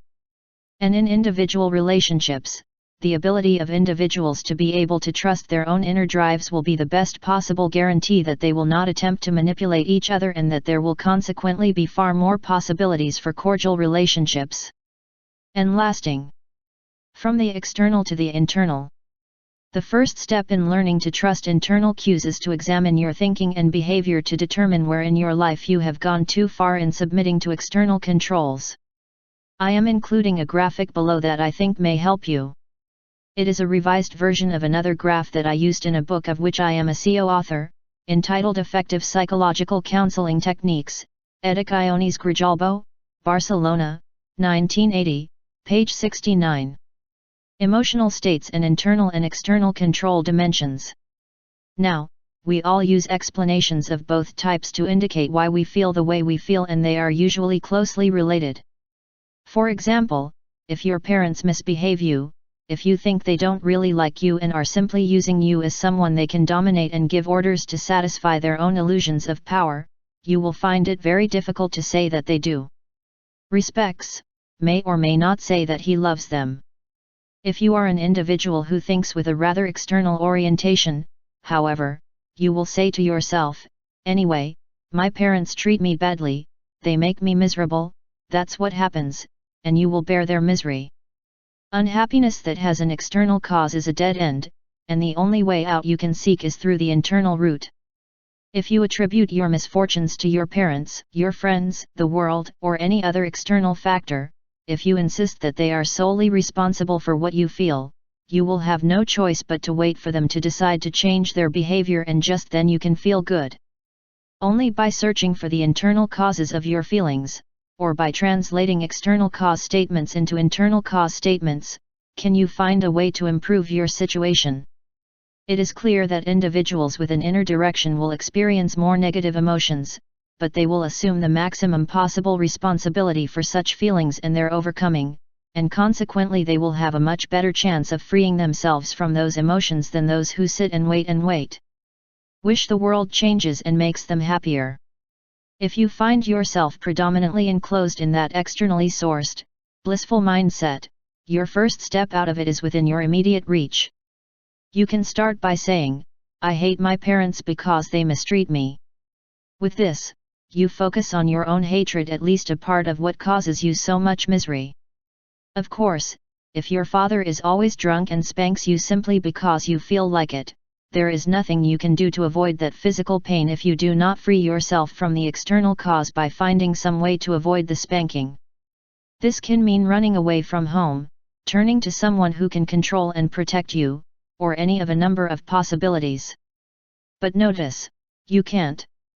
You can never reach inner-oriented happiness just because you are able to say, I love and respect my father because he is good to me, but you can come to it through a combination of thoughts such as, I don't let anyone scare me, or abuse me, I will not allow the hatred I feel towards my father to immobilize me, or I will do everything possible to help my father overcome his problems so that I can love and respect him.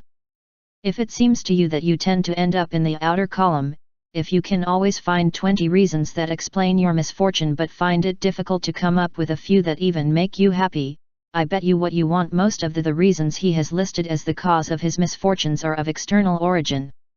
Whether you are right or not, I hope that you will seriously consider using some method to determine whether you have gone too far in giving up control of your happiness, allowing yourself to be trapped by external miseries, and that you will think of ways to free yourself of that mental disposition, becoming a more internally controlled individual, which is, in my opinion, the only means of controlling one's life.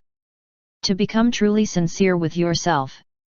This above all, be true to yourself. And that will continue, like night to day. That you can no longer be false with any.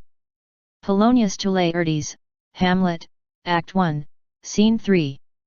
Be true to yourself. The second stage in coming to trust your inner cues is to convince yourself that they are trustworthy, or to cultivate your own conscience, to the point where you can trust your own moral judgments, when asked to do so.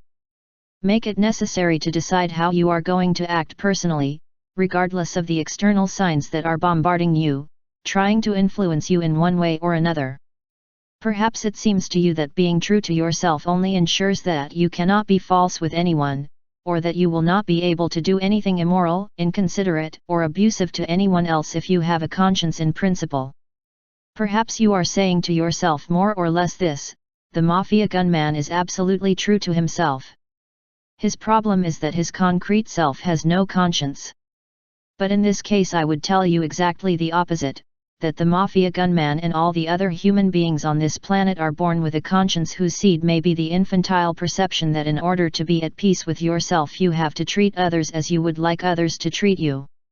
The problem with this gunman is that he has repressed and marginalized his conscience, he has drowned out his internal signals, allowing the mafia to govern his behavior, one of the most rigidly hierarchical and authoritarian societies that can be imagined, that is to say, he is fooling himself, in the first place. Being honest with yourself means first of all being totally honest with yourself. It means getting back in touch with basic human instincts for justice and fairness with yourself and everyone else. It means identifying the defenses you have built against your conscience and all the other sources of internal signals that have kept you from being all that you can become, and freeing yourself from all defensive, or paranoid, thinking and making excuses in your mind. that he has ended up leaning to explain why he is so unhappy. What I mean, as far as consciousness is concerned, is that a good or clear consciousness can only be born from the harmony of its internal and external signals, or, in other words, from personal integrity, integration of his whole self, in all areas, from his animal instincts to his sense of purpose in life. Remember, only you can be the creator of your own integrity. Only you can conduct your own internal symphony. But don't forget, if you accept full responsibility in directing the symphony for all its signals, thoughts and feelings, you will have to attend to the entire orchestra. You cannot parade only to the drumbeat of external orders. You must also listen to the voices of your conscience, the voice of that child within you, and all that concert of voices of internal origin that you have the privilege of directing. One of the best popular images of consciousness is the one we find in a classic children's story, Pinocchio, which most people might know from the Walt Disney movie version. Pinocchio was a puppet turned into a child, with the special burden that his nose grew and became very long every time he lied.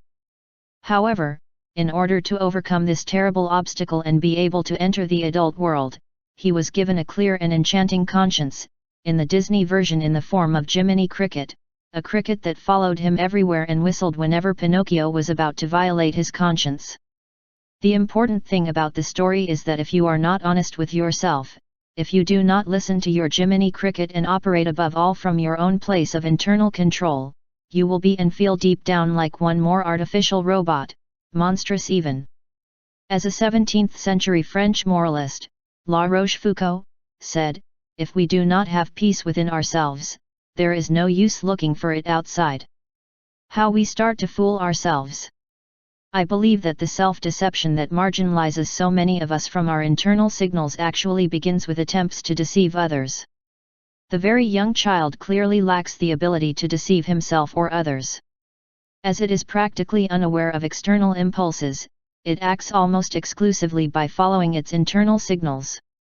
Only when the external signal and reward system becomes apparent does the temptation arise to try to fool it, to engage in self-destructive thought and behavior, trying to trick others into thinking that we are something we are not, specifically, to convey false signals in order to manipulate others, in order to feel superior, according to external guidelines. These negative thoughts and behaviors then go on to include unfounded prejudice, false pride, pretentiousness, and falsehood, hypocrisy, especially condemning others for doing the same kinds of things we usually do, and frequent recourse to anger, false humility, feigned embarrassment, extreme susceptibility, arrogance, etc., in our attempts to use the external signal system to our advantage. Our sincerity with ourselves can be measured in large part by our willingness to deviate from our course to convince others that we are something that we really are not. We all know people who are capable of renting fancy cars and chauffeurs in order to impress others with their wealth when in fact they cannot afford it, or who go to much the same lengths by making outward displays of themselves. We know individuals who will pretend to be open and non-judgmental if external circumstances indicate that it is advisable to do so. And then they turn around and talk in more intimate situations about Italians or Jews who are destroying their lives. Others will cry out and rant about the endless ills that this young generation that smokes weed has while they take their keloids or diet pills or other things to cheer themselves up. When you wonder in amazement, but who are they trying to fool, you recognize that these individuals began by trying to deceive others like you, and soon after they ended up deceiving themselves, going astray. They realized that they had to defend the false signals that they had transmitted abroad, or live by the false images of themselves that they had projected. And since it had been the external signal system that had provided the false images in the first place, trying to stick with them inevitably led to a greater dependence on external signals on the vital orientation of the individual, to more repression of internal signals. Deceiving yourself deep down means convincing yourself and others that you are something you are not, mistrusting the internal signals that are actually trying to tell you who you are. It really means making a fool of yourself in front of yourself, and the more you ridicule and fool yourself, the more self-loathing you accumulate, whether or not you have the honesty to admit it. A very real example of the internal consequences of this type of self-deception comes from my own life. That experience led me to decide to be different, and indicates that you may have to go through some false experiences with yourself in order to feel what it is and then promise to eliminate it from your life. I was playing a tennis match with an opponent who was actually much better than me, which meant that I had to beat myself in order to beat him. But I wanted to beat him in the worst way, and the score was very even when he threw a ball that I realized I could not return. I guess what went through my head as the ball approached was something like, "That ball has to go out." I yelled, "Get out!" A fraction of a second before my internal signals told me, it was almost out, but, looking back over the image, I have to say that it hit right on the inside edge of the line. In a split second, I had to decide between saying the opposite of what I had said and giving up the point, or keeping my position. My opponent had no idea if it had been outside or not, because I had prevented him from seeing it when he tried to catch the ball. The point is that I stayed in my 13 and scored the goal, and I won, but I felt very bad for what I had done, and, due to my bad conscience, I could no longer hit the ball. I lost the next 3 games, the set and then the match, even though I had been in a position to get ahead and win. What happens is that I felt exactly the same as Pinocchio, my nose was growing by the minute, and I made the decision at that moment, right there, that I would never do anything like this again, whatever the external importance of the party or whatever they might be. Whatever the circumstances. I felt no need to explain to my opponent why my game had fallen apart. My own internal sense of self-loathing was enough to teach me the lesson I needed, that personal integrity and being true to myself had to be far more important to me than winning a tennis match. In fact, I have been in the same situation several times since that important day, and a few I have even caught myself yelling, "Get out!" when it wasn't. But now I always say immediately, "No, wait, it wasn't outside, it hit inside the line, it was a bit perfect." And in doing so, I find that I can continue to play well afterwards, because I am at peace with myself. Being honest with others and true to yourself will not only help you feel better about yourself as a human being, but it will increase your ability to play nice no matter what you do. To really enjoy himself and his own internal personal integrity, I am sure that if you decide to control yourself whenever your internal signals want to warn you that you are being false to yourself or to others, you can eliminate the self-deception at its point of origin, stopping and asking yourself, "Who am I trying to kid?" To become true to yourself. If you have decided to ask yourself who you are fooling with these externally controlled thoughts and behavior, and you have come to the conclusion that it is wrong to try to fool someone about who you are on the right track towards what I call total self-sincerity. Perhaps you have already begun to identify some of the defenses and falsehoods that you have used until today. In such a case, the next step in becoming truly honest with yourself is not going to confession or feeling guilty about something you have done in the past. It simply means accepting that you have been making certain self-deceptive choices, and then opposing them by stimulating and cultivating your ability to trust your inner cues.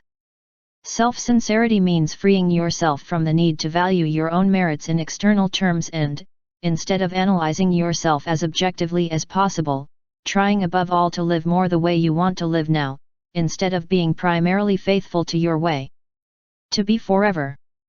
It means looking at yourself face to face in the mirror and feeling comfortable because today you want to be honest with yourself and with everyone else, and although it may be expensive from an external point of view, although it may even cost you your job, your marriage, your best friend, it gives you more inner peace than giving in to external pressure and forcing yourself to be what you are not. Self-honesty will require that you assess your strengths and weaknesses realistically, identify those defenses you have built against your inner cues, and seek to eliminate them from your daily life. You do not have to make public statements or explain your program to others if you want to achieve self-honesty. It is enough for you to commit yourself internally to be all that you can be, and to recognize that no one else can give you truth or self-sincerity. You must face yourself and discover the truth that is within you, by your own lights, because you are convinced that it is important. You may decide to keep sending false external signals to mislead others about yourself, but even if you did, at least you can begin to be totally honest with yourself. If you have understood what I have said so far, you will know what I am talking about. You know that you have your own Jiminy Cricket, your own internal voices, which will interrupt you for brief dialogues with yourself whenever you are about to succumb to self-deception. Why am I doing it?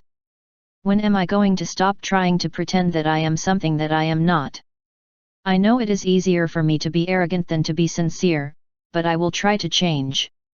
Answers to which you will have to give yourself if you want to become more honest with yourself, shedding all the masks you have put on to disguise yourself in front of yourself and in front of the world. If you want to continue wearing the masks in front of others for a while, go ahead, but if you are approached with a sincere appreciation of what you are and why you are behaving as you are, and with a decision to change all that is false about yourself, you will soon no longer need to wear masks for others.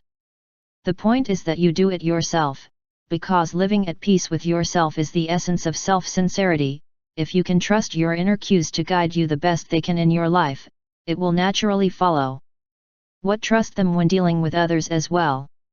There is another example from my own life that perhaps illustrates well how relying on inner cues is essential for achieving peace of mind and for dealing honestly with others.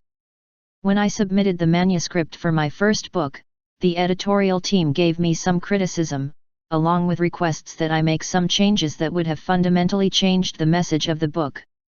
Although I was eager to make changes that would improve the quality of the manuscript, my internal signals clearly told me to refuse to make changes that violated my original writing intentions. The publisher, proofreaders, agents, and even some good friends told me that I should accept the proposed changes because if I refused, the publisher would refuse to publish the manuscript and I would not even have a book. But the truth is that he had made a decision and no argument or threat would alter it. My book would say what I wanted it to say. I would go elsewhere. I was even willing to publish it myself, rather than give up on this principle. Despite all the external signs that asked me to reconsider, to take the money and run, to continue, to accept, I was more affirmed in my decision. I sent a long letter to the editor detailing my position, and when he understood my attitude, the book was published just the way I wanted it, saying exactly what I wanted it to say. Very few understood my stubborn position on this matter. Most would have preferred to see me give in to external pressures. But my internal signals told me, you can only go so far, and those changes you cannot even take into consideration. In this case, contrary to what happened to me the time I tried to deceive my opponent in the tennis game, I immediately realized that I had to live with myself and was not willing to compromise with external pressures even if others tried to convince myself that going with the flow and accepting was a much easier route. And actually, it was clear that accepting in that case would not have been easier in the long run. It would have been disastrous. How could I talk about this book with my colleagues, use it with clients, talk about it in public, if I had agreed to say things in it that I did not agree with? But, although it seems absurd, publishers and writers continually raise problems of this type, and publishers say things like, if you do it like this, it will never sell, and about the various formulas for writing a book, already established, or pointing out the latest bestseller and saying, you should do it like that, or showing you the latest market research report that says what readers are buying now and what they want to read, so you can write it down, and they often remind one, at the same time, in passing, that the average reader is a clumsy and superficial individual, and therefore should always write for the lowest common denominator and not force the reader too much. You may wonder what the use of a book is that it does nothing more than copy the bestseller of the previous month, that tells you what you already think and that forces you to exercise your mind to a minimum. That is also my point of sight. Fortunately, after the first experience, I already knew enough to make things clear with the editors from the beginning, and to accept only those who agreed in principle that no external rules or formulas of any kind would be dictated regarding what my books should be like. I have always enjoyed, of course, editorial help, thanks to which my books have been clearer, and I have received positive advice of all kinds, but with the understanding that I would not accept any changes that violate my personal integrity, and that only my internal signals would determine these changes, without possible discussion about it.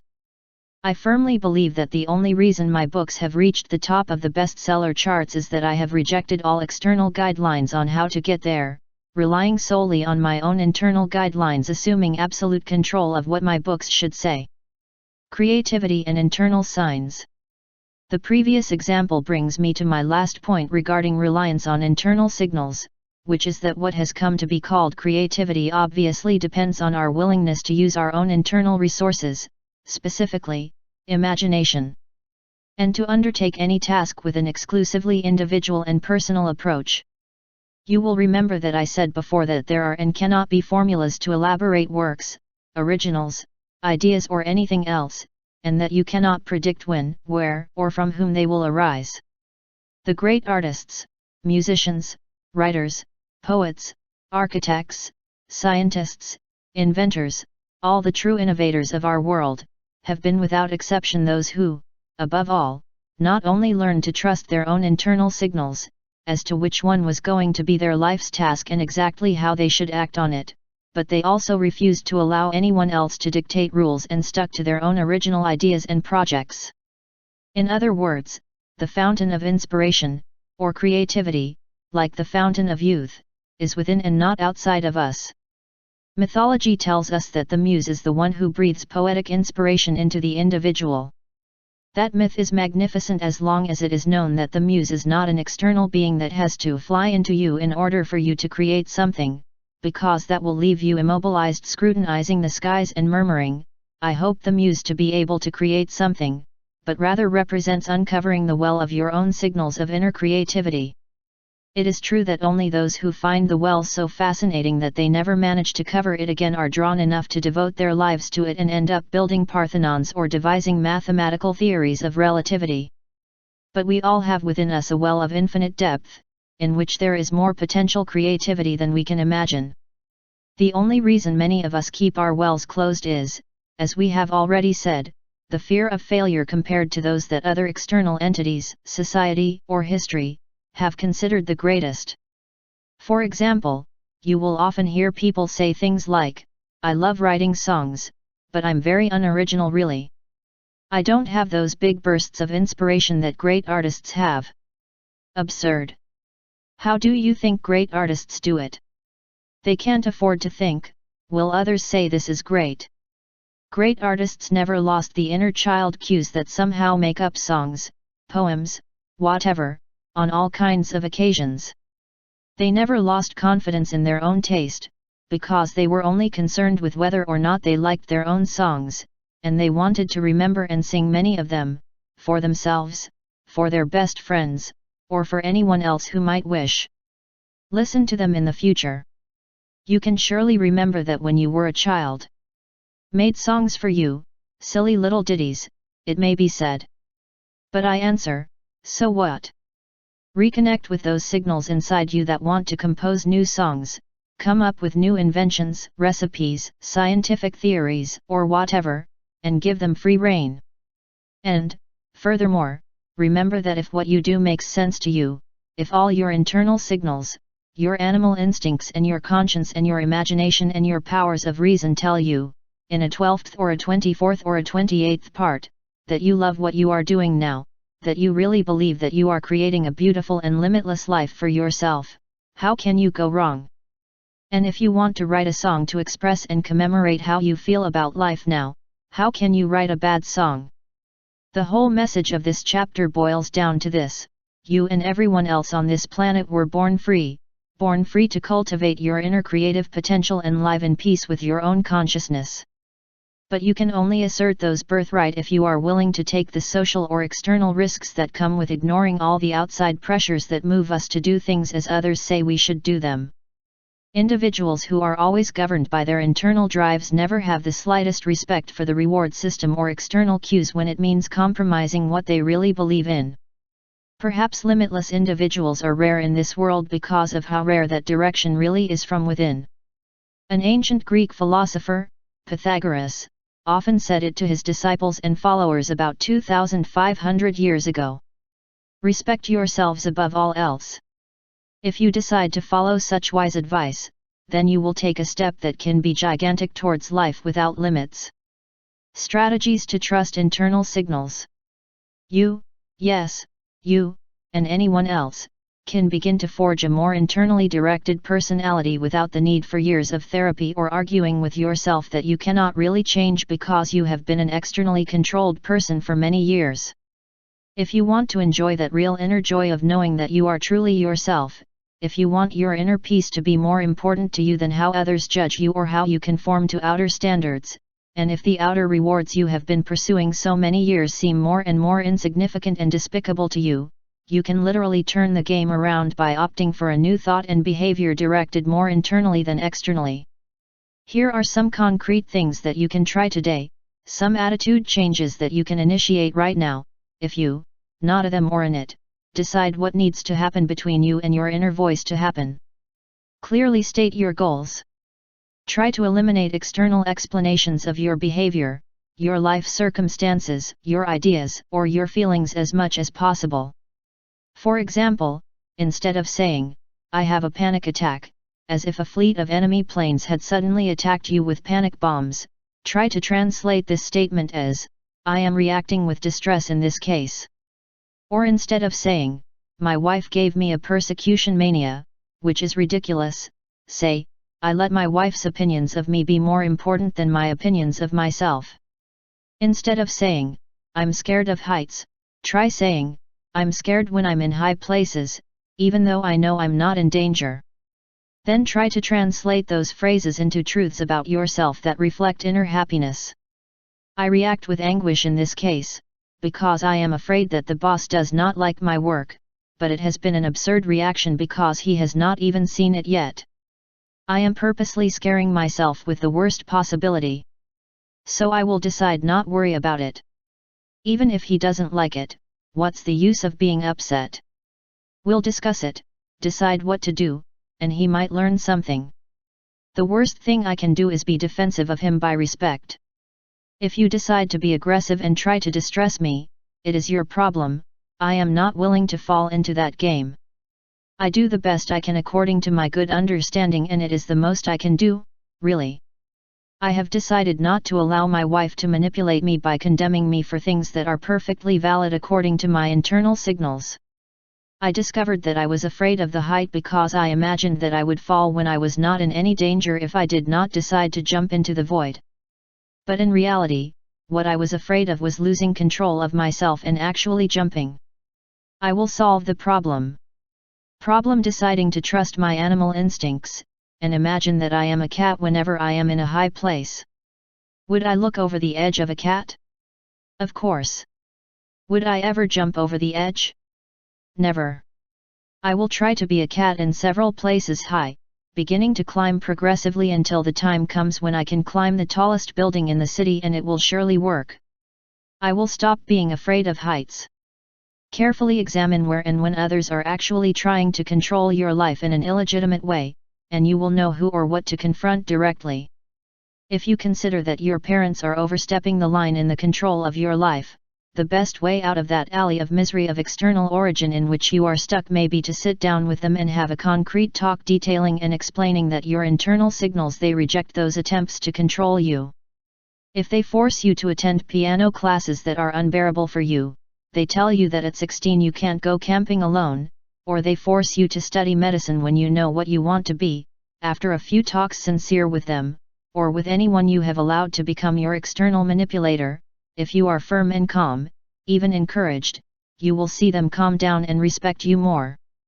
Remember, whenever you feel that external reward or external signals control you and collide painfully with your internal signals, it happens only because you have allowed it to happen. No one can cheat on you without your consent.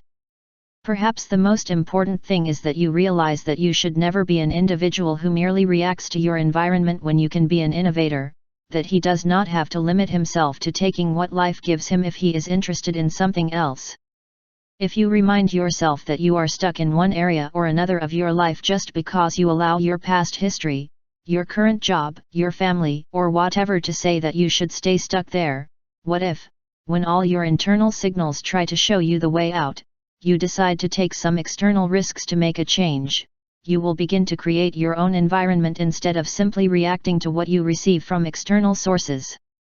As soon as you decide to lean on yourself to get out of your gridlock, you will find that opportunities will multiply as fast and furious as New York City taxis.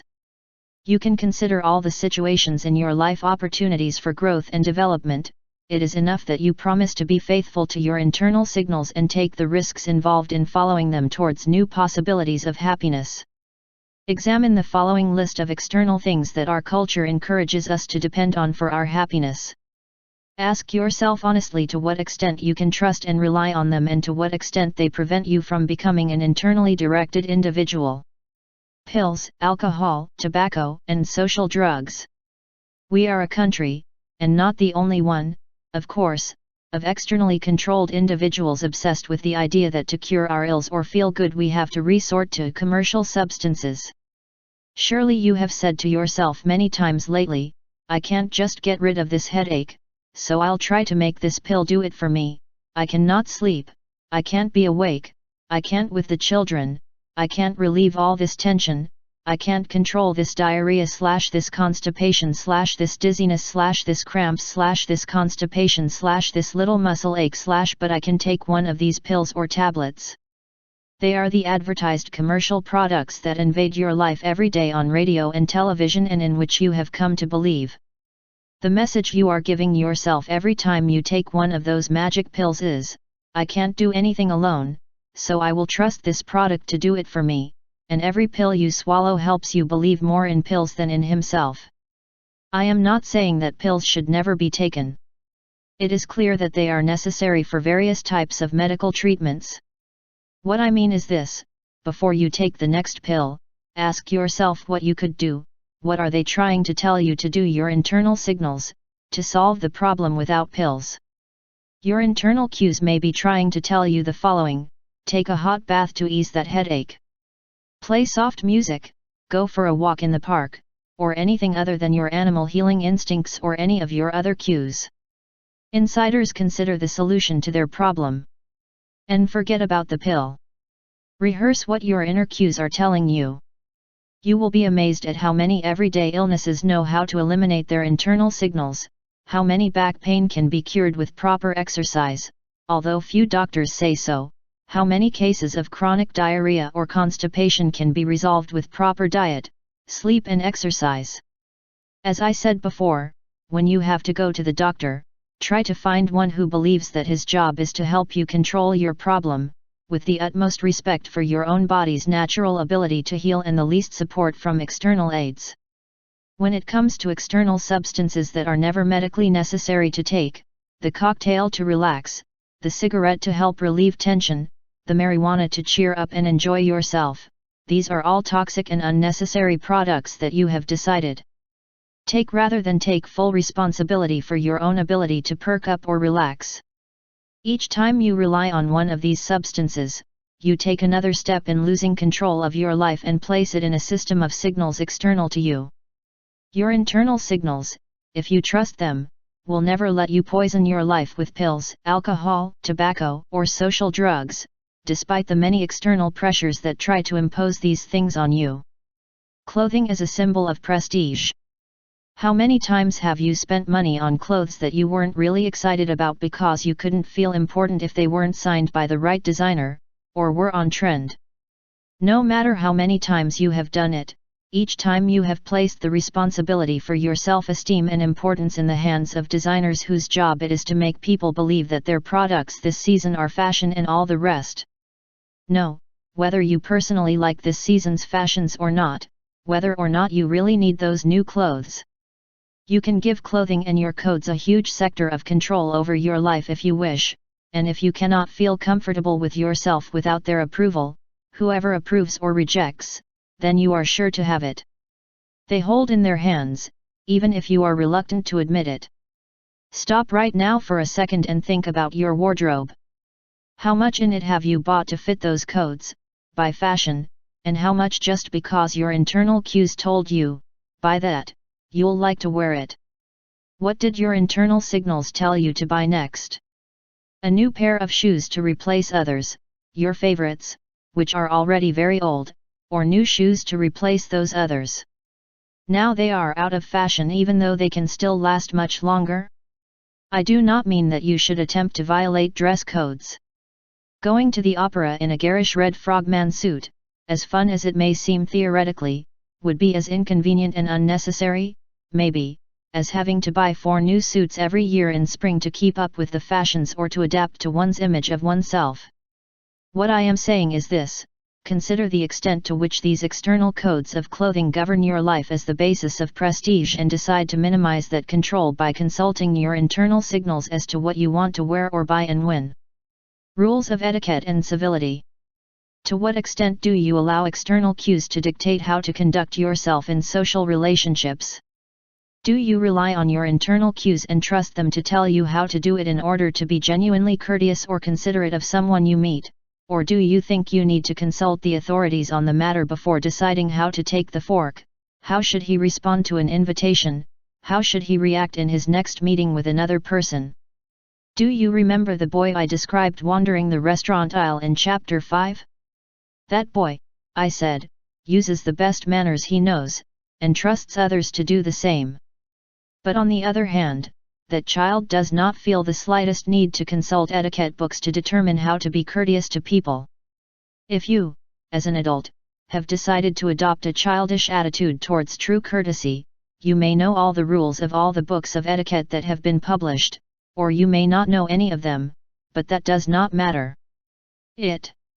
What matters is whether you can feel comfortable with yourself and make those with you feel comfortable in any situation. There are several classic anecdotes that exemplify how the most truly courteous and educated individuals have dispensed with the code of politeness when it comes time to make others feel at ease, but my favorite anecdote comes from a friend. I recently attended a friend's wedding. The bride and groom belonged to high society and their families had organized a ceremony with a lot of etiquette and a lot of protocol. But the best man, the groom's college roommate, came from a humble Arkansas farm family. He was a great guy, but he sank to find himself in the middle of all this, to face so many things that were governed by etiquette books. So at the banquet rehearsal, where they served grilled chicken breasts with chicken sauce cream, he did what he always did at home, he took the chicken with his fingers and ate it that way. Anyway, you had to see the looks of horror from the other diners. All those fanatics of etiquette whispered under their breath, until the mother of the bride, who was by the way one of the most distinguished ladies in town, noticed what was happening and immediately took the chicken with her fingers as well. The godfather did not even realize what was happening. He quietly continued to be himself, cordial to everyone, enjoying the food, while the other guests who were so concerned about good manners also forgot their knives and forks, and those who still had their heads blocked by the rules of etiquette stayed perplexed, not knowing what to do or how to eat. You may still wonder today what those who establish the rules of etiquette would say what to do when the mother of the groom picks up the chicken in her fingers at the rehearsal for the wedding feast. The message of this anecdote seems obvious to me: the rules of etiquette and other codes of manners of external formulation are only useful in the sense that they indicate us which are the acceptable norms in a certain sector of the society externally mentioned in a certain moment. You may well know the fashions of the 19th century Eskimos, or the good fashions.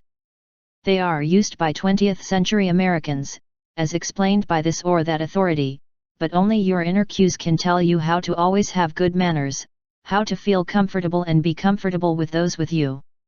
If you respect yourself and trust that your inner cues will tell you the best manners, you will always find that your natural manners are far superior to any idea of human courtesy you can ever get out of a manual or a book. External norms of taste. When you taste a glass of wine, react to a movie or a play or a television program, or decide whether or not you like a song, are you first consulting your internal signals, regardless of what they tell you? External forces to think about it. Or is he valuing the wine by the prestige of the brand or by the price of the bottle, or is he prejudging the work based on what the critics have already said about it? There is a French saying that goes, "Chacun a son goût," each according to his taste. Which essentially means that, in matters of taste, only you are and must be the judge of what satisfies you. If you have blocked your internal signals to the point where your own taste depends on what you say to say or pretend you like something when you don't, you can reconnect with your own personal tastes by trying one of the experiments. Following. The next time you are about to order a brand name liquor at a bar, ask the bartender to bring you a glass of that liquor and another of the cheap brand you usually drink, without telling you which is one and which is the other. Try both and decide which one you like best. If you can't tell them apart, go for the least expensive. If you find that you actually prefer the most expensive, enjoy it for its taste, not for the status it theoretically provides you with consuming it. The next time you visit an art museum, a friend's house that has pictures on the walls, or any other place where there are works of art that you see, determine what works of art satisfy you, based on your own internal assessment of the satisfaction that such works give you, before seeing who the authors are and how much the works cost. If others do not like things that you find attractive and they love other things that you do not say anything, or even call you uneducated because you do not agree with what specialists say that you should like it, you can just ignore these judgments about yourself and the works of art, because you know that they, for their part, only listen to what others think, and if so, why should you pay attention to what do they think? The irony of this exercise is, as you will see, that those who were more concerned with enjoying trying to adapt to their external norms will undoubtedly respect him much more for trusting himself, much more than they would if they knew that deep down you were simply blindly following the specialists or the critics and that you were a phony like them. Advertising messages. Whenever you see advertisements or advertising messages of any kind, remember that they are propaganda intended to convince you that the opinions of other individuals are more important than your own opinions about yourself. Remember that these messages are primarily intended to condition you externally rather than internally. Whatever such messages are trying to convey, what they are trying to sell you, from perfumes that will drive your husband crazy to foot deodorants that ensure your dog will stop walking forever by sniffing your smelly feet, advertising messages are intended for almost everyone. To destroy your self-confidence and to create addiction to any imaginable type of external reward that can convince you that it will make you happy just by buying it. The universal message is that what others may think of you is so important that you must stifle your own internal opinions to be sure that you please others. The next time you read or hear an ad, ask yourself, what real information did I get out of that could help me decide if that product might be good and useful for me, and how much of the ad was just a pure request, or demand, that I buy that product because, if I don't do it, would others criticize me? If you were to examine a sufficient number of advertising messages in this light, your internal signals would soon tell you that you could laugh at almost all of them and reject them, and they would also tell you how to differentiate the few that actually offer you something good or something that could be useful in life. Bureaucracies. Our bureaucracies could drive us all crazy if we let them. Our multiple levels of government, our big businesses, our public services, our unions, and all the old and stale super-organizations that have grown into huge bureaucracies are primarily established centers of external control that are always trying to regulate and regiment us beyond what is necessary. Reasonable. That is the claim of bureaucracies, to control the lives of masses of individuals through the appropriate channels, so that individuals adapt to the greatest possible number of rules, to make life easier, less painful and laborious, bureaucrats or computers. Thus, the more a bureaucracy manages to have us queuing for an hour, waste another half filling out a form, pay the price they tell us, forget our special case because the computer cannot solve it, see the man at the end of the hall, who will send you to another man at the end of another corridor, the more you will be able to pass through our hard heads the message that we are not people but objects destined to be manipulated by the bureaucracy, and more bureaucrats will try to strictly control us all. The question is this: how do you deal with it? Obviously, the first is not to let our bureaucracies drive us crazy, and the second is to avoid harassment and bureaucratic annoyances when we can oppose them, and oppose them when our internal signals tell us we must. Only when a sufficient number of individuals decide I am not going to take it anymore will our bureaucrats decide that it is easier to treat people with dignity and individual respect than as cattle to be put in this or that pen as dictated by the system. The next time you find yourself cursing those incomprehensible tax forms, cursing the long lines you have to queue to get money out of the bank, or any other bureaucratic hassle that has been imposed on you by a monumental system of external rules, ask yourself, what do my internal signals to do in this case? You will discover that you have three alternatives. 1. Endure the annoyances and go through them with the best possible humor. 2. Somehow get rid of these annoyances. Or 3. Make a fuss and protest against the unnecessary inconvenience to which the bureaucracy submits, that is to say, resist. Your inner happiness now comes into play. How can you end up on the happiness side of the board, whatever alternative, or combination of alternatives, you choose? To satisfy your goal of making as many entries as possible in your life's inner source happiness column, you will quickly try one of these three basic alternatives in the event, for example, that you are standing in line, with 40 people in front, to get the money from the bank. 1.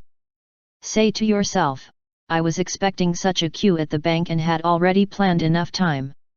Also, I brought a book. 2. Tell yourself, this queue is ridiculous. I'll see if I can cash a check elsewhere. 3. Say to yourself, this bank is getting worse and worse. They want me to stand in line for half an hour for the privilege of depositing my money with them and then taking it out again if I can afford to waste the necessary time and go through all this hassle. I'm going to clearly explain to that guy what my rights as a client are. I'll take the money somewhere else if he doesn't. Give me enough explanations and I'll tear up the checkbook and throw the pieces right here, or anything else like that. The important thing, whatever strategy you choose in this or any other bureaucratic mess, is to make sure that you have followed their internal cues so that you can feel happy and comfortable with whatever strategy those internal cues have chosen for you in the process. Moment. If your internal instructions tell you to accept a long queue at the bank in the best possible spirit, you may want to read the 6th chapter of the book while queuing, or joke with others about the long queues and how little the bank cares about your customers. But you can still get rid of that wasted time feeling by saying, make the best of that bank waiting time, and I never got bored. If your internal signals have told you to follow the second option and get out of that impossible situation as quickly as possible, perhaps you have said, there is a fast way to circumvent the bank, and that is to cash the check at the store. Grocery. In that case, you would no doubt be very satisfied thinking that a quick walk to the store will be more pleasant than a wait at the bank, and you will be whistling happily on the way to the store. Third, if your internal signals have told you, for example, that's okay, and they have led you to favor the third option, that of resistance, you should also decide to have fun. Choose to tear up your checkbook and run and laugh out of the bank, or have a heated chat with an employee protesting the bank's poor service and saying that you are going to get your money out of there and take it somewhere else if they don't serve you, or get the others in line to sing in unison, we are fed up, we can't take it anymore. You will then discover that even resistance can be fun. As long as you know that you have a legitimate claim against a bureaucracy that is demanding absurd things from you and robbing you of time, and you find it nice to protest and see how the world's computers react, why not? After all, the bureaucracies may be trying to tell you that you have to put up with whether or not they want their absurd and outsized systems of external control, but in that case, you have an equal right to tell them that they, too, have to put up with angry individuals tripping the system from time to time, and if they can't take a joke, the worse for them. Grades and ranges. Kindergarten, 1st grade, 2nd grade. Rookie, 1st class, Eagle. Front row, 2nd row, Soldier, Major, General. We are part of a culture obsessed with grades, ranks, and hierarchies of all kinds. They are external structures through which we can assess the progress or status of anyone, including ourselves, in any possible sector of our lives. If we stop to think about the matter, we will see immediately that although we have been remarkably conditioned to accept all these grades and ranks as necessary and to defend them by telling each other that society could not function without them, there are many, in fact, who are completely unnecessary, and even those that seem legitimate to us we take them too seriously, with destructive effects, most often devastating, on our own chances of happiness. For example, why the hell do you organize a group into 3 kinds of Boy Scouts, or Scouts, with uniforms and pins and badges and ribbons and all kinds of gadgets that indicate rank, and divide them into patrols and convert some into patrol leaders to go camping with them? It is not necessary, of course. But some adults seem to think that a boy will never learn to set up a shop if he is not given a medal for it, while others argue that, although none of this is necessary now, the goal is to initiate boys into the workings of the world. Adult. This second argument makes as much sense to me as the idea of a training bra, but is more insidious because it admits that the goal of Boy Scouts, in this case, is to condition children to react to external signal Y systems. Reward, and suppress your own internal cues, if they try to tell you that this is all stupid. And that soon leads to regimenting even young boys into groups of apprentice scouts, which is necessary to initiate boys into Boy Scout operations. According to this, it is a miracle that we do not have 6 degrees of baby scouts, with medals for merit in learning to control pee and poop pinned to diapers. After all, wouldn't that be a perfect way to introduce babies to the workings of the world of apprentice scouts? While Boy Scouts provide a wonderful instructional base for the individual to become more self-confident, and I strongly support such efforts, too much insistence on the external, if left unchecked, can derail the very goal of the training itself. As ridiculous as the previous example may seem, it is actually the logic followed by our entire educational system, in which almost everyone agrees that you have to start with grades in the first grade. How else do you know who will go on to the second, and so on? Up to 8 or 12 or more degrees of education, with the inevitable grades every step of the way. How else would they know in college if they can admit a candidate or not, or how will the employer know whether to hire or not an employee? Of course, these grade and grade systems do not help the individual much to learn, as we saw in Chapter 5, in the section to overcome the deficiencies of education. Its basic goal is to make you an externally oriented human being, to get you to accept that the most important part of your education is valued by your teacher's grades and by other external rewards. The educational system is designed, all of it, to make you go through an external maze of grade signs, rather than to teach you to appreciate the intrinsic or internal joys of learning. And once you have been conditioned in school to accept the pursuit of honors in everything and to try to get you moved to the next grade, high school, college, graduate school, as a measure of your success, you will be in a position to get started. In the grown-up world, where all who have been similarly conditioned conspire to turn society's much vaunted need for degrees into a self-fulfilling prophecy. Put it this way, the Boy Scout patrol leader will recruit other boys to join the organization, because he has invested so much, and sacrificed so many things that his internal signals told him to give up his youth to achieve that really inconsequential rank. He knows he couldn't even pretend rank means anything if there were no scouts to lead on his patrol. He'd be limited to just addressing himself again, my God. So he tries to move and convince a few newbies, and the comedy continues. The same can happen in any other sector, from social groups, for example, are you already a third-degree Mason? To the job ladder. Lieutenant? Professor? In short, the rank of lieutenant or professor is not a bad thing per se. A fighting army must have clearly defined command networks, and a university faculty must be organized, at least enough to protect academic freedoms. The questions I think we should ask ourselves regarding grades or ranks or our positions in the hierarchies at any given time are, if I got honors in this, and then I was promoted to that, would it be because external signals tell me that I have to go up the next step on that scale? Or do my internal signals tell me that I should enjoy more learning in that subject, and that the external system gives me this grade or this promotion just because the system works in that strange way? Does it provide pieces of paper called titles and all sorts of other badges of merit, money included, when one learns new things or becomes truly adept at them? In other words, does the grade or promotion actually come by accident? You did not intend it, but the system was simply offered to you. Or did it come because you worked hard to achieve it?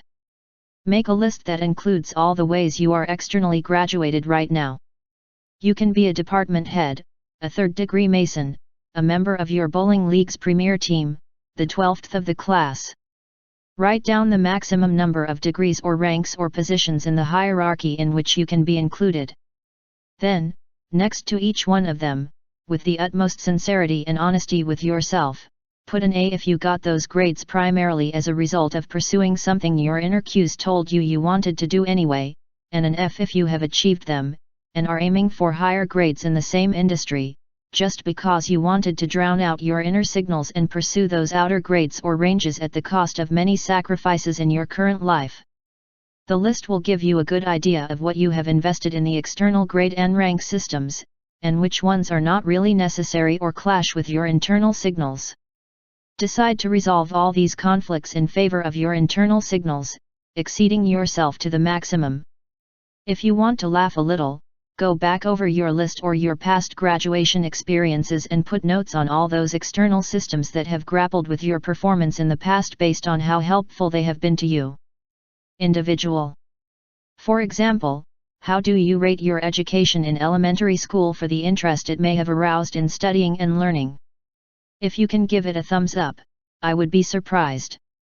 Think about your old notes. How would you rate the teachers who rated you? If you were sincere with yourself, I would give them as many suspensions as they gave you or more. Remember when they put their notes on the wall for everyone to see?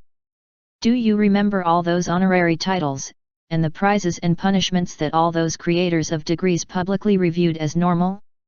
An exercise in fantasy may help you eliminate them by laughing at them.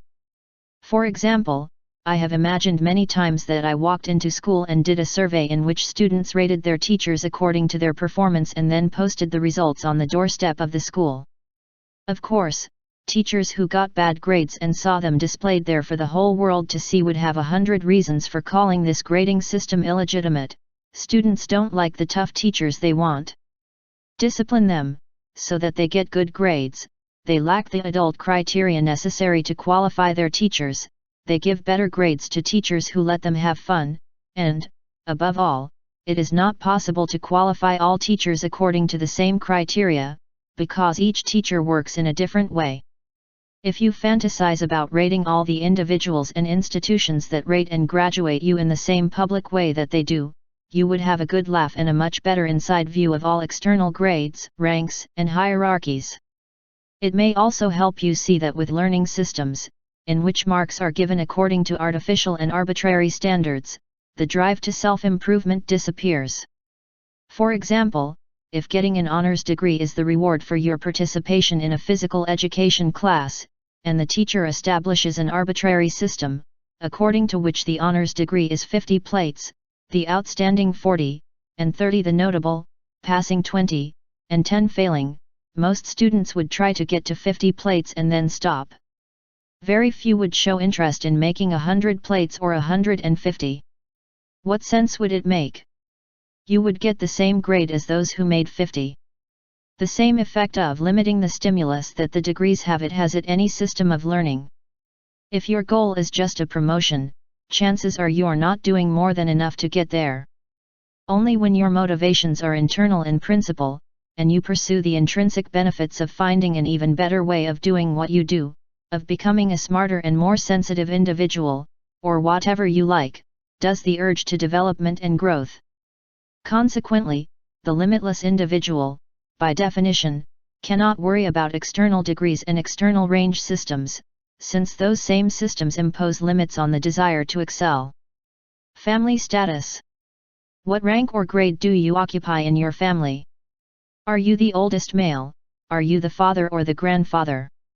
Or is it just one of the guys? Are you the big hit or the black sheep of the family? Are you very concerned about your rank in the family? To what extent do you allow this aspect of your external status to rule your life?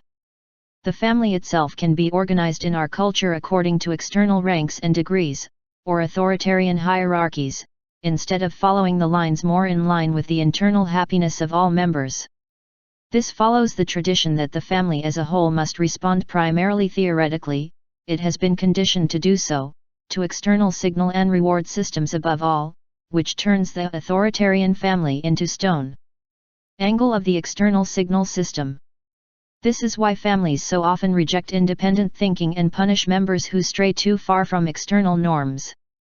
Belonging to the family becomes more important than thinking for oneself, which is sometimes seen as a violation of family responsibility.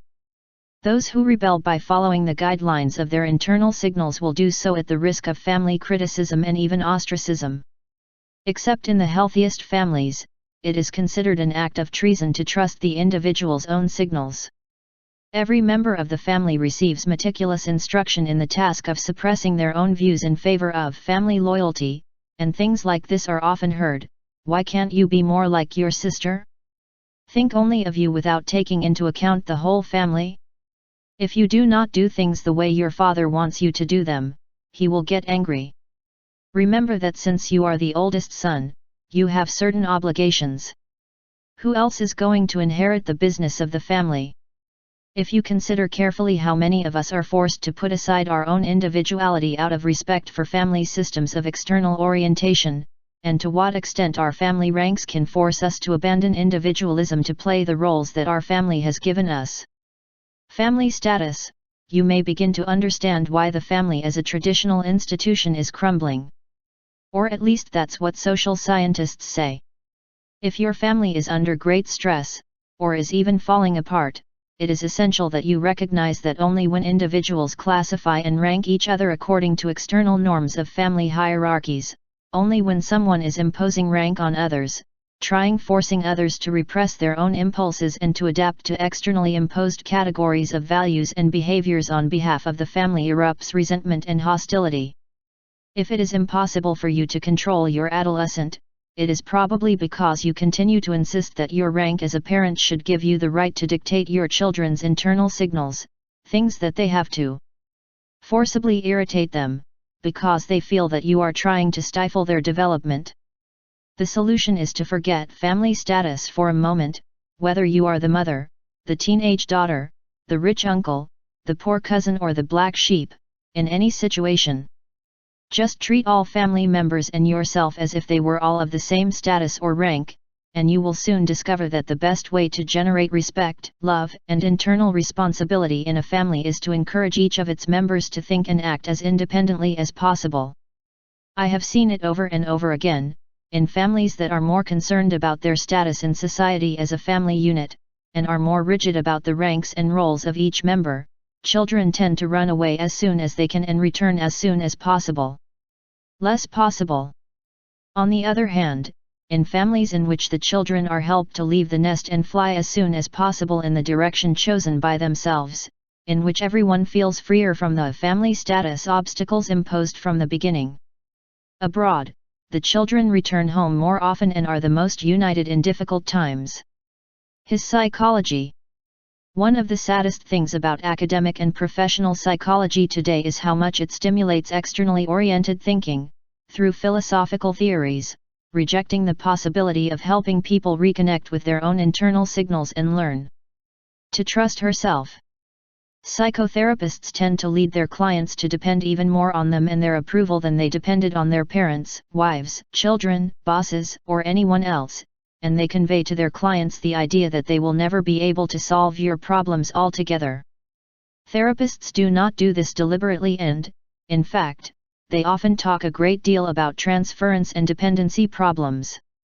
I think what happens to them is that they do not realize to what extent their theories, names, and labels to define the state of their patients, the entire external apparatus of psychology as a research discipline, prevent the client from recovering that confidence in your own internal signals that could allow you to achieve true integrity and mental health or super health.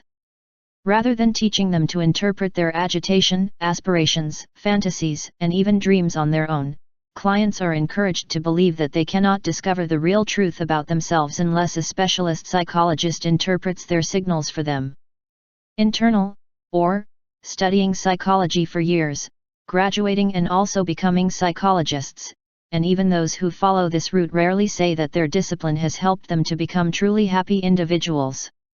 In extreme cases, this interposition of theories of psychology between the client and his own internal signals can force him to go to the therapist week after week, for years and years, perhaps spending much more money than he can afford, another cause of distress. Which should alone be clear evidence that the therapist is somehow fostering harmful external dependency. If so, when the patient thinks about abandoning therapy or treatment, a conversation such as the following may ensue. Customer: I think I would like to stop treatment. I've been with him for years now. Therapist: I get the feeling that you are irritated and disappointed. Customer: Yes, I am a bit disappointed. It is many years and I do not see any benefit. Therapist: You are irritated with me, right? Customer: Yes, I guess so. Actually, what happens is that I want to quit. I would like to try to solve my problems alone. Therapist: This shows that you are not yet in a position to quit, as you cannot control your irritation. This transfer problem should be resolved before discontinuing treatment. This may sound ridiculous, but it is the authentic recording of a session in which a client was talking to her therapist about leaving therapy after 7 years of weekly sessions, a client feeling completely trapped, knowing that she wanted to leave treatment and relying on his own internal serials, but he wasn't able to do it without his therapist's permission. When he discussed the matter with me, I told him that I did not feel that he had any obligation to his therapist and that if he believed that he did not need treatment, that was reason enough for him to leave, that a phone call or letter informing him of his decision would suffice. But she was reluctant, scared, because if her therapist did not approve, it was surely because he must know something about her that she did not know, and that would haunt her in the future if she cut before he said she was in a position to do so. This type of dependency-promoting treatment is very common among the psychologies of our externally oriented culture, and the idea that a professional therapist needs to help us solve our problems is so prevalent that many individuals lack free will to quit when the dilemma of whether or not they need one arises, and they come to believe that they owe the therapists something other than the time and money they have spent with them thus far. Therapists can stimulate external thinking and external behavior in all areas of their diagnostic and treatment systems, often relying heavily on external psychological test data, the validity of which is most doubtful. If they want to convince you that the causes of your problems are rooted in the fact that you are an only child, or that you are the first or the second, in the behavior of your parents, in your childhood or in your social or economic status, in the personality from your parents, in rivalry with your siblings or from any other source external to yourself, if you are told that you are dedicated to wandering through your past but that only a specialized therapist can guide you through it and help you untangle the complex tangle of destructive influences from that past that continues to influence you, so they are teaching him to be first and foremost an external rather than an internally directed individual, and making him addicted to treatment instead of encouraging him to take responsibility for whatever happens to him, and to take control of his life. Remember that you do not need a therapist at all to stimulate dependency and make you a slave to your psychology. Externally oriented psychology is so prevalent in our culture that you may end up psychiating yourself. They will teach you to look for external sources to attribute your problems or to analyze them in terms of Oedipus complexes, inferiority complexes, compulsions, etc. It is therefore vital that you do not set out to automatically seek psychological salvation in a direction other than your own internal cues. If you are in treatment, and if your therapist does not help you to eradicate your dependence on these external determinants while trying to free you from the pill treatment and so that you can make new internally directed choices, I recommend that you stop or seek a therapist who is not going to become another external driving force in your world. And there are many therapists who are interested in helping you become an internally directed individual, you just have to seek more internally than externally oriented professionals. Symbols of authority and laws. What is your deep reaction when you see a policeman? Do you feel a slight shudder of fear, thinking that maybe you are going to be caught doing something wrong? Do you suddenly review your entire behavior to make sure it won't notice you? What do you do if a police officer gives you a fine about which your internal signals tell you that it is actually unfair and unjustified, and cites some obscure rule, such as it is forbidden to park less than 3 meters from a fire hydrant, that you should know theoretically even if the yellow line on the curb was painted only 8 feet on either side of the fire hydrant and you thought, they were led to think, that you had parked legally? What do you do if you have been the victim of a minor traffic accident and your lawyer wants you to exaggerate the damages suffered in order to get the most out of it, saying at the same time, Everybody does it. How would you react if you were a soldier and a superior ordered you to shoot a crowd of unarmed civilians? What would you do, for example, if there was a law that said that all Americans of Japanese origin should be locked up immediately in concentration camps? Would you go if you were an American of Japanese origin, or would you assist in the application of such a law if you were not?